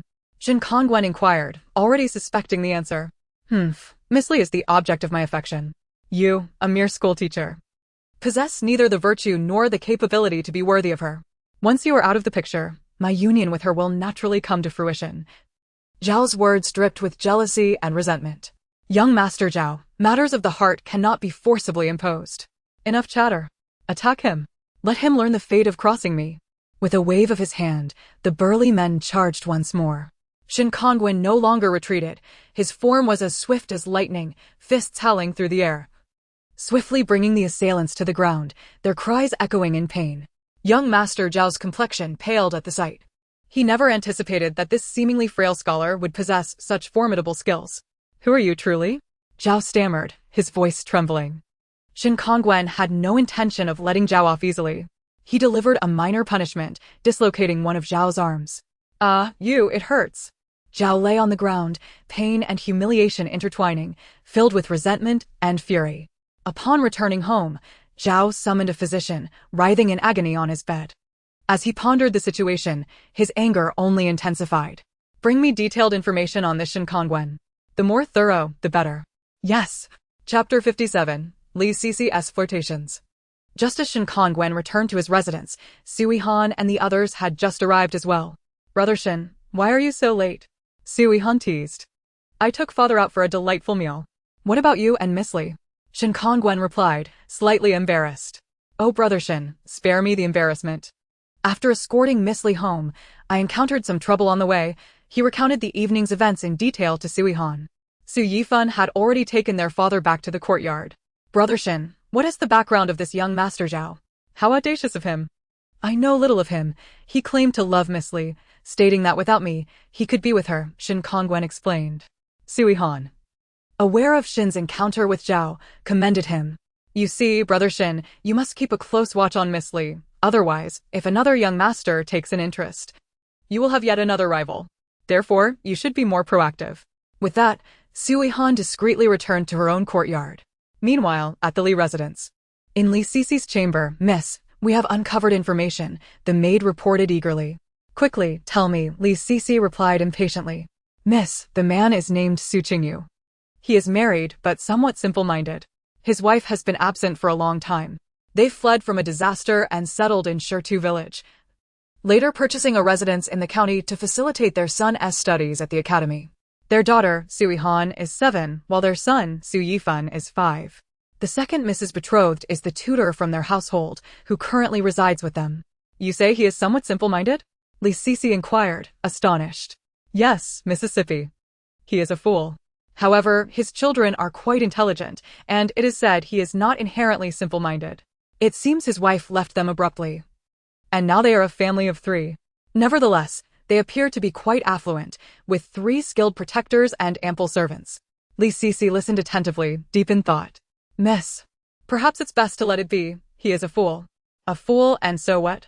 He is handsome. Even if he is not inherently simple-minded, any children with him will surely not be foolish. Miss, what are you saying? He already has 2 children. You need not play the stepmother, the maid urged, concerned for her.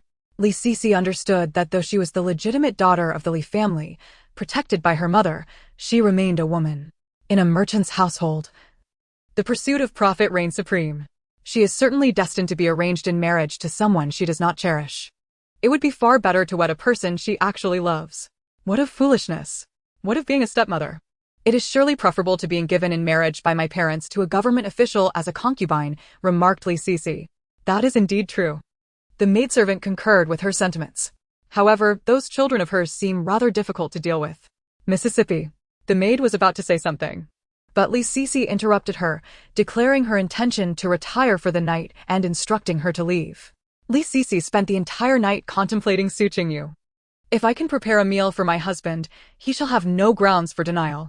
It was unexpected that Li Sisi, a legitimate daughter, could conceive such a notion. Under the pretext of hosting a flower appreciation banquet at her home, she dispatched invitations in the name of Li Lele, fearing they might be reluctant to attend otherwise. Among those receiving the invitations were Shen Kongwen and his family, including Mr. Shen. This was no longer a secret that required concealment. Eventually, Shen Kongwen attended with his mother and sister, while Su Yihan came with her family of 3. Unbeknownst to Li Lele, Li Sisi had also invited Su Yihan and her family. The flower appreciation banquet attracted a multitude of attendees, including several reputable merchants and numerous official ladies. Dear daughter, I wish to sample that pastry. Su Qingyu indicated a platter of exquisite confections on the stage. Su Yihan promptly procured a piece for him. Father, remember to speak less. Her father had already drawn enough attention today, and as long as he remained silent about his foolishness, it should go unnoticed. Had it not been for the growing awareness that Su Qingyu was already married with 2 children, many would undoubtedly flock to meet him. As the guests leisurely admired the flowers, Li Sisi suddenly approached them. The Shen family was not mingling with them, so Su Yihan understood that she was directing her attention toward her father. Su Go, Miss Yihan, and young Master Yifan, are you satisfied with today's flower appreciation banquet? What? Calling my father Sugo? Are they so familiar? It seems we are meeting for the first time in such a formal manner. Clearly, she has conducted her inquiries about us. She is truly putting an effort to marry my father. Why does a legitimate daughter like Li Sisi persistently fixate on Su Qingyu, a foolish man with 2 children? Is it solely due to his handsome appearance? After exchanging pleasantries, Li Sisi showed no intention of departing. Mrs. Li noticed her daughter's lingering gaze on another's father and felt a twinge of discomfort. He may be handsome, but he is already married with children and hails from no prominent family. They have never even met before. She would never consent to her daughter marrying such a man. There is no value in it. Miss Li, you should attend to the other guests. No worries. My second sister will manage that. I heard my second brother-in-law resides in your household, serving as a tutor. Li Sisi engaged in conversation. Indeed. It appeared that Li Sisi was unwilling to continue conversing with Su Yihan, instead turning to Su Qingyu. Sugo, you seem to enjoy this pastry. Do eat more. If it runs out, I shall have someone deliver some to you next time. Su Yihan harbored a dislike for her, always attempting to cozy up to their father. Yes. This pastry is delightful, Su Qingyu responded with a smile. While out in public, Su Yihan had instructed her father to speak as little as possible, yet here he was, engaging in conversation over a favored treat. Su Yihan had already given her father a pointed glance, but he remained oblivious, which greatly vexed her. Next time, I shall not bring him out. I shall avoid any gatherings. What a hassle. At this flower appreciation banquet, De Xing and his companions were not granted entry. Suddenly, it seemed Su Qingyu had indulged too much and needed to use the restroom. Dear daughter, I need to go to the restroom. Su Qingyu showed no embarrassment. Father, I will have my brother accompany you. Li Sisi recognized her opportunity had arrived. I shall have a servant guide you. Li Sisi did not leave immediately, as this might raise suspicion. It was not until her maid arrived to summon her that she departed, saying, Miss, the madam requests your presence. Su Yihan, meanwhile, remained seated, awaiting her father and brother's return. Chapter 58, Li Sisi's scheme succeeds. A quarter of an hour passed. Su Yihan began to feel anxious. Without any guards at her side, she rose and approached Li Lele. Sister Li, my father and brother have been in the restroom for quite some time and have yet to return. I am quite worried about them, Su Yihan expressed with concern. Li Lele quickly gathered people to search for them, and Shin Kongwen joined in as well. Just then, Li Sisis maid burst forth, shouting, "Not good, not good. Something has happened. The young lady is in trouble." A wave of foreboding washed over them. Su Yihan hurried to the back courtyard, with Shin Kongwen sensing something amiss, quickly following suit. Everyone trailed behind Li Sisis maid. Outside one of the chambers, the maid stopped. Panicking as she said, "The young lady is inside. The door is locked, and I cannot open it. Madam, please have someone break the door down. The young lady is still inside." At that moment, Li Sisi's voice could be heard from within, tinged with fear. "Sugo, please don't do this. Sugo, stop, please." Su Yihan had already surmised what was occurring. Her father had been ensnared. She took out her whistle and blew it. Soon, Dexing and Su Donghua appeared before her. "Protect my father." "Yes." Exai and Xian stood at the door, and Dexing kicked it open, with Su Donghua and Su Yihan rushing inside immediately. "Do not let anyone in," Su Yihan commanded. At that moment, the door was barricaded. Mrs. Li was displeased, demanding, "What does this mean? This is my Li family. Who do you think you're to cause a ruckus here? Bring forth the servants." With a single command, a swarm of servants surged forward. Ordinary servants were no match for Dexing and his comrades. "Mother, let the daughter go in and take a look," Li Lele eagerly suggested, knowing that her sister Yihan would likely permit her entry. As Li Lele stepped inside, she was met with chaos. Li Sisi's garments were torn asunder. Su Qingyu appeared dazed, clearly having been drugged. Without hesitation, Su Donghua struck Su Qingyu unconscious under Su Yihan's direction.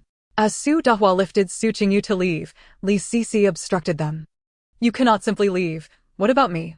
Your father must take responsibility for me." Li Sisi deliberately raised her voice, ensuring those outside could hear. Su Yihan and the others frowned. "To plot against my father is courting death." Su Yihan realized that Li Sisi's scheme had succeeded, and she had no choice but to play along with her wishes. Li Lele exchanged a glance, seeking to communicate something, but Su Yihan seemed oblivious. Those outside overheard everything clearly. Su Qingyu could not evade responsibility. Approaching Li Sisi, Su Yihan whispered, "Miss Li, what a clever scheme. Do you truly desire to become my stepmother?" Li Sisi remained unfazed, replying, "I do not comprehend what you are insinuating. Your father initiated this act against me.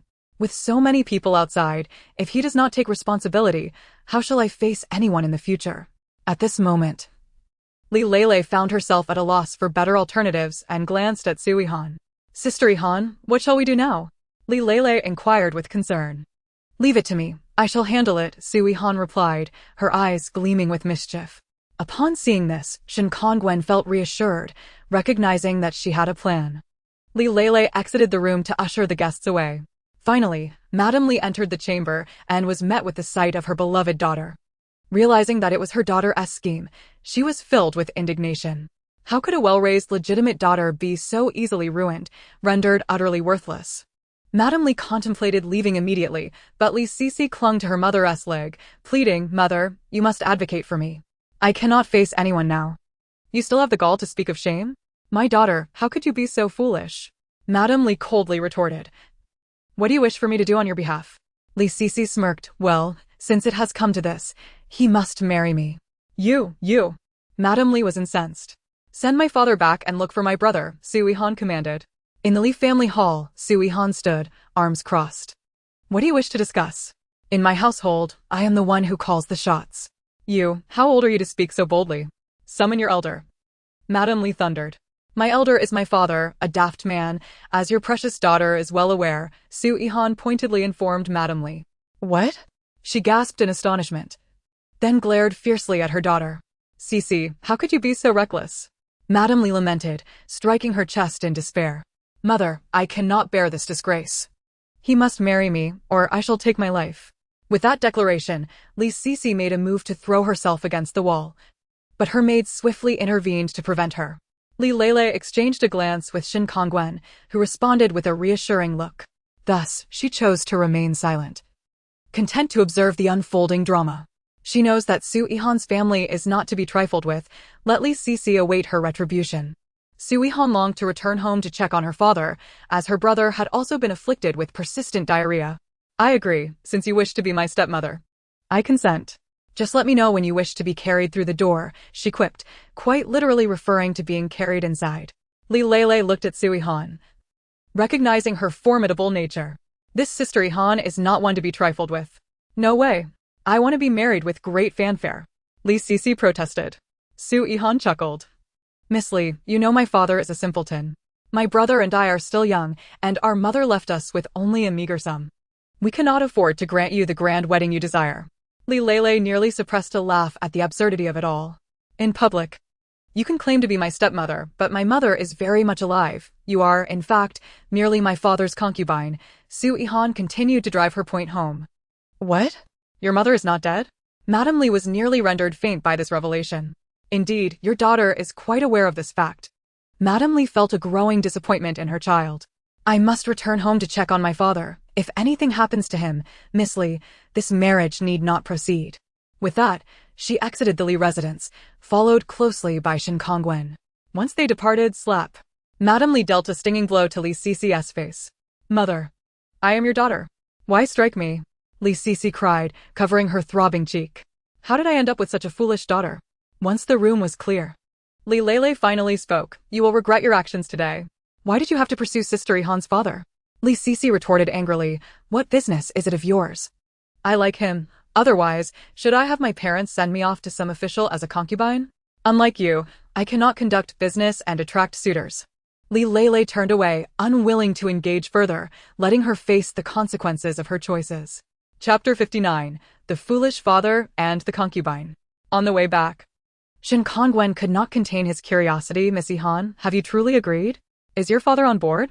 Once he arrives at my home, he will be manageable. Su Yihan replied cryptically, leaving Shin Kongwen in understanding. Upon returning to the residence, Su Qingyu was no longer in distress and had fallen asleep, thanks to the antidote provided by Su Donghua. Su Yihan remained silent, relieved that her father was well. How is my brother? She asked anxiously. He has seen the doctor. He merely ingested some croton seeds, causing his prolonged discomfort, Su Donghua reported. How dare they give my brother croton seeds? I shall surely avenge this wrong. Shin Kongwen suddenly inquired, Miss Yihan, what of the marriage with Miss Li? We need not rush, as long as we do not bear the expenses. We shall comply with any of the Li family's requests. You will facilitate communication with them. Ideally, this should be handled by Sister Li, she replied. Understood. The Li family intends to hold the wedding in 5 days, especially since news of Li Cici's predicament has spread widely. They wish to marry her off swiftly. Most of Li Cici's dowry had been provided by Madame Li, with some contributions from the family as well, rendering it respectable. Kongwen, just convey this to Sister Yihan. She instructed. All right. Does Sister Yihan truly agree? Miss Yihan means that once the person arrives at her home, she will be in charge, Shin Kongwen said with a smile. Li Lele chuckled, feeling a pang of pity for her for a brief moment. Our wedding is also approaching. Where do you wish to reside? The Li residence is unsuitable, and they do not wish for you to move in. Li Lele abruptly shifted the topic. What are Miss Li's preferences? Do you have any requests? I would prefer to live next to Sister Yihan. You know I am still her tutor and must occasionally teach at the academy. Miss Yihan's residence is conveniently close to both the academy and the Li household. Shin Kongwen expressed his personal desires. Li Lele acquiesced. Very well. I shall purchase the property adjacent to Sister Yihan. You agree?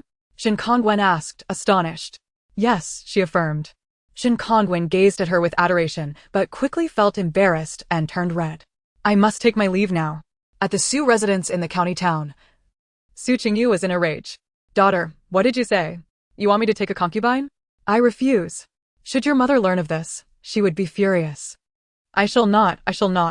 I remember nothing. I have never engaged in such disgraceful acts with her. She must be lying. Su Yihan soothed her foolish father. Father, fret not. It is merely a formality. You need not concern yourself with anything else. Once she arrives at our home, I shall ensure she has a difficult time. Finally, Su Qingyu understood his daughter's words. Really? You must not allow her to touch me or lay a hand on me. I promise, father, she assured him. Thus, Su Qingyu ceased his uproar. After recovering from his stomach ailment, her brother Su Yihan returned to the academy. Su Yihan diligently practiced martial arts every day under Su Donghua's supervision, leaving no room for leniency. On the wedding day, the Su residence was not adorned with lavish decorations. Only a minimal acknowledgement at the entrance. The Li family, however, made a grand display, as it was indeed a legitimate daughter-s wedding. The groom's party was led by the esteemed Dishing, who also presided over the ceremony. Everything was conducted hastily, and throughout, Su Qingyu remained absent. Su Yihan had certainly arranged for Li Sisi to stay in a distant courtyard. In the bridal chamber, a maid remarked, "Miss, look. The Su family has adorned this room with no festive decorations whatsoever. It appears they are not taking this marriage seriously at all." Li Sisi felt a surge of anger. But what could she do? She had plotted against them. "Once I conceive, I shall become the matriarch of the household. Just wait and see how I deal with those two little brats." A fierce glint flickered in her eyes. "Miss, we can't even catch a glimpse of the groom." The maid continued. "No rush, there is plenty of time ahead." Inside Su Yihan's chamber, the maid reported, "Miss, I have already arranged for Aunt Li." Hearing herself referred to as Aunt Li felt quite jarring to Su Yihan. "Yes, instruct donghua to guard the door closely. She must not be allowed to approach my father. As for her other needs, ensure she is adequately provided for. We must not be accused of neglecting the eldest daughter of the Li family. My father's and brother's reputations must be preserved." "Understood, Mississippi." With the sudden presence of two unfamiliar individuals in the household, an uncomfortable atmosphere lingered, and vigilance was required. That night, Su Yihan entered her private space, indulging in a bath, snacks, and contemplating strategies. There were numerous ways to deal with them. It all depended on Li Sisi's endurance. The following day, according to custom, Aunt Li was supposed to serve tea. But with only Su Qingyu as the sole adult in the household, it was naturally omitted. Early in the morning, Su Yihan and Su Yihan practiced martial arts in the courtyard. Li Sisi was taken aback by the sight. "Miss, who would have thought that at such a young age? They have already honed their skills? Look at the guard instructing them. His abilities are remarkable." "Miss, we must proceed with caution from now on," the maid whispered. Li Sisi, observing keenly, was surprised that the two children had dedicated instructors and were excelling in their training. A glance at the guards made her heart quail. "Miss Yihan, Master Yifan. I prepared breakfast in the kitchen this morning and brought it over for you to taste," Li Sisi addressed them, knowing her current status as Su Qingyu's concubine, not his legitimate wife. Thus, she had to address Su Yihan and Su Yifan accordingly. Although her status had diminished, she could endure it. "Leave it be, unless necessary. Do not come to this courtyard. You may go out for a stroll. No one will stop you," Su Yihan replied, squatting in a horse stance. "Understood." Before leaving, Li Sisi glanced around, hoping to catch sight of Su Qingyu, who was still deep in slumber. In the corridor, she encountered Shen Kongwen. "Why are you up so early?" she inquired. In response to Aunt Li, "I am the tutor, and Miss Yihan and the others will soon begin their lessons," Shen Kongwen politely replied before taking his leave. The maid fanned the flames, saying, "Miss, look at him. He is merely the tutor of this household, a son-in-law of the Li family. Yet his attitude towards you is so dismissive. He does not regard you at all. Humph. I shall teach him a lesson. How dare he not address me as elder sister? He only calls me Aunt Li. It infuriates me," Li Sisi fumed. Upon returning to her own quarters, she began to smash objects in a fit of rage. "Miss, why not let his marriage with the second miss fall through?" suggested the maid. "How would that benefit me? Who is Li Lele? The family's business relies entirely on her. Is it not advantageous to have her husband be a mild-mannered scholar? If she were to marry into a prominent family, would that not be detrimental to me?" "That is true. You think ahead, Mississippi. A powerless, meek scholar is easy to deal with and cannot serve as the second Miss's support." The two were entirely unaware of Shen Xingwen's true nature, mocking the marriage between Li Lele and the mild-mannered scholar. Chapter 60. The Marriage. Within the Su residence, Li Sisi appeared to be well-behaved, seemingly diligent in cultivating a favorable image. However, this was merely a faade, concealing her hidden schemes, as she had long sought the opportune moment to execute them. The person she most desired to see was Su Qingyu, yet for reasons unknown, her wishes remained unfulfilled. Noticing her compliance, Su Yihan paid her little attention. Meanwhile, the preparations for Shen Kongwen and Li Lele's wedding were progressing smoothly. The residence had been secured next door to Su Yihan's abode, as per Shen Xingwen's request. Although not as spacious as Su Yihan's home, it still featured a courtyard layout. The house had been purchased in Shen Xingwen's name, but the funds were discreetly provided by Li Lele. However, upon learning of this arrangement, the Li family erupted in disbelief, convinced that Li Lele must have used their money to acquire the property. The atmosphere grew tense, as if it could ignite the air. You are welcome to audit the accounts to verify that I did not use the family funds to purchase this home. My husband is supported by the Su family, which is also my sister's marital family. You may inquire whether the Su family possesses such strength, Li Lele calmly asserted, employing a strategy taught by Shen Kongwen. Upon hearing this, Madame Li's face flushed with anger as she pointed at Li Lele, exclaiming, "Isn't her family lacking in resources? All the dowry for my daughter's marriage comes from the Li family, and now you use our money to support him." A slight smirk of derision graced Li Lele's lips as she retorted, "Surely, mother understands how my sister came to marry. She was coerced into accepting a proposal she did not desire. Do you think they would willingly spend money on a wedding? Hasn't my sister mentioned the size of the Su residence and its condition while living there?" Madame Li was rendered speechless, her anger boiling beneath the surface. But unable to articulate a rebuttal, she could only mentally curse, "Wretched girl, if I find out you used the Li family's money to buy that house, you will rue the day." Mr. Li had his own doubts, but Li Lele's words alleviated some of his suspicions. He furrowed his brow and asked, "Are you planning to move out?" Li Lele respectfully replied, "Yes, father, but I will return frequently. I believe you wouldn't want my husband to reside within the Li family. He is still Miss Yiwan's tutor and has classes to teach at the academy. It would be more convenient for him to stay there." Mr. Li, indifferent to a son-in-law of little value, was even less inclined to have him dwell in their home. The purpose of marrying off his daughter was solely to continue generating income for the Li family, as long as that continued. He did not mind where they chose to reside. Thus, he waved his hand dismissively, saying, "You may make your own decisions." Afterward, he departed without a backward glance, likely heading to some other woman's quarters. Aside from Li Lele, the rest of the Li family were idle. Life in the capital had been tolerable, but now that they had moved to Zhao County, they all began to slack off, content to reap the benefits. Madame Li, witnessing her husband leave the residence, knew exactly where he was headed, her countenance darkened with resentment and discontent. After Shen Kongwen finished teaching Su Yihan and Su Qingyu in the morning, he hurried off to the academy.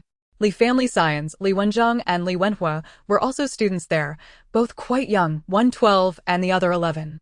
Upon learning that Shen Kongwen was their second sister's son-in-law, they were immediately filled with disdain and hostility. During class, while Shen Kongwen was diligently teaching, Li Wenjing and Li Wenhua deliberately caused disruptions. They alternated between loud conversations and deliberately producing peculiar sounds, disrupting everyone's studies. At first, Shen Kongwen bore with them, forgiving their antics once, twice, but their behavior only escalated, repeatedly interfering with the learning environment. Finally, Shen Kongwen could endure no longer. His countenance darkened as he sternly commanded, "You two, go outside and stand in punishment." Li Wenjing, with an air of arrogance, crossed his arms and disdainfully retorted, "We want to stand outside. You are merely a son-in-law of my family. What makes you so important? Do you dare punish a member of the Li family?" Shen Kongwen let out a cold laugh, his gaze piercing as he fixed it upon them, saying, "Oh, so you are of the Li family? I have not seen you before. It appears you are not of legitimate birth. As illegitimate offspring, you still fail to grasp the importance of diligent study. Tell me, do you hold a high status among the Li family?" Li Wenjing was struck at his core, his face flushing with anger as he seethed. Even if we are illegitimate, our status is still higher than that of a mere son-in-law like you."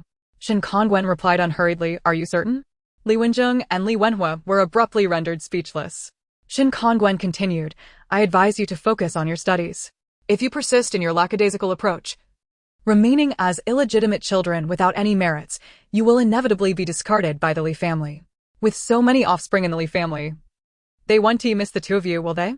Li Wenjing and Li Wenhua trembled with rage, never having anticipated that a son-in-law would dare to humiliate them in such a manner.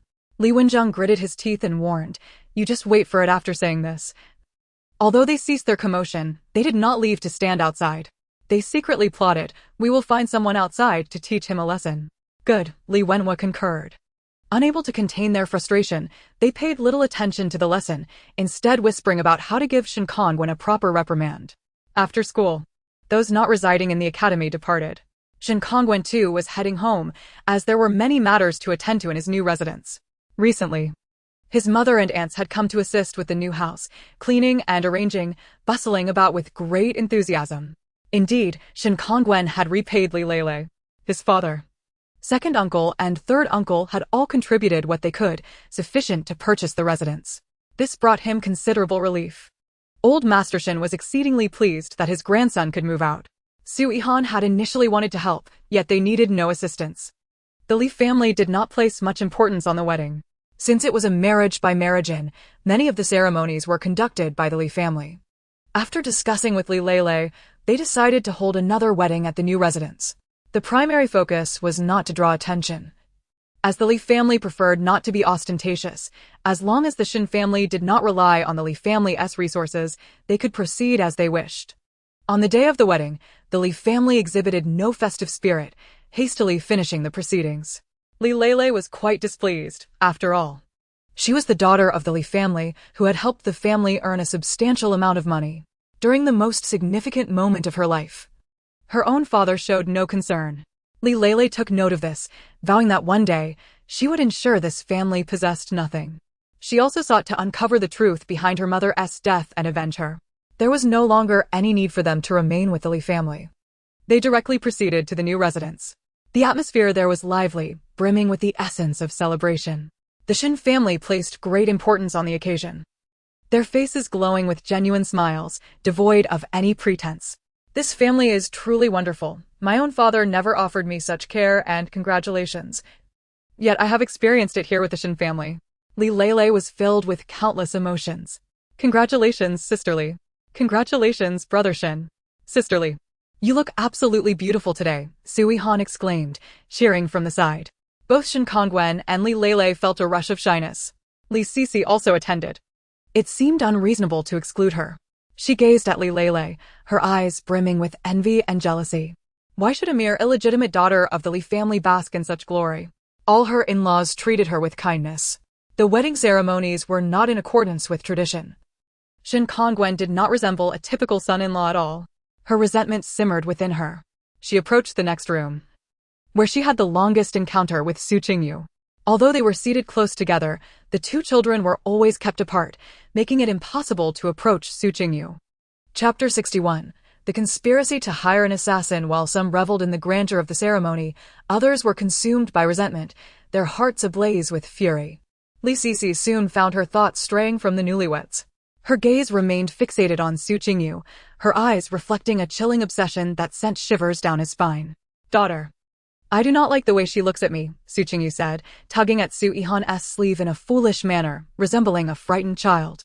Su Yihan rolled her eyes in exasperation, inwardly lamenting her silly father, who, apart from her mother, was dismissive of everyone else.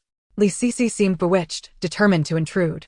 When it came time to dine, she took the initiative to serve food, her face adorned with a smile, offering it to Su Qingyu with a sweet voice, "My husband. This is your favorite dish. Do eat more." The sweetness of her tone made Su Yihan shudder with discomfort. You ought to address him as master. Only then can you call him husband, Su Yihan coldly reminded. Li Sisi was momentarily taken aback, quickly responding, "Yes, Miss Yihan." Yet, her grip on the chopsticks tightened excessively, leaving marks of blood. Inside, a tempest of rage and indignation swelled.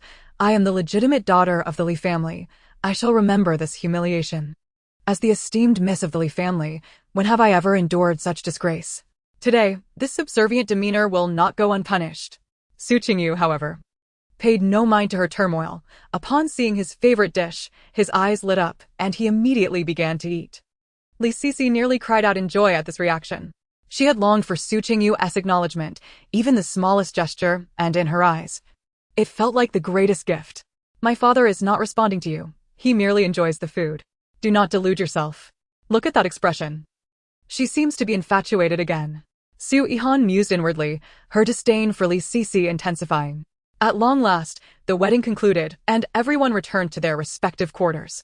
Li Sisi, impatient, approached Su Qingyu, her eyes filled with expectation and flirtation, softly saying, "Master, I will attend to you tonight. How does that sound?" Upon hearing this, Su Qingyu panicked, resembling a startled fawn, jumping about while waving his hands. No, I don't want to. My wife will be angry."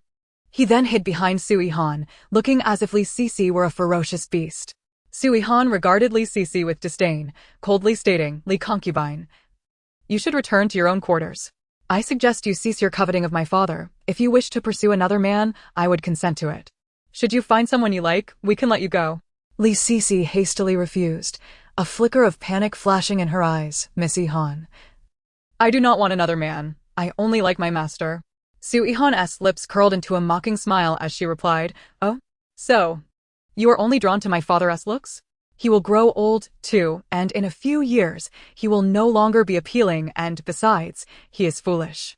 You are still so young, why not seek out someone closer to your age, or even find a more handsome man? Li Sisi bit her lip, her gaze resolute yet tinged with a hint of madness. Miss Yihan, I harbor no such intentions. Esteemed lord, I shall return to my chamber to rest.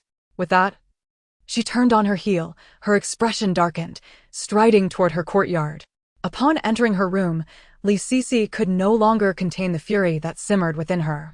She seized the cup from the table and hurled it violently to the ground. With a resounding crash, the cup shattered into countless fragments, scattering debris everywhere. How infuriating! Time and again, I have humbled myself, and yet what more does she desire from me? After a month of marriage with her father, is it not entirely natural for us to share a bed? The Su family is clearly intent on humiliating me. I, Li Sisi, am not one to be trampled upon. She seethed, her eyes glinting with ferocity. At that moment, a maid nearby, her eyes darting, leaned in closer to Li Sisi and whispered, Miss, do not let anger consume you. We shall devise a plan. What if we were to hire someone to deal with the Lord's 2 children? As she spoke, she made a gesture across her throat, her motion imbued with a sinister intent. Li Sisi's eyes suddenly sparkled with a newfound clarity. The thought had crossed her mind previously. Yet upon entering the Su residence, she had been oblivious to many matters. However, upon learning that the siblings possessed martial skills and were constantly guarded by formidable protectors, she had found no opportunity. Now, the maid's words seemed to ignite a spark within her. You speak true. Ordinary assassins would hardly pose a challenge to a handful of guards. It appears I must invest significantly to enlist a killer from the underworld. Once those 2 brats are eliminated, the Su family will inevitably fall into my grasp, Li Sisi declared with malicious intent. The maid nodded eagerly. Rest assured, miss. I will strive to contact a killer from the underworld, ensuring that those 2 wretches meet a fate without burial. Li Sisi nodded in satisfaction, a sinister smile curling at the corners of her lips. Once they are dealt with, we shall see who in the Su family can stand in my way. Su Qingyu will ultimately be mine. Meanwhile, a maid hastily approached the threshold of Su Yihan's chamber, softly announcing, I have something to report. This maid, assigned to Su Yihan by Su Donghua, typically managed various trivial tasks. The 3 guards were perpetually occupied, leaving several matters to the household's maids and attendants.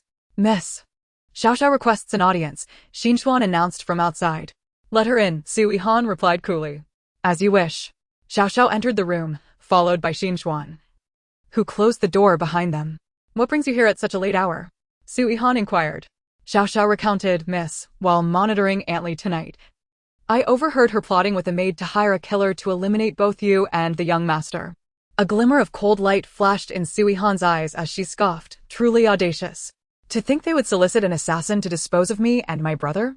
It seems we have been overly lenient with them. Their idleness has bred malevolence. What shall we do, miss? Xinchuan asked with concern. A cunning smile played on Su Yihan's lips as she replied, Tomorrow, discreetly add some croton seeds to their meals. Let them suffer for a few days and see if they still have the leisure to plot. Understood, Mississippi. I take my leave, Xiaoxiao said, departing. After Xiaoxiao left, Xinchuan followed suit. Su Yihan lay back on her bed, contemplating, I have yet to avenge my brother's previous misfortune with diarrhea. Let them experience the same discomfort. They dare to scheme against us without considering their own worth. The thought of Li Sisi and her accomplices racing to the lavatory the next day elicited a chuckle from Su Yihan. Chapter 62. The Hypocritical Villain. Simultaneously, in the bridal chamber of the Shin residence, Shin Kongwen and Li Lele found themselves enveloped in a delicate yet shy atmosphere. Shin Xingwen's elder brother had gifted him a Riska book the previous day, and upon glancing through a few pages, he felt his face flush, his heart race, and his entire being ignite with an unfamiliar heat. Li Lele, being a woman, naturally felt bashful, yet as an adept businesswoman, she maintained a certain ease in her interactions with men. After partaking in the ceremonial wine, Shen Kongwen bashfully remarked, "My lady, it is time we retire for the night." Li Leilei's heart raced, her shyness rendering her speechless, and she merely nodded slightly. Shen Kongwen extended his hand, trembling as he attempted to loosen her bridal attire, while a particular part of him began to swell uncontrollably. The two had shed their wedding garments, now only clad in undergarments, lying side by side beneath the covers. No further actions ensued, only Shen Xingwen's breath quickened, akin to a caged beast striving to suppress its instincts. Suddenly, Li Leilei felt something beneath her pillow. Upon retrieving it, she discovered the risk book. Stunned, she turned to Shen Kongwen. He snatched it away, blushing. "My brother gave it to me, advising me to learn from it." "Have you perused it?" Li Leilei teased, a glint of mischief in her eyes. "Yes," Shen Kongwen barely managed to whisper, his face a deep crimson. "Have you learned anything?" Li Leilei continued to prod. I don't know, I've never tried," he stammered, at a loss for words. Just then, Li Leilei rolled over, pinning Shen Kongwen beneath her. Panic surged within him as he widened his eyes, stuttering, "My lady, you are my husband, tonight." "I shall have the final say," Li Leilei asserted, having also perused the book in pursuit of knowledge. Thus, she was well aware of what transpired on their wedding night. Shen Kongwen, pinned beneath her, felt an overwhelming pressure building within him, his breath growing increasingly labored. With newfound courage, Li Leilei pressed her lips against Shen Xingwen's. He felt electrified, his entire being tingling, and he found himself utterly powerless. "You, a grown man, are particularly enticing at this moment," Li Leilei continued to tease. "My lady, I cannot endure this. I am in distress. Please assist me," Shen Kongwen pleaded. "Very well." Soon, the room echoed with rapid breaths and the soft gasps of a woman. Shen Kongwen swiftly gained the upper hand, pinning Li Leilei beneath him, fervently claiming her time and again. It was not until dawn that silence enveloped the room. Once a man indulges, he becomes insatiable, and such appetites are prone to addiction. Li Leilei had never anticipated that Shen Kongwen, a seemingly fragile scholar, could possess such vigor. The following day, no one called them to rise. The Li family had opted out of the tea ceremony, stating it was unnecessary. The Shen family naturally required it. But they did not insist on an early awakening. Given the commotion from the previous night, it was evident to all that the couple was utterly exhausted. When they finally stirred, it was already midday. "How is it that a fragile scholar possesses such strength?" Li Leilei remarked, her earlier shyness dissipated. Shen Kongwen, having received compliments regarding his prowess, found himself responding to her allure once more. With a swift motion, he pinned Li Leilei beneath him again, warning, "Do not tempt me, for I may not withstand it." With those words, he fervently embraced her, leaving Li Leilei begging for mercy. Embracing Li Leilei, Shen Kongwen declared, "My lady, I shall protect you from now on." Li Leilei laughed. "You? How will you protect me? Your family no longer holds power. Trust me. I possess the ability to safeguard you. Whatever you wish to pursue, simply seek my assistance, and I shall relieve you of worry," Shen Kongwen said, planting a gentle kiss on her forehead. Li Leilei remained silent, merely offering a gentle smile.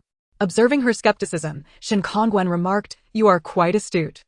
From the very moment you engaged with Miss Yihan, you should have surmised that her family is far from ordinary. Initially, you sought to attach yourself to a powerful ally, yet, unexpectedly, you have found yourself ensnared in the throes of affection. It is through my connection with Miss Yihan that I have been blessed to marry you. After 6 months together, I can genuinely say that I have developed true feelings for you." Sitting up, Li Leilei inquired, "Are the Su family truly as remarkable as you suggest?"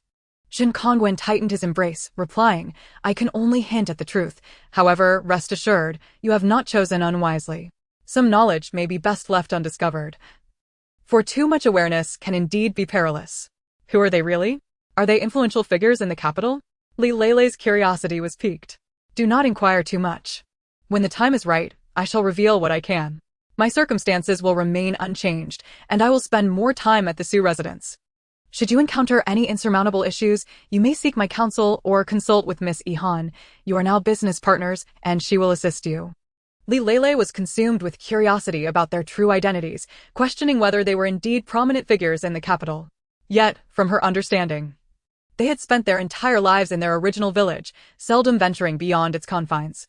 Do not dwell on such matters, nor be overly curious. What has transpired in the past shall continue into the future. I notice you lack any capable protectors, so I shall have Aunt Zhang accompany you. Her skills are commendable and she will safeguard you, Shin Kongwen proposed. Aunt Zhang? Li Lele pondered. Yes, I have called her mother since I was around 10 years old. After my grandfather sent me away, she has been my caretaker. Even though I have reunited with my biological parents, she remains my mother in my heart. Very well. It is imperative for a couple to clarify certain matters to prevent future misunderstandings. When they rose, it was nearly time for dinner. Although Shin Kongwen was a son-in-law and thus exempt from certain familial rituals, Li Lele still offered him tea as a gesture of respect. The following day, the Shin family departed, leaving only Li Lele, a few maids, and servants in the residence. Naturally, Aunt Zhang stayed behind. Due to Shin Songwen's impending marriage, Su Yihan granted him several days of respite, and she too felt disinclined to attend school. For 3 consecutive days, Shin Kongwen exerted himself to the point that Li Lele could scarcely rise from bed. It was Aunt Zhang who communicated with Shin Kongwen, urging him to be mindful of his health and not to overindulge. Feeling somewhat embarrassed by her admonition, Shin Kongwen gazed at the slumbering Li Lele, a flicker of guilt stirring within him. How do you possess such vitality? Have you taken some sort of medication? Li Lele inquired, her tone laced with irritation. Not at all. I simply have robust health, Shin Kongwen chuckled, cradling her and offering her some water. I apologize, my lady, I simply could not restrain myself. For you are exceedingly alluring. Li Lele weakly pushed him away. Keep your distance. Do not draw so near, you hypocritical rogue. Shin Kongwen was unfazed, embracing her once more and continuing to feed her. Chapter 63, Shin Kongwen's Ambush. Li Lele finally regained her strength and found herself increasingly interested in managing business affairs. The thought of returning home filled her with trepidation, as she harbored grievances against the mischievous Shin Kongwen. Shin Kongwen maintained a disciplined routine. After instructing Su Yihan and Su Qingyu in the mornings, he would head to the academy. On this particular day, after completing his lessons, he hastened to the academy. Unaware that Li Wenhua and Li Wenjun, the illegitimate sons of the Li family, harbored lingering resentment from a previous incident, their anger still simmering. The audacity of Shin Kongwen. We cannot let this slide. He has humiliated us in front of our peers, Li Wenhua declared vehemently. Li Wenjun nodded in agreement, a malicious glint in his eyes. Indeed. We must devise a plan to teach him a lesson and show him that we, the illegitimate sons of the Li family, are not to be trifled with. Let us hire a few ruffians from the streets, offer them some coin, and ensure they deliver a proper thrashing to Shin Kongwen on his way home. So he learns the consequences of crossing us. United in their resolve, they set out to locate suitable thugs. They soon found a group of idle ruffians and shared Shin Singwen's circumstances, promising them a generous reward for their services. Eager for the prospect of easy money, the ruffians readily agreed. Days later, Shin Kongwen returned home from the academy as usual. As he traversed a secluded alley, he was suddenly surrounded by several ruffians. Who are you? What do you want? Shin Singwen's heart raced, but he maintained a facade of composure. You have offended someone you should not have. Brothers, seize him. Shin Kongwen remained unfazed, recognizing the 2 figures lurking in the shadows. It appears I must teach them a lesson, otherwise they will continue to be a nuisance. The gang advanced on him, emboldened by their numbers. You seek death. Shin Kongwen scoffed, his eyes glinting with disdain. With a swift movement, he evaded their attacks as if he were a specter, displaying remarkable agility. In an instant, he retaliated with lightning speed, each strike precise and fierce. He refrained from inflicting serious harm, merely ensuring the ruffians felt the sting of defeat. With a deft swing of his fist, one thug's arm snapped with a sickening crack, eliciting a chorus of anguished cries as he writhed on the ground. The echoes of the thug's screams reverberated through the alley, sending chills down spines. The remaining ruffians, now gripped by fear, hesitated but found themselves unable to retreat, compelled to charge forward. Shin Kongwen moved like a gust of wind, seamlessly weaving through the chaos. The alley filled with the sounds of pain, as one by one, the ruffians collapsed, moaning in agony. Hidden in the shadows, Li Wenhua and Li Wenjun watched in horror. Their faces drained of color, their legs trembling uncontrollably. They had never anticipated Shin Kongwen to be so formidable. They had thought hiring a few thugs would suffice. But the situation had backfired spectacularly. What do we do? We must flee. Li Wenjun stammered, terror etched in his features. Quickly run. Li Wenhua urged, pulling his brother away as they dashed for safety, glancing back anxiously to ensure Shen Kongwen was not in pursuit. As Shen Kongwen observed their panicked retreat, a smirk of derision graced his lips. He had no intention of engaging with the ruffians any further, turning to them and declaring, "Before you seek to earn such coin, ensure you understand who you are dealing with." With that, he departed with an air of nonchalance. The injured ruffians lay on the ground, writhing in agony. Lacking funds for medical care, they resolved to confront Li Wenhua and Li Wenjung for compensation. Supporting one another, they limped toward the brothers. "Young masters, you did not clarify the situation. He is far stronger than we anticipated, and look at the state of my brothers. You must take responsibility for their medical expenses." One thug threatened, his expression menacing. Li Wenhua tossed them 20 taels. This was the agreed sum. "With this, you shall not pursue us further." 20 taels? Look at the condition of my brothers. You think this is sufficient to dismiss us? Dream on. Another thug bellowed.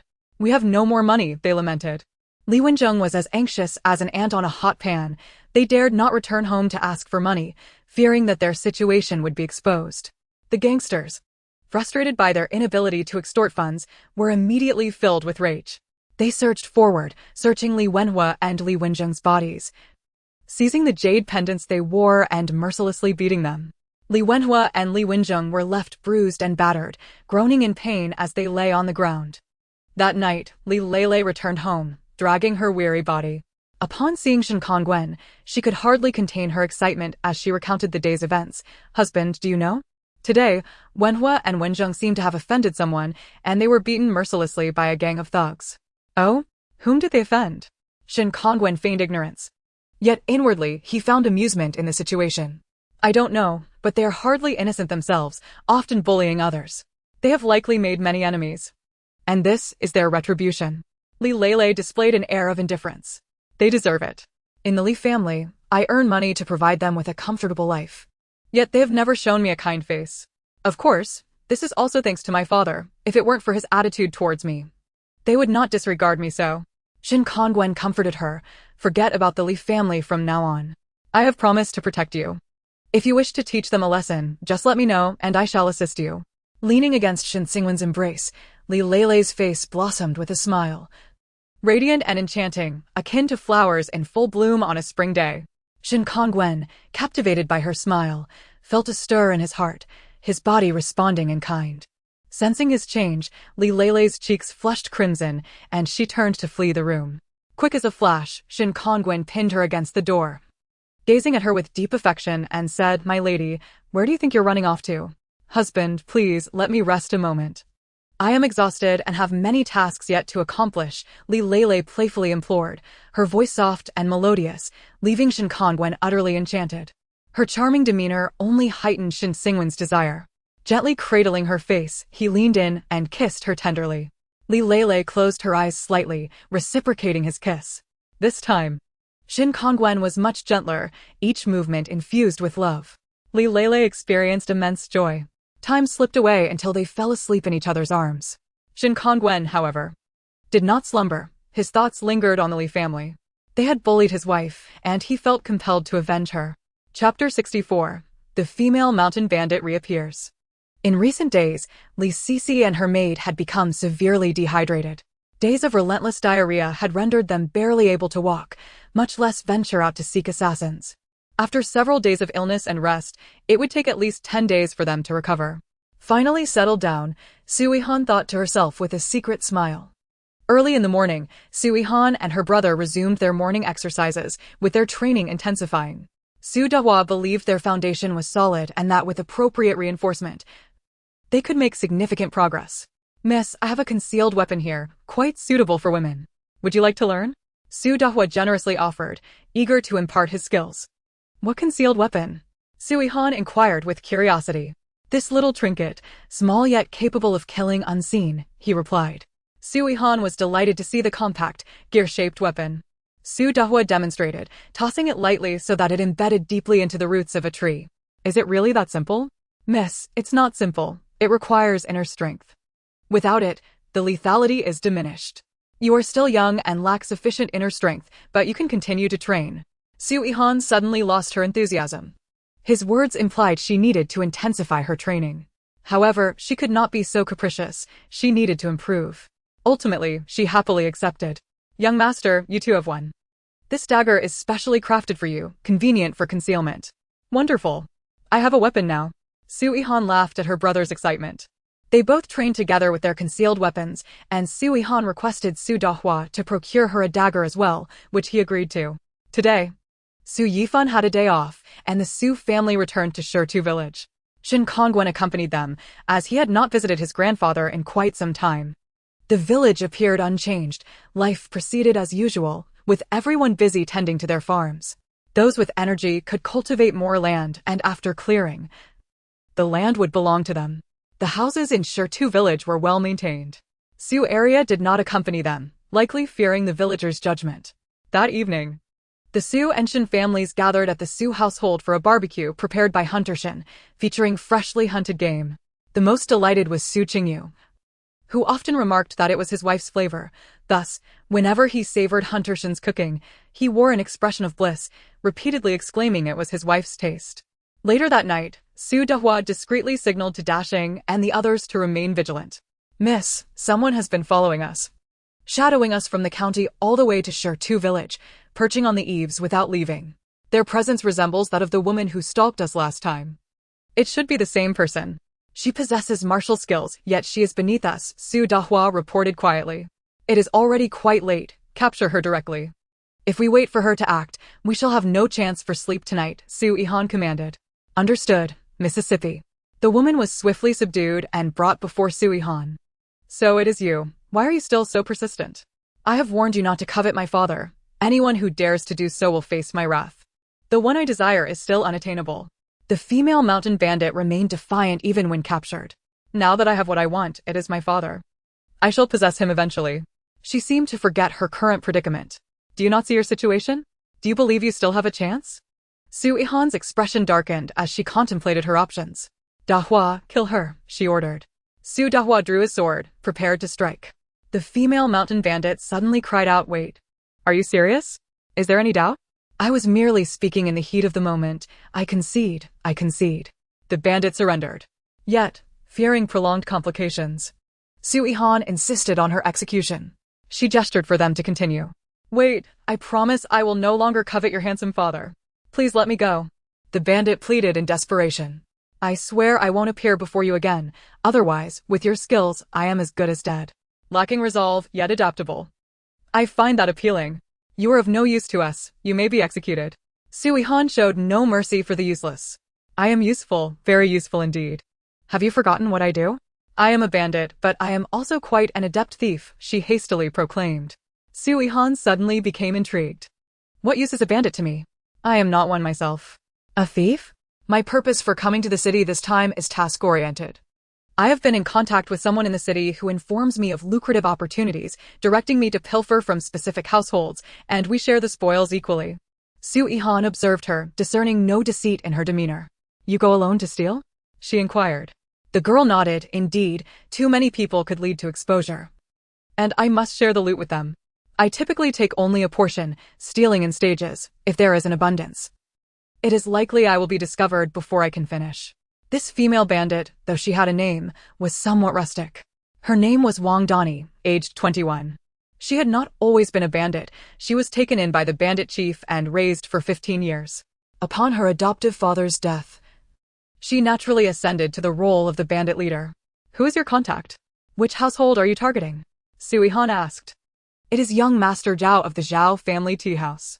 He previously solicited my services to steal from his own household and has now approached me again. Mentioning the Li family. The Li family? Which Li family? Li Lele, the female merchant. He claims she is quite adept at generating wealth and possesses numerous treasures within her estate. Upon hearing this, Su Yihan abandoned any thoughts of harming her. Share your plan with me, she urged. Young Master Zhao provided me with a blueprint of the Li residence, clearly marking the location of the treasury and the private vaults of the household. I have observed the Li estate for 2 days. Their defenses are rather lax, making entry quite feasible without detection. Especially since Li Lele has not been residing there, the servants have become even more negligent. Su Yihan exchanged knowing glances with Donghua and Dashing. A mischievous smile graced Su Yihan's lips. Donghua and the others could tell their mistress had concocted another intriguing scheme. Chapter 65. Emptying the treasury. What fun. Su Yihan commanded her subordinates to untie Wang Dani and serve her tea, treating her with utmost hospitality. Wang Dani felt somewhat out of place, sensing that the young girl had some ulterior motives. Little sister, what do you mean by this? Wang Dani probed cautiously. Nothing sinister. I simply wish to collaborate, Su Yihan responded with a sly grin. You wish to collaborate? How so? To take you along for a theft because you are short on funds? Do you find money to be excessive? Did you not claim to have previously stolen from young Master Zhao's estate? You must know where the treasury is located. Wang Dani, recognizing the derisive expression on Su Yihan's face, understood she was dealing with someone formidable. Yes, I have stolen twice, probably amassing over 10,000 taels. Young Master Zhao only requested that much, and I was never discovered. Why would he steal from his own household? It seems he has accrued quite a gambling debt, though I am not privy to the specifics. Then take us to steal from his estate, Su Yihan proposed. What? Steal from his household? He would undoubtedly know it was me. Wang Dani expressed her apprehension about exposure. You need not fear him discovering it. Once you have stolen, you can return to your stronghold. He would not dare confront you alone. After a lengthy discussion, Wang Dani agreed, albeit with the stipulation that she would take 1/3 of the loot, as her bandit brethren awaited her support. A deal was struck, and they agreed to act the day after tomorrow. On the second night after returning to the county town, it was the time they had arranged. Su Yihan donned a dark outfit, her face concealed by a black veil. She brought only donghua with her, for too many participants could lead to discovery. Wang Dani's agility was commendable, however, Su Yihan's skill and lightness was no match for the two of them, so donghua assisted her in leaping into the Zhao residence. Lead the way, Su Yihan whispered. The treasury was located within the Master's chamber. A puff of smoke wafted in, causing Zhao Leoi and his concubine to succumb to slumber. Wang Dani expertly navigated the hidden mechanism, revealing a secret chamber before them. Wow, this truly dazzles my eyes. Su Yihan exclaimed, her excitement palpable as she contemplated how to empty the treasury. Wang Dani busied herself, using a large cloth to gather gold and silver treasures, disregarding the others. Su Yihan urged donghua to assist with the packing while she herself sought out any intriguing items, using this as a mere pretext. Before long, Wang Dani declared, Miss, I can carry no more. I am filled to capacity. Let us leave. She glanced at donghua, who also had a full bundle. Very well. You both wait outside. I spotted a luminous pearl earlier. I desire to claim it, she instructed. Donghua complied without question, and Wang Dani followed him out of the secret chamber. Due to the weight of their haul, she knew they would be slow. Once they exited the chamber, Su Yihan waved her hand, and the treasury was rendered empty. As Su Yihan emerged, she indeed held a luminous pearl in her possession. Let us depart. Upon returning to the Su residence, the two laid out their spoils. Wang Dani eagerly sought to divide the loot, feeling anxious to leave lest prolonged exposure lead to complications. Without needing to count, she calculated her share and quickly wrapped it in cloth. Miss, I shall take my leave now. I will not be returning to the county town for a while, she announced, shouldering her wealth as she prepared to depart. Are you not stealing from the Li family? Young Master Zhao will become suspicious, Su Yihan reminded her. Wang Dani set her belongings down. What then? I only intended to pilfer a small amount to support my brothers in the mountains. I never planned to empty their coffers. Nor do I possess the capability to do so. Fear not, I am here. You shall return to your stronghold, and in a few days, you may seek me out again. Su Yihan shared her plan, and ultimately, Wang Dani had no choice but to acquiesce. Su Yihan was intent on making her an accomplice. Otherwise, how could she ensure her silence in the future? The best course was to secure her loyalty. After Wang Dani departed, donghua inquired, Miss, how shall we handle these riches? Let them remain in my room. I will conceal them, she replied. Very well. Wait. Su Yihan called out. You should take some for yourself. You deserve a share. Thank you, miss, but I do not lack for money. Do you have an affinity for wealth? Donghua questioned. Would I ever scorn money? I know you possess wealth, yet you claim to disdain it? Indeed, I believe that living is of utmost importance, and wealth is but an external possession. I have ample, but it is precisely because of my riches that I have attracted peril. If you wish, once I have recuperated, I shall take you to claim even more, donghua vowed earnestly. Really? Very well, but you must not go back on your word, Su Yihan teased with a playful smile. I have no regrets. As long as you are pleased, I shall grant you all, he replied generously. Such generosity. Do you mean to forsake your own life? You will eventually leave here. Wealth will still hold great value for you. Without money, you will find yourself at a standstill, Su Yihan cautioned. Then just leave me a modest portion. After he exited, Su Yihan thought, what a bore. I wished to converse further, yet he seems disinclined. Truly. Different fates befall different souls.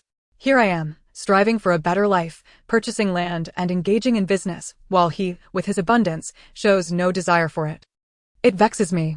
Su Yihan stored the wealth within her spatial compartment. Upon entering, she noticed the storage area seemed to have expanded. The treasures were neatly arranged in a designated space. Gazing at the glittering pile, her heart swelled with delight. Had it not been for Wang Danny's revelation that the Zhao family, while ostensibly engaged in the tea trade, was in fact trafficking in illicit salt, and that old Master Zhao was notorious for abducting maidens, Su Yihan would have never allowed the matter to rest. Upon hearing this, she was determined to confront old Master Zhao without hesitation, leaving him to lament his misfortune. It was only after several days that the Zhao family discovered their storeroom had been thoroughly looted. In the ensuing chaos, they scoured their estate for the thief. Naturally, old Master Zhao's first suspicion fell upon his own kin. With such a significant sum of wealth securely housed within his private chamber, it was unlikely that an ordinary thief could abscond with it unnoticed. Rumor had it that old Master Zhao ordered everyone to kneel in the hall, intending to interrogate them one by one, while simultaneously instructing a meticulous search of the premises. Young Master Zhao stood contemplatively beside his father. Could it possibly be her? Yet, how could she possess such capability? The contents of the storeroom must comprise at least a dozen carts. How could such a substantial haul go undetected? Is it truly an internal betrayal? Could it be those concubines or illegitimate sons?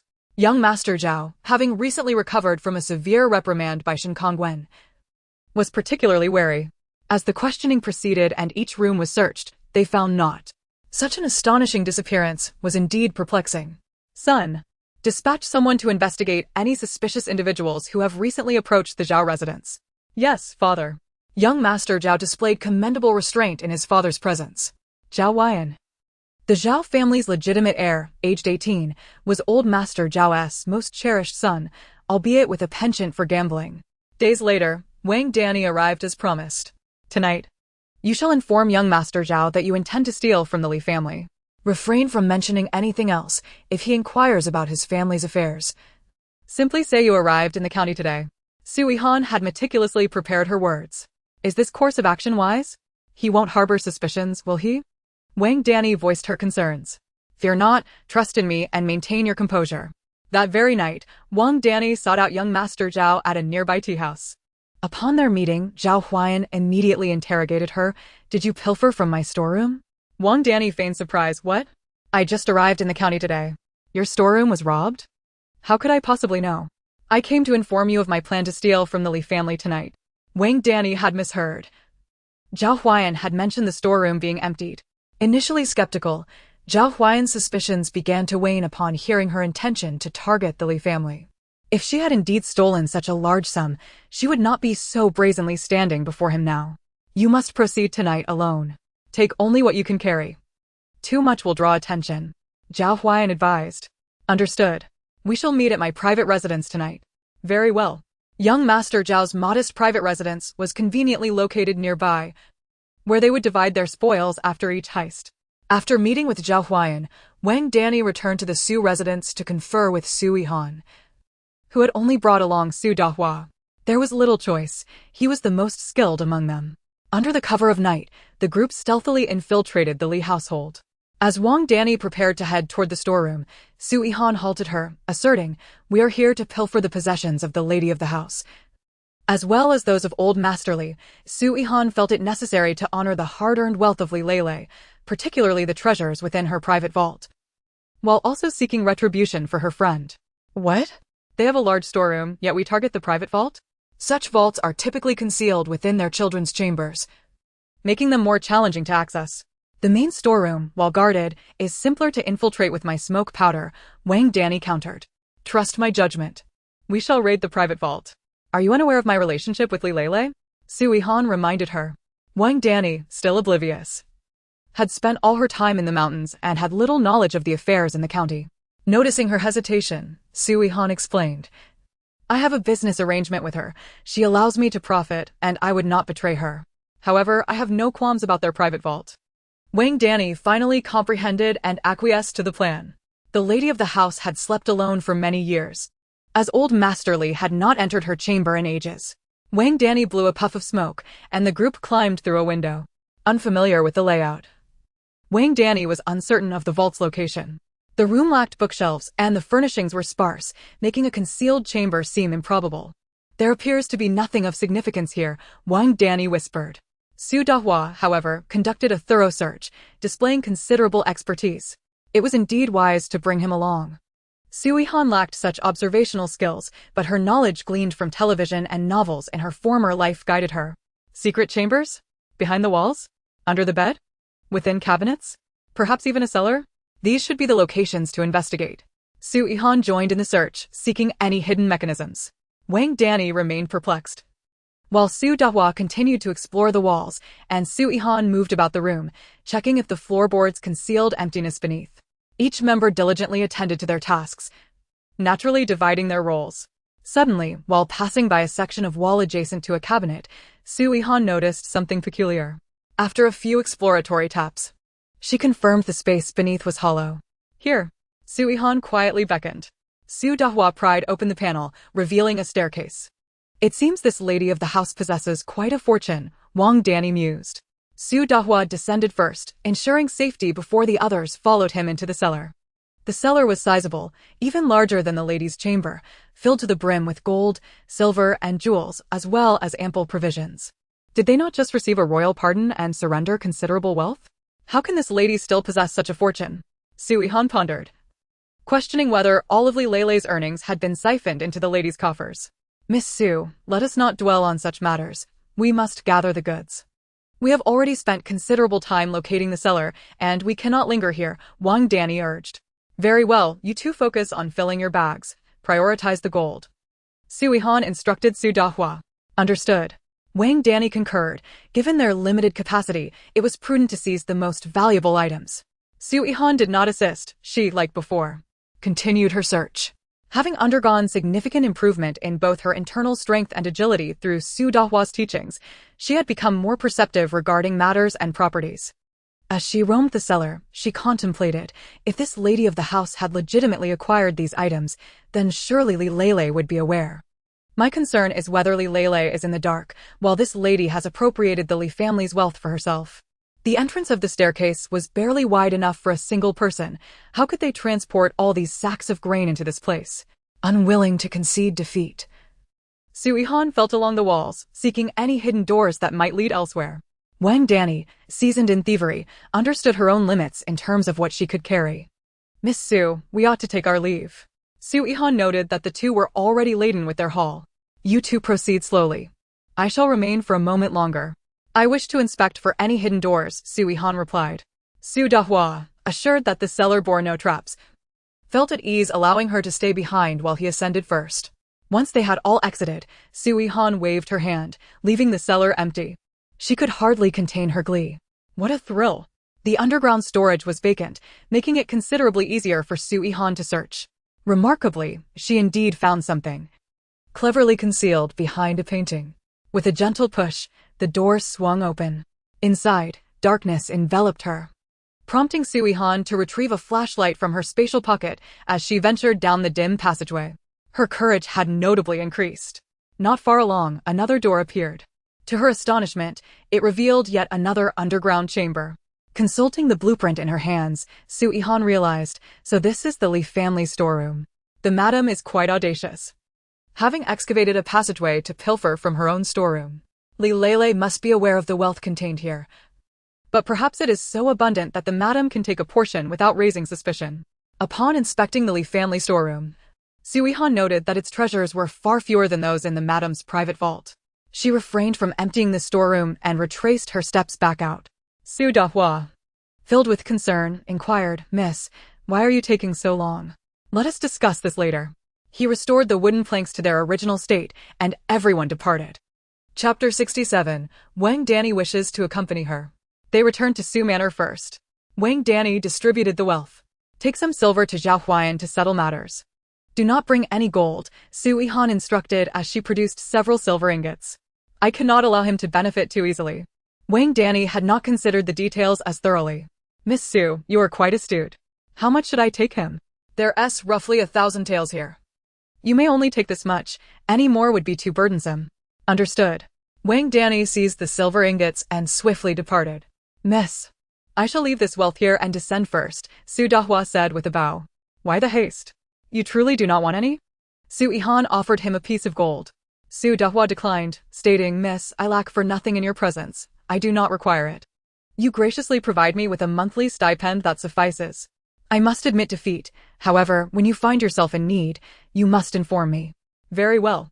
As Su Donghua attempted to leave, Su Yihan called him back. I have something else to discuss. I discovered a hidden door in the underground storage that leads to the Li family storeroom. The wealth within is not as substantial as the madam's private vault. What are your thoughts? Replying to the miss, in my humble opinion, this madam is embezzling from her own household, and Miss Li likely remains oblivious. Although Miss Li is responsible for the Li family's business affairs, the household finances are controlled by the madam, which is understandable. Furthermore, to my knowledge, the madam possessed considerable private assets even before her exile, which were likely transferred here to Zhao County. Su Donghua relayed everything he knew to Su Yihan. Enough. You may descend now. Rest tonight, and let Xinchuan keep watch outside. Yes, Mississippi. However, Wang Danny is likely to return tonight. It is of no concern. She will not harm me, and Xinchuan is present. Su Donghua had no choice but to obey and exited. Taking advantage of Wang Danny's absence, Su Yihan entered her spatial realm. The storage area had expanded, primarily due to the increase in grain. Gazing at the gold, silver, and jewels alongside the abundant grain, she found the original contents of her space suddenly less appealing. At Zhao Huayan's private residence, he remarked, Young Master Zhao, I can only take so much at a time. Today, I pilfered from that madam's private vault, not the Li family storeroom, which is difficult to access. Wang Danny laid out over 1,000 taels of silver before Zhao Huayan. Upon examining the coins, he was convinced. Regardless of how much he believed, she ought to be unable to carry more. Wang Danny immediately began to divide the spoils, stating, as agreed, we shall split it evenly. After counting approximately 500 taels, she set it aside. Young Master Zhao, I will retreat to the mountains for a while. It would be prudent for us not to meet for the time being. I heard today that the county is investigating some thieves, and it is quite stringent. I fear I may be exposed. Wang Danny fabricated a convincing rationale. Zhao Huayan was well aware that his family had reported to the authorities, which explained the intensified scrutiny. Very well. You truly were not detected? No. I utilized smoke to conceal my actions, and it was merely a small amount of money. I doubt Madam Li will notice. However, as I departed, I noticed suspicious individuals lingering near the Li residence, which leads me to suspect that thieves may be targeting the Li family's wealth. Wang Danny was astute and perceptive. Her remarks only served to further alleviate Zhao Huayan's suspicions, guiding his thoughts toward other potential thieves. Upon returning to Su Manor, Wang Danny recounted her conversation with Zhao Huayan to Su Yihan. You are quite clever, Su Yihan praised. Diverting the source of trouble.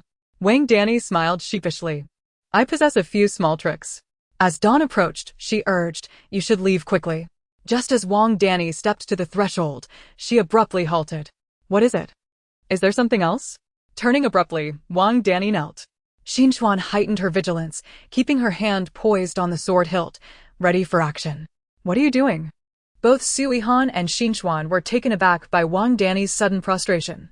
Miss Su, I wish to accompany you as your guard or even as your maidservant. Wang Danny implored, bowing her head. Please rise, let us speak properly. Su Yihan gestured for Xinchuan to assist her up. What exactly do you desire? Miss Su, though I am a mountain bandit, I have never taken a life, only appropriated the wealth of unscrupulous merchants or corrupt officials. The men on the mountain are good people. Yet in these trying times, we cannot sustain so many through agriculture alone, hence my collaboration with Zhao Huayan. After spending time with you, I have come to see that you are no ordinary person, surrounded by exceptional individuals. I wish to follow you and live openly. Wang Danny's words resonated with Su Yihan. Looking at her, Su Yihan replied, aside from your commendable agility, your martial skills do not surpass those of my guards. I truly cannot find a reason to accept you.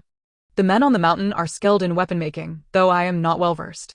My father and his companions were likely pursued and had no choice but to become bandits, leading their people to the mountains. I do not engage in warfare. I am merely a young girl. What use is a weapon to me? Rebellion? Or trafficking? Su Yihan articulated candidly. Skilled in weapon making? That is no trivial matter. It seems you have been wronged. In ancient times, without certain skills, survival was indeed a challenge. Fortunately, I was born into a fortunate situation. Wang Danny appeared conflicted, her expression darkening. Miss Su, I shall not impose further. With heavy steps, Wang Danny exited the room. Currently, I have 3 guards, but they must rotate for night duty, and someone will inevitably miss out on proper rest. I still lack 1 more. Perhaps I should accept her? Wait. Upon hearing this, Wang Danny felt a surge of hope, realizing her prospects had brightened. Does Miss Su agree? She inquired with a smile. You may stay, but you must adhere to my arrangements. Thank you, miss, for taking me in. Return now and settle your affairs. Yes. After Wang Danny left, Xinchuan questioned, Miss, do you truly wish to keep her? She is a mountain bandit. What if someone recognizes her? Moreover, she has previously harbored designs on the master. Oh no, I completely overlooked that.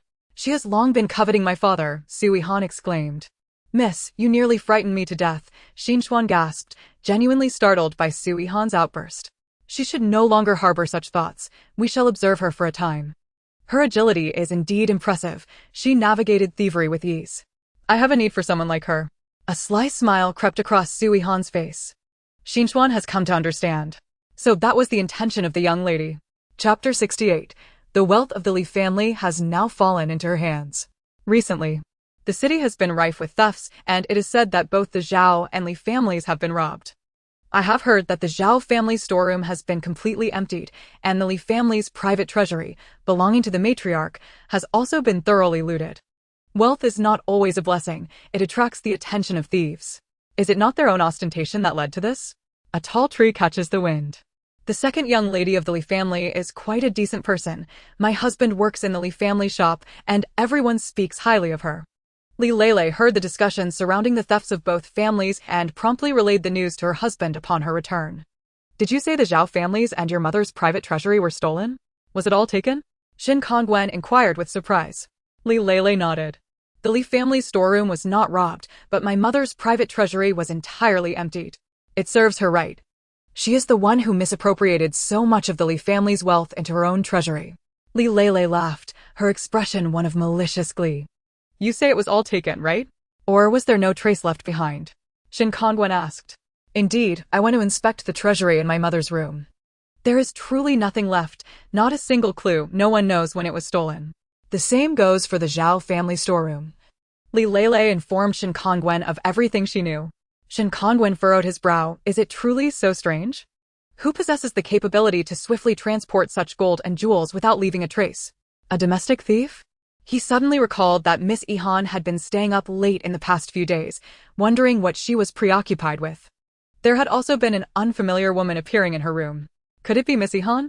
Shin Kongwen, being astute, connected the dots and directed his suspicions towards Su Yihan. Has the Li family suffered significant losses? I actually deposited most of the money in the bank. There are some in the family storeroom, but not much, as my mother would pocket a portion for herself. Thus, I preferred not to keep all the wealth in the family treasury. In truth, the losses were mostly her own possessions, Li Lele continued, growing increasingly pleased. You seem quite delighted? Of course. My mother has been so distraught lately, unable to eat or sleep. It certainly brings me joy. You have no idea. My father was so frightened that he entrusted his private treasury to me, along with the finances of several concubines. I know that if anything were to be stolen after being handed over to me, I would have to compensate them. In this way, even if another theft were to occur, they would not fear. And you're still willing? Shin Kongwen queried, puzzled. Why wouldn't I be? It essentially means the entirety of the Li family's wealth is now in my hands. Why would I not want that? And what if it gets stolen? I'll just deposit it in the bank. Shin Kongwen realized his worries were unfounded. His wife was indeed clever. I even took their wealth and used it for investment. How about that?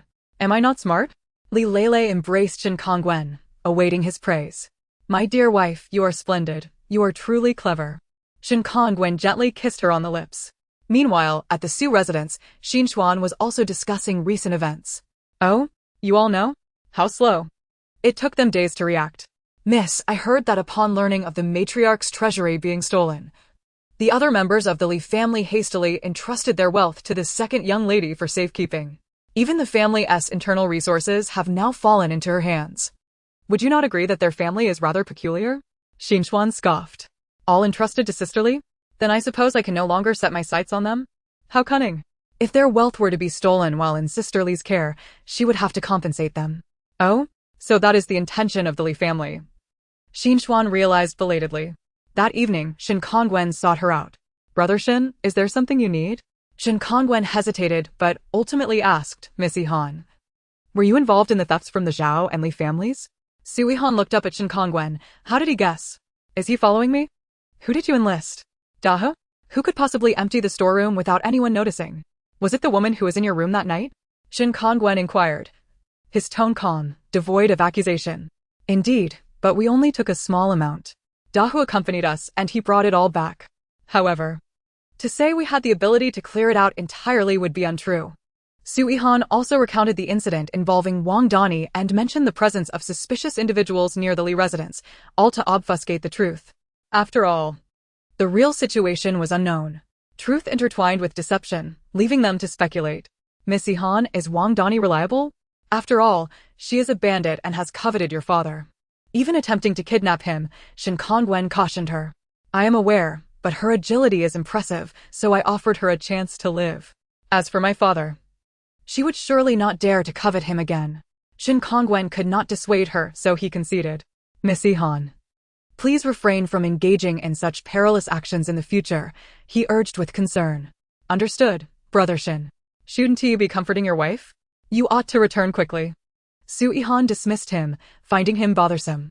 She was fine, after all, it was not her wealth that had vanished.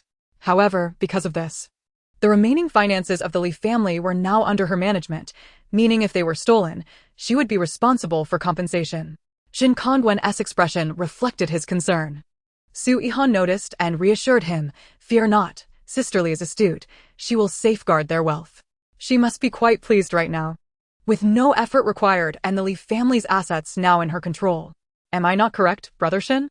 She laughed heartily after speaking. Indeed, Miss Yihan is perceptive. That is indeed the case. It appears my wits are insufficient. Even Miss Yihan, at merely 7 years of age, can conceive such thoughts, yet I remain oblivious. Perhaps I have read too many books and become a mere bookworm, rendering my mind sluggish. In the dead of night, at the Shen residence, Li Lele, overwhelmed with joy, clung to Shen Kongwen throughout the night, teasing and entangling him, exhausting him in the process. Li Sisi was also aware of the situation. Her mother had even demanded money from her.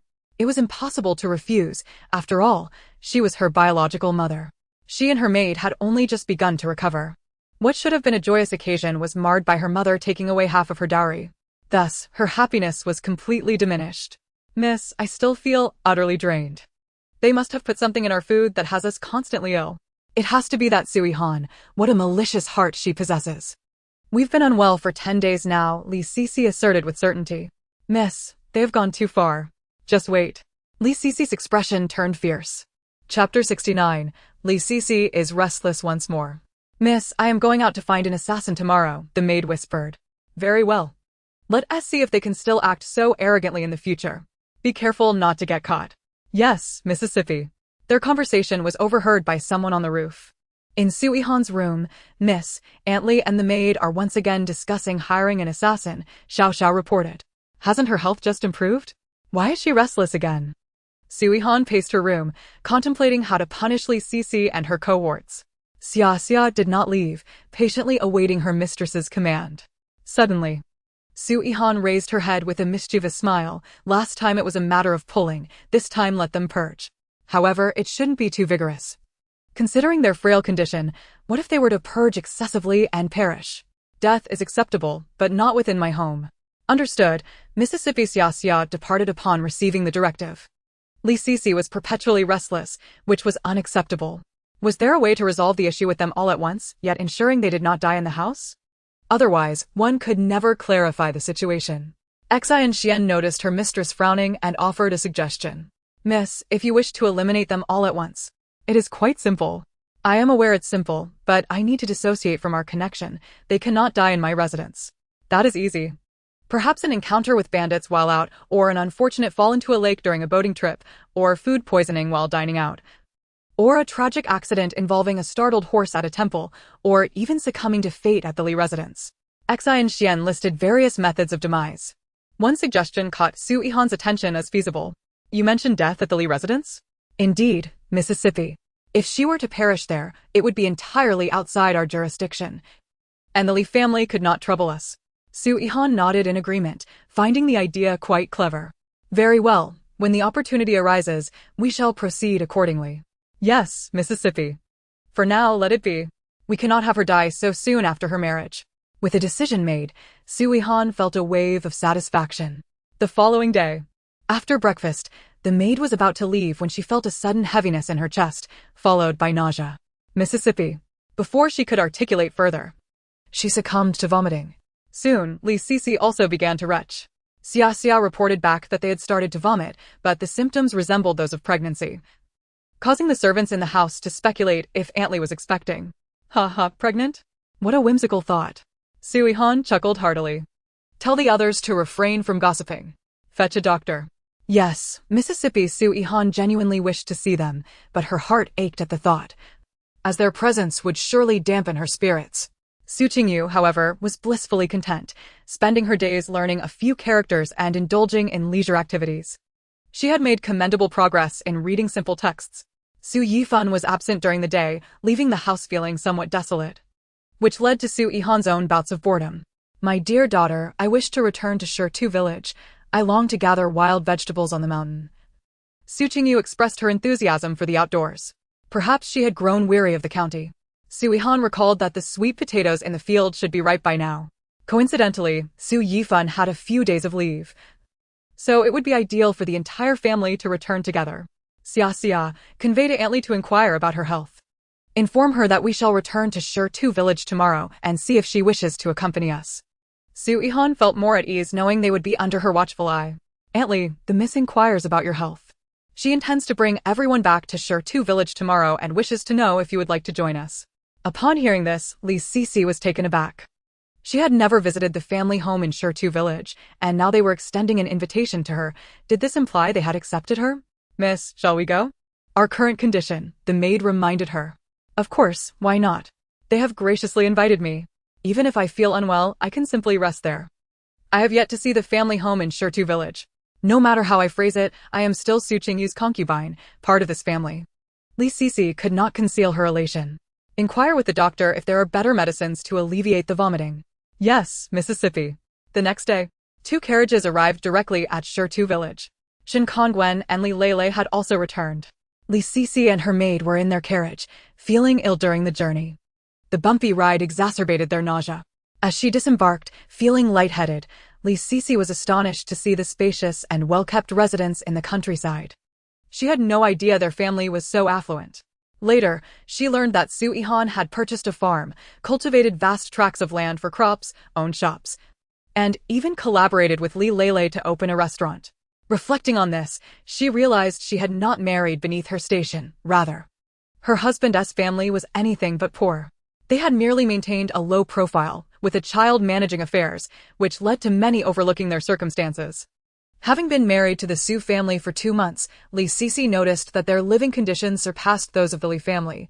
Their food and clothing were equally fine. And even the servants possessed martial skills. The Su family had never been stringent with her in these matters. Take Aunt Li to rest and prepare her medicine, Su Yihan instructed. Yes. Li Sisi was soon escorted to a quaint little courtyard. The room was far from shabby, and she felt touched. It seemed that Su Yihan was indeed considerate. Aside from the restriction of her proximity to the master, she had not faced any significant difficulties. Yes, miss. It is quite clean here, and the courtyard is filled with beautiful flowers, the maid remarked. In truth, it was all thanks to Madame Shin and the others, who had kept each courtyard well maintained. Every room, even if unoccupied, was immaculate. While Li Sisi and her companions thought so, Su Yihan had other motives. She merely wished to avoid any scandalous gossip. Little did they know, Li Sisi was instead touched by the gesture. What if they discovered that the vomiting and diarrhea were all orchestrated by Su Yihan? Would they be infuriated to the point of illness? Li Lele came to visit her. I heard that my sister has been feeling unwell lately, so I specially came to check on you. Here are some supplements. Please take them to restore your health. Li Lele said with a smile. Seeing her, Li Sisi felt a twinge of discomfort but remained humble. Thank you, second sister. I am feeling much better. Oh dear. Why does my sister look so pale? You've lost so much weight, you hardly look beautiful at all. You must let the maid prepare some bird's nest soup for you to nourish yourself, Li Lele remarked, her tone laced with mockery. I shall not disturb my sister's rest any longer. Once we return to the county, I will bring more supplements for you, Li Lele concluded with a smile before departing. Li Sisi, enraged, threw the items Li Lele had given her onto the ground. She came solely to humiliate me. It infuriates me. Li Sisi nearly fainted from anger. Chapter 70. Preparing Sweet Potato Chips. That evening, it was once again time for the two families to gather. They were eager to savor the culinary delights crafted by Hunter Shin and Aunt Zhang, especially Su Qingyu, who had been reminiscing about the flavors reminiscent of his mother-esque cooking. Li Sisi was also invited out. Upon seeing the multitude of people gathered in the courtyard, feasting on barbecued delicacies, she wondered when the household had become so lively. Sister, these are my husband's family. We live next door, Li Lele introduced. What? The houses in the county are adjacent, and even the ones in the countryside are close together? Li Sisi, maintaining her politeness, greeted them. Her image must not be tarnished. However, the greasy aroma overwhelmed her senses, and having eaten little, she succumbed to another wave of nausea. Ultimately, the maid had no choice but to assist her back to her room to rest. Li Lele observed Li Sisi's condition and speculated that she might be with child. She glanced at Su Yihan. Do not look at me like that. There is nothing of the sort. The doctor has confirmed it. She and her maid merely consumed something unsuitable. Su Yihan did not wait for Li Lele to inquire, speaking directly instead. Sister Yihan, did you do this? Li Lele asked. Probing. He. Su Yihan remained silent, merely smiling. All right, no need to say more. I already know. Miss Yihan, Brother Su, come. The lamb is ready. Shen Kongwen brought over some roasted lamb. Thank you, Brother Shen. Thank you, Kongwen. Su Area had also returned this time. Su Yihan assured her that as long as they stayed home, they would not encounter anyone from the village. They could leave directly by carriage, thus avoiding any villagers. With that assurance, Su Area agreed to return to Shi village. Su Bingjuan's return brought joy to Su Qingnan and his wife as well. The Shin family was not fully present, as the business in the county still required manpower. The Shin family members were diligent, all lending a helping hand. With so many people around, it was indeed lively. Uncle, can we dig up the sweet potatoes now? Su Yihan asked while eating. We can dig them up. Yihan. With so many sweet potatoes, what do you intend to do? Sell them? Surely it would be too much for personal consumption, Su Qingnan inquired. Given the high yield of sweet potatoes and the large amount planted, he was curious about Su Yihan's plans for such a bounty. I want to make sweet potato chips. A kind of snack. However, it is rather tedious and time-consuming. Su Yihan then explained the method for making sweet potato chips, which required 3 rounds of steaming and drying to achieve a soft, sticky, and fragrant result. Once it's done, you will know how delicious it is, this way. It will also have a longer shelf life. The thought made Su Yihan's mouth water. Miss Yihan, where did you learn this method? Li Lele asked. I read it in a book. I vaguely remember it. It isn't complicated, just requires time and firewood, Su Yihan replied, indifferent to whether they believed her or not. She also requested to hire some people for digging the next day. All right, Yihan, I'll speak to the village chief tomorrow, Su Qingnan said. Sisterly. I will trouble you with the sweet potatoes from the farm. Understood, I'll arrange it immediately upon returning. Should the sweet potatoes be processed directly on the farm or transported here? Transported here. It's spacious and clean, and everyone at home is particular about cleanliness.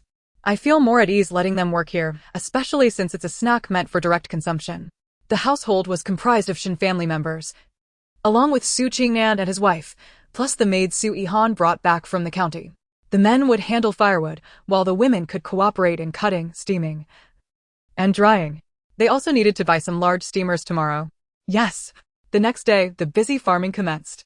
Su Qingyu joined in digging up the sweet potatoes. Su Yifan also participated. Although Su Yihan was not fond of farm work, seeing everyone working prompted her to join in as well. Daughter, come here. Let father teach you how to dig, it's quite fun. Su Qingyu squatted down with his daughter. Father, why didn't you change into work clothes? Such fine garments will soon get dirty. Su Yihan remarked, noticing her father's elegant attire. What if they get stained and can't be cleaned? Daughter, I have plenty of clothes. I'm not worried about getting dirty, Su Qingyu confidently replied. All right, you win. She laughed at her father's soiled face. Father, I previously gave you sweet potato chips as a snack. I know you love them, which is why I planted so many. Once they're done, I guarantee you will enjoy them. Really, daughter, you're wonderful. I love them. They're so delicious, sweet, and sticky. Su Yihan was pleasantly surprised that her father remembered. Su Yihan, having overheard their conversation, approached and squatted beside them. Sister, is it the same kind of sweet potato chips you gave us during the famine? Yes. However, we'll be making them ourselves, without any additives, relying solely on the 3 rounds of steaming and drying to ensure they taste great. If we have too many, we can also sell some. Su Yihan suddenly thought about selling them. Although they weren't rare, the method was different. Initially, she planned to plant a larger quantity at once and store them in her space, so her father and brother could enjoy them whenever they wished, without spoilage. Her idea was simple. They could plant once every 2 or 3 years, eliminating the need for annual planting. In the afternoon, Su Yihan did not go to the fields, but instead directed everyone on how to proceed. Once the sweet potatoes were unearthed, they were to be washed clean in the river before being transported home. The first step was to peel them and soak them in a light saltwater solution to prevent oxidation and browning. This task required many hands, as there were simply too many. The second step was to slice them into appropriately sized pieces for easy steaming and drying. This was also a considerable undertaking. Next came the first steaming and drying. The water would boil, and they would steam for about 15 to 20 minutes. They would then spread them out to dry in the sun for 1 to 2 days, turning them periodically to ensure even dehydration. The second round of steaming and drying was essentially a repeat of the first, with the drying time possibly extended by a day, during which the sweet potato chips would noticeably shrink. Finally, the third round of steaming and drying was primarily to enhance the chewy texture. This would also take about 1 to 2 days, and those who preferred a chewier texture could extend the drying time. Everyone listened attentively to Su Yihan's instructions, following her outlined procedures. Once we return to the county, I'll discuss with Sisterly about whether this business can be viable. During the second drying, Su Qingyu couldn't resist snacking on several pieces. Daughter, it's already quite delicious, even better than the last time you gave me some. Su Qingyu was so enamored that she hardly ate her meal. The courtyard was filled with drying sweet potato chips. The sweet potatoes from the farm were also transported to Shi village. Su Yihan and Su Qingyu did not return to the county, but remained in Shi village. Shen Kanwen also stayed behind. Su Yihan did not anticipate that returning to Shi village would mean continuing her studies with her father. Moreover, Su Donghua would still insist on martial arts practice for her. As for Su Yihan, with the great sage watching over him, he would also be encouraged to practice. Chapter 71, Sweet Potato Chips in High Demand. With an overwhelming quantity of sweet potatoes, it was impossible to process them all into sweet potato chips in a short time. Su Yihan instructed that the sweet potatoes be stored in the cellar first. They would make as many as needed. The finished sweet potato chips were then properly packaged. In fact, Su Yihan secretly stored some in her space for preservation. Life in Shi village was bustling every day. Mornings began with peeling, cutting, steaming, and drying. A few large pots were temporarily set up in the courtyard. Since the firewood chopped by Shin and Su Qing was insufficient, they had to purchase more. Villagers with nothing to do would go up the mountain to chop wood for Su Yihan, receiving fair compensation for their labor. Su Yihan estimated the volume of sweet potatoes. They would be busy for at least another month. Moreover, without rain, the timeline could be extended even further. The first batch of sweet potato chips had already been completed, totaling several hundred pounds. Su Yihan made a trip back to the county to see Lele. Sisterly, I want to open a snack shop. For now, I'll start with selling sweet potato chips. Do you think it's feasible? Only selling sweet potato chips? That might be a bit challenging. Please, just let me try. Alright, there's a shop that has just become available. I want to rent it out. You can use it for your snack shop. That's wonderful. I'll hurry and have it tidied up. In the end, Su Yihan entrusted Su Area with the responsibility of managing the shop. As there were already maids and servants at home, rendering Su Area's assistance unnecessary. There was also a requirement to hire an additional person, which sufficed, as the inventory consisted of only one type of product. After dedicating 2 days to setting up the establishment, Su Yihan arranged the shelves, displaying solely sweet potato chips. Business was not Su Yihan's forte. She would still rely on Li Leilei's assistance. "Sisterly, I must trouble you," she said. "Please have someone sample the snacks. They are not particularly rare. Those who enjoy them will likely purchase them after tasting." In matters of commerce, the initial strategies were entrusted to Li Leilei, who would also take the opportunity to instruct Su Area on the nuances of doing business. Meanwhile, Su Yihan needed to return to Shirtu village, as her father was unwilling to come back. Li Sisi had not returned either and remained in Shirtu village. She could not risk leaving her father alone with Li Sisi in their home. Concerned for her foolish father, she feared he might come to harm. As the carriage arrived at the entrance of her house in Shirtu village, Su Qingyu rushed out. "Daughter, you are finally back. I was about to go find you if you didn't return soon. You have no idea about that annoying woman. She tried to embrace me, but I pushed her away. And she fell. Serves her right." Su Qingyu wore a look of grievance. Su Donghua recounted the situation clearly. "See? I told you not to leave them alone." Thankfully, Su Donghua was there. Otherwise, my foolish father's reputation would surely have been tarnished. "Has she stopped vomiting?" Su Yihan inquired of Donghua. He nodded. "No. We must remain here for a while longer. I cannot allow her to wreak havoc. Either we send her back to the county town, or I will have to induce further discomfort in her." As Su Yihan walked towards her courtyard, her thoughts wandered. "Xinxuan, what do you think? I have already made her defecate and vomit. What other punishment, one that poses minimal harm to her body, can be devised? Miss, you could make her purge again." But I have already employed that punishment." "Miss, it can be repeated. Perhaps we could break her legs or arms." "That is not feasible. It would implicate her maid as well, making it too obvious. That method is out of the question." Ultimately, Su Yihan contemplated poisoning her but reconsidered, realizing that poison would be quite expensive and not worth it, especially since she didn't possess any. Instead, a simple solution of using castor beans to induce diarrhea seemed effective. Xia Xia had already received the instructions. "Daughter, I am helping every day, but I seem to be eating too much. I keep passing gas, and it smells terrible." "Haha. Father, you should eat less. A snack now and then is sufficient." Watching her father busily engaged, Su Yihan mused that it was indeed beneficial. With her father occupied, he would not be bored and wouldn't pester her to take him out for entertainment or to indulge in delicacies. After spending a few more days in Shirtu village, the shop's servant arrived with the cart. "Miss, it was Miss Li who sent me. She informed me that the sweet potato chips have sold out and requested I return with more. The more, the better." Su Yihan's eyes lit up upon hearing this. "Really?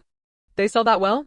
Miss took some to her other shops. After sampling them, many found them delicious, sweet, and chewy. The stock was limited, so they sold out quickly. Having prepared over 1,000 pounds, Su Yihan instructed the servant to transport 500 pounds back to the snack shop. As they loaded the sweet potato chips onto the cart, it departed for the county town. "Miss Yihan, it appears you have succeeded.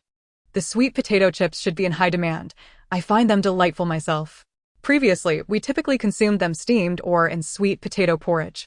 Wealthier individuals generally do not favor sweet potatoes. Only the villagers with limited means grow them to stave off hunger," Shen Kongwen remarked with a smile. Recognizing the market potential, Su Yihan decided to continue producing sweet potato chips, especially since her cellar still held plenty. Only half had been used thus far, and there were still over 1,000 pounds drying in the sun.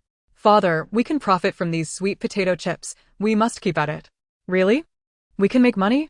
That's fantastic. I can earn." Su Yihan chuckled in response to her father's naive enthusiasm. Li Sisi and her maid resumed their purging, but fortunately, Su Yihan had already instructed that the quantity should not be excessive. 2 days later, the shop's servant returned. They sold out again. This time, "We are transporting 1,000 pounds. Su Yihan pondered that relying solely on one type of snack was not a sustainable business model. She needed to consider diversifying her offerings. The sweet potato chips, initially intended for her father, unexpectedly brought her a sense of accomplishment. This feeling was distinct from the treasures found in her space, as she had personally participated in the production of the sweet potato chips. With the rice harvest approaching, she needed to expedite the completion of the sweet potato chips. Once this batch sold out, she would have to wait for the next, and by the time she decided to make sweet potato chips again, there might be imitators in the market. Thus, the best approach was to ensure the snack shop did not rely on a single product. Su Yihan could only retreat to her space to peruse books and learn about the production methods for other snacks. Of course, the raw materials were readily available in ancient times. Regrettably, her lack of culinary skills left her struggling to find suitable snacks to prepare. This won't do. I need to think carefully. Ultimately, she decided to expand the shop's inventory with common snacks such as sunflower seeds, candied fruits, and peanuts, primarily to diversify the offerings, for otherwise it would be too monotonous and fail to attract a broader clientele. Chapter 72, Shin Kongwen is poisoned. The affairs in Shirtu village had reached a temporary conclusion.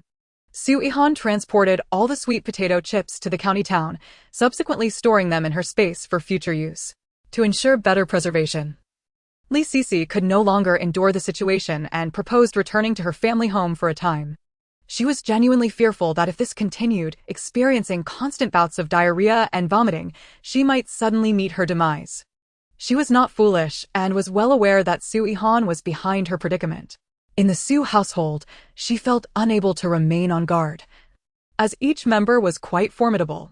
After a suggestion from her maid, they decided to return to her family home for a while. "Miss, we should leave quickly. Our health cannot withstand this any longer. It is truly impossible to guard against everything. Even the food we prepared ourselves is causing us distress." The maid expressed her fear. "Let us go. Is the carriage ready? Miss Su has prepared it and sent many supplements for you to take back to nurture your health. She mentioned that you might not be acclimated to the environment at the Su household, leading to your current state." "What? Not acclimated?" How clever of her to devise such an excuse. Her methods surpass mine. She employs this subtle approach against me. If I could infiltrate their ranks, she would surely regret it. Li Sisi was fierce in words, but upon seeing a few guards, she quickly cowered. In the dead of night, Aunt Zhang suddenly came to find Su Yihan. "Miss Yihan is asleep," Xin Xuan whispered. "I have urgent news for Miss Yihan. Inform her that Shin Kongwen has been poisoned." Aunt Zhang spoke fervently, her distress evident. Lacking knowledge of poisons, she had no choice but to seek Su Yihan in her panic. Upon hearing this, Xin Xuan knew there was no time to lose and promptly awakened Su Yihan. "What? Brother Shin has been poisoned? What is the current situation?" Su Yihan hastily donned her clothes and hurried to the next room. "Miss Yihan, the doctor has diagnosed poisoning, but the nature of the poison remains unknown, leaving us without a remedy."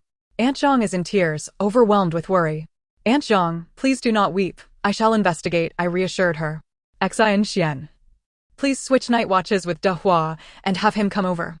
Yes, Mississippi Su Yihan believed that Su donghua might possess knowledge regarding the poison. Upon entering the room, she found Li Lei in a state of distress, gripping Shin Seungwon's hand tightly.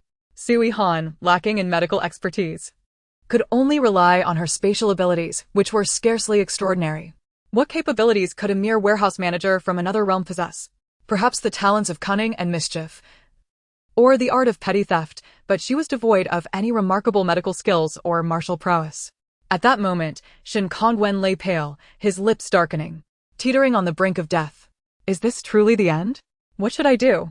I possess detoxification pills from my space, yet they are merely household remedies from another world. Will they prove effective? Just then, Su donghua entered. "Miss, quickly, come and see if there is a way to counteract Brother Shin's poison." Though not a doctor, Su donghua had often been poisoned in the past and always kept detoxification pills on hand, albeit ordinary ones. Upon observing Shin Seungwon's condition, it was evident that the poison was deeply entrenched, offering little hope for recovery. He placed a pill into Shin Seungwon's mouth. "What have you given my husband?" Li Lei exclaimed in panic. An ordinary detoxification pill might buy him some time, yet without an antidote, there was little hope. "I'm not a doctor. I cannot ascertain what poison he has ingested," Su donghua candidly admitted. At this moment, Su Yihan remained relatively composed. "Sister Li, where did you visit today? Did you come into contact with anyone or anything unusual?" Li Lei halted her sobbing, pondering the events of the day. "We returned to the Li family for a meal, and nothing seemed amiss until the poison manifested in the middle of the night." As she reflected, the Li family? Surely the source lies there. Why am I unharmed? Could someone from the Li family be targeting my husband? No, I must return and demand an antidote. Su Yihan intervened, urging her not to panic. Who do you suspect most likely? Let us identify our target. During dinner tonight, my 2 younger brothers insisted on having him drink. They are still young and should not have been drinking, yet our family did not intervene. He found it difficult to refuse and consumed quite a bit. Li Lele recalled the events at the Li household. Was it those 2, Li Wenzheng and Li Wenhao? Yes, precisely them. With a clear target identified, they could act swiftly. Donghua, go to the Li family and procure the antidote. Understood. With that, Su Donghua vanished without a trace. Li Lele remained anxious, noting that after taking the detoxification pill, Shen Xingwen's complexion improved, but the poison remained. Su Yihan observed one on the verge of death and another in tears at the bedside, both fraught with worry. Seizing the opportunity to excuse herself, she entered her spatial realm to search for any antidotes. To her relief, she found detoxification pills among her supplies. However, they were merely household remedies. Could they truly be effective? Regardless, even if they are not potent, they may alleviate his condition temporarily, buying us some time. Upon returning to the room, she discovered that Shen Xingwen's symptoms had worsened once more. I possess detoxification pills that my mother bequeathed to me. I have never used them, and I cannot vouch for their efficacy, but sisterly, should we let him try? Brother Shen's situation grows more perilous by the moment. Su Yihan realized her own cleverness in invoking her mother, knowing it would be difficult to contest. Li Lele, desperate, cared little for the implications, with time running short. They had to take a chance. Su Yihan handed a pill to Li Lele for administration. No sooner had the medicine been given than Su Donghua returned. Li Lele, spotting him, inquired urgently, "What news?" "Madam, it is indeed your 2 younger brothers, but I have already subjected them to rigorous interrogation. They merely claim to have procured the poison from someone, but they do not know where to find the antidote or the identity of the vendor." Su Donghua conveyed his frustration. Upon hearing this, Li Lele fainted. Su Yihan instructed others to lay her down on the bed. Su Donghua turned to Shen Kongwen, his expression filled with helplessness. "Miss, what shall we do now?" Su Yihan remained silent. She herself had no answers. She felt a deep resentment towards her circumstances, lamenting the absence of a golden opportunity or some fortuitous boon. She dozed off while vigilantly watching over Shen Kongwen. The following morning, when Shen Kongwen awakened, the first face he beheld was that of Su Yihan. "Yihan," he murmured weakly, yet he had returned to consciousness. Startled from her slumber, Su Yihan observed that his complexion had normalized, and his lips no longer bore a dark hue. It appeared that the poison had indeed been neutralized. Could it be? The ordinary detoxification pill from this realm proved effective? Is this genuine? I have quite a few stored away, even several varieties. How fortunate! Might this be an unexpected delight? Brother Shen, you have awakened. Are you well? Su Yihan exclaimed, her voice brimming with suppressed excitement, her eyes sparkling with joy as she gazed at Shen Kongwen, who was slowly opening his eyes. Having kept vigil by his side, her heart was heavy with concern, and now, witnessing his revival, felt as though a great weight had been lifted from her chest. Li Lele, who had been dozing nearby, was startled awake by the commotion. She quickly raised her head, her sleepiness dissipating as she beheld Shen Xingwen's open eyes. With a swift motion, she rushed to his side, clasping his hands tightly, tears streaming down her face as she choked out, "Husband, husband, you are awake. You frightened me terribly. Do you know how afraid I was?" Her body trembled slightly, her voice imbued with the relief of survival and lingering fear. Shen Kongwen gazed at his tear-streaked wife, his heart swelling with compassion. He gently patted her hand, softly assuring her, "I am well. It appears there are no lingering ailments." His gaze was tender and affectionate. It was then that Li Lele recalled the detoxification pill Su Yihan had provided. She lifted her head, her eyes brimming with gratitude as she looked at Su Yihan. "Yes, it was Yihan who saved you with the detoxification pill," she said was left by her mother. "We approached it with a mindset of trial and error, but I am astonished at its effectiveness." Shen Kongwen, taken aback, turned his astonished gaze towards Su Yihan, inquiring with curiosity, "Your mother provided it?" His mind swirled with questions regarding the origins of this miraculous antidote. Su Yihan nodded, though she felt a twinge of helplessness. She understood that while this detoxification pill might be considered a treasure in ancient times, to her, it was merely an ordinary remedy from another realm. Wishing to evade further inquiry into the pill, she declared, "I am fatigued. I shall return to rest." With that, she hastily exited the room. eager to avoid an incessant barrage of questions about the antidote, particularly from someone as astute as Shin Kongwen, lest she inadvertently reveal too much. Standing aside, Su Donghua was equally perplexed. He had never anticipated that the young miss would possess such a potent antidote. What he regarded as an ordinary detoxification pill had proven to be remarkably effective. Su Donghua let out a silent sigh, pondering the multitude of secrets that remained concealed within the young lady. Su Yihan had succumbed to a deep slumber, and by the time she awoke, dusk was gradually enveloping the sky. Rubbing her sleepy eyes and stifling a yawn, she emerged from her chamber, only to discover that Shin Kongwen and Li Lele had been waiting for quite some time. "Han, I cannot thank you enough," exclaimed Li Lele, rushing towards Su Yihan upon spotting her. "Miss Yihan, I am eternally grateful for your life-saving assistance," Shin Kongwen added, stepping forward with a slight bow, his gaze imbued with sincerity, forever indebted to her for her timely intervention. The couple had come solely to express their gratitude for Su Yihan's benevolence.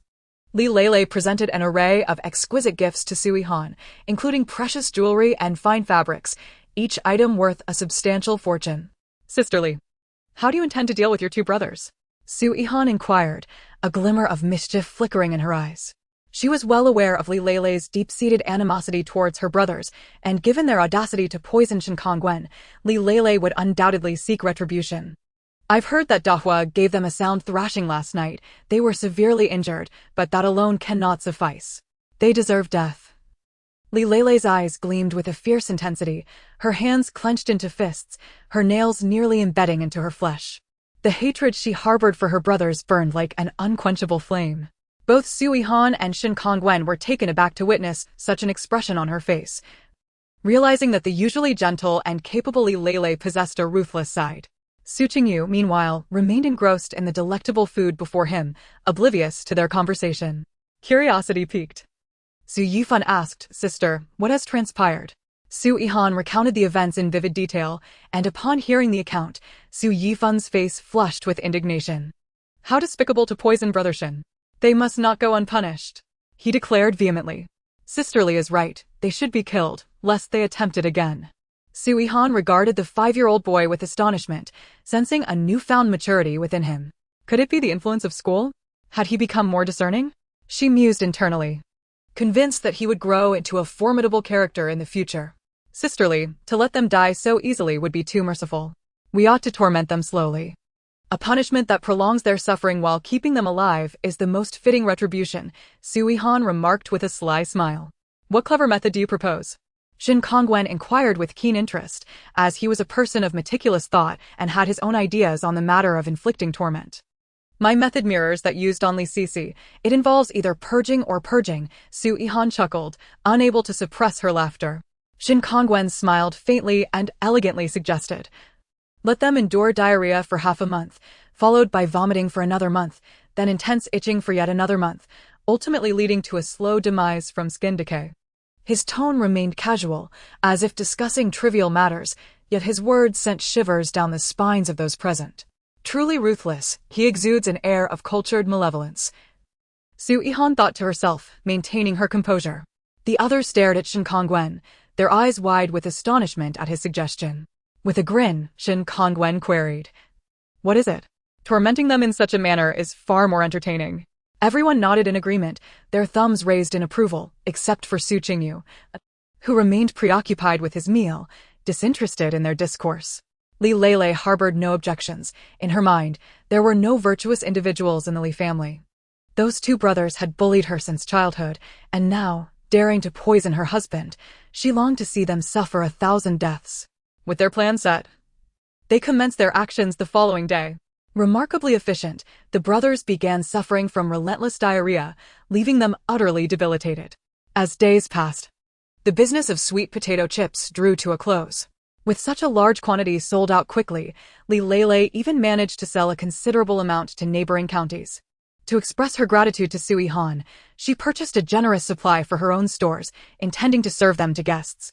However, with the sweet potato chips now gone, the snack shop became desolate, devoid of customers. Observing the empty shop, Su Yihan felt a twinge of worry. She could not think of alternative delectable snacks. Resigned to the current state of affairs, She understood that while the items in her space were indeed delicious, she had no idea how to present them publicly. There was no need to expose her secret for mere profit. After all, this space was her greatest secret, and once revealed, it could invite a multitude of troubles. Chapter 74. Wang Danny arrives. With the rice harvest complete, Su Yihan stood before the granary, gazing at the towering heaps of grain, her heart brimming with satisfaction. She discreetly stored away a significant portion of the grain in her space. The southern region was indeed advantageous, allowing for 2 rice harvests a year, alleviating any concerns about food shortages. Humming a cheerful tune, she felt elated. One deep night, as silence enveloped the world, only the occasional chirping of insects broke the tranquility. Su Yihan was immersed in sweet dreams when a faint knock at the door jolted her awake. Groggily opening her eyes, a wave of annoyance washed over her, and she muttered, "What could possibly be so important at this hour?" A voice from outside declared, "Miss Su, it is Wang Danny." Instantly alert, Su Yihan sat up, rubbing her eyes, and invited her in. "Are you here to propose we steal money?" "That piques my interest," she thought, bemused that Wang Danny would come at such an hour, seemingly for a heist. Wang Danny, taken aback by the notion that a young girl had developed a penchant for thievery, felt somewhat exasperated and hastened to clarify, "No. I have just arranged matters at the mountain stronghold.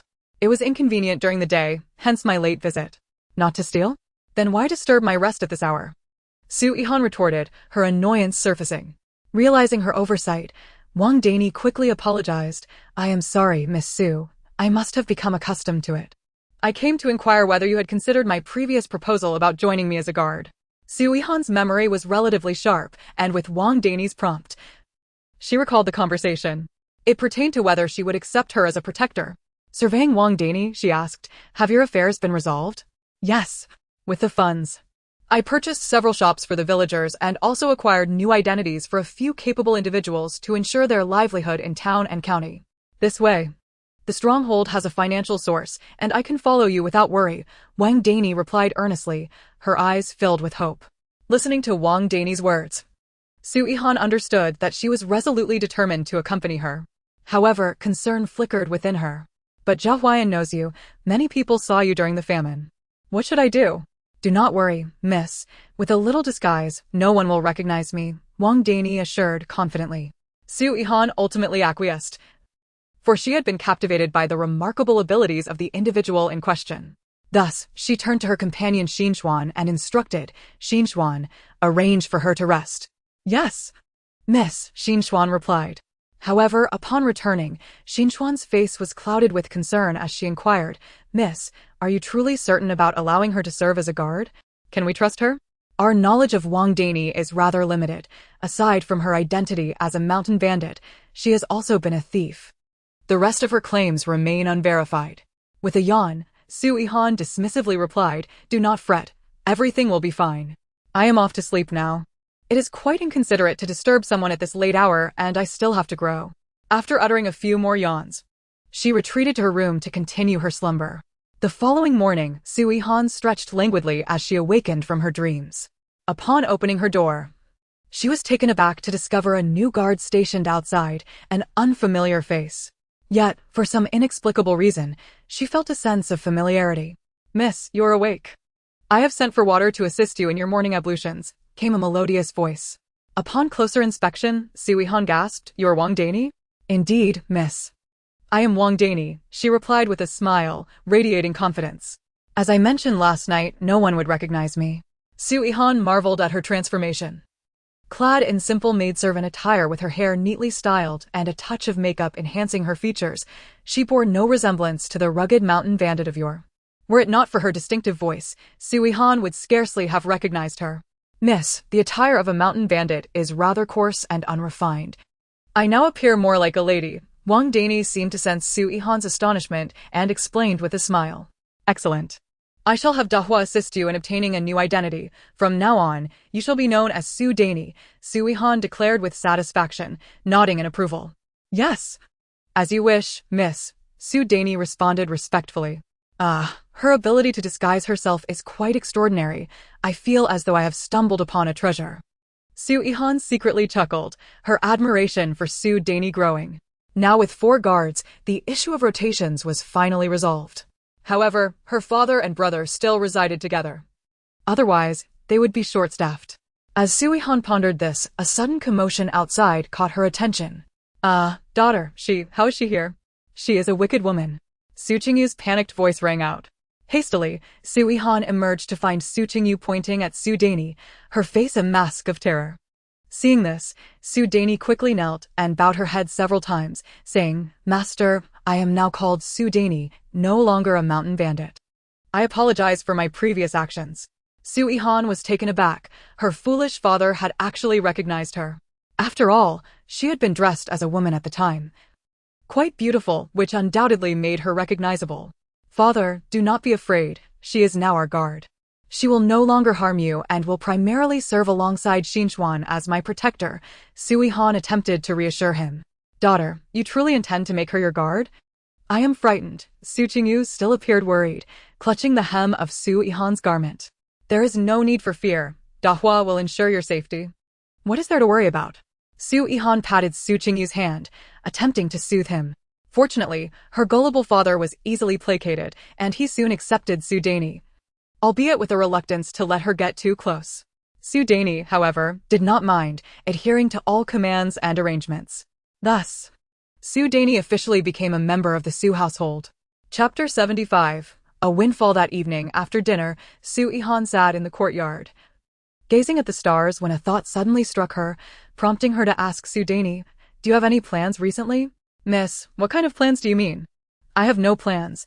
I will follow your instructions, Su Daini replied, a look of confusion on her face, not comprehending Su Yihan's meaning. Seeing her misunderstanding, Su Yihan clarified. I mean, which household are we planning to rob next? Now I understand, Su Daini exclaimed, realization dawning. Previously, I collaborated with Zhao Weiyan, who provided the architectural diagrams detailing the locations of the storerooms, while I was responsible for the actual thefts. I have only robbed a few places. Moreover, following recent events, many wealthy individuals in the county have become more vigilant with their money, making theft more challenging. Su Daini frowned, expressing her helplessness. Su Yihan recognized that Daini was simply itching for action.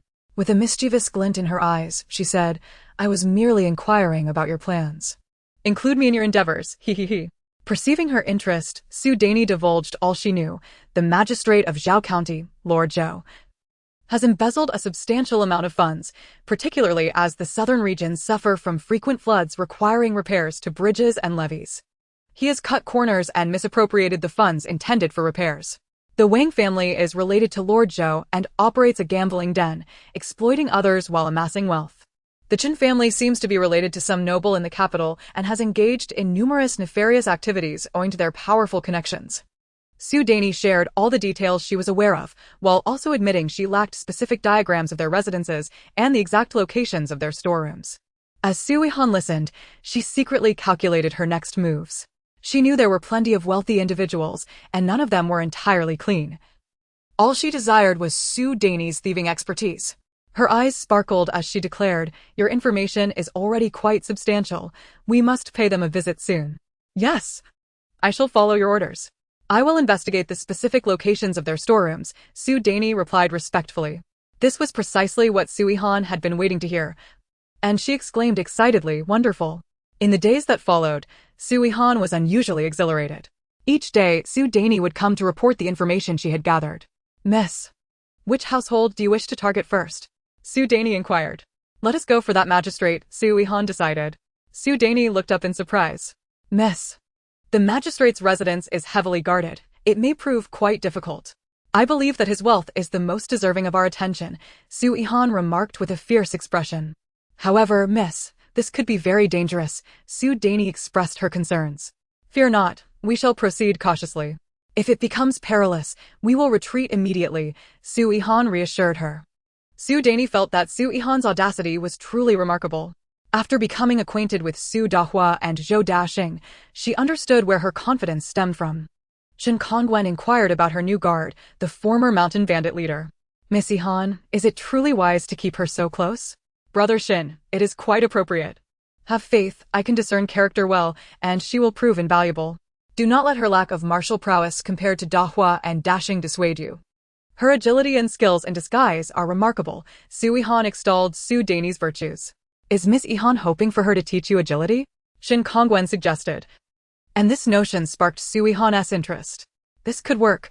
I would like her to teach me. After all, donghua had already taught her rather well. Ultimately, Su Yihan confided in Shin Kongwen about her need for Su Dani, as she held a deep trust in him. Miss Yihan, you are not lacking in wealth. There is truly no need to engage in such perilous undertakings. Shin Kongwen expressed his concerns about her restlessness. Miss Yihan, could you possibly spare us some worry? Let us refrain from such dangerous exploits, shall we? You require funds. And I shall arrange for my lady to engage in business with you, assisting you in amassing greater wealth, implored Shin Kongwen earnestly. Su Yihan was taken aback by Shin Xingwen's proposition, perceiving the genuine concern and anxiety etched on his face. Brother Shin, fret not, I shall exercise caution. Donghua will safeguard me, she reassured him. No, I must accompany you. I cannot rest easy otherwise. Su Yihan suspected that he might also have ulterior motives for joining, but did not dwell on it. Very well, you may come along, but no additional company. Too many people would only heighten the peril. Realizing he could not dissuade her, Shin Kongwen reluctantly acquiesced. After reaching an agreement, they resolved to act the following night. Cloaked in dark attire and donning veils, they were guided by Su Donghua as they leapt across rooftops. Shin Kongwen, with commendable agility, managed to keep pace with them. Upon reaching the walls of the governor's residence, Su Dania whispered, Miss, there are numerous guards. What shall we do? Do you have your smoke bombs? Is there anything else that could incapacitate them all at once? I do, but I fear we might overlook one or two, Su Donghua estimated, observing approximately 7 or 8 guards stationed outside the storeroom. That should not pose a significant problem. Miss, shall I simply knock them out? I can handle it alone. Upon hearing this, Su Yihan agreed. Subsequently, Su Donghua stealthily infiltrated the estate, undetected, and rendered the guards unconscious. Su Yihan gave her a thumbs up in approval. The group cautiously approached the storeroom entrance. Are you certain this is the storeroom? Su Yihan inquired once more. Yes, miss, I assure you. One stores gold and silver treasures here, while another contains grain. Su Dania responded confidently. Let us proceed. Upon entering, they discovered the room utterly vacant. Su Dania began searching for hidden mechanisms, and soon the others joined in. The spaciousness of the chamber facilitated their search. A stone door creaked open, and upon venturing further inside, they finally beheld the glittering treasures. Wow! We have struck it rich. This governor has embezzled an enormous sum, hasn't he? I wonder if he possesses a private treasury or if he has hidden wealth in other residences, Su Yihan mused aloud. Su Dania caught her drift, saying, Indeed, this governor has another private residence, but I cannot ascertain whether it contains any hidden silver. His quarters likely hold a private treasury, though I'm unsure of the amount. Su Yihan acknowledged this. While the others busied themselves filling bags with gold, she instructed them to focus solely on the gold, dismissing anything they could not carry. Shin Kongwen noticed that Su Yihan was not gathering gold, but instead wandering about aimlessly. Miss Yihan, please refrain from wandering. Be cautious of traps, he cautioned. I understand. Have you finished gathering? Do not take too much, as it will be cumbersome and inconvenient to transport. Those who are ready may step outside and keep watch at the entrance. Su Yihan aimed to have them exit first. However, Shin Kongwen, oblivious to her intention, remained. Why are you still here? Wait for Miss Yihan to join us, he insisted. I cannot carry much. Your burdens are heavy. I merely wish to see if anything catches my fancy. I will take 1 or 2 items and exit swiftly. Please, you must go first. I will follow shortly. Su Yihan fixed her gaze on him. Brother Shin, please step outside first. I have spotted a luminous pearl that I wish to take. Shin Kongwen, understanding her implication, reluctantly decided to exit first. Soon enough, Su Yihan emerged, clutching a radiant pearl. In the stillness of the night, they were fortunate to remain undetected as they secured the storeroom door and exited. Chapter 76. Why does this woman resemble my mother so much? Upon returning to the Su residence, the atmosphere in Su Yihan's chamber was somewhat tranquil. Su Donghua gently placed the carefully wrapped gold on the table before departing. Observing this, Su Dania also intended to leave, when Su Yihan suddenly spoke, Take some with you. Su Dania hesitated, a flicker of desire crossing her eyes. But she soon regained her composure.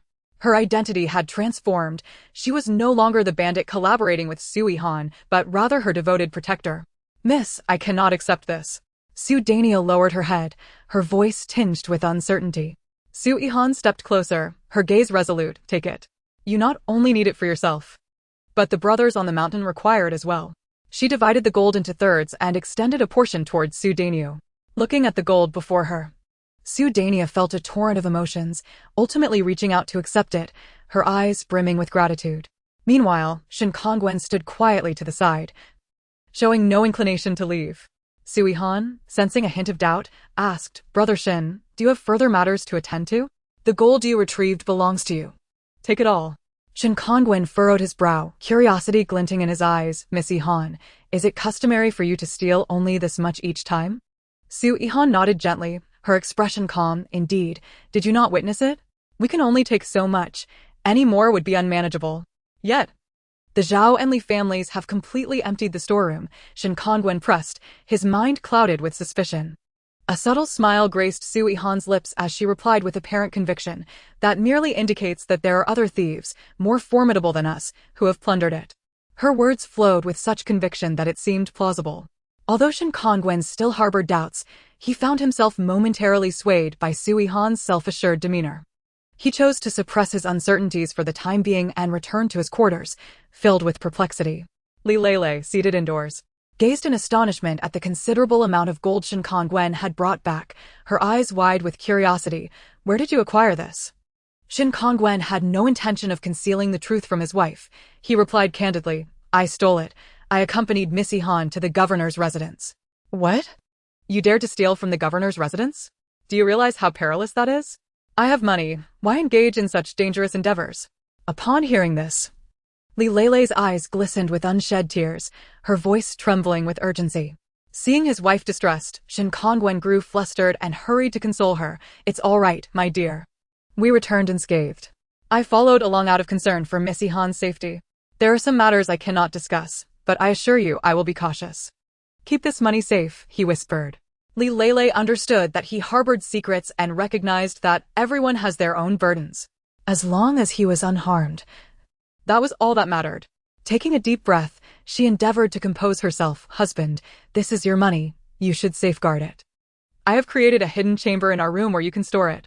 Shin Kongwen was taken aback, unaware that a hidden chamber had been constructed in their quarters.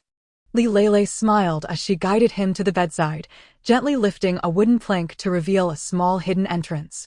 Peering inside, Shin Kongwen noted that while the chamber was not large, it was more than sufficient for storing valuable items. The following day, the sun blazed fiercely, as if intent on scorching the earth. Su Qingyu clamored to venture out for a stroll and to indulge in delectable treats. It dawned upon Su Yihan that she had not taken her father out for quite some time and had forgotten to share the snacks from her spatial realm with him. While practicing her throwing daggers in the courtyard, she had initially intended to take a break, but her father's arrival prompted a quiet sense of glee, as she thought it would provide an opportunity to evade the tedious training. However, Su Donghua, with a grave expression, insisted that they must complete their practice today. Su Yihan had gone to the academy, leaving Su Yihan alone at home, which indeed felt rather dull. Reluctantly, she decided to take her father and Su Donghua to the market. The street was bustling with activity, and among the throng, Su Qingyu was undoubtedly the most conspicuous. Once again, he had neglected to don his hood, striding proudly along the avenue, perhaps due to the sweltering heat. They first perused the shops, where Su area was diligently tidying up and the young servants were busily organizing the shelves. Business was barely sustainable, yielding little profit, and they were hardly making any money. However, the previous sales of sweet potato chips had indeed netted Su Yihan several thousand taels. At that moment, a stunningly beautiful woman passed by the shop. Her features were like a work of art, with sharply defined contours, a high nose, and slightly pursed thin lips that exuded an air of icy elegance. Her raven locks were elegantly pulled up, and her eyes sparkled with a keen light. She carried herself with poise, her every step imbued with grace, emanating a formidable presence, her beauty almost aggressively captivating. Su Yihan felt a jolt of surprise, pondering to herself, how does this woman resemble my mother so closely? Yet I am certain she is not my mother. The resemblance is merely superficial. She instinctively tried to shield her father from seeing her, fearing he might mistakenly believe that woman was their mother. However, The unique fragrance wafting from the woman reached Su Yihan's nostrils, and he exclaimed excitedly, "Daughter, daughter, I smell your mother's scent. This is indeed her fragrance. It must be your mother." As he spoke, he scanned the surroundings, his eyes brimming with anticipation. Su Yihan anticipated her father's reaction and hurriedly interjected, "Father, that is not her. We cannot assume someone with a similar fragrance is mother." At her words, the spark in Su Yihan's eyes dimmed instantly, his face falling into disappointment. Su Yihan quickly took her Na'vi father to another part of the market, anxious to avoid any further encounters. Beside them, Su Donghua whispered, "Miss, that woman possesses remarkable martial skills, and her entourage is no ordinary group. I might not even stand a chance against her." "Really?" A sense of foreboding surged within Su Yihan. Could it truly be mere coincidence that someone who resembled her mother had appeared in Zhao County? Drawing from her experience with novels, she speculated that perhaps this woman was her mother's sister, embroiled in a conflict of interests, possibly coming to harm them. The thought sent her into a panic. As a mere child, she felt utterly powerless and could hardly survive the ensuing turmoil. She had always intended to seek her mother once she had grown stronger. For now, she merely wished to live a tranquil life. Upon returning home, Shin Kongwen arrived at Su Manor after leaving the academy. Li Lele was often away, and Aunt Zheng was accompanying her mistress, while Hunter Shin remained in Shirtu village. The house felt desolate, and Shin Kongwen preferred to dine with Su Yihan and the others, enjoying the lively atmosphere. Chapter 77. The Shimin Family. When Su Qingyu retired to his room for a rest, there was no one else around. Su Yihan recounted her encounter with the mysterious woman to Shin Kongwen. "What? Miss Yihan, are you certain? Did she really resemble your mother?" Shin Kongwen asked, alarmed. "Yes, I am quite sure. The resemblance is striking." "Even my father might mistake her for our mother," Su Yihan replied gravely. Shin Kongwen fell into deep contemplation. Observing his evident agitation, Su Yihan felt increasingly convinced that he was privy to some undisclosed information. "Brother Shin, what is troubling you? Are you unwell?" she inquired, concern etched on her face. Snapping back to reality, Shin Kongwen looked at Su Yihan, hesitating to speak. Adept at reading emotions, Su Yihan quickly urged, "Brother Shin, do you know something? Why else would you be so anxious? Since she has already found her way here, it would be prudent to share any information with me so I can prepare." Taking a deep breath, Shin Kongwen understood that he could no longer keep silent. He began slowly, "Miss Yihan, your mother hails from an illustrious lineage. Her family wielding significant power, yet it is rife with internal strife. There exists a family known as the Shimin family, which is not subject to the jurisdiction of any country, and all nations harbor a profound fear of them. Your mother is a member of this family, the legitimate daughter of the family head, and one of the potential heirs. In her desire to escape the constraints of her family, she severed all ties and later met your father, choosing to settle in Qingzhou village for a peaceful life. However, family matters are inescapable, and she may need to return to address them, lest you face danger and trouble. The emergence of this mysterious woman has brought to mind someone, your mother's half-sister, Shimin Chui. She bears a striking resemblance to your mother. When I was 10, my grandfather and father sent me to the Shimin family, intending for me to distance myself from the capital and receive their protection. Thus, I became a member of the Shimin family, where individuals like me are trained to be guardians. I did not remain with the Shimin family for long, as your mother, my mistress, took me away. And I have since lived in Qingzhou village. Hunter Shin and Aunt Zheng are my protectors, arranged by my grandfather." This revelation was overwhelming. Yet Su Yihan grasped the enormity of the Shimin family's influence, the intricacies of their internal conflicts, their esteemed status, and why they are feared by various nations. Listening to Shin Kongwen's words, her heart raced with anxiety. She had not anticipated that her tranquil existence was on the brink of disruption. An unknown storm was silently approaching. "Brother Shin, what should we do?" Su Yihan asked. "Miss Yihan, remain calm. Let us observe the situation and discern their true intentions. In the meantime, you and your father must exercise caution and avoid venturing out alone. I will also bolster our defenses to ensure your safety." Su Yihan nodded, her heart still heavy with worry, yet reassured somewhat by Shin Kongwen's promise. Some uncertainties also needed resolution. "Since you are connected to my mother, what about Dashing and Xinchuan? And what of Donghua?" Su Yihan directly linked them to the situation.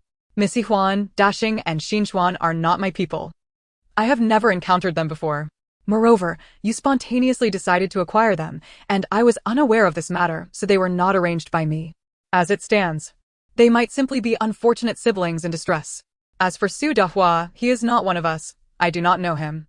It seems he said something to you, and you agreed to let him stay. Upon hearing this, Su Yihan realized she had overthought the matter, having assumed they were all orchestrated by her mother. Your mistress believed you were already surrounded by capable protectors, hence she did not send anyone else, fearing exposure. Subsequently, Shen Kongwen elucidated the nature of the Shimin family, their primary dealings, and the reasons for the apprehension they incited among nations. After listening, Su Yihan was utterly astonished. She had never imagined that she herself was a member of such a lineage. Her mother's departure had been a protective measure for them. Now that Shimin Qiui had arrived, what were they to do? Is she intending to use us to manipulate my mother? Su Yihan inquired. Likely so. The position of the family head is first granted to the legitimate heirs, and among them, the most outstanding is chosen. Only in the absence of legitimate heirs will the illegitimate ones be considered. Your mother occupies all the advantages. Currently, your grandmother holds the position of family head, and once she assumed it, she need not marry, allowing her to take multiple husbands. Su Yihan understood this well. The master of the family has but a scant lineage. The legitimate heirs consist solely of your mother and your uncle, Shimin Lai, while the illegitimate offspring include Shimin Qiui and Shimin Zhan. These four are embroiled in internal strife. Is my uncle embroiled in the same turmoil? Indeed, he is your mother's full-blooded brother, yet when it comes to power, the bonds of siblinghood dissipate. Such is the nature of a grand family, interests take precedence. Therefore, you must exercise caution, not merely regarding Shimin Qiui. Su Yihan absorbed all this information, her mind momentarily at a loss as to how to proceed. She loathed her youth and her lack of capability. To safeguard her father and brother, she realized she must take precautionary measures. Has my mother dispatched anyone to protect me? Not at present, for she cannot afford to send anyone. Those from the Shimin clan are unreliable, as she fears the presence of traitors. The master has scarcely been in contact with me, save for when we first arrived in Shirtu village, when she sent some new garments. Since then, no further gifts have been received. Su Yihan instructed him to return first, as she needed time to digest this information. Yes, Mississippi. After Shin Xingwen's departure, she summoned her brother Su Yihan and conveyed this matter to him. He needed to be informed, for he too was in peril and required forewarning. Sister, what shall we do now? Shall we merely wait? Su Yihan inquired. What else can we do? You cannot enter my space, otherwise I might conceal you there during times of danger. Is Shimin Qiui our aunt? In a sense, yes. Donghua mentioned that her martial prowess is formidable. He too is no match for her. You must be cautious at the academy. Su Yihan ultimately sought out Su Donghua, wishing to consult him on the way forward, as she believed he could offer valuable counsel. Chapter 78. She is a dangerous individual. Su Donghua entered the room, finding it devoid of others, just the two of them. You claim to belong to the Shimin clan? Your mother is Shimin Baifeng? Su Donghwa's eyes were filled with astonishment. Indeed. The formidable woman you observed is Shimin Qiui, my mother's half-sister. She has likely come to capture us and use us to threaten my mother. Su Yihan revealed without reservation. Su Yihan tilted her head slightly, her gaze resolute. Yes, the formidable woman you witnessed is Shimin Qiui, my mother's half-sister. Her arrival is likely to ensnare us and leverage us against my mother. She harbored no concealment, laying bare her concerns.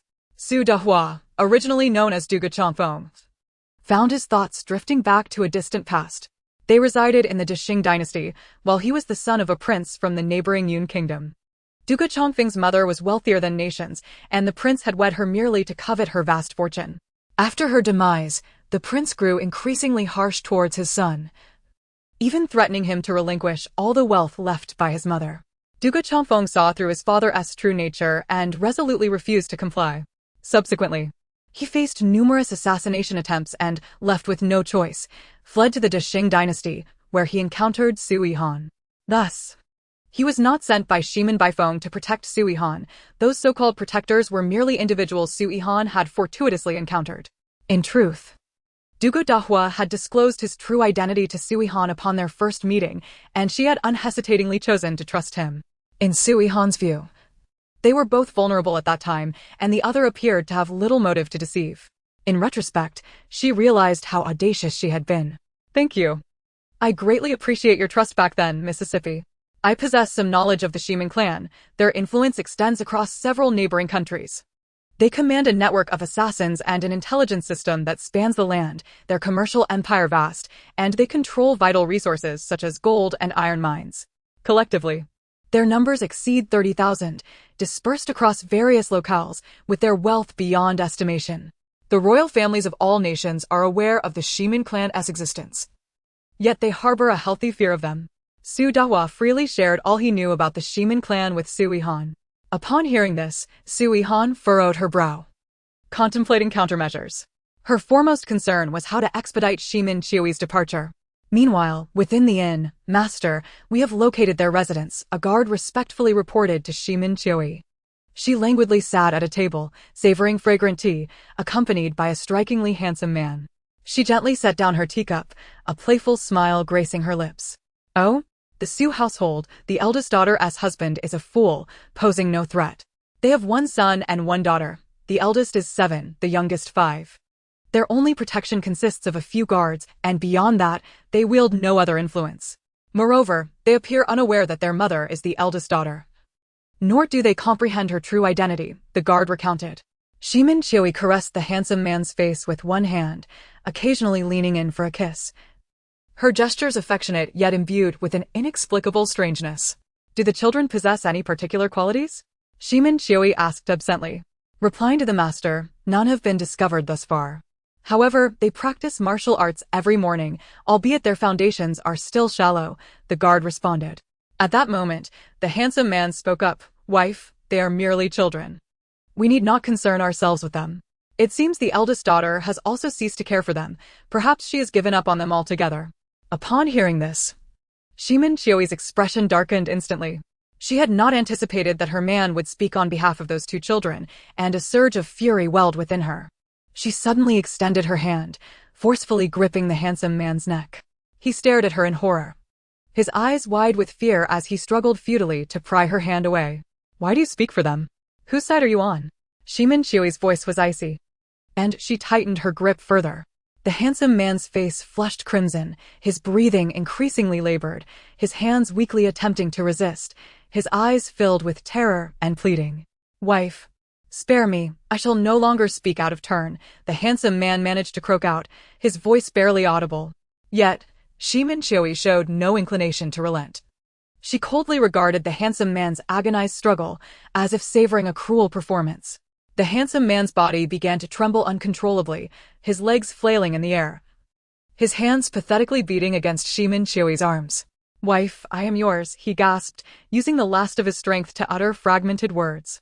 Ximen Qiui observed as the handsome man gradually lost consciousness, his breaths growing weaker, before she abruptly released him. He collapsed onto the bed like a kite with severed strings, gasping for air, his eyes wide with the terror of having narrowly escaped death. Yet, Ximen Qiui did not intend to let him off so easily. She lunged onto the bed, pinning the handsome man beneath her, her hands gripping his shoulders like iron clamps. "Who do you think you are to speak on their behalf?" Ximen Qiui roared, raising her hand to deliver a resounding slap to the handsome man's face. Instantly, his cheek swelled, blood seeping from the corner of his mouth. Still unsatisfied, Ximen Qiui extended her fingers, digging her nails into his cheek, the sharp tips embedding deeply into his skin. "Let me make it clear, before me, you had better obey. Or I possess countless methods to make your life a living hell." The handsome man groaned in agony, tears brimming in his eyes yet refusing to spill. He fervently nodded, his voice quivering as he pleaded, "My lady, I recognize my folly. I shall never dare again." Ximen Qiui let out a cold snort and released her grip. The room was soon filled with sounds that were utterly unbearable. The following morning, the handsome man lay in bed like a lifeless mess, his gaze vacant and his eyes filled with despair. A subordinate entered to report on matters, but could not resist stealing a glance at the bed. "Do you no longer wish to keep your eyes?" Ximen Qiui warned. The subordinate, terrified, quickly bowed his head, trembling uncontrollably. The man of Ximen Qiui, none other than Cui Donghua, lay battered and bruised upon the bed. Once a member of the illustrious Cui family of the Great Qing dynasty, the Cui family had long sought to align themselves with the Ximen clan, making them one of many suitors during the selection of a husband. Ximen Qiui, captivated by his beauty, had taken him as her legitimate spouse. Though her chances of becoming the head of the Shimen family were slim, she had never relinquished her aspirations. Aware that her sister had a man and a child, she recognized this as her sister's Achilles heel. She intended to eliminate her sister, the greatest obstacle in her path. "My lady, I have heard that the eldest daughter's consort is exceedingly handsome," a subordinate suddenly remarked. "Oh? Indeed. How could my sister possibly fancy an ugly man? Who in the Shimen family does not appreciate beauty? No wonder she remains unmarried to this day. Today, let us see for ourselves just how handsome this man truly is." A flicker of interest danced in Shimen Chioi's eyes, her curiosity for the handsome man intensifying. Meanwhile, within the Su residence, Su Yihan and Su Donghua were oblivious to the impending danger that stealthily approached. They were still preoccupied with how to deal with Shimen Chioi. Chapter 79. Unrest in the Su residence. In the dead of night, the Su residence stirred with unusual activity. Su Yihan had anticipated this. The three of them had already gathered in one room. Su Yihan rested in the space, while her foolish father and brother shared a moment of respite. The four formidable guards had ensured that the room was secure, leaving no vulnerabilities. Shin Kongwen and Shin Lihua were in an adjacent room, ever ready for action. A dozen assassins, like phantoms, surged forth, clad in black, their faces obscured, revealing only their eyes filled with murderous intent. Su Yihan, sensing the fierce clash from her sanctuary, felt a tightening in her chest and swiftly emerged from her space. She quickly shielded her foolish father and brother behind her, her gaze resolute and vigilant. In truth, Su Yihan's skills were on par with his sister's. He was more than capable of defending himself, clutching a concealed weapon that lent him some confidence. The siblings, each armed with small concealed weapons, stood ready for battle. The courtyard erupted into a fierce melee, with flashes of blades and the clashing of steel. The four guards engaged in a life-and-death struggle with the assassins, wielding their weapons with ferocity, each strike accompanied by a sharp whistle of air. Shin Lihua found himself surrounded by three assassins. With a mighty roar, he thrust his spear forward like a dragon breaking through the waves, targeting one assassin's chest. The assassin narrowly evaded the attack, coordinating with the other two to launch an assault from different angles. Shin Lihua parried and dodged, his spear dancing in a defensive flurry, neutralizing each attack. "Child, what shall we do?" Su Qingyu observed the tumultuous scene, her heart racing, her voice trembling involuntarily. "Father, I will protect you." Su Yihan reassured her father, her eyes fixed intently on the battle outside.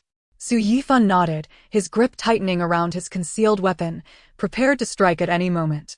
Peering through the window, Su Yihan's mind raced with strategies. Suddenly, one assassin spotted her at the window, a glint of malice in his eyes as he charged towards her. With a cold gaze, Su Yihan swiftly released her concealed weapon, which soared through the night sky like a shooting star, striking the assassin squarely in the chest. The assassin, caught off guard by her swift action, let out a muffled groan before collapsing. Observing his sister's prowess, Su Yihan was not to be outdone. He aimed at an assassin entangled with a guard and flung his concealed weapon with lightning speed, injuring the assassin's arm. The assassin, in pain, nearly dropped his weapon, allowing the guard to seize the opportunity and dispatch him with a single strike. As commotion spread, maids and young servants, hearing the ruckus, rushed to join the fray. Though not as skilled as the guards or Shin Kongwen, their sheer numbers began to shift the tide of battle.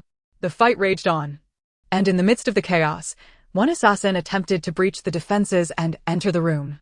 A guard, quick-witted and agile, shouted a warning and swung his blade at the assassin's head.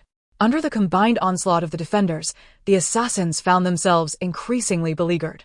Despite their desperate resistance, their numerical advantage had diminished. Ultimately, after an intense skirmish, save for one assassin who managed to escape amidst the turmoil, the remaining assailants were subdued. The wounded were tended to, and only Shin Kongwen and Su Donghua remained in the room. Shin Kongwen turned to Su Yihan. "Miss Yihan, I believe you will devise a plan. I suspect their intention is not to kill, but to capture you, as such could threaten the eldest daughter." Su Donghua remained silent, his head lowered, filled with resignation. If he were clever, he wouldn't have been pursued by his own father. Now, faced with such a predicament, he felt utterly lost. "You all may leave. I need to contemplate a strategy." "Donghua, ensure the safety of my father and brother," Su Yihan instructed after a moment of deep thought. "Yes, miss," Su Donghua responded as he took his leave. Shin Kongwen lingered. Miss Yihan, do you have any clever ideas? Give me a moment to think. By the way, how old is the head of the Shimen family this year? Su Yihan inquired. Should be over 40, he replied. How is their health? I saw the head 7 years ago. At that time, they seemed relatively youthful and in good health, but I have heard that their condition has deteriorated in recent years. A glimmer of insight flickered in Su Yihan's eyes. If their health is declining, could this not work to our advantage? What would happen if news spread that the head of the Shimen family was gravely ill? Shin Xingwen's eyes brightened. Those vying for the headship would certainly be stirred into action, intensifying the competition for succession. Consider this, if at such a moment, Shimen Qiui were absent. Would she not lose her claim to the headship? Shin Kongwen regarded Su Yihan. You mean to spread false rumors to prompt Shimen Qiui's departure? What do you think? Is this not a brilliant idea? Su Yihan grinned mischievously. Shin Xingwen's eyes sparkled with realization. Miss Yihan, I find this plan quite feasible. Surely. Shimen Qiui would hasten back to the Shimen family upon hearing of such news. Then let us proceed with the plan. Certainly, Miss Yihan. Within the inn, the escaped assassin trembled as he reported to Shimen Qiui. What? They're all dead? Upon hearing the report, Shimen Qiui's expression darkened instantly, her fury causing her to hurl the cup in her hand, shattering it upon the floor. I apologize, my lord. I have failed in my duties. The people of the Su residence are skilled in martial arts. Initially, there were only a few of them, but later, 8 more arrived, bringing their numbers to parity with ours. Gradually, we became no match for them. The assassin knelt on the ground, his body quaking with fear. What of the brother and sister? Shimen Qiui asked through clenched teeth. They have remained hidden inside the house, too frightened to emerge. I did not see them. Go and receive your punishment, Shimen Qiui said coldly. Yes. The assassin, feeling a sense of relief, quickly withdrew. Shimen Qiui threw another teacup in agitation, pondering how such formidable experts could be protecting them. Indeed, her sister cherished them dearly. Her sister's Achilles heel was her own opportunity for exploitation. Ha ha. Shimen Qiui suddenly erupted into laughter, her voice tinged with madness and resentment. Chapter 80, Is your speed of spreading information too swift? Cui Donghua quietly poured tea beside her, remaining silent while standing by. Donghua, do you not think my sister's husband is exceedingly handsome? Should I not go and see for myself? Shimen Qiui suddenly fixated on Su Qingyu, a glimmer of avarice sparkling in her eyes. Cui Donghua, not daring to oppose, could only murmur, my lady may visit tomorrow. If my lady finds him to her liking, she may take him back.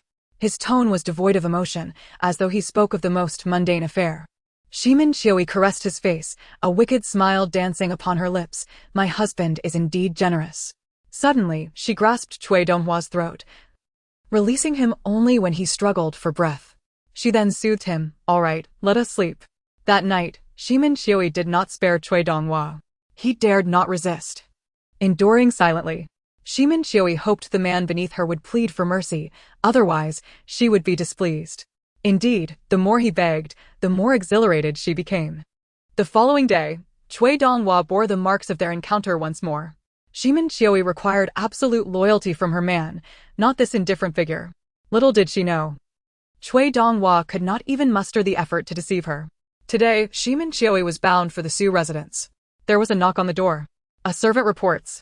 Brother Shin, what shall we do? Should we see them? Su Yihan had not anticipated their arrival at her home. Miss Yihan, they have arrived at the doorstep. We must receive them, Shin Kongwen replied. Please, let them in. With no other choice, Su Yihan invited them inside. As Su Qingyu was about to find his daughter, he collided with Shimen Qiui. Wife, you have finally returned. I have missed you.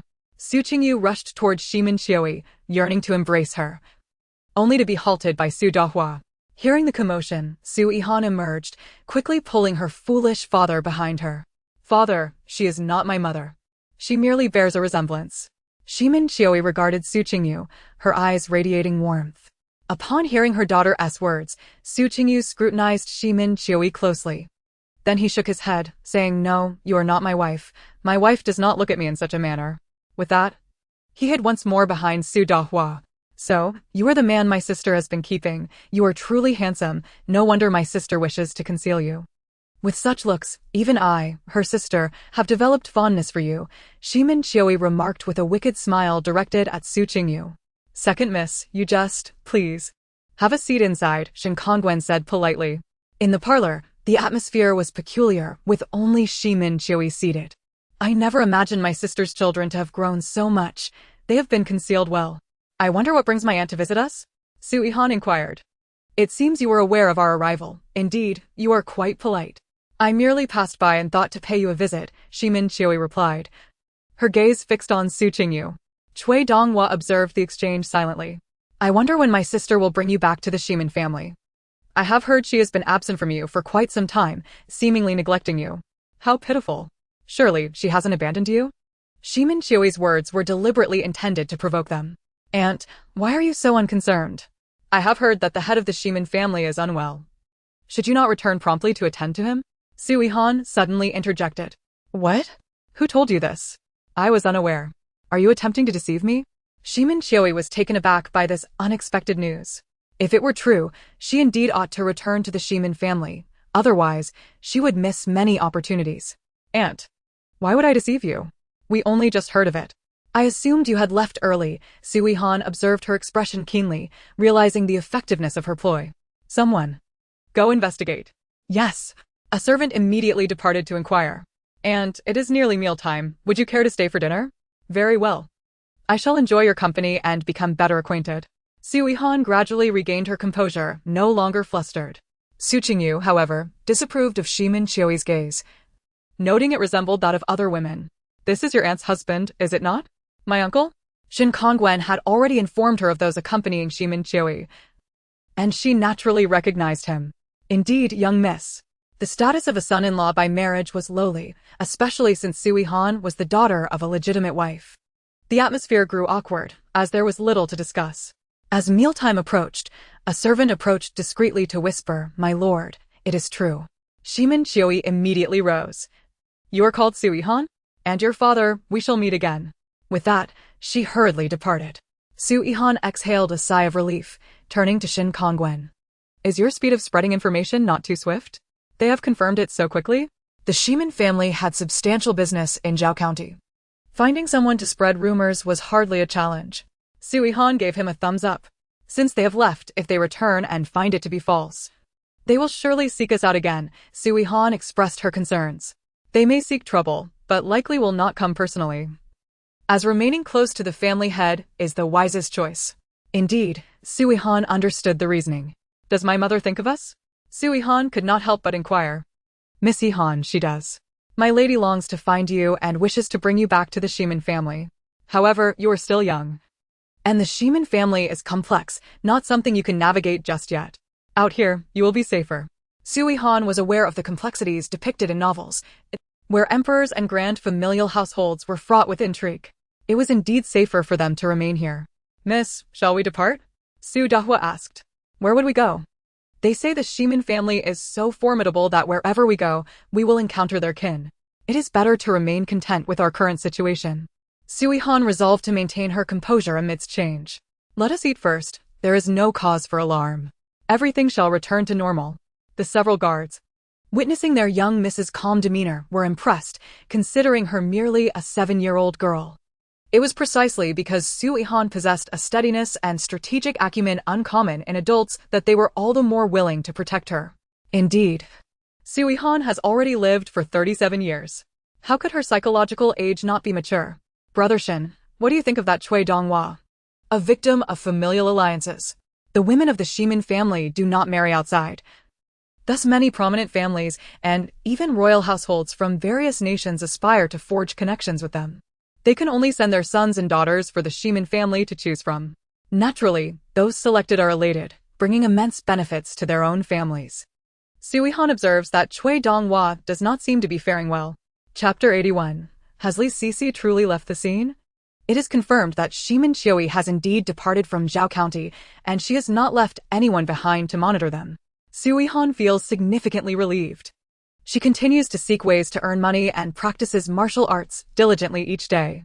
She is acutely aware that greater dangers await them, and they must grow stronger. One day, during her morning exercises, a long unmentioned figure, Li Sisi, suddenly surfaced in her mind. She paused her movements, turned to Shin Kongwen, and inquired, by the way. It has been a while since Li Sisi returned to her family. Why hasn't she come back yet? Shin Kongwen, standing respectfully nearby, responded promptly, Miss Yihan. She is gravely ill. It is said she may not survive much longer. Upon hearing this, Su Yihan was startled, halting her actions. Her brow furrowed in confusion as she asked, "What do you mean? Isn't it just a matter of her purging and relieving herself? How could she be nearing death?" To her, the earlier reprimands towards Li Sisi were merely intended to impose minor difficulties, preventing her from harboring ulterior motives. She could not fathom how it had escalated to such a dire situation. Shin Kongwen sighed softly and elaborated, "It appears that the Li family wishes to abandon her. According to investigations, it was her mother's doing." Su Yihan's eyes widened in disbelief, her face contorted with anger as she exclaimed, "How cruel! To be so ruthless towards one's own flesh and blood. What kind of people are they?" A surge of compassion welled up within her for Li Sisi, who once may have been somewhat spoiled, now reduced to such a pitiful fate. "Miss Yihan, do you wish to bring her back?" Shin Kongwen inquired cautiously. Su Yihan resolutely shook her head, her tone firm. "How could that be? She is on the brink of death. I won't allow her to perish in our household." However, Shin Kongwen revealed that the Li family might want to send her back, as they too did not wish for Aunt Li to die within their ranks. At this, Su Yihan grew anxious, urgently instructing Shin Kongwen to resolve the matter promptly, insisting that Li Sisi must not return. If Li Sisi were to come back, it would undoubtedly bring numerous troubles to the Su family. Just then, Li Lele arrived, her face beaming with joy as she entered the courtyard with a delicate package in hand, exclaiming, "Sister Yihan, I'm back. Look at the wonderful treasures I've brought for you." Having recently visited the capital to manage business affairs, she returned radiating vitality. Seeing Li Lele, Su Yihan's eyes sparkled with delight as she approached with a smile, saying, "Sister Li, you finally returned. While you were away, Brother Shin came over daily to borrow food." Hee. Hearing this, Shin Kongwen's face flushed with embarrassment as he interjected, "Miss Yihan, that's not true." Li Lele glanced at her husband, noticing his bashfulness, which amused her. Why was he still so shy? "Sister Li, have you heard about Li Sisi?" Su Yihan's expression sobered, her demeanor shifting to one of concern. Li Lele nodded, her eyes reflecting a hint of sorrow as she said, "I have visited. She is indeed on the verge of death. It was her mother's doing." "Why?" Su Yihan asked, bewildered. "Is it because she is not favored in the Su family?" Her mind was filled with questions about what could drive a mother to such cruelty against her own daughter. Li Lele sighed softly, explaining, "Her mother desired her dowry. From what I know, Li Sisi has essentially returned all her dowry to her mother. Perhaps she deemed her daughter no longer of any value." It became clear that Li Sisi's mother had viewed her as nothing more than a means to acquire wealth all along. As time progressed, Li Sisi's status in the Su family waned, and upon learning this, her mother began to plot. She believed Li Sisi had lost her utility, becoming a potential burden instead of a source of wealth. Thus, poison was introduced into her food. Initially, Li Sisi dismissed it, attributing her malaise to mere discomfort. Yet, as her symptoms worsened, the gravity of her situation dawned upon her. She sought her mother's help, hoping for a lifeline.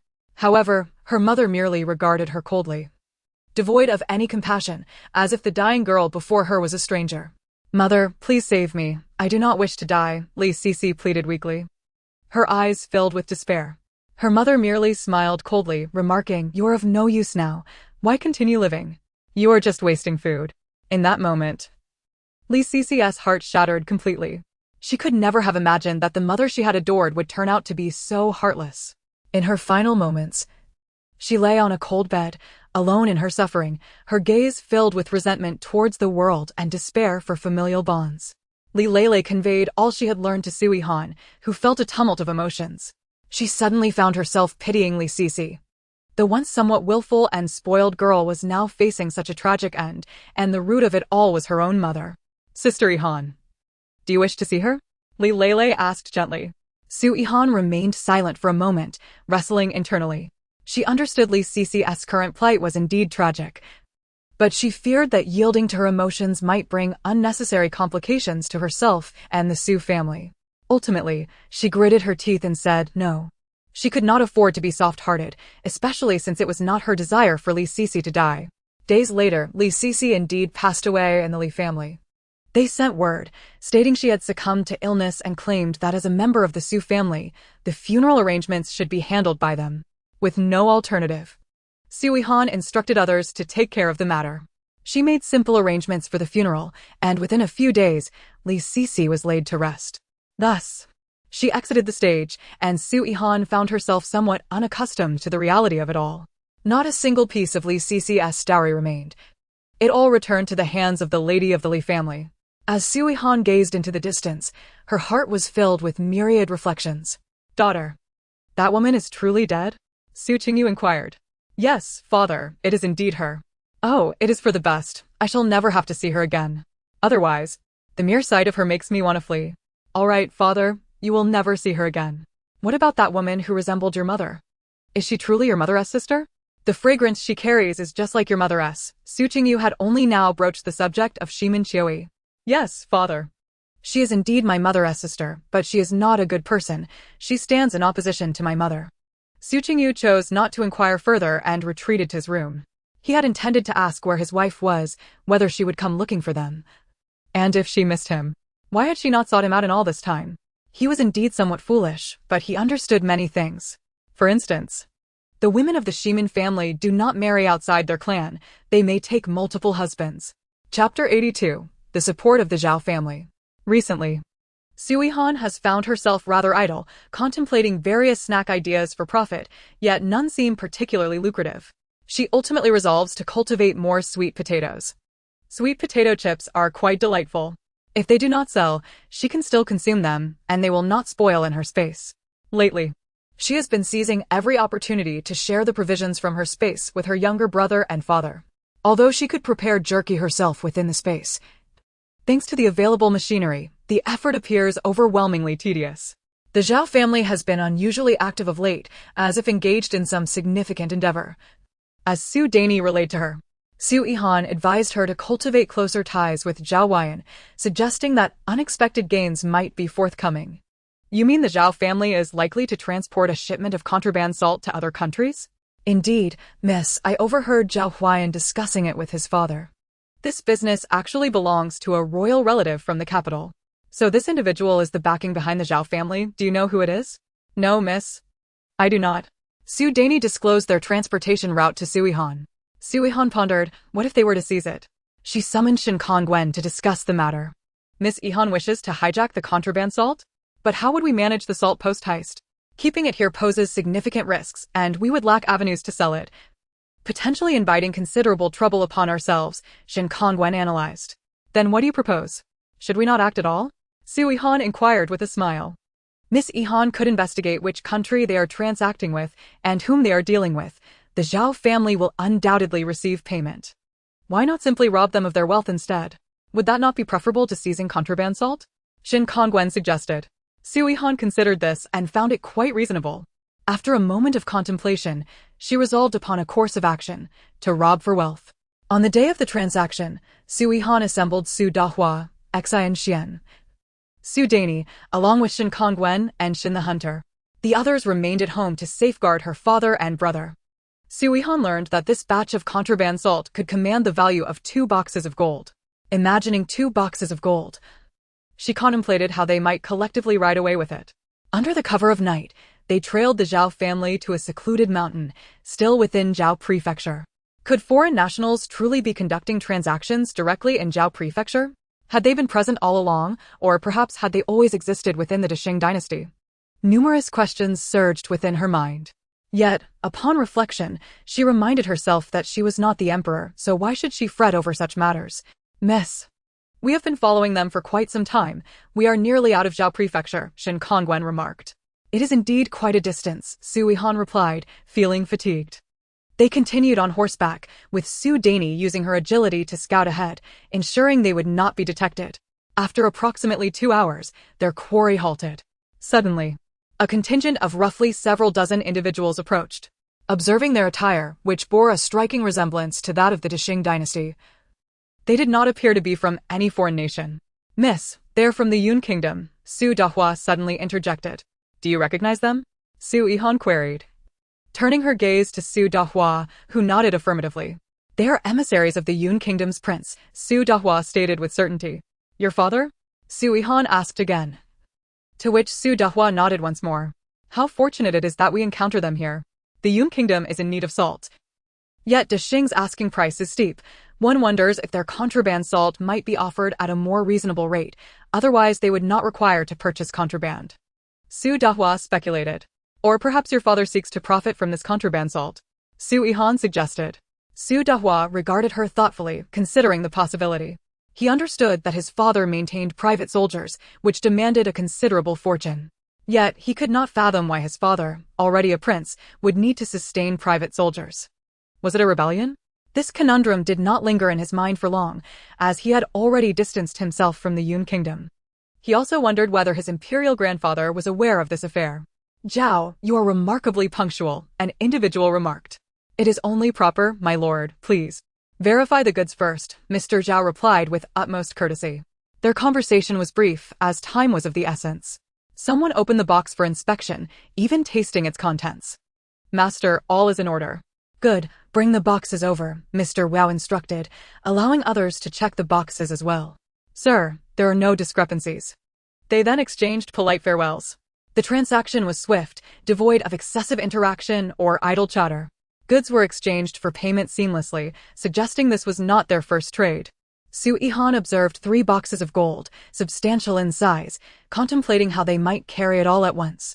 Miss, they have departed. Shall we proceed now? Su Danny inquired.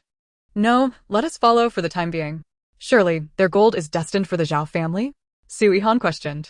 Su Danny clarified that it was not. It would likely be stored in a private residence, one known only to a select few.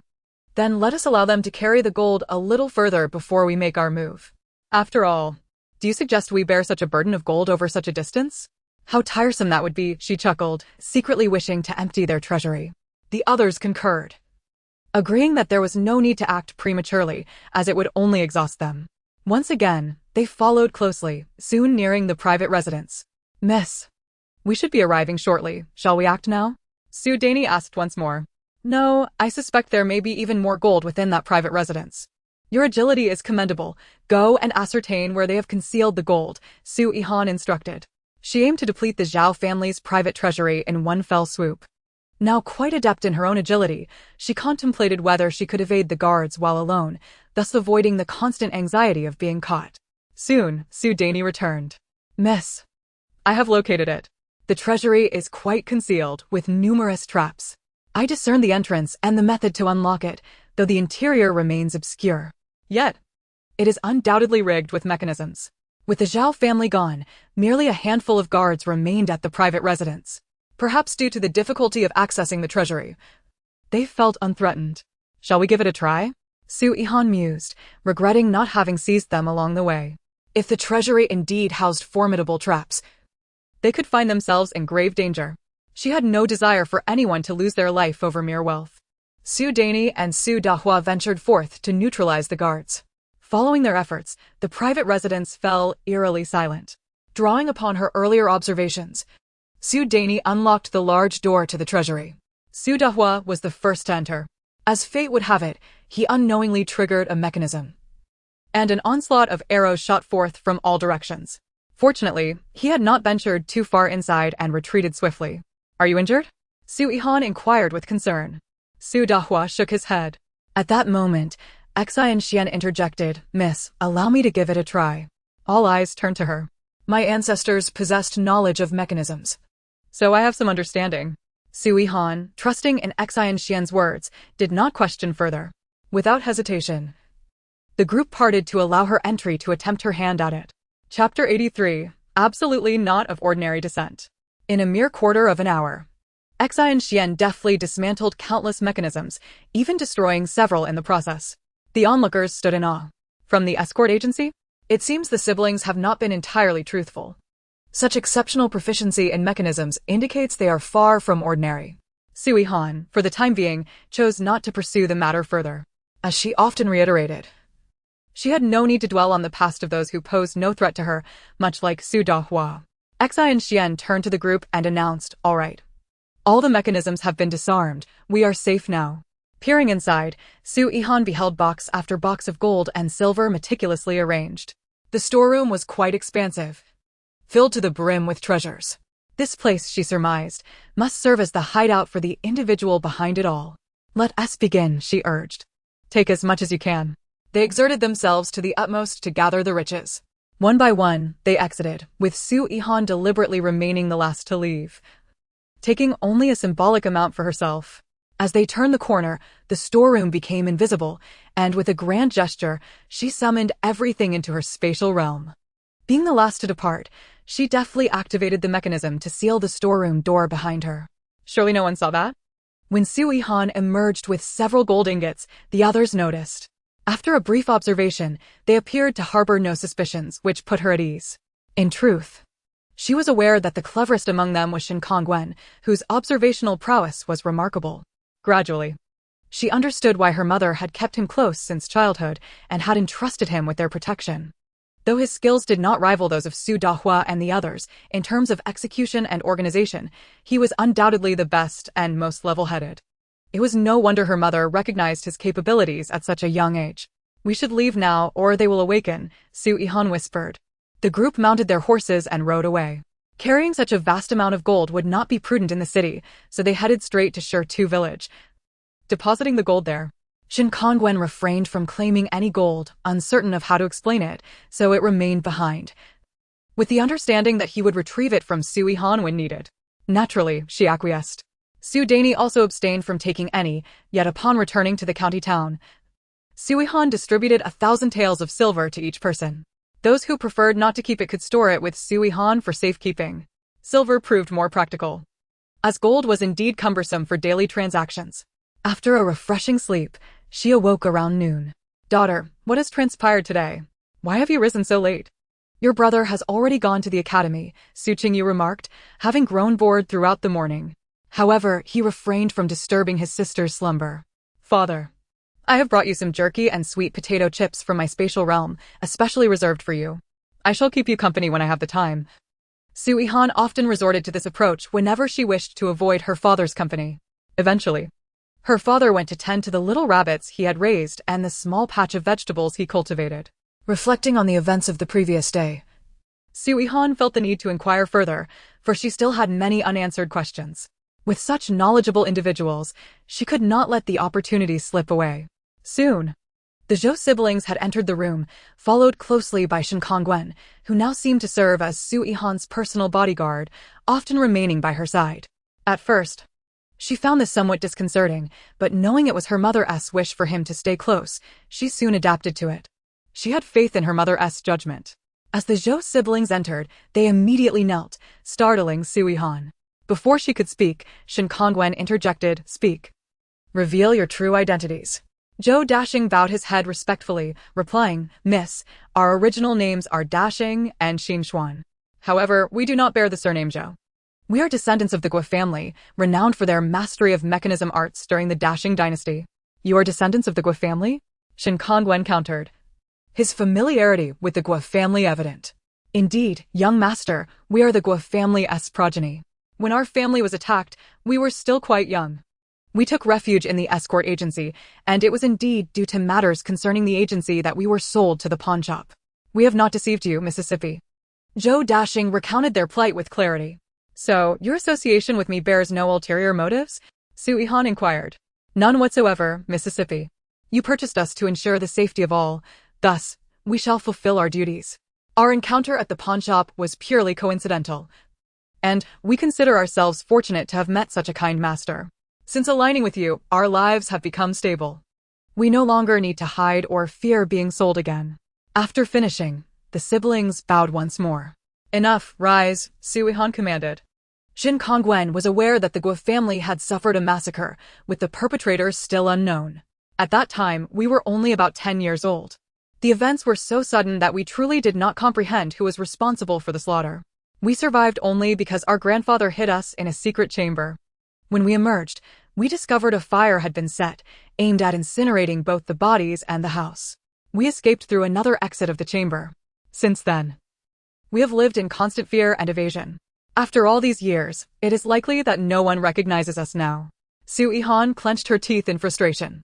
Such familial massacres typically stem from deep-seated enmity or conflicts of interest. "Miss, we genuinely do not wish to deceive you. Our knowledge of mechanisms was meant to remain confidential. We only revealed our skills to assist in disarming the traps, Zhou Xinxuan insisted. Su Yihan was well aware of this. Very well, please take a seat. I understand your intentions. However, should anyone discover that we have sheltered you, it could lead to dire consequences. Shin Kongwen expressed his concerns. Rest assured, Brother Shin. It will be fine. They have grown up. No one will recognize them. With their presence, I foresee many situations where we shall require their assistance. Su Yihan replied with a smile. Her cheerful demeanor seemed to reassure Shin Kongwen, who reluctantly accepted the situation. Now, about the mechanisms in the private residence, did your grandfather set them? Shin Kongwen inquired further. Indeed, it is the Guo family's mechanism arts. But it is unlikely my grandfather was responsible for them, as they must have been constructed less than 6 years ago, while my grandfather passed away nearly a decade ago. Then, does this imply that there are other members of the Guo family still alive? We do not know, but we witnessed our grandfather, father, and mother perish. Did your father have any siblings? None. What of your grandfather? The siblings were at a loss for answers. In their memories, their grandfather had no disciples. Chapter 84. The Zhao family's annihilation. In truth, the situation was laid bare before them, requiring no further inquiry or investigation. The Zhou siblings exited the room, leaving only Su Yihan and Shin Kongwen behind. Shin Kongwen, unable to restrain his concerns, furrowed his brow and said, Miss Yihan, the guardians you have chosen are rather extraordinary. This world is indeed complex, and should we inadvertently attract trouble, it could prove perilous. Since fleeing from disaster, Su Yihan had only Shin Kongwen to engage her with incessant chatter. He. Su Yihan mustered a strained smile, attempting to alleviate the somewhat oppressive atmosphere.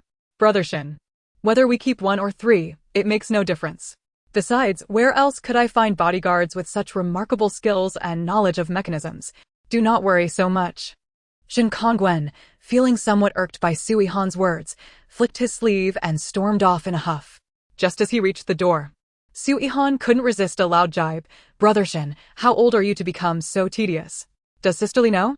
Shin Kongwen stumbled, nearly losing his balance, which elicited a hearty laugh from Su Yihan. The following days passed relatively peacefully. However, this tranquility was short-lived, as an unforeseen tempest loomed ominously on the horizon. The Zhao family had encountered calamity. On a moonless night marked by howling winds, the Zhao residence lay enveloped in a profound silence. Suddenly, a group of cloaked figures infiltrated the estate like phantoms, wielding sharp blades with icy gazes, leaving a trail of blood in their wake. No one in the Zhao household, regardless of age or gender, was spared from their merciless onslaught. These dark-clad assailants, exhibiting brutal methods, not only took lives, but also set fire to the premises and the bodies. The blaze soared high into the night sky, illuminating half of it and transforming the Zhao estate into a veritable inferno. The next morning, when the townsfolk stumbled upon the horrific aftermath, they were rendered speechless by the sight before them. The once resplendent Zhao residence now lay in ruins, its charred remnants trembling in the morning breeze, while the air was thick with the acrid stench of charred flesh and blood. The bodies had been reduced to unrecognizable husks, making identification impossible. After a grim tally, it was revealed that over 40 souls, including servants and family members, had perished in the flames. The authorities arrived promptly but merely conducted a cursory inspection before hastily declaring the incident a case of accidental fire. This conclusion left Su Yihan beset by doubt and unease. Su Danny reported back to her, Miss, it's true, the entire Zhao household has perished. The bodies are charred beyond recognition, and the officials have concluded it was merely an accidental fire. However, I suspect that Zhao Huayan may still be alive. Su Yihan's heart skipped a beat, her brow furrowing as she inquired, You believe Zhao Huayan is alive? What leads you to this conclusion?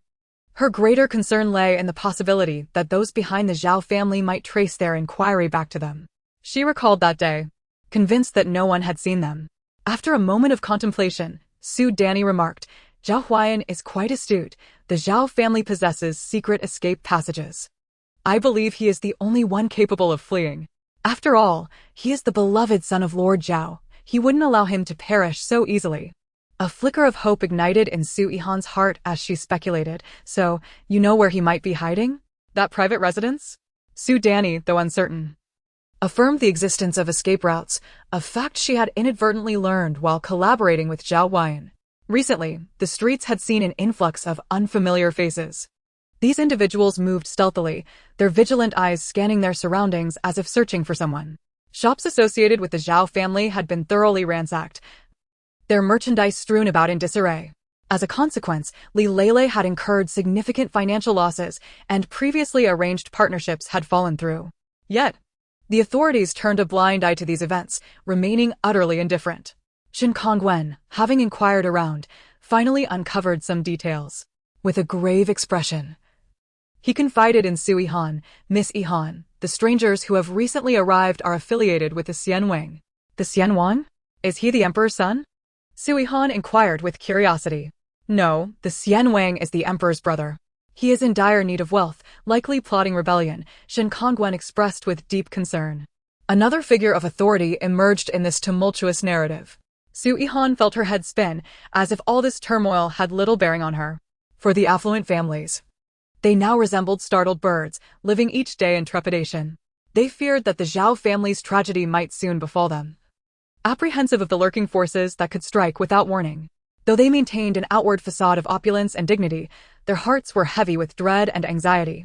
Su Yihan was no exception. Despite her efforts to appear nonchalant, she remained ever vigilant, constantly reassuring herself that as long as their theft remained undiscovered, they would be safe. Su Danny had indeed ventured to Zhao Huayan's private residence. With concern for his safety occupying her thoughts, she believed that Zhao Huayan was not inherently malicious. Aside from their collusion in their petty thievery, he had committed no grievous acts. Alone, Su Danny approached the private residence, cautiously observing the surroundings. The front door stood firmly shut, and silence enveloped the area. With a gentle leap, she entered the abode. The interior was tastefully decorated, yet a chilling aura pervaded the atmosphere. As she searched through the various rooms, hoping to find any trace of Zhao Huayan, her efforts proved fruitless. Just as she resolved to leave, she heard the faint sound of footsteps. Startled, she swiftly concealed herself behind a column. A figure emerged from one of the rooms. It was Zhao Huayan, looking extraordinarily haggard, his eyes betraying exhaustion and fear. He scanned the area anxiously, as if wary of some unseen threat. After a moment of hesitation, Su Danny stepped out from her hiding place. "Young Master Zhao," she whispered softly. Zhao Huayan's eyes widened in surprise upon seeing her, quickly giving way to a glimmer of joy. "Miss Su, what brings you here?" Su Danny approached him, explaining. "I heard about the tragedy that befell the Zhao family and was worried for your safety, so I came to check on you." Zhao Huayan sighed deeply, saying, "The Zhao family has suffered immensely. I managed to escape by a stroke of luck. Yet, I fear those pursuing me will not relent, forcing me to hide here." Seeing the desolation etched on Zhao Huayan's face stirred a pang of empathy within Su Danny. Chapter 85. Is the Xianwang resorting to robbery? Just as Su Danny had surmised, he had indeed escaped through the secret passage. "How can I assist you?" she inquired. "I need food. I am all alone here and cannot dare to go outside." Su Danny procured a substantial supply of provisions for him, sufficient to last a while. Zhao Huayan appeared to place considerable trust in her, recounting the events that had transpired. He indicated that if he were to perish, it would be due to the Xianwang's machinations. He spoke of hidden treasures within the residence, urging her to take what she could. Su Danny felt a surge of emotion. He was willing to part with his wealth for her sake? It was an unexpected honor. "My father has always been reluctant to involve me in matters concerning the Xianwang. It's the other illegitimate sons who assist him. He prefers I focus on family business, likely to protect me. It's ironic that the secret passage could have facilitated the escape of many, yet I am the only one who managed to flee," Zhao Huayan lamented. "What are the Xianwang's men searching for in the county? Are they after you?" Su Danny inquired. "They are likely not hunting me. They are searching for the missing wealth. It is rumored that the funds from the private residence have vanished entirely, and he suspects my father of relocating them." Upon returning to the Su residence, Su Danny promptly reported her findings to Su Yihan. Shen Kongwen was present, having taken to shadowing Su Yihan closely, embodying the role of a devoted protector. "Miss, it seems everyone now refers to him as Master Shen, rather than Teacher Shen, as they recognize him as your family's envoy. I visited that private residence, and Zhao Huayan is indeed inside, albeit without provisions. I brought him some food. Zhao's family is left with but a single survivor. It was his father who urged him to escape through the secret passage." Subsequently, Su Danny relayed her conversation with Zhao Huayan to Su Yihan. Might they not cease their relentless search for the stolen silver? Inquired Su Yihan. Shin Kongwen, perplexed, responded, but we have not taken much. How could it have been entirely stolen? He directed this remark pointedly at Su Yihan, causing her to feel a twinge of guilt. It must be the work of those mysterious thieves. The Zhao family has been robbed, as has the Li family. And I have heard that the magistrate's residence suffered the same fate. Su Yihan deftly shifted the focus. I suspect their search will persist for some time. Those affluent officials must be losing sleep at night. As the farming season approaches, let us return to Shirtu village to take refuge, proposed Su Yihan. Shin Kongwen acquiesced. His concerns for Li Lele weighing heavily, for his wife still had numerous business dealings in the county. Upon returning to their neighboring home, he informed Su Lele of Su Yihan's suggestion to retreat to Shirtu village. Do not fret, you may return and I shall make arrangements to follow suit. The Prince of Virtue would not dare to harm me, as I am considered a royal merchant. Although business in the capital has only just begun to show signs of life, the emperor remains in need of merchants like us. Even the Prince of Virtue requires our kind, Li Lele reassured him. For who else would they turn to when in need of wealth or goods? She elucidated her status to Shin Kongwen, emphasizing the profitability of their trade. No emperor can afford to disregard us, especially during times of calamity when vast sums of money and various supplies are requisitioned from merchants such as ourselves, often under the guise of charitable donations. Upon their return to Shirtu village, a palpable shift in mood enveloped them, perhaps due to the golden rice fields stretching endlessly before their eyes, which naturally lifted their spirits. Daughter, come. The vegetable garden in the back is overflowing. Let us gather some for dinner, urged Su Qingyu, pulling her daughter toward the garden. Father, do not rush. I shall go. Su Yifan readily offered to join them. Meanwhile, in the study of the Shin residents, Shin Leoi, Shin Qianfan, and Shin Kongwen convened. Shin Kongwen posed a question. Grandfather, does the Prince of Virtue not fear the Emperor's awareness of his rampant searches in the county? With the mountains so high and the Emperor so far away, what of it? The current sovereign lacks the capability to rival the Prince of Virtue. Nonetheless, the prince is inherently ruthless, making him a less than ideal choice, Shin Leoi mused, stroking his beard. Father, could there be unforeseen consequences? Shin Qianfan asked, his worry evident. What do you imply? Zhao County is not secure. Are you suggesting that the prince is treating Zhao County as his stronghold, intending to recruit soldiers here?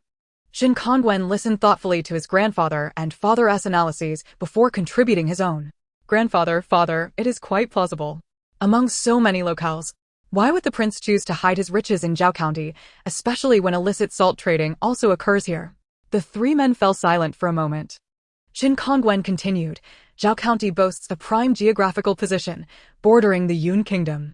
While Yun is formidable, it pales in comparison to our great Shang dynasty. And they dare not provoke us at this juncture.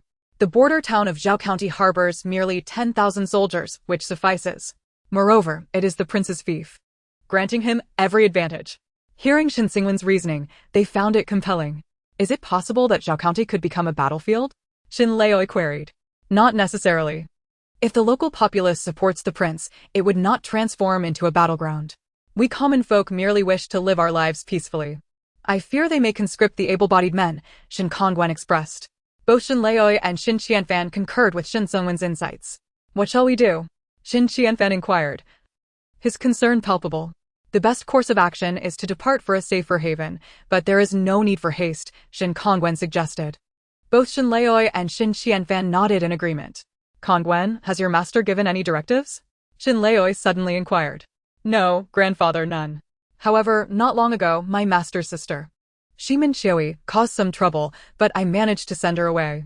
My master's task for me is to remain by the young lady's side, to protect and assist her with strategies. It has been quite some time since I last saw my master.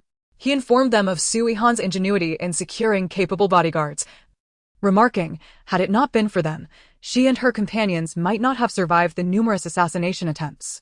The young lady indeed possesses discerning judgment. Regardless of their true identities, they have effectively safeguarded her. When posed with the question of where to flee, Shin Leoi asked, where would be advisable? The territory where the Great Shang dynasty borders the Western Zhou Kingdom is also the stronghold of the Shimin family. Their domain is a fortress impervious to any threats, Shin Kongwen suggested. However, he remained steadfast in not acting without his master's counsel. A few days after returning to Shirtu village, Li Lele arrived from the county town. The prince's men are robbing the wealthy, threatening death if their demands are not met, she reported. Is the prince brazenly committing robbery?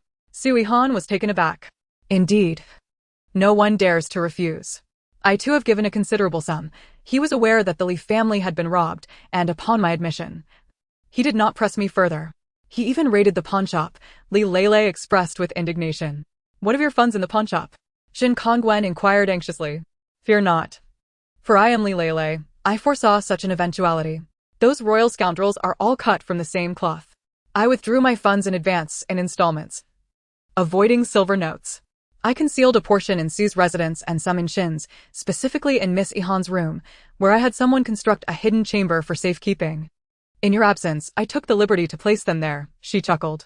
Thankfully, I did not place all my wealth there, lest it be discovered. It is well. Let it be, he replied. Chapter 86, Life in Shirtu Village. Following a period of turmoil, the county town gradually returned to its former tranquility. The prince's avaricious plunder seemed to have reached a temporary lull.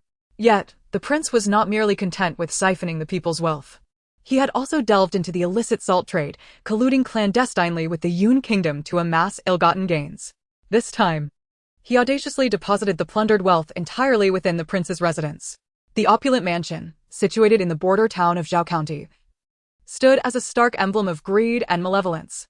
The affluent citizens of the county, accustomed to a life of luxury, would, when faced with tightened belts and empty coffers, cast their malevolent gazes upon the innocent populace. Particularly notorious was Magistrate Zhou, whose actions bordered on madness, akin to a ravenous wolf voraciously devouring the very flesh and blood of the common folk. Who was it that suggested fleeing to Zhao County was a good idea? Su Yihan lamented, her face a mask of fury as she could no longer contain her grievances. Her bright eyes reflected her dissatisfaction and helplessness regarding the current state of affairs. Shin Kongwen sighed softly and replied, officials are much the same everywhere, however. Zhao County possesses fertile land, ideal for cultivation, and is less prone to drought. He then laid bare his thoughts. Are you suggesting we should leave Zhao County for the Shimin family's territory? Su Yihan's eyes widened in astonishment. Indeed, there is no place safer than there. The realm under the Shimin family's jurisdiction stands as an impregnable fortress, one that none dare to shake. Moreover, the stronghold of the Shimin family has burgeoned into a city of its own, now known as Shimin City, with a population nearing several 100,000. The gates of Shimin City stand wide open, welcoming individuals from all nations, accepting all who are not nefarious wrongdoers. Consequently, the populace continues to swell. Shin Kongwen vividly narrated the wonders of Shimin City.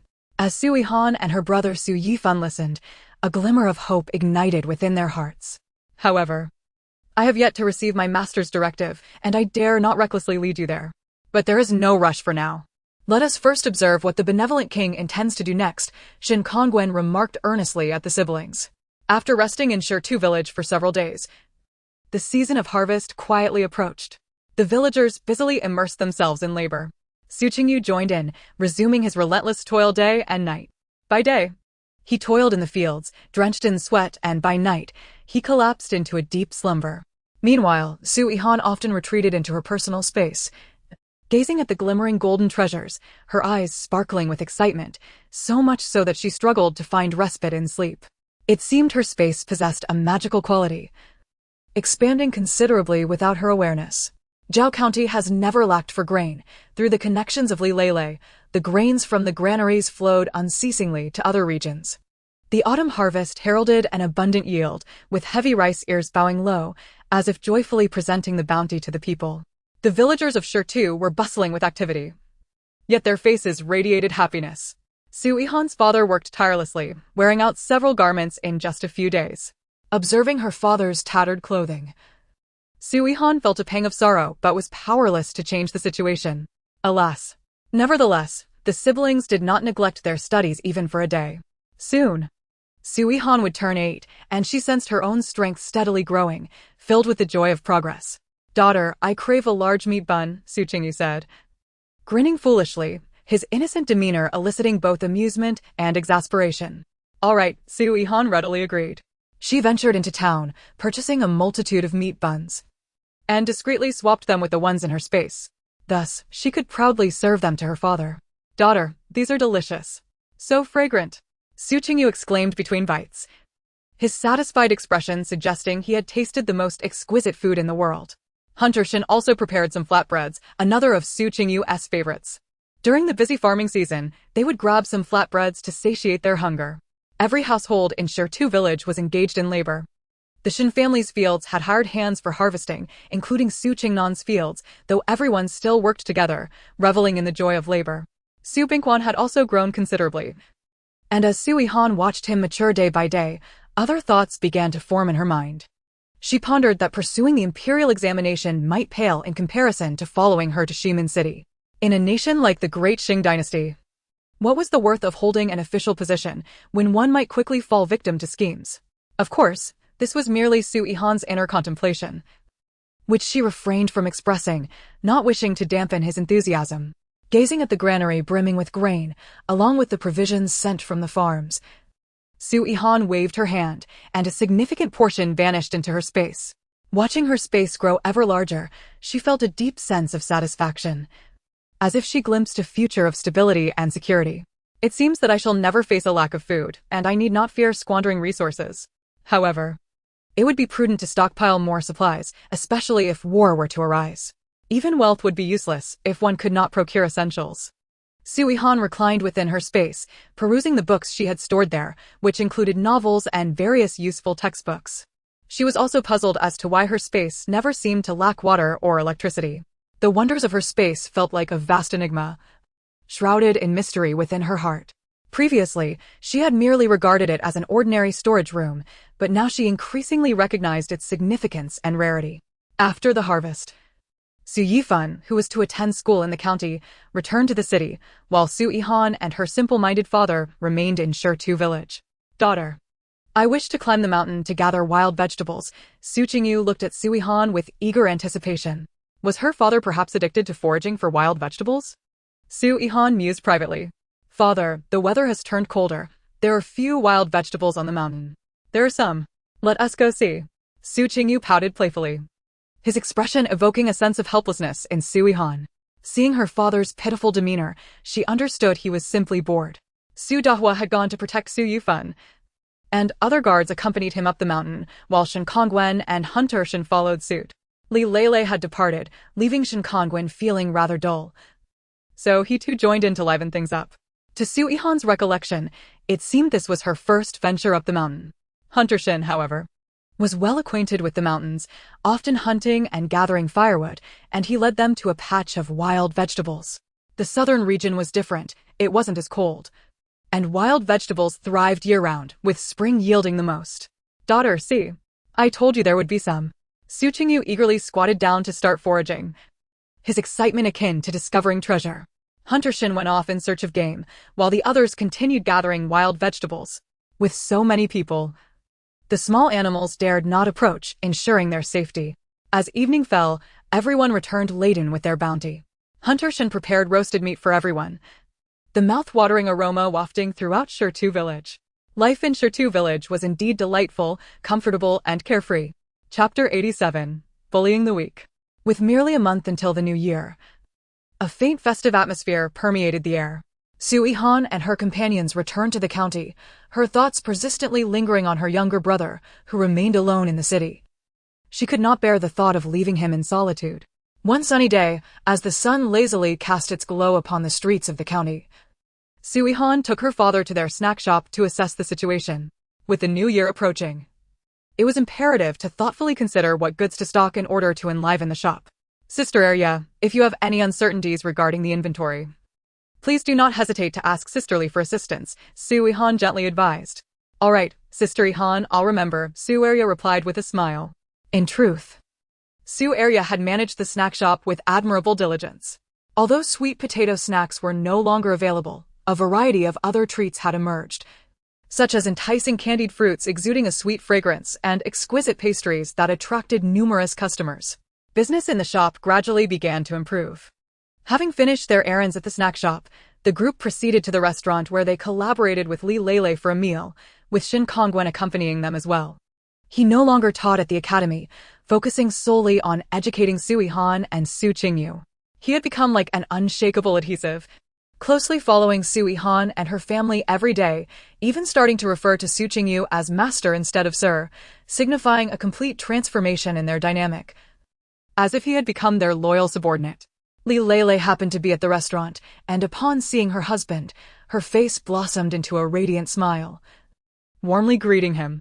The restaurant thrived, yielding substantial profits, which is why Li Lele often spent her time there, managing various affairs. Sisterly, come join us for a meal. I brought your husband along, Su Yihan playfully teased. Her words caused Shen Kongwen's face to flush crimson with embarrassment. That wicked man. Presenting himself as a paragon of virtue in public, yet revealing his true nature by night, is a stark contrast, Li Lele inwardly chastised. The group gathered around, joyfully partaking in their midday meal. A few guards took their seats as well, for Su Yihan had always treated them equally, although they served as her protectors. They were all exceptional individuals. As everyone relished their meal, a sudden uproar erupted from downstairs, shattering the harmonious atmosphere. Get lost. Allow your wife to dine with this young master. That is already a favor, boomed a brazen and domineering voice. A man was seen being beaten and kicked by several ruffians, curled up on the ground, hands cradling his head, howling in agony. No, young Master Wang, I implore you. Spare my wife. We shall leave this place at once and never appear before you again, he pleaded desperately, his voice laced with dread and despair. Absolutely not. This young master has taken a fancy to your wife. She must dine with me today. Young Master Wang, with a face full of brutishness, his eyes gleaming with greed and malice, shouted unabashedly with a lewd grin. The woman entangled in this predicament appeared pale as a ghost, trembling in fear, tightly hiding behind her husband, her eyes filled with terror and helplessness. Upon hearing the commotion, Su Yihan and the others grew curious and stepped out of their private room to ascertain the situation below. As the proprietor of the tavern, Li Lele could not stand idly by. She had to intervene in such a troublesome matter. Shen Kongwen watched her descend with a furrowed brow, his concealed weapon at the ready, his eyes fixed on the scene below, anxious for his wife's safety. Young Master Wang, what seems to be the matter? Why the great ire? Li Lele inquired with a professionally affable smile. In truth, Li Lele was a rare beauty herself, but in this county, few dared to provoke her, for she had formidable backing. Li Master, it is quite a rare occasion to see you, such a busy person, here today, young Master Wang replied, his demeanor shifting to one of courtesy, his face instantly adorned with a beaming smile. Standing nearby, Su Yihan pondered, observing the situation. It seemed that Li Lele held a significant position among the powerful elite. Perhaps this was the advantage of being backed by a mighty tree like the Emperor. Young Master Wang, why not let them go? I shall accompany you for a meal instead, and perhaps introduce you to some lucrative opportunities? Li Lele suggested with a radiant smile, her tone laced with subtle allure. Upon hearing this, young Master Wang's interest peaked, his eyes glimmering with avarice. With a grand wave of his hand, he signaled his lackeys to release the couple. Consider yourselves fortunate. Today, Li Master has interceded on your behalf. Quickly be gone. He barked impatiently. The couple, as if granted a reprieve, expressed their heartfelt gratitude before hastily departing the tavern. Subsequently, young Master Wang and Li Lele ascended to the second floor, settling down next to Su Yihan's private room. Su Yihan felt a surge of admiration for Li Lele. A seemingly delicate woman navigating through the treacherous waters of the powerful and tyrannical, ensuring their respect, was no ordinary feat. Do I still not know her well enough? What other secrets does she harbor? Su Yihan mused internally.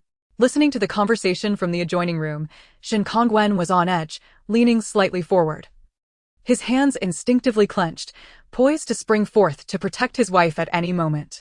Brother Shen, do not be anxious. Sisterly will be fine. Trust in her abilities. Su Yihan whispered, cautious not to let their conversation reach the ears of those next door.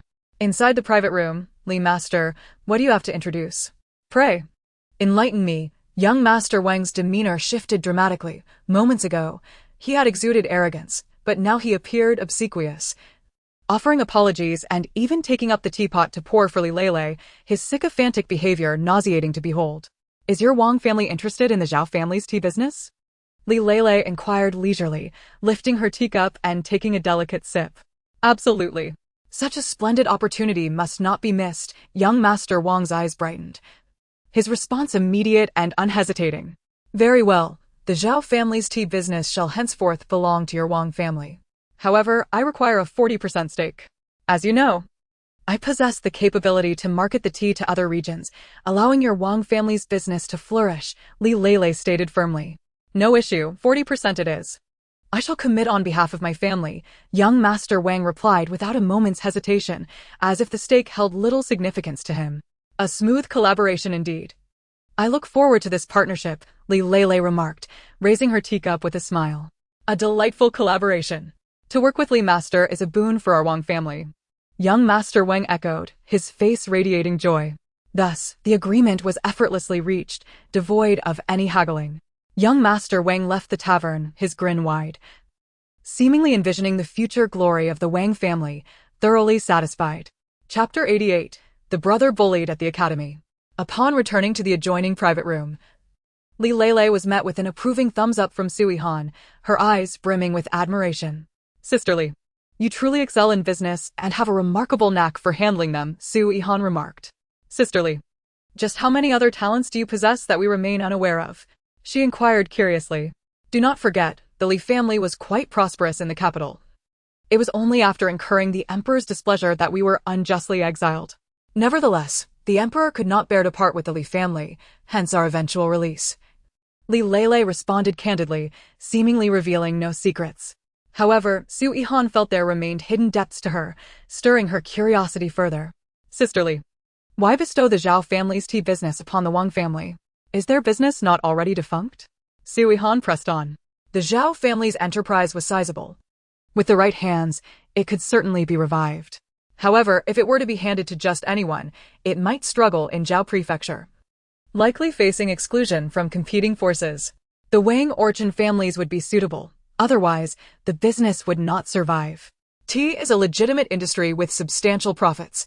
Revitalizing it benefits everyone, Li Lele explained. My business spans across the great Shang dynasty, and as a royal merchant, I can manage it, but I cannot handle it alone. Holding shares is the optimal collaborative approach, ensuring mutual profit and fostering business growth. Li Lele patiently elucidated her business methodology to Su Yihan. After a minor upheaval, the tavern returned to its lively atmosphere. Although Su Qingyu could comprehend the conversation, she remained engrossed in the culinary delights. As the afternoon wore on, they planned to fetch Su Yihan from the academy. Though not far from home, it was Su Yihan's first visit to the academy. The academy, while modest in size, was bustling with students, primarily children aged 15 and under. Many preparing for the provincial exams would attend the Grand Academy to study. Notably, the Shin family's academy was affordable, attracting numerous children from impoverished families. As Su Yihan and her father arrived at the academy, she wished to sneak a glimpse of her brother's performance within. By chance, she caught sight of a scruffy young lad behind her, wielding a brush dipped in ink, inscribing characters upon her brother's back. In no time, a substantial blot of black marred the fabric. Her brother remained blissfully unaware. Observing the bullying of her son, Su Qingyu was poised to intervene, only to be halted by Su Yihan. Father, let us observe first, she urged. Reluctantly, Su Qingyu acquiesced, though her anger simmered as she watched. Something is amiss. Her brother has cultivated a modicum of internal strength. How could he not notice? It is improbable unless he feigned ignorance. With this thought, she refrained from stepping in. The children seated behind bore witness to the scene, yet none dared to voice their concerns. As the school day concluded, the students dispersed. Those behind Su Yihan attempted to leave, but he seized one by the collar. You cannot depart, we have matters to settle. The boy, portly and perhaps emboldened by his size, believed his strength exceeded that of others. What matters? Let go, I want to go home. With that, he shoved Yihan forcefully, expecting him to topple, yet Yihan stood resolute. The stout boy pushed again, but still, Yihan remained unmoved. It was now Yifan's turn, with a gentle nudge. The heavy-set boy fell to the ground, howling in pain. At this juncture, onlookers, drawn by the commotion, gathered. Shin Songjing approached, inquiring whether intervention was necessary. Su Yihan replied dismissively, no need, my brother can handle this. The stout boy, merely blubbering under his faade of strength, cried out, what are you crying about? Look at my clothes ruined by you. My attire is not inexpensive, can you compensate me? Su Yihan retorted with ire. I have no money, the boy stammered, panic evident in his demeanor. No money, yet you dare act this way? Do you perceive me as easy prey? Do you now feel vulnerable? With one foot, Yifan pressed down upon his hand. It hurts. I was wrong, I shall not dare again. The boy begged for mercy, pain evident in his voice. Speak. How will you compensate? Su Yifan showed no sign of leniency. I have no money. I will be your servant, please. Just do not inform my parents. They will surely thrash me. The boy suddenly sobbed pitifully. A group of children, still youthful and naive, observed, while onlookers dared not approach, let alone assist. Most were of a similar age to Su Yifan, while older students had already vacated the scene, uninterested in the squabbles of younger children. Very well.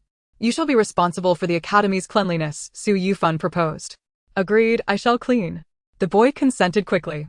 Su Yifan, satisfied with his compliance, felt that the matter was resolved. Prolonging it might terrify him further. His reputation could not afford such tarnishing, lest he find himself friendless in the future. Thus, the situation was settled. Upon exiting, they finally spotted Su Yihan and their father. Father, sister, when did you arrive? Su Yifan exclaimed joyfully. We came just as that boy began riding on your back. We were curious to see how you would handle it, Su Yihan chuckled. They subsequently visited a bookstore to browse the best-selling titles. Miss Yihan, the tomes available at the bookstore are either beneficial for examinations or popular novels.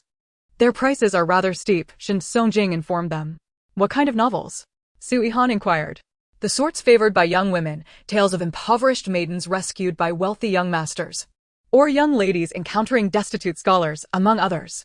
Such narratives are immensely popular among women. As Su Yihan absorbed Shin Songjing's descriptions, she began to contemplate how to utilize the novels within her space. Upon returning home, Su Yihan indeed ventured into her space to seek suitable novels for adaptation. Yet, a dilemma arose. The novels must be transcribed, and only her brother or father could assist her. This seemed impractical. Ultimately, she decided to summon the few scholars who composed such tales. To her surprise, one of the authors was a woman, an uncommon occurrence in ancient times. Naturally, they did not expose her disguise, as all were merely striving to earn a living. She would briefly outline the content of the novels, allowing them to develop their own concepts. Each would receive a distinct story, ensuring no duplication. Indeed, it worked. Among the three authors of popular tales, Su Yihan narrated 3 distinct stories. Shin Songjing and Shin Kongwen were astounded. Is this truly a girl of merely 7 years? How does her mind harbor such thoughts?